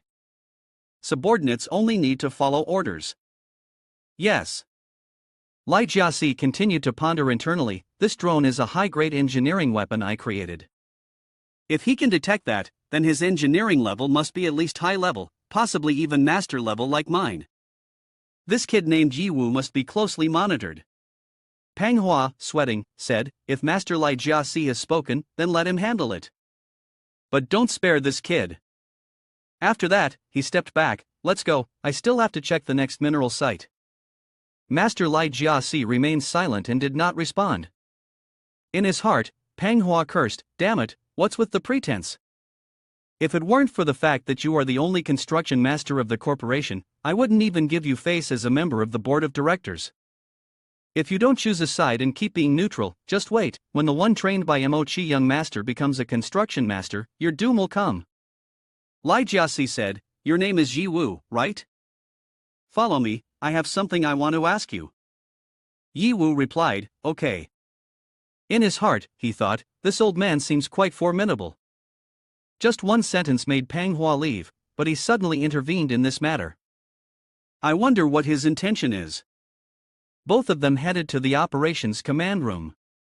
Ye Wu wondered, does this command room have so many surveillance screens? Could it be that the stealth drones from before were also released by you to monitor us? Hearing this, Li Jiaxi nodded, indeed, you are very smart, but that was an order from above, we are just following the directives. He said, thanks to that, I accidentally discovered an interesting thing. Previously, when I saw your superior being brought into the dungeon, I was a bit surprised. But now, I seem to understand at least a little. I didn't expect that you, being so young, would have reached such a high level in engineering. Based on the mining robot you created earlier, if I'm not mistaken, you have at least achieved a level of advanced engineering. All the employees were astonished, unable to believe, this kid has achieved an advanced level in engineering? No way, absolutely no way. Are you doubting the teacher's judgment? He absolutely cannot be mistaken. But for this kid to reach such a high level, could it be the talent that people often talk about? Ye Wu scratched his head and laughed, have I been discovered? Truly worthy of being the only engineering master of the corporation. I completely cannot escape your eyes. So, how do you plan to handle me now? Master Li Jiaxi replied, handle you? No, calling you here is not to handle you, but to invite you. There's no need to doubt, you are a rare talent in engineering. In the current team, I'm afraid it will only hold you back. He said, I recommend that you disband the newly established first-level combat team and reassign them to my construction department. Based on your capabilities, money, status, and fame are all things that must be had. Ye Wu politely declined, thank you for your kind suggestion, master. My interest in construction studies is only a passing one, merely a secondary hobby for me, without any high expectations. The staff reacted vehemently to his refusal, a passing interest? A secondary hobby? You already have high-level abilities, yet you still say this? Are you looking down on construction studies? Your comment has insulted the history of several hundred years of construction studies and the countless scholars who have devoted themselves to this field in search of progress. You must immediately apologize. Upon hearing this, Ye Wu explained, there has been a misunderstanding, I do not mean to look down on construction studies. On the contrary, I fully understand its significance. I have great respect for scholars like you. However, personally, I prefer to be on the front line determining real combat rather than researching in the background. Therefore, I can only decline your kind suggestion, master. Hearing such firm words, Master Li Jiaxi could only sigh, alright, although it's somewhat regrettable, everyone has their aspirations, so I respect your decision. Additionally, you need not worry about your combat team's accumulated points being deducted. I will handle your ranking on my end. Ye Wu replied, thank you, master. Unexpectedly, he continued, but helping with this matter isn't free, consider it a favor that you owe me. With your talents, it's hard to predict your future. There may come a day when you need to help me in return. Hearing this, Ye Wu was somewhat surprised. Previously, he had thought this old man was arrogant, but he didn't expect him to be so straightforward in person. "You flatter me too much," Ye Wu said. "If there's anything I can help with, just let me know. As long as it's within my abilities, I will definitely do my best." Just then, the room was suddenly enveloped by flashing red from an alert notification. Everyone in the room panicked, not understanding what was happening. Why did the alarm signal suddenly go off like that? Master Lai Jiasi calmed everyone down, signaling them to be calm. "What's going on?" At this moment, Jia Wangchuan's image appeared on the screen, and he said, "Lai Jiasi, we have an emergency situation on our end and need to report to you. The situation is quite complicated, please take a look." Master Lai Jiasi said seriously, "Team leader Jia Wangchuan, aren't you investigating the lost place, the lair of the race in the center of the dungeon? What has happened?" Immediately after, the large screen connected to a camera, and the images displayed shocked everyone. On the screen was the terrifying sight of insect waves. The insects were thick and dense, forming a wave with no apparent end, making anyone who looked at it shiver. Jia Wangchuan explained the situation as he saw it. The insect army has exerted all its strength. Moreover, the timing of their attack is much earlier than we anticipated. The number of enemy troops is also several times greater than expected. It seems they want to eliminate us immediately. Master Lai Jiasi anxiously said, "Then you must quickly return to reinforce before the insects attack the base." However, contrary to his expectations, Jia Wangchuan replied, "No, we will not return." Lai Jiasi suddenly exclaimed, "What?" Jia Wangchuan continued, "Since the insects have committed all their forces, their defenses at their lair must be very loose right now. This is a perfect opportunity to strike, so we will not return. The defense of the base can only rely on you to hold out. As long as you can withstand until we take down the insect nest, that will be sufficient." Master Reyes exclaimed, "This strategy is too risky. The repair work at the base has only just begun. Mo Tsung's team has basically... how long until the insect army reaches my base?" Jia Wangchuan asked. "For hours," he replied. Hearing this, the staff lost their composure. One person shouted, "4 hours? With our current pace and manpower, we can't possibly finish the defensive project in time. We've been deceived." Another person tried to calm them down, "Hey, let's stay calm." However, he could no longer endure it. He ran towards the door, yelling as he ran, "I won't do it anymore, I want to go home." When he got close to the door, he collided with Manhwa, who was entering the control room. Caught off guard, Manhwa swore, "Damn it, can't you watch where you're going?" At that moment, a cold laser shot through the forehead of the person trying to escape. He collapsed and died on the spot. Manhwa shouted in panic, "Ah, the one who did it is Master Lai Jiasi." He declared loudly, "My construction department has no need to absorb energy. Whoever dares to escape will meet this end." Everyone who witnessed the scene echoed, "Yes. Yes, Master." Master Lai Jiasi turned to the newcomer and asked, "Manhwa, do you have business in my construction department?" Manhwa, after witnessing the recent event, broke out in a sweat, his face pale but still trying to maintain a strong voice, shouted, "Huh, are you asking me? I want to ask you what you are doing here." The information about Jia Wangchuan has just been seen throughout the base, and in 4 hours, the insect army will arrive. Meanwhile, your construction department is still dawdling here. Shouldn't you hurry up and speed up the progress of the defense construction? "I don't want to die here, hurry up." Master Lai Jiasi coldly replied, "I work without needing your command. I advise you to quickly hide underground to protect yourself. All construction units, listen up." He commanded. "Immediately start operations. The deadline is 3 hours, the entire defense project must be completed." All personnel quickly focused and moved to their designated positions, responding in unison, "Yes." Gradually, the defense system began to take shape, and sealed spaces were constructed. In his heart, the master contemplated, even if we exert all our strength to complete the project in 3 hours, the defense capability can only withstand a certain amount of insects. But this time, the number of insects is too large. Can we hold them off? Ye Wu spoke up, Master, judging by your expression, I guess you also feel that the situation is not optimistic. But sorry, I have to add fuel to the fire. The master was surprised, what do you mean? Ye Wu continued, before returning, I scouted Huang Zheng's base and discovered important information. Huang Zheng intends to exploit our fight against the insects to launch a surprise attack. The master was stunned, what? Lai Jiaxi's face darkened, Huang Zheng wants to ambush us?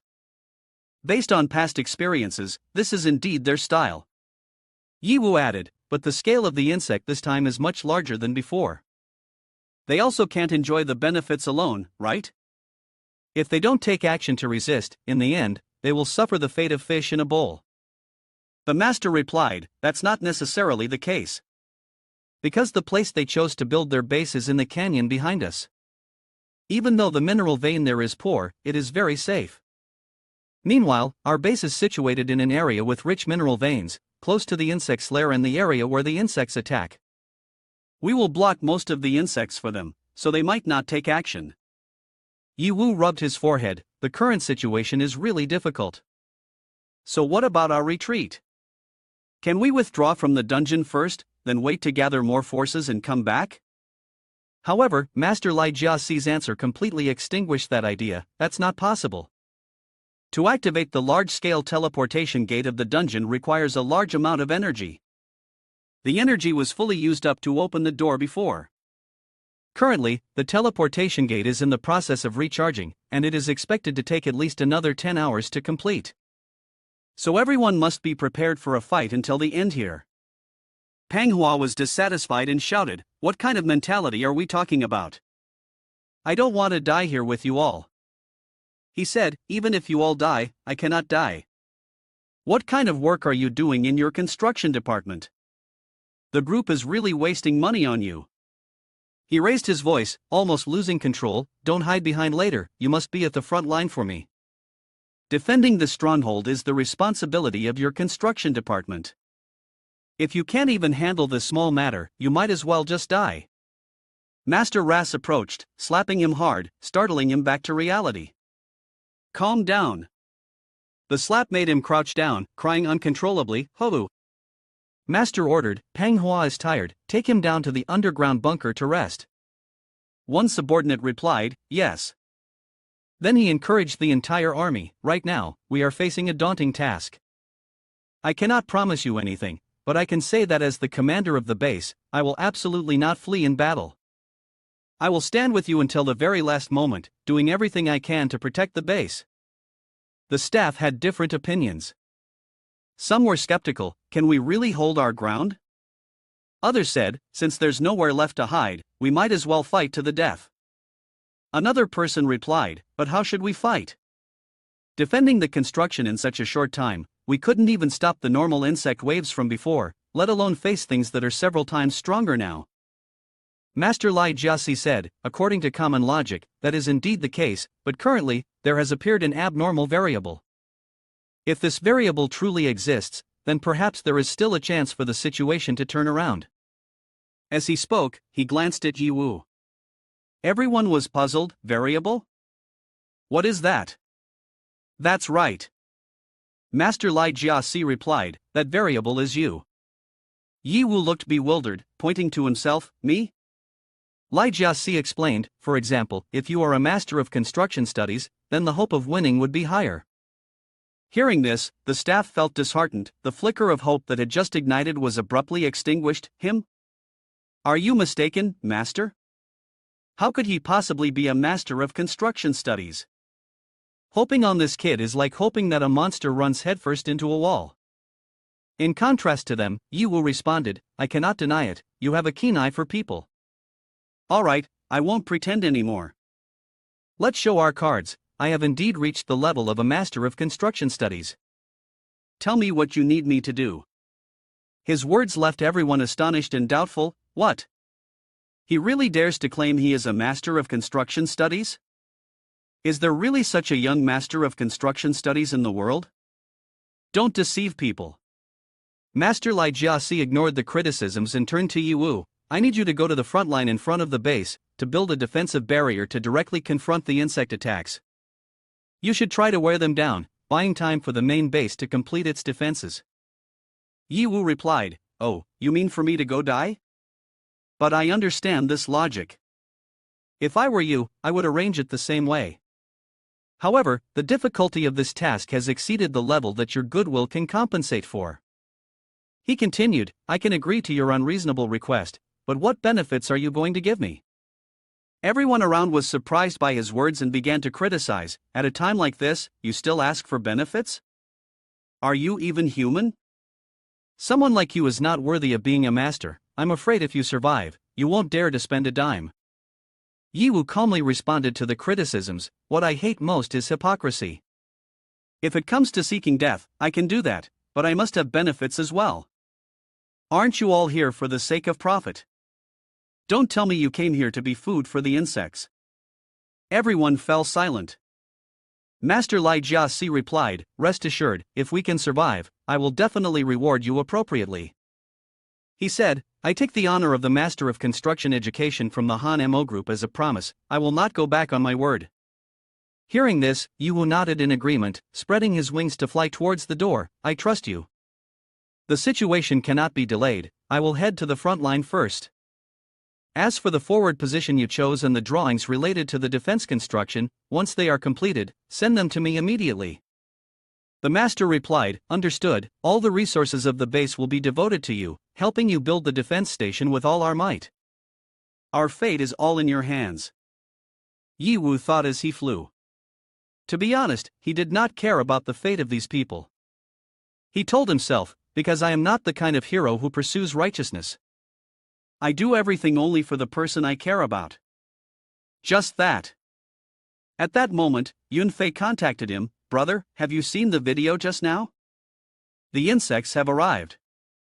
Ye Wu interrupted her, "Yunfei, and everyone else, I have something to say to you all." Luo Feng, upon hearing the news, exclaimed anxiously, "What?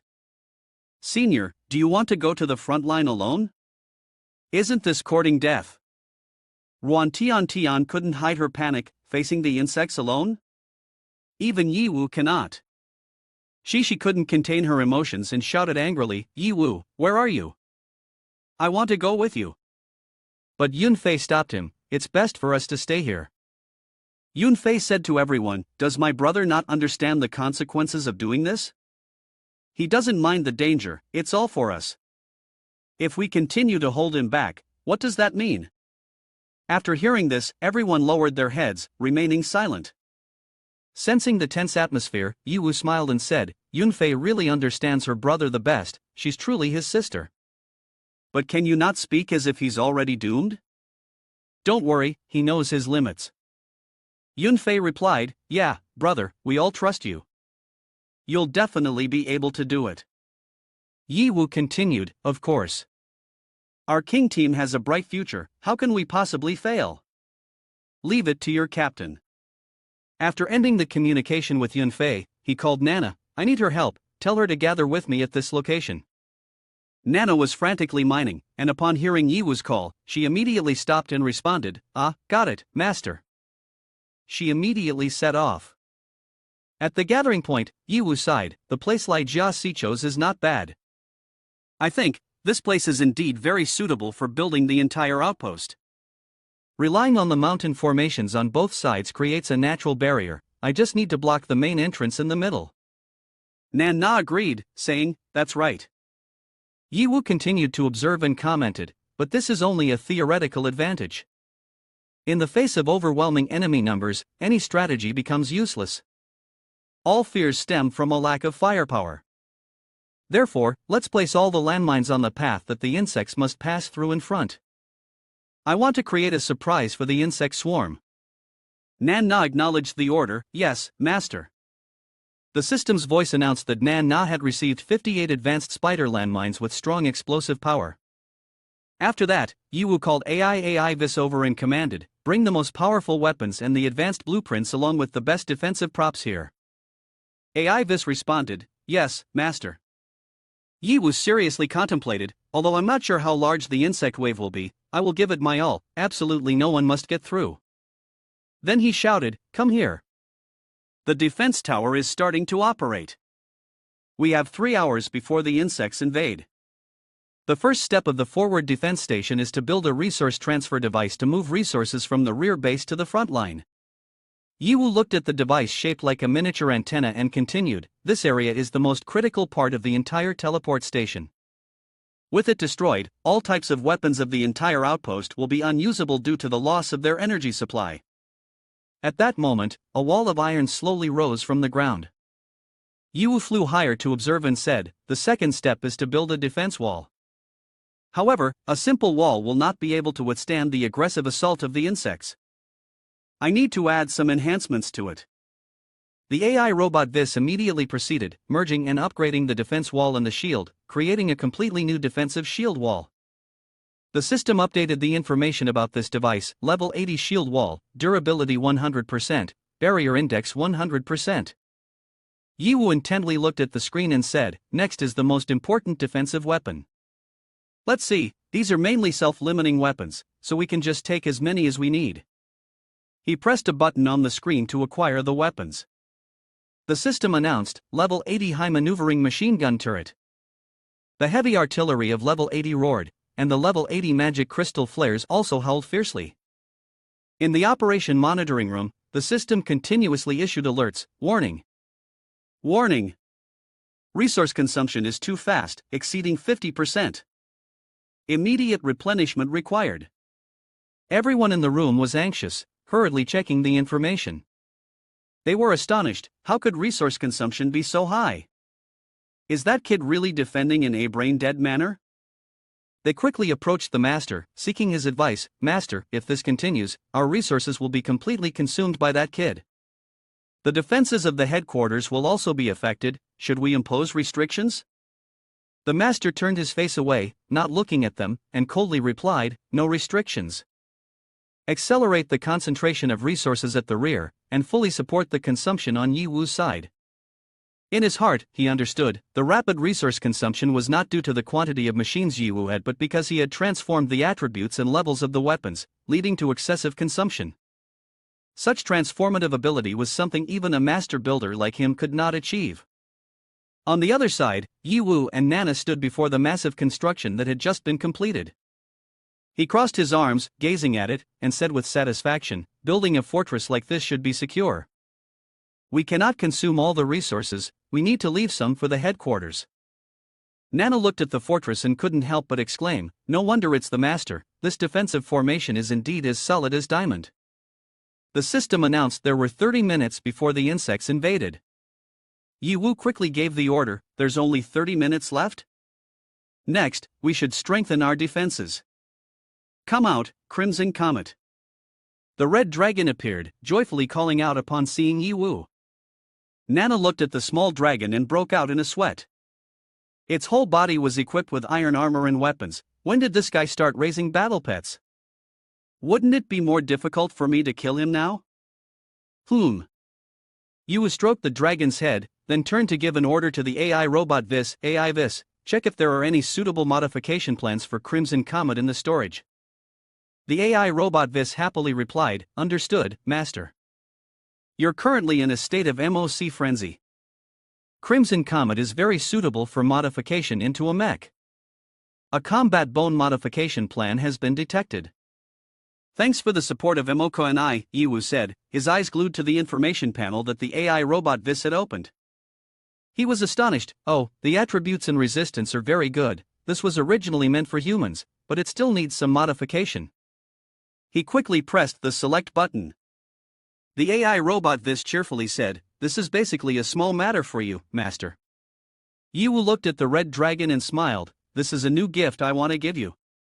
Hurry up and equip it." Crimson Comet's entire body burst into red flames, appearing larger. It emitted a thrilling growl.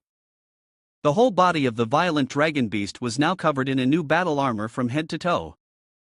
On its back, there were additional weapons like guns and bows. Its teeth were also sharper. Ye Hao admired its new appearance and said with satisfaction, "Yeah, not bad, very impressive." Crimson Comet extended its claws and scratched the ground, creating a loud noise. Bam! Ye Hao tapped its armored head and cheerfully praised, "Absolutely awesome. With you here, I feel much more at ease." Hearing Yiwu's praise, Crimson Comet squinted its eyes in joy, making a hi-hi sound. Nana, standing beside, admired and said, "So slay." However, deep down, Nana secretly cursed, "Creatures of this level are not lacking on my planet. What's so special about it? I'm not jealous of its new equipment at all, not even a little." Yiwu turned to Nana and happily said, "Nana, come here. I will upgrade your equipment too. After all, we have to face a strong enemy later." Nana's eyes widened in excitement as she asked, "What? I get to have it too?" Although appearing excited on the outside, when she turned away, she scowled and thought to herself, "No matter how much you upgrade my equipment, I will never give up my determination to kill you." When she turned back to face Yiwu, she lowered her head and shyly replied, "Thank you, master." In her mind, she thought, how can a low-level being like a human understand the strength and beauty of machines? Nana recalled her previous captivating and beautiful form, reminiscing that she had once been a magnificent machine, embodying both beauty and majesty. "I once possessed eternal life and a perfect body, while the lowly creature before me is nothing more than an ant. How could it possibly perceive the mysterious wonders of machinery?" As she was sinking into her thoughts, Nana suddenly felt something strange in her body. Why is my body so hot? Is something invading inside? Seeing the worried look on her face, Yiwu hurriedly reassured her, "Don't be afraid, I am in the process of reconstructing your body. Hang in there for a bit." Now, Nana's body was equipped with armor from head to toe, even adorned with wings and firepower, forming the shape of a battle angel. Nana looked at herself in confusion. This form felt like armor, wings, and weapons were really light and comfortable. She really wanted to immediately unleash this endless firepower. Yiwu looked at her and asked, "So, Nana, do you like this design?" She shyly replied, "I like it. Thank you, master." Yiwu reached out to pat Nana's head, happily saying, "That's good. Later, you have to give it your all, Nana is an important support too." She bowed her head and responded, "Yes." Inside, she began to worry, wondering, what's going on? My body feels too hot, could it be that I'm overloaded? After finishing all the preparations, Yiwu stood and looked ahead. Next is my turn. I recall being taught back in school that the attributes of insects are very complex, almost impossible to create attributes that counter them, but they do have a common weakness. He continued to gaze ahead, silently thinking, the exoskeleton of insects is inherently resistant to cold weapons, only heat weapons with piercing capabilities can effectively inflict damage on them. Based on her combat experience, Nana had faced thousands of centipedes, and her divine warrior form had dealt significant damage to the monstrous beasts. Perhaps this principle would be effective again. He opened the screen on the system and said to AI this, "So we need to put that design on the field." The design that young Master Emoko and I sent me at first, the one I realized was right after looking at it once. AI Vis was surprised. "Oh, the master finally wants to use that? So exciting." He stared intently at the screen and seriously said, "I just don't know how many resources it will consume to create it."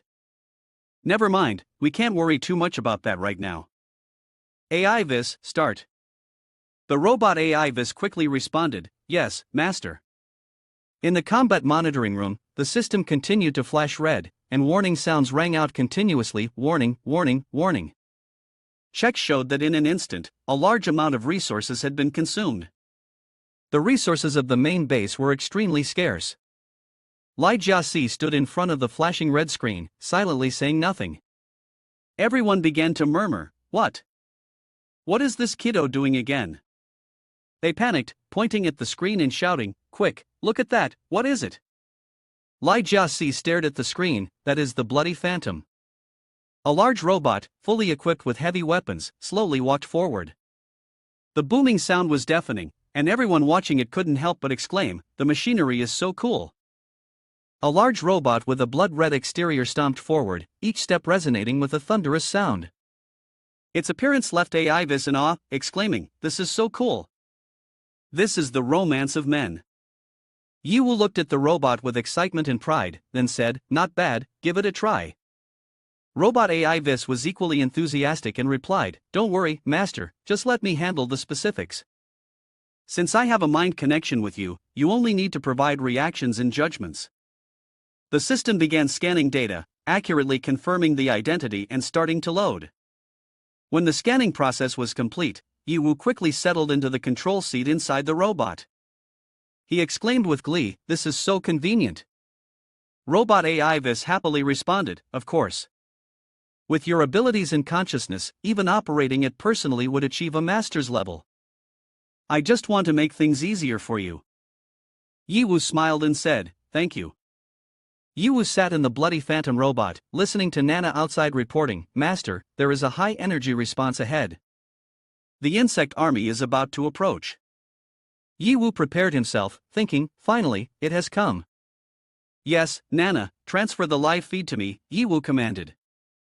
Nana quickly complied and activated the system. Outside, thousands of beasts appeared, crowded and ferocious. The system signaled that due to the overwhelming number of insect waves, it needed 2 minutes for further calculation.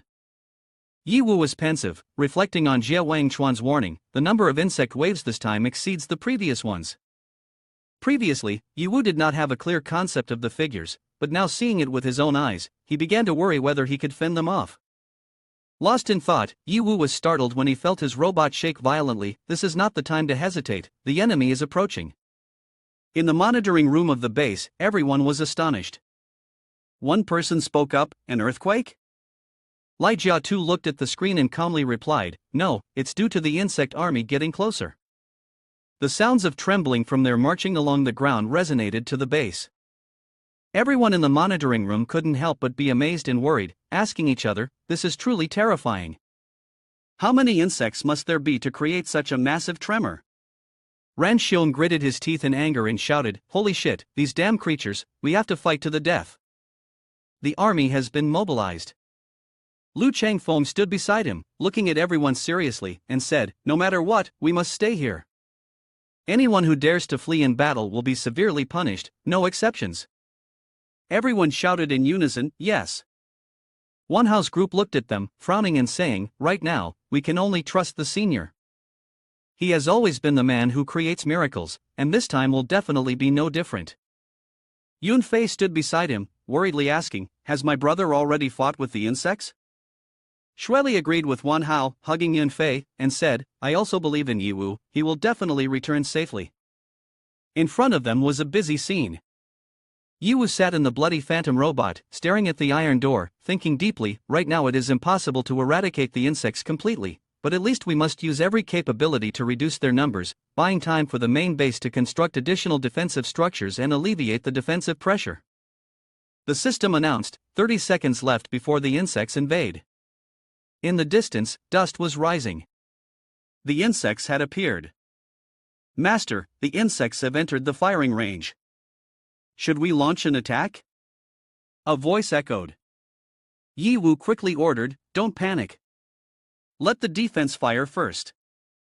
Wait until we eliminate one wave of insects before we strike." At that moment, the bloody phantom robot began to unleash a barrage of bullets, each large projectile flying swiftly at Ye Wu's command. The first shot of this campaign was one Ye Wu wanted to take himself. Bullets rained down like a storm upon the swarm of insects, causing them to explode in pieces. The continuous sound of explosions echoed. The onlookers could not help but marvel at the power of the machine. Its firepower was utterly devastating. The insects that had just advanced were disintegrated under the barrage. The insects that were hit let out wretched cries, but unexpectedly, even more insects emerged, circling around the city wall. The creatures sprang forward with their sharp claws, at level 45, racing towards them. Everyone and the master inside the observation room could not hide their fear. The number of insects was far greater than anticipated. Finally, the high maneuvering machine gun turret, rated at level 80, also began firing, targeting the swarm of insects. The sound of gunfire erupted as each insect was pierced and shattered by the bullets. On the screen appeared the image of a high maneuvering machine gun turret, causing everyone to marvel at Ye Wu. Incredible. The firepower of this machinery turret is much higher than the usual standards. How could this kiddo do it? Suddenly, a level 60 corrosive fanged spider appeared. Everyone became anxious. Not good. The corrosive spider has appeared. They understood that the corrosive liquid spewed by this insect had extremely strong corrosive properties and could shoot very far. Even walls made of steel could be dissolved. They began to spray the first wave of green liquid, but the machine gun turret quickly detected and deployed a shield to block it. The corrosive liquid was stopped outside the wall, astonishing everyone. That's an energy shield. Our walls don't have this function. Furthermore, as long as the resource concentration continues, the shield's index will automatically recover. It's too powerful. System notification, level 80 shield, durability 100%, shield index 60%. Although it can defend well, the corrosive fang spider is still beyond the machine turret's attack range and cannot inflict effective damage. Suddenly, everyone was even more surprised when they saw the system switch to a long-range heavy cannon, level 80.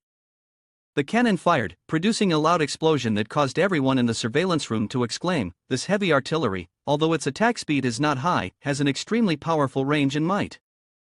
Next, switch to the level 80 magic crystal flare cannon, one of the commanders stated.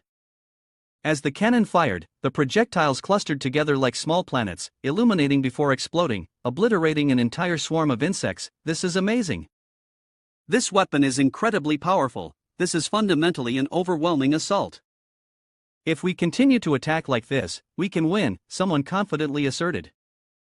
Unlike the excitement and admiration everyone had for Ye Wu, Master Li Jiasi frowned, intently staring at the screen with a worried expression. He murmured, "No, it can't be this simple. The system has yet to provide the specific quantity, which indicates." Suddenly, the whole surveillance room was bathed in red as the system emitted an alarm, "Warning, warning, warning, warning. The system has checked the specific quantity of the insects." People looked at each other in astonishment. What's going on? The system continued to announce, compared to the standard average quantity of insects in the past, the number of invading insects this time is. Someone shouted in panic, "Everyone, look over there." On the screen appears the red text, "The remaining number of insect waves is 1000%. Everyone in the monitoring room was so terrified that they were trembling. That means the number of insect waves invading this time is 10 times that of before. How can there be so many? One person sat down, whispering, "It's over. Completely over. We will all die here." Li Jiasi frowned, staring at the screen. He thought, the worst-case scenario I predicted before was only 5 times. Now it's risen to 10 times? This time we are defeated. Even with Ye Wu fighting on the front line, it will be useless. Inside the bloody phantom robot, Ye Wu also frowned, 10 times? I knew this wouldn't be simple, but this number is really hard to believe. Is it because our human race has invaded their territory too much, causing them to become angry? He looked at the screen, and all he could see were insects everywhere. But that didn't matter. What mattered was that my partner was still in the rear, and I absolutely could not let you get there. Even though I wasn't sure I could do it, I would fight until the last moment. Ye Wu was determined not to give up, and he quickly ordered, "Nana, Crimson Comet, it's our turn to take the field. Without my command, absolutely do not retreat." Nana, flying on the left, quickly replied, "Understood, Master." Crimson Comet, flying on the right, also chimed in, "Yeah. Both of them immediately charged into the attack. "Let's go!" Ye Wu shouted loudly. The robot Bloody Phantom began to fight, with continuous gunfire erupting, explosions booming boom. Boom! Speed increased by 30%. Ye Wu shouted, "Come on! Open all firepower!" The robot spun around, continuously firing at the insect waves. The system reported, the remaining number of insect waves was 950. On the side of Crimson Comet, they were also relentlessly tearing into the swarm of insects. The system reported, remaining insect count 880%.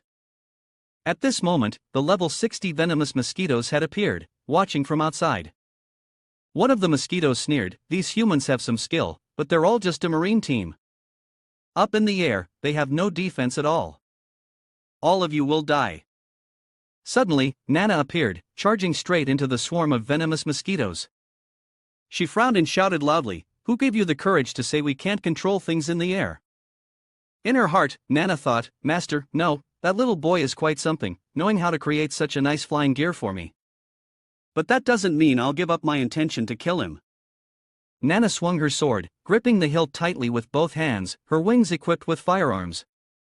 She fought passionately, with each violent strike resounding, boom, boom, boom. She smiled subtly, secretly marveling, this gear is not bad, allowing me to kill freely. Your day of death can be postponed for now, let me eliminate all these disgusting insects first and then we'll see. The system reported again, remaining insect count 700%.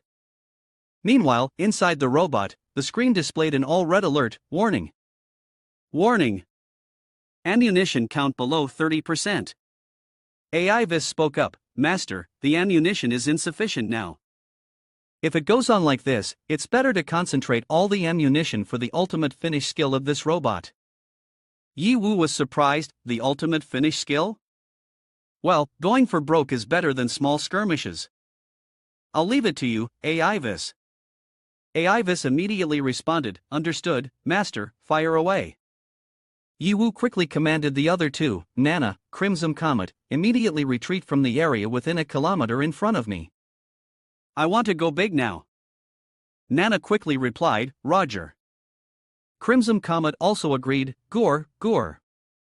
On the other side, the insect swarm looked at the bullet spheres flying towards them and mocked, what do these spiders think they're doing?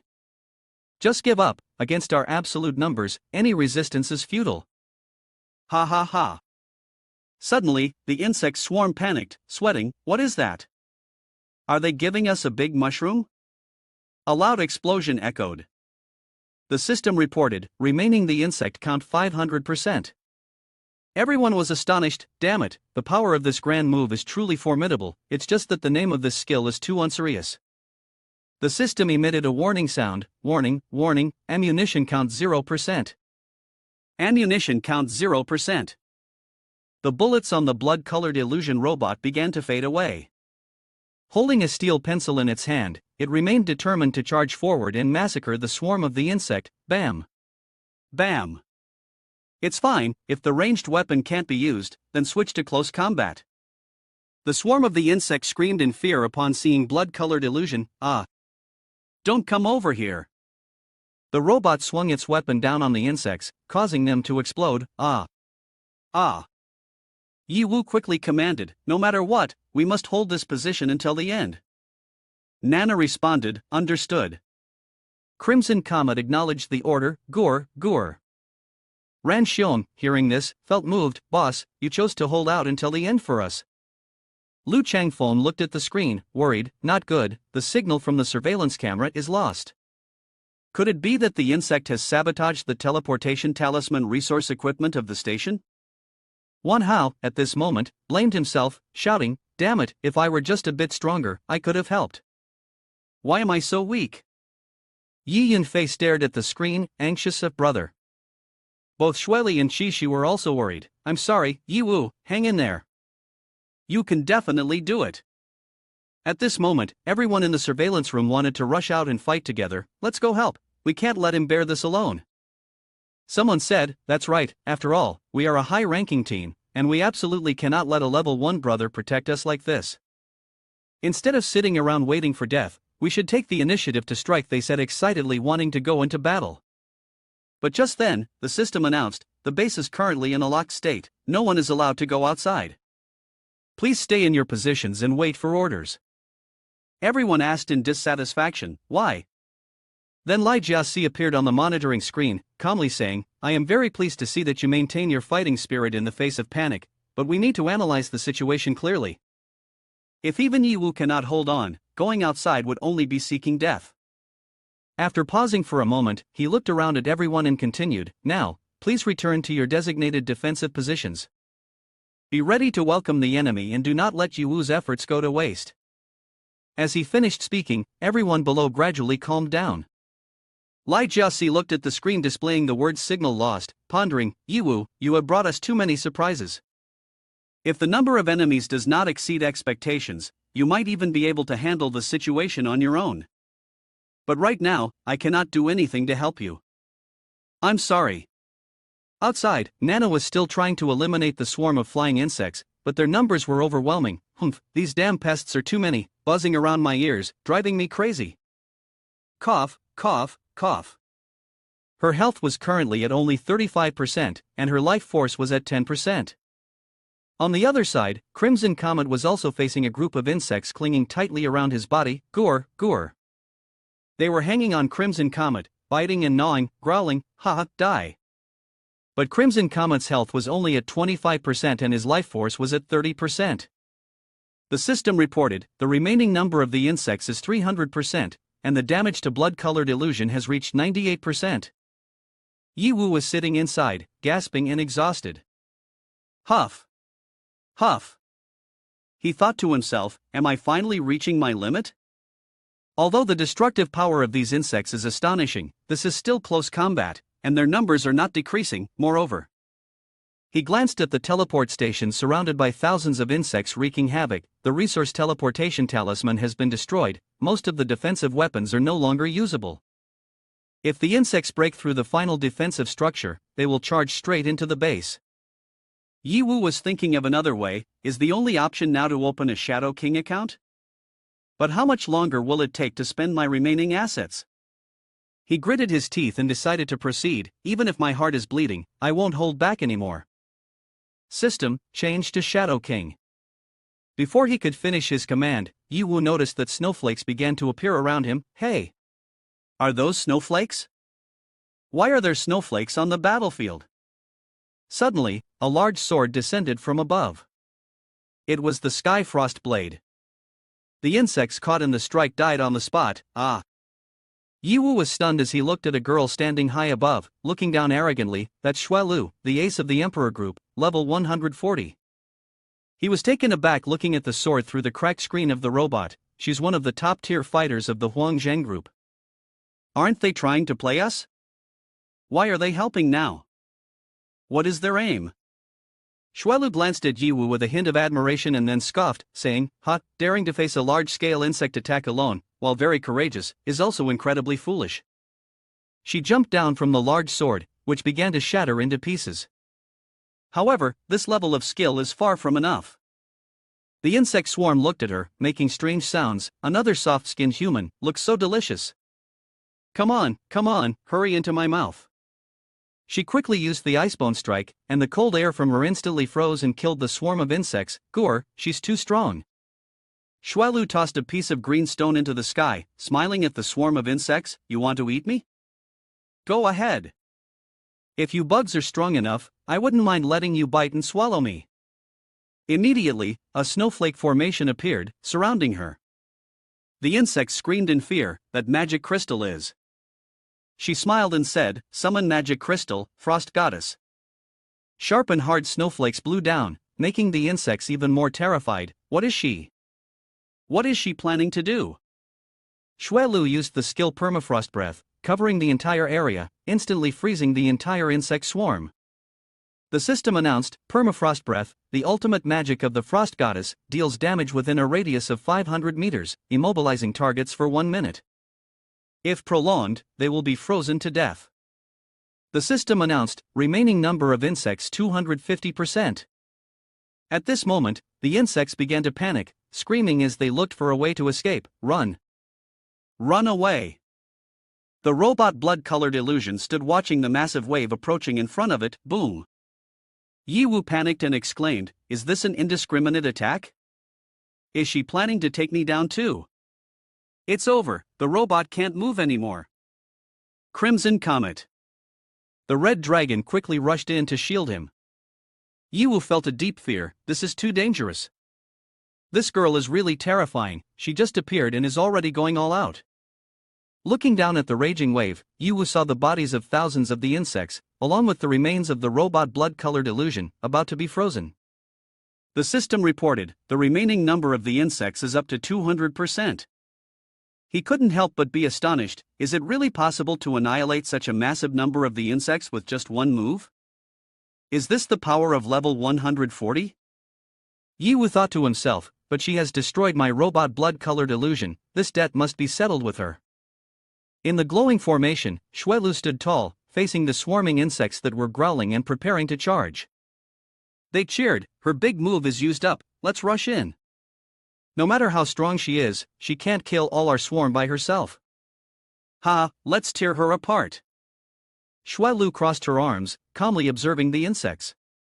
She scoffed, who said I only have one big move? Just after finishing her words, the frost death waltz was unleashed, causing them to be frozen once again, unable to counterattack. The system's voice echoed, the remaining quantity of the insect is 150%. Nana was still hard at work exterminating the flying bugs. Keep coming, you damned insects, come here. Suddenly, a green light unexpectedly struck her position. Ack! Nana exclaimed. I was startled. Ye Wu quickly used his shield to block that light for her. He cautioned her, Nana, be careful.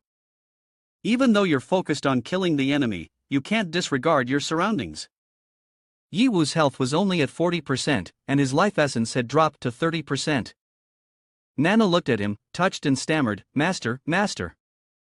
Xuelu looked at the two with interest and said, Oh, you actively took my attack without dying, that's really interesting. The energy emanating from you. Could it be that the rat who peeked outside the main base was you? Ye Wu, with one hand blocking her attack and the other protecting Nana, calmly responded, So you discovered that? No wonder you're a level 140 powerhouse. Though I almost got swept away by your attack waves, I must admit your appearance has saved me. I have to thank you for that. Nana did not care about what they were saying, only focusing intently on him, thinking, earlier, he risked his life to save me. Xuelu jumped down to Ye Wu. She looked at him and said, If you can see that my level is 140, then surely your level is roughly similar. With every step Xuelu took, snowflakes and ice spread out towards that direction. Anyway, thanks for standing on the opposing side. If you lack confidence, then you were just foolish. Nana hid behind Ye Wu, secretly observing Xuelu. This woman looks very dangerous. Ye Wu looked at Xuelu and said seriously, I am very clear about love and hate. Thank you is thank you, but the debt you have caused by ruining my monster robot, I will remember to settle. Xuelu looked at him with interest. Really? How intriguing. I have never met anyone who dared to speak to me like that. She crossed her arms, looking at Ye Wu and asked, I am very curious to see how you will collect your debt from me. But before that moment arrives, you still have something to do. She pointed behind him, her voice haughty, It's to survive. Ye Wu was shocked and turned to look behind. What? A huge demon beast appeared, stomping along, followed by a swarm of insects trailing behind. The system reported, the remaining number of the insect is 100%.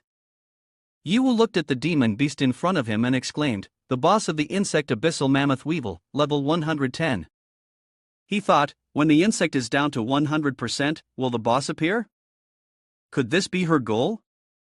Ye Wu glanced back and said, Indeed, an excellent plan. First, intervene to deplete the number of the insect waves beforehand, avoiding the impact on Huang Zheng group space.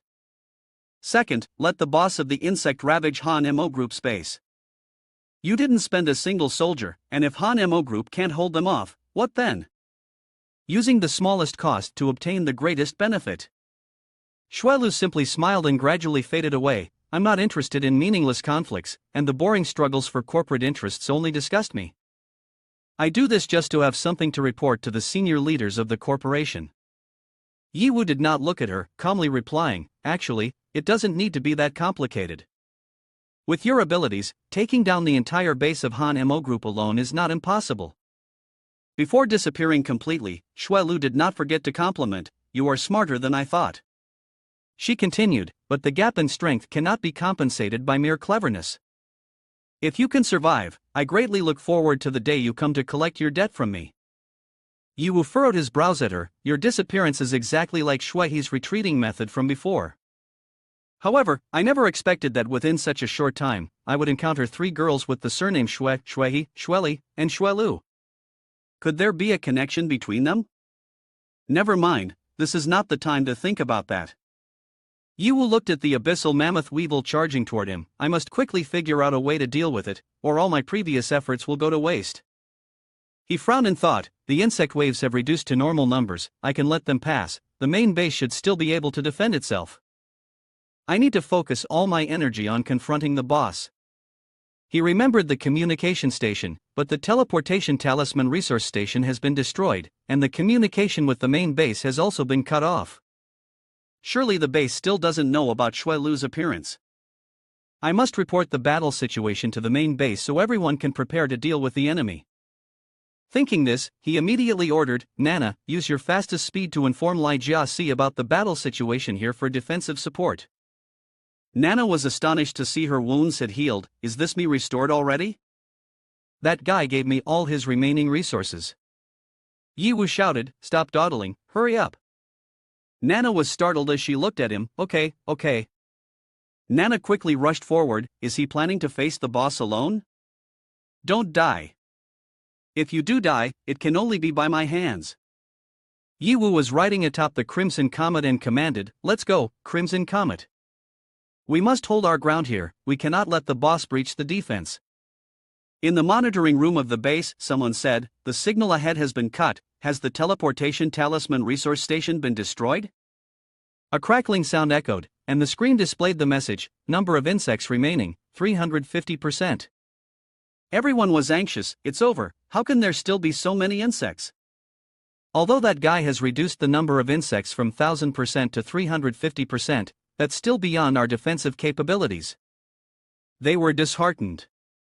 We're definitely going to die. Li Jiaxi stood still, deep in thought. It's been a while since we've lost contact with the front lines, but why hasn't Ye Wu returned yet? I had told him to retreat quickly when he could no longer hold on. Could it be that he values his life less than my old life? Li Jiaxi thought, seeing a rookie with infinite potential like that die makes one feel regret. But all is not over yet, a final conclusion cannot be drawn. He shouted loudly, lift up your spirits for me. Now is not the time to give up. If anyone continues to be negative or pessimistic, I will have that person killed immediately. Everyone was startled, quickly calming themselves and together shouted, yes, teacher. Ruan Tian cried and asked Yun Fei, what's going on? Have you made contact with Ye Wu yet? Yi Yunfei held the small screen that had lost signal in his hand and shook his head. No, even using the communication device from the base, we still can't get in touch. Shi, sitting beside, anxiously said, how can this be? Ye Wu is risking his life on the front lines, and we don't know anything about his situation? It's so frustrating. Yi Yunfei spoke to comfort, everyone, don't worry. He will definitely be fine. He has never let us down before, right? Wan Hao gritted his teeth and said, that's right, we must trust our senior. Who knows, maybe right now the senior is dealing with the remnants and the general of the species, picking up equipment until his hands are sore. In his heart, he understood, in Yunfei's heart, he is more worried about the senior's safety than anyone else. He thought, but I have to try to appear composed to reassure everyone. I cannot let her bear the burden alone. He looked out the window, his hands clenched, silently thinking, even though what I want most is to stand shoulder to shoulder with the senior fighting on the front lines, as the only man here at this moment, I will definitely protect them at all costs. Don't worry, senior. At the current speed, we will reach the main base in another 5 minutes. Nana quickly soared ahead, exuding confidence. How dare you stand in front of me with such little calculation and shame yourself? To be precise, it will be 5 minutes and 8 seconds before we arrive. She glanced at the swarm of insects chasing her, thinking, while I know I can easily outpace the insects and reach the base safely, why not take this opportunity to slay a few monsters and earn some experience points? She frowned, I don't understand why the last time I killed so many insects, it didn't grant me any experience points. Let's try again now. Besides, I've already entered the protective zone of the base. Later, I just need to send a message back to the base. This way, I'm not defying his orders. Thinking that, Nana cheerfully turned around, preparing to fight the swarm of insects. She fired bullets and weapons at them, thinking to herself, this way I can safely kill the monsters.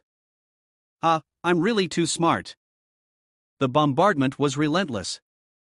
Watching her experience points continuously rise, Nana was happy, finally, she was gaining more experience. She laughed, I want even more. System notification, experience points gained 3,000. Experience points gained 3,000. Experience points gained 3,000.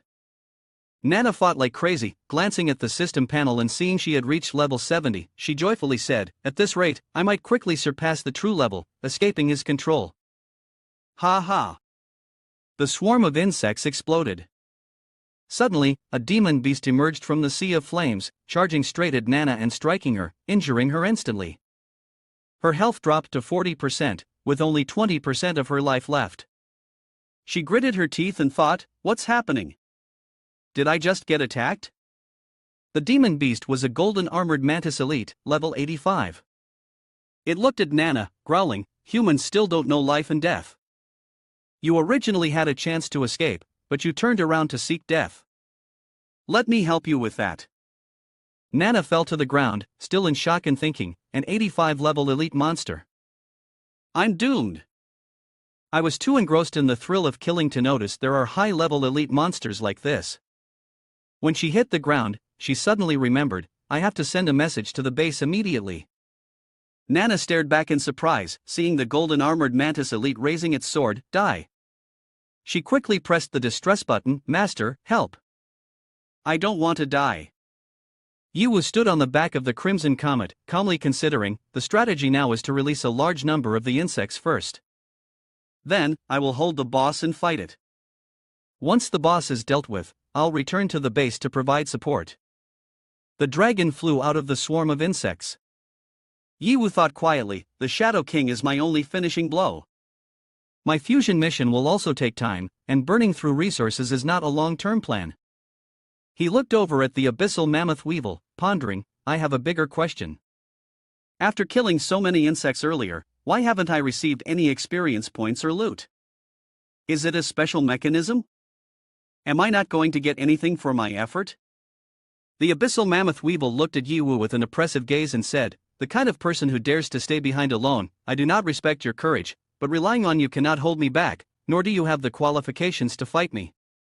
Ye Hao quickly said, I don't have time to waste talking to you, open the Shadow King account system. The abyssal mammoth weevil, immediately 3 beams of light shot through, accompanied by small rolling bugs rushing towards him. Ye Hao was startled, looked at the information about them on the system, and was amazed to discover, they are the 3 Locust brothers, level 95. Ye Hao gritted his teeth and said, I said it would be a one-on-one fight, yet these guys want to open another Shadow King to crush me, it's really not easy to deal with. He looked at the 3 bugs charging towards him and realized, this boss is not only strong but also very cautious. I must deal with these 3 elite monsters first, then open the Shadow King. Otherwise, my resources will definitely not be enough. Ye Hao turned to the red dragon beside him and commanded, Go, Crimson Comet. We need to deal with these 3 elite monsters in the shortest time possible. The red dragon immediately breathed fire and charged to attack, Gore, Gore. Ye Hao shouted, swinging his sword with great force. The health of the 3 elite monsters dropped to 20%, but immediately after, it recovered to 90%. Ye Hao gritted his teeth, I can't just use one skill and finish them off. It seems that besides the damage reduction skills of their race, my level is also not enough to suppress them.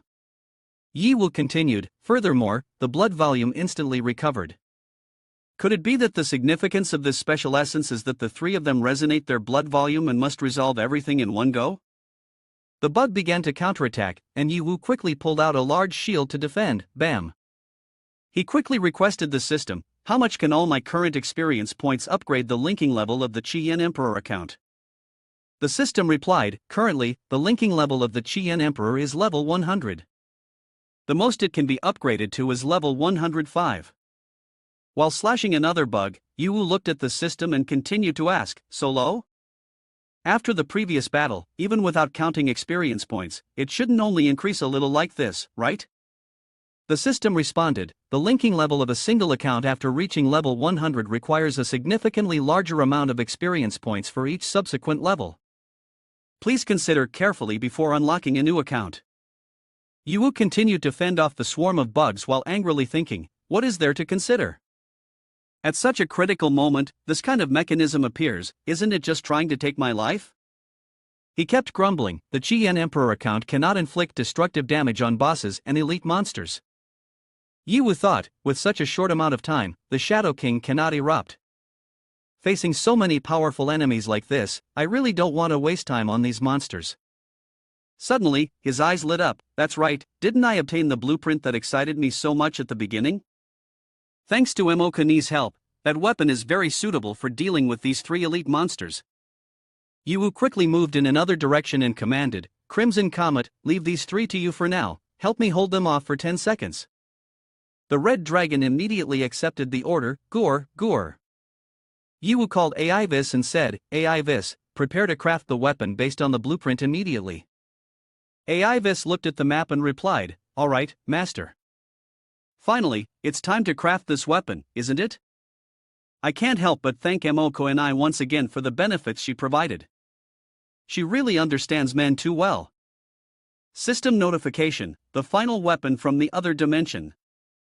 Its power is immense, but the current technology of the world cannot manufacture it. If successfully crafted, please be careful to avoid causing irreparable casualties. The weapon's characteristic is to bypass all defensive damage reduction. While running, he asked AI Vis, how long does it take to manufacture this weapon? AI Vis replied, 30 seconds, because this is the final weapon of the other dimension. It cannot be completed in an instant. Moreover, during these 30 seconds, the account moss must always be maintained. He panicked, what? Facing the level 90 elite insect, he felt a bit worried, oh no, Crazy Moss is not a combat type account, stopping 3 level 90 elite insects is too difficult. But fortunately, in the grand blueprint, Emoko and I left me with a few other items. Holding on for these 30 seconds shouldn't be a big problem. The opponent immediately charged at him, but he remained unscathed. The system announced the arrival of a Starlight versatile drone, a perfect combination of attack and defense, along with a numerical advantage, shining like the brightest star in the night sky. However, this strategy could not be sustained for long. Ye Wu said, although the attack power is not considerable, it wins with numerical advantage. Even if we can't kill them, we can still make the opponent uncomfortable. At that moment, another member of the 3 Locust Brothers level 95 appeared. AI Vis shouted loudly, Master, the weapon is complete, please take it. He hurriedly turned back and replied, okay. Receiving the weapon in hand, Ye Wu was overjoyed, it's huge, this one immediately gives a feeling of safety. The system notified, this is the BFG-YN 3000, the final weapon from the other dimension. While its power is tremendous, it cannot be manufactured with the current techniques of this world. Even if it could be made, please exercise caution to avoid unforeseen incidents that could lead to irreparable casualties. Its characteristic is that it bypasses all defense mechanisms that reduce damage. AI Vis gleefully analyzed, that's right, because this is a weapon from the other dimension, even a master-level engineer in this world cannot create it. But the downside is the shortage of materials for its manufacture, which is why it only has 3 shots, so it must be used carefully, but... Before he could finish, he interrupted and fired the first shot, who cares? Fire 1 shot and then continue talking. AI Vis shouted, wait, master, why don't you let me finish before firing? The shot, while powerful, can easily be dodged by them. He was stunned, bewilderedly saying, WTF, did it really miss? AI Vis exclaimed, isn't that a waste of 1 shot? Suddenly, a black hole appeared, causing Ye Wu to realize, wait, this is a small black hole. So that's how the BFGM 3000 is used. As soon as he finished speaking, the black hole began to emit a powerful gravitational force, pulling the enemies straight in, leaving them just enough time to scream, ah. Then they exploded, leaving only smoke behind. Their blood and HP were completely erased, leaving no trace whatsoever. Both sides looked at each other in astonishment, unable to believe what had just happened, damn it. This power is truly overwhelming. AI Vis said, I originally wanted to say that to maximize the effectiveness of these 3 shots, there was another way, but now it seems that it may not be necessary anymore. Monster said, the scientific and technological capabilities of your human race have evolved to this level, but the human body remains a critical weakness. Ye Wu thought, looking at my condition. Right now, my stamina is only at 30%, my health is only at 40%, while I am still enduring extremely powerful attacks from the enemy. The system announced, the amount of starlight has reached 80%. This made him even more anxious, that's right, with this body, I will be crushed, especially in the state of the Moss account. He quickly turned to ask, AI Vis, you just mentioned a way to enhance the power of the weapon, quickly tell me the specific operation.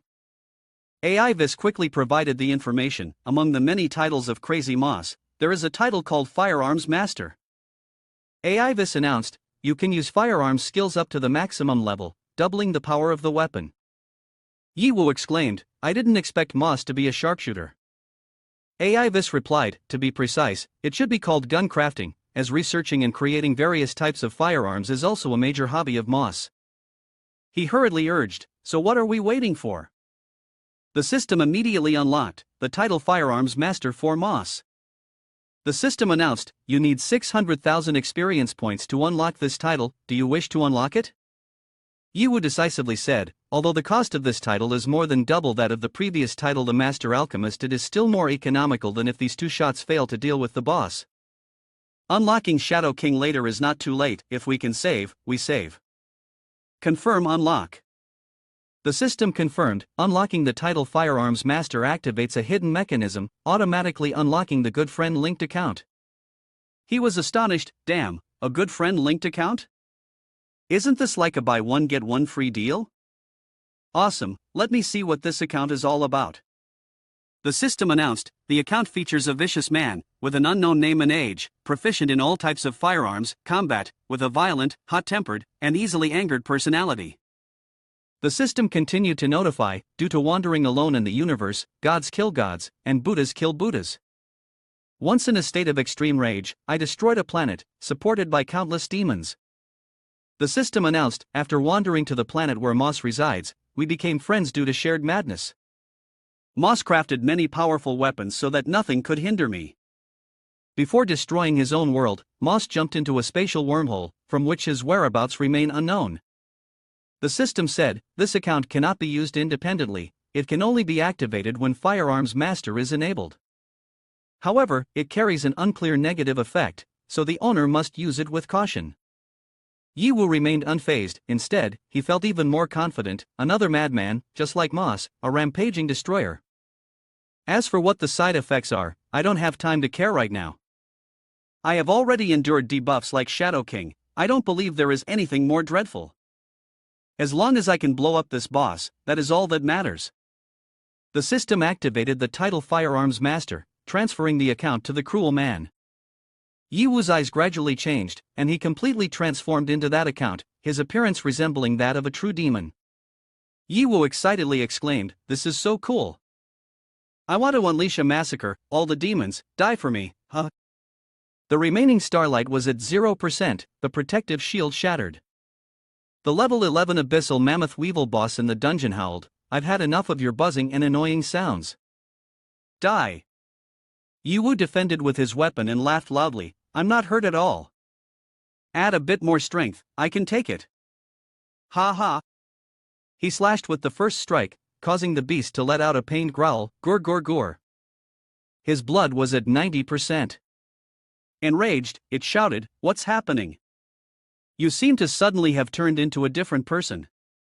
Ye Wu smirked, with your brain capacity, it's hard for me to explain it to you. Well, let me help you improve your enlightenment. He grabbed its claw and directly ignited it, making it scream, you Wu, you bastard. The blood of the abyssal mammoth weevil is down to 75%. Ye Wu continued to somersault in the air, unleashing powerful shots. If improving your enlightenment still doesn't help you understand, then die. The creature was not to be underestimated, it yelled, you humans really underestimate us. But if I don't have my ultimate move, how can I command millions of the insects? The monster roared, I am a high-level race that has evolved for hundreds of years, how could an ant like you possibly kill me? He unleashed the skill Starting Berserk, the Fury of Life, and the system announced, Starting Berserk, the Fury of Life increases by 500%. Two massive beams of light shot out. This guy sneered, no matter how strong technology is, it is merely an external tool. Only the strength of the body is the ultimate answer. Look closely at this perfect body of mine, so you can see how I crush what you proudly call technology. Two black holes opened up, directly sucking in every fiber of his being, and the system said, directly facing the attack of small black holes.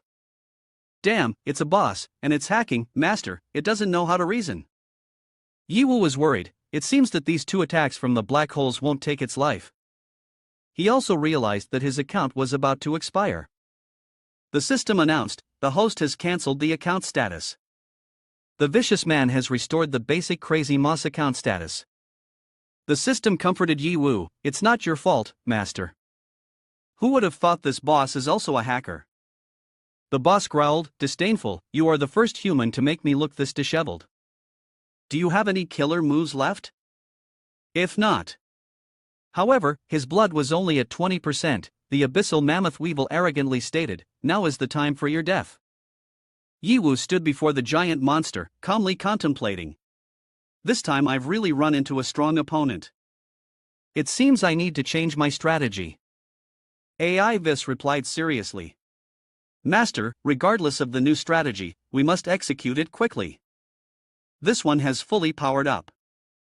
Ye Wu was also quite tense. "I know that its 20% blood is not much, but the damage from that life rage is quite troublesome."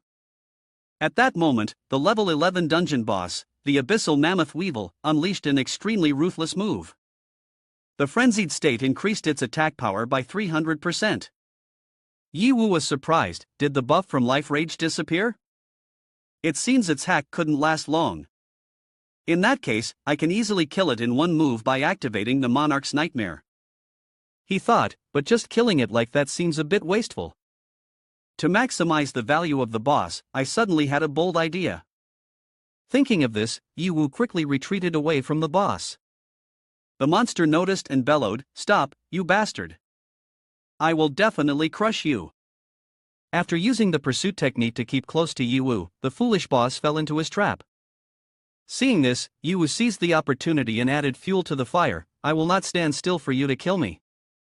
Come here, chase after me. If you can catch up, I'll let you." He turned around, flashing a cunning smile, signaling that the enemy was about to face disaster. Then he quickly flew away. On the way, he was startled to see many insect corpses scattered on the ground. Why are there so many insect corpses on the way back to the main base? Did Nana engage in battle with them? What is happening? Didn't I tell Nana to report? As if realizing something, Ye Wu hurriedly turned back and was stunned to see Nana. Indeed, he saw her lying motionless in the battlefield, which had been severely devastated, her body covered in injuries. At that moment, he heard someone calling Ye Wu's name with worry and urgency. Nana wondered, who is calling me? Did I not get killed by the insects? How can I hear a voice? This voice is so familiar. She slowly opened her eyes and saw the happy face of Ye Wu. She was shocked, as if trying to confirm, "Master, master?" Ye Wu picked Nana up, his eyes full of concern as he said, "So you finally woke up? Look at yourself, why did you let yourself get into this state? Fortunately, your core hasn't been completely destroyed, so I can still fix you. Playing around like this isn't acceptable." Nana was surprised. She thought she would be scolded, perhaps even face a parental-style punishment for not completing her tasks.